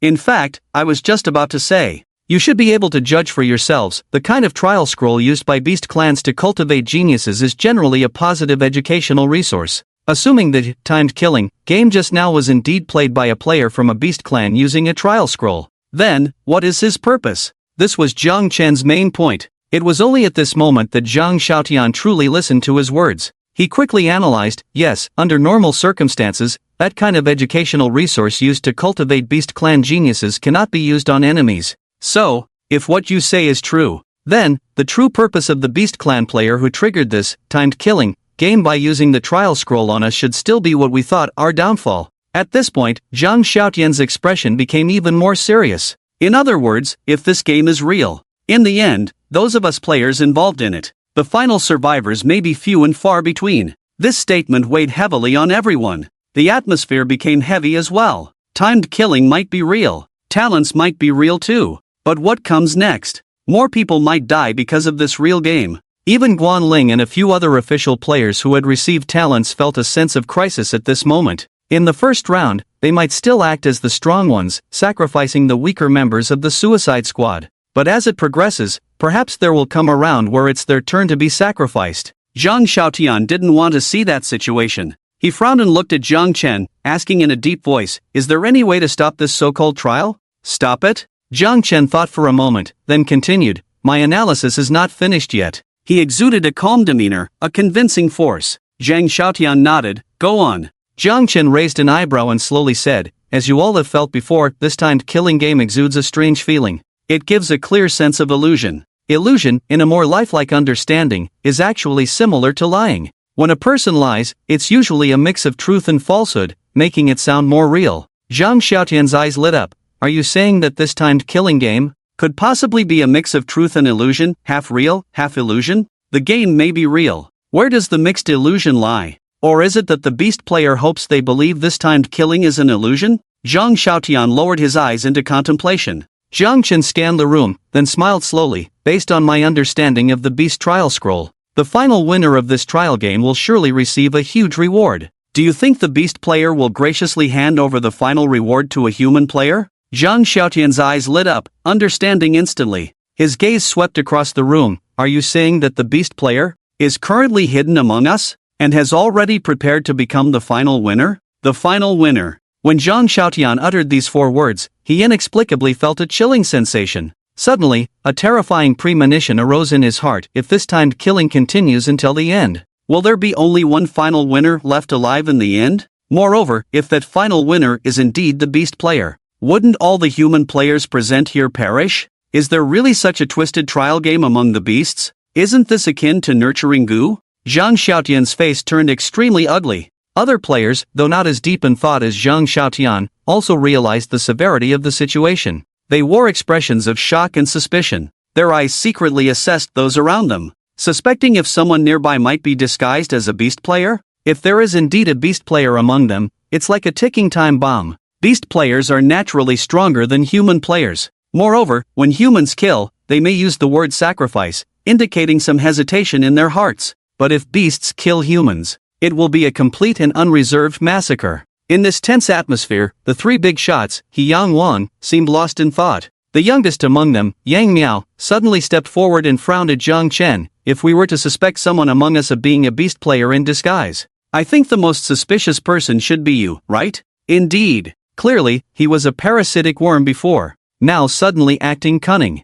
Speaking to top experts with an indifferent and confident attitude. He even knows about the beast trial scroll? All of this makes Zhang Chen look like a naturally more powerful beast player than human players. Wang Shuiyan hesitated and suggested, I think Yang Miao has a point. Make sure we believe your words. You'd better show your data panel? Her probing tone was actually quite polite. However, Zhang Chen raised an eyebrow, smiled softly, and said, Do I need your trust? His tone was quite arrogant. Wang Shuiyan's face looked a bit unpleasant. Zhang Xiaotian then smirked at Wang Shuiyan and Yang Miao, saying, Do you doubt that I'm a beast race player? Both of them froze. He Zhang also frowned slightly and said in a deep voice, If we are to doubt each other, everyone should display their data panel. But, everyone? Will they agree? Moreover, I don't think this simple and crude method can really uncover hidden beast race players.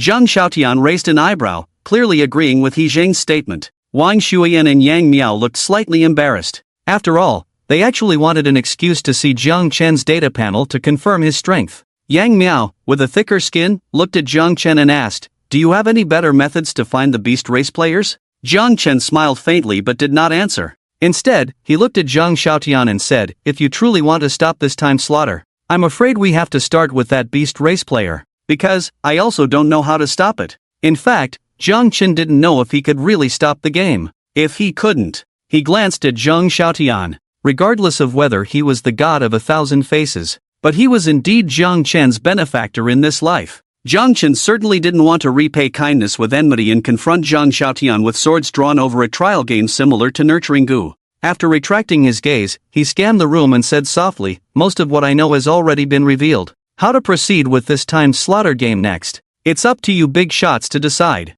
I have something else to attend to, so I'll take my leave. With that, without waiting for anyone's reaction, he almost instantly disappeared from sight. And this disappearance left everyone present stunned. Especially Zhou Yiming, who couldn't help but exclaim in disbelief, That guy. No one's chasing him, and he just used a teleportation scroll for nothing? Isn't that too pretentious? Zhang Xiaotian glanced at him and said calmly, He didn't use a teleportation scroll. Zhou Yiming's pupils dilated sharply, unable to believe it, and exclaimed, He didn't use a teleportation scroll? Did he use an even more advanced teleportation stone? Isn't that too extravagant? His tone was clearly sour. Zhang Xiaotian was speechless, but he couldn't be bothered to explain further to this fool. Zhou Yiming might be foolish, but He Zhang, Yang Miao, and Wang Shuiyan were all knowledgeable. He Zhang looked serious, pondered for a moment, and then asked Zhang Xiaotian, Is there a possibility that Zhang Chen, Yang Miao and Wang Shuiyan also turned their gaze to Zhang Xiaotian? Those in the suicide squad who knew Zhang Chen had mixed feelings. How did he, who was just a tumor bug before, become a figure that even the big shots couldn't figure out and were cautious of in such a short time? Many envied and resented Jiang Chen's current glory to the point of turning red with jealousy. Luo Shan's mood was also complicated. However, thinking about everything he had experienced with Jiang Chen, his sense of amazement was weaker than others. Just then, Zhang Xiaotian didn't respond to the situation regarding Jiang Chen but said directly, "Our current focus is not Jiang Chen, but the hidden beast race player." With that, he scanned the room. At this moment, Luo Shan suddenly met his gaze and took a step forward, saying, big shot. I thought of something. Zhang Xiaotian thought Luo Shan was going to reveal something about Jiang Chen and subconsciously frowned. But it wasn't. After getting permission from Luo Shan with his eyes, he quickly explained, "Just now, after the activation of the limited time slaughter, many members of the suicide squad started fighting directly. The scene was chaotic at the time, but because I'm afraid of death, I paid special attention to observe. I found, during the chaos, there was a member of the suicide squad who claimed to have the talent of invisibility. After he turned invisible, he never showed himself again." This news brightened the eyes of the official players present. If that's true, then that invisible person is very suspicious. However, many people were still worried. Even if we find that beast player, can we handle him? Zhang Xiaotian didn't answer but pondered for a moment before speculating. The invisible person is indeed a subject of suspicion, but we can't be 100% sure. He might be a human player with his own agenda. Or he could be a false identity formed by some kind of illusion. Then, he tried to negotiate with the invisible person, hoping he would show himself voluntarily. But he didn't get any response. So, a few big shots gathered again to discuss ways to find the beast player. In fact, compared to finding the beast player, Yang Lang and the other two were more eager to obtain the talent rewards before the time limit of the first round of the game. But they all realized this Zhang Xiaotian clearly didn't want humans to kill each other. These three big shots, including players like Shang Qinghua who considered themselves strong, were quite frustrated. On the other side, Jiang Chen left on his own initiative, naturally to draw a special roulette in the nest space. However, after a few minutes of hurried travel, he stopped under a towering ancient tree in another part of the forest. Sweeping his gaze around, he calmly uttered, "What are you following me for?" Rustle, rustle. After a rustling sound of branches, a figure in a black robe appeared on a branch about 10 meters away from him. The figure seemed quite far away, but the voice seemed to ring directly in Jiang Chen's ears. "The final reward of this limited-time slaughter should be very rich. So I'm thinking, how about we cooperate?" The voice was Zhang Xiaotian's voice. The tone was also very similar. However, Jiang Chen smiled. "Why should I cooperate with you?" The voice directly said, "Based on my favor to save your life." Wow! Jiang Chen couldn't help but feel a bit incredulous this time. Are beast players so shameless? Holding a favor that doesn't belong to you as a bargaining chip? And wanting me to become a traitor to the human race? That was quite straightforward. The figure in the black robe on the ancient tree disappeared instantly. However, although the figure disappeared, the entity clearly did not leave. Jiang Chen felt various trees around him, as if moving automatically without wind, making various rustling sounds. It even gave him the illusion that all the trees in the forest were rotating and moving. His eyes were a bit blurry, his mind a bit dizzy. At the same time, a dark and cold voice sounded directly in his ear again. With a mocking and disdainful malice, "A traitor to the human race? You seem to look down on these four words very much." True. A frog at the bottom of a well will never know how ignorant and foolish it is. Only when you have witnessed the strength of the beast race, you will understand a traitor to the human race will be such a glorious identity. Jiang Chen felt that his expression right now should be a face full of black question marks. He murmured, "Could it be that you are some kind of glorious traitor to the human race? But that doesn't make sense, right? How long has it been since Doomsday, and there are already traitors? And they even have psychic abilities?" Jiang Chen felt something was off. At this moment, the leaves rustled, and the voice came again, faintly, without waiting for an answer, but rather arrogantly repeated, "I'll give you another chance. To remain a frog at the bottom of the well. Or to cooperate with me and share the ultimate reward of limited-time slaughter. Think it over." Jiang Chen's sharp gaze scanned around, his tone surprisingly light. Frog at the bottom of the well? Win-win situation? But why should the strong cooperate with the weak? Based on what? The glorious identity of a human traitor? With these words, Jiang Chen felt it, the trees around him were actually moving. It was like some kind of peculiar formation from a martial arts drama. At the same time, the dizziness in his brain became more pronounced. Once again, a darker voice sounded in his ears, young and arrogant. "I hope you won't cry and regret before you fall." With the pronunciation of the word regret, the heart-shaped pendant on Jiang Chen's chest cracked. His eyes flickered, and he disappeared from where he stood. He reappeared directly inside the nest space. Alone, his expression not as relaxed as before. After a moment's pause, he sat on the sofa in the nest space and took out 2 special discs from his hand. Players who mastered mental abilities were indeed unpredictable. His mental attribute was as high as 5,000 points, yet the heart-shaped pendant had actually shattered. Perhaps that mysterious and unpredictable thing was also a professional. In his past life, when was the Qinhu Savage Beast world opened up? Jiang Chen hadn't really paid much attention to it. After all, following the mission to find Zhou Ming, the exploration of the Qinhu Savage Beast world was assigned to the Blood Swallow Club. At that time, Jiang Chen was still struggling in the Happy Club, so his knowledge was indeed limited. However, it didn't matter. His attention quickly shifted to the 2 special discs, and then he directly pressed one of them, silently saying in his mind, "Draw." Immediately after, the familiar prompt sounded, "Ding! Congratulations on drawing a follower card. Would you like to use it? Yes/no?" Yes. After using the follower card, the follower that could be obtained was random. Its principle was not based on luck, so Jiang Chen couldn't specify. He could only wait for the random result. What he didn't know was, in a distant and mysterious time and space, in a gloomy tower-like cage, each layer was filled with various races of creatures that were sealed and imprisoned. Every time a follower card was used, these slaves that could be sold would react. A golden light flashed. In Jiang Chen's mind, the game-like announcement continued, generating a follower for you at random. Ding! Congratulations on binding the follower, Shan Yudeng. This name didn't reveal the race, and accompanying the golden light appearing in front of Jiang Chen was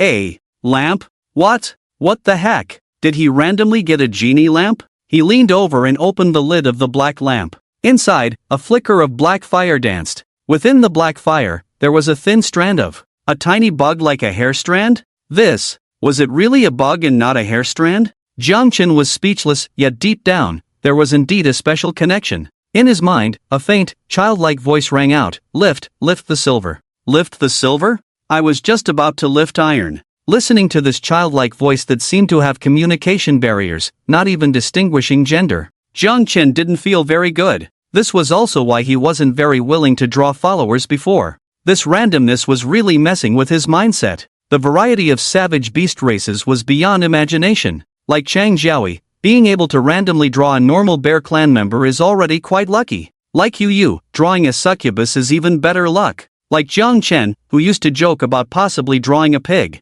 But in reality, a pig is already considered a decent attendant. Even if it's a bit stupid, at least it can fight normally. Even if its strength is weak and it can't help much in battle, at least it can help tidy up the nest space. But now, he drew something like this, a lamp silk creature. By the sound of it, it's a silly little cub. Regardless of the race, the combat power of a cub is far inferior to that of an adult. Jiang Chen felt quite depressed. But it's okay. There's no limit to attendance anyway. As long as he gets more special roulette spins, he can still obtain other attendants. In his case, being able to draw special roulette spins it will already makes him much stronger than others. There's nothing to complain about. However, next time he draws, it's better to give himself a lucky buff in advance. Thinking this, Jiang Chen looked at the black lamp silk creature that he had imagined as a lamp silk cub. He ordered without much hope, if you can't talk, then just be quiet. Now, show me your data panel. Howl, lift silver. The little lamp silk twisted into a ball in the dark.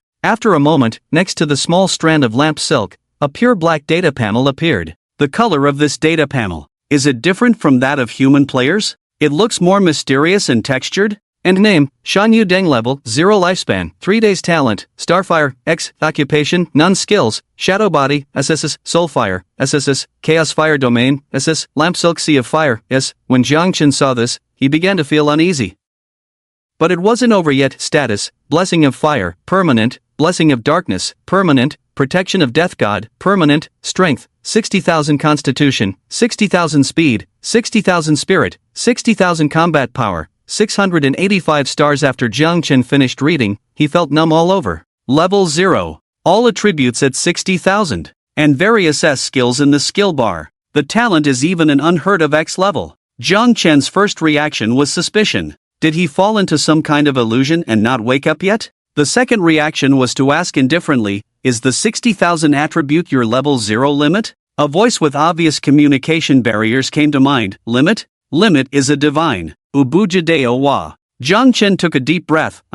Can your attributes continue to grow even at level 0? Surprise? Surprise Palm? I should. As long as I'm alive, I should be able to surprise Palm. Jiang Chen translated the phrase "as long as I'm alive, I should be able to surprise Palm" into human language and came to a conclusion: if this lamp silkworm is not lying, then it means, as long as it's alive, it can become stronger? What the hell? What kind of creature is this that defies the natural order of things? He couldn't help but recall what the spiritual player hidden in the forest had said: "You don't understand how powerful the Beast Clan is." Just now, Jiang Chen was thinking, I've lived 2 lives, how could I not know how powerful the Beast Clan is? But now, he realized, he might have been too arrogant. This is insane. A beast cub that can't even speak properly. Level 0 starting attributes. It has already exceeded the attribute limit of level 10 of the human race by 10 times. The combat power crushes him by dozens of times. This gap? Damn it! In that instant, Jiang Chen felt like his Dao heart was about to collapse.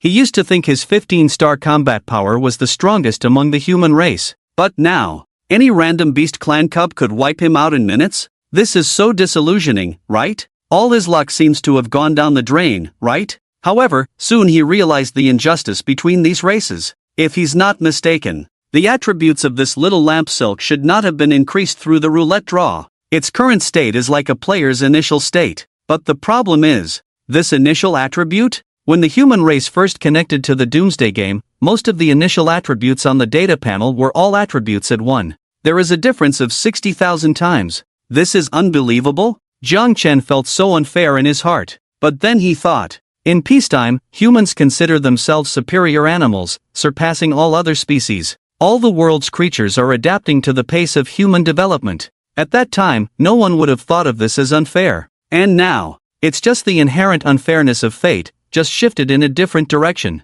Jiang Chen quickly calmed his emotions, accepting the outrageous gap between these races. At the same time, he became more determined: the existence of attribute limits must be broken. Otherwise, he will forever be dominated by the human race. And the human race will always be naturally weaker than other beast clans. However, after burying these beliefs deep in his heart, Jiang Chen suddenly realized a problem he had just overlooked. This outrageous beast clan cub. Can it become stronger as long as it's alive? But just now, the meaning revealed by the little lamp silk seems not so simple. And, on the gorgeous panel that dazzles the eyes, there is a conspicuously dragging column. Lifespan. Its lifespan is only 3 days? Most human race cubs have a lifespan of more than 3 days. This cub, which looks incredibly strong, has an unbelievably low lifespan. Could it be? Jiang Chen suddenly had a bad premonition and directly asked the little lamp silk, "Little lamp silk, can't you increase your lifespan with the longevity pill? Heart-strengthening pill?" The small cluster of silk twisted, and the voice of a baby sounded again. "I want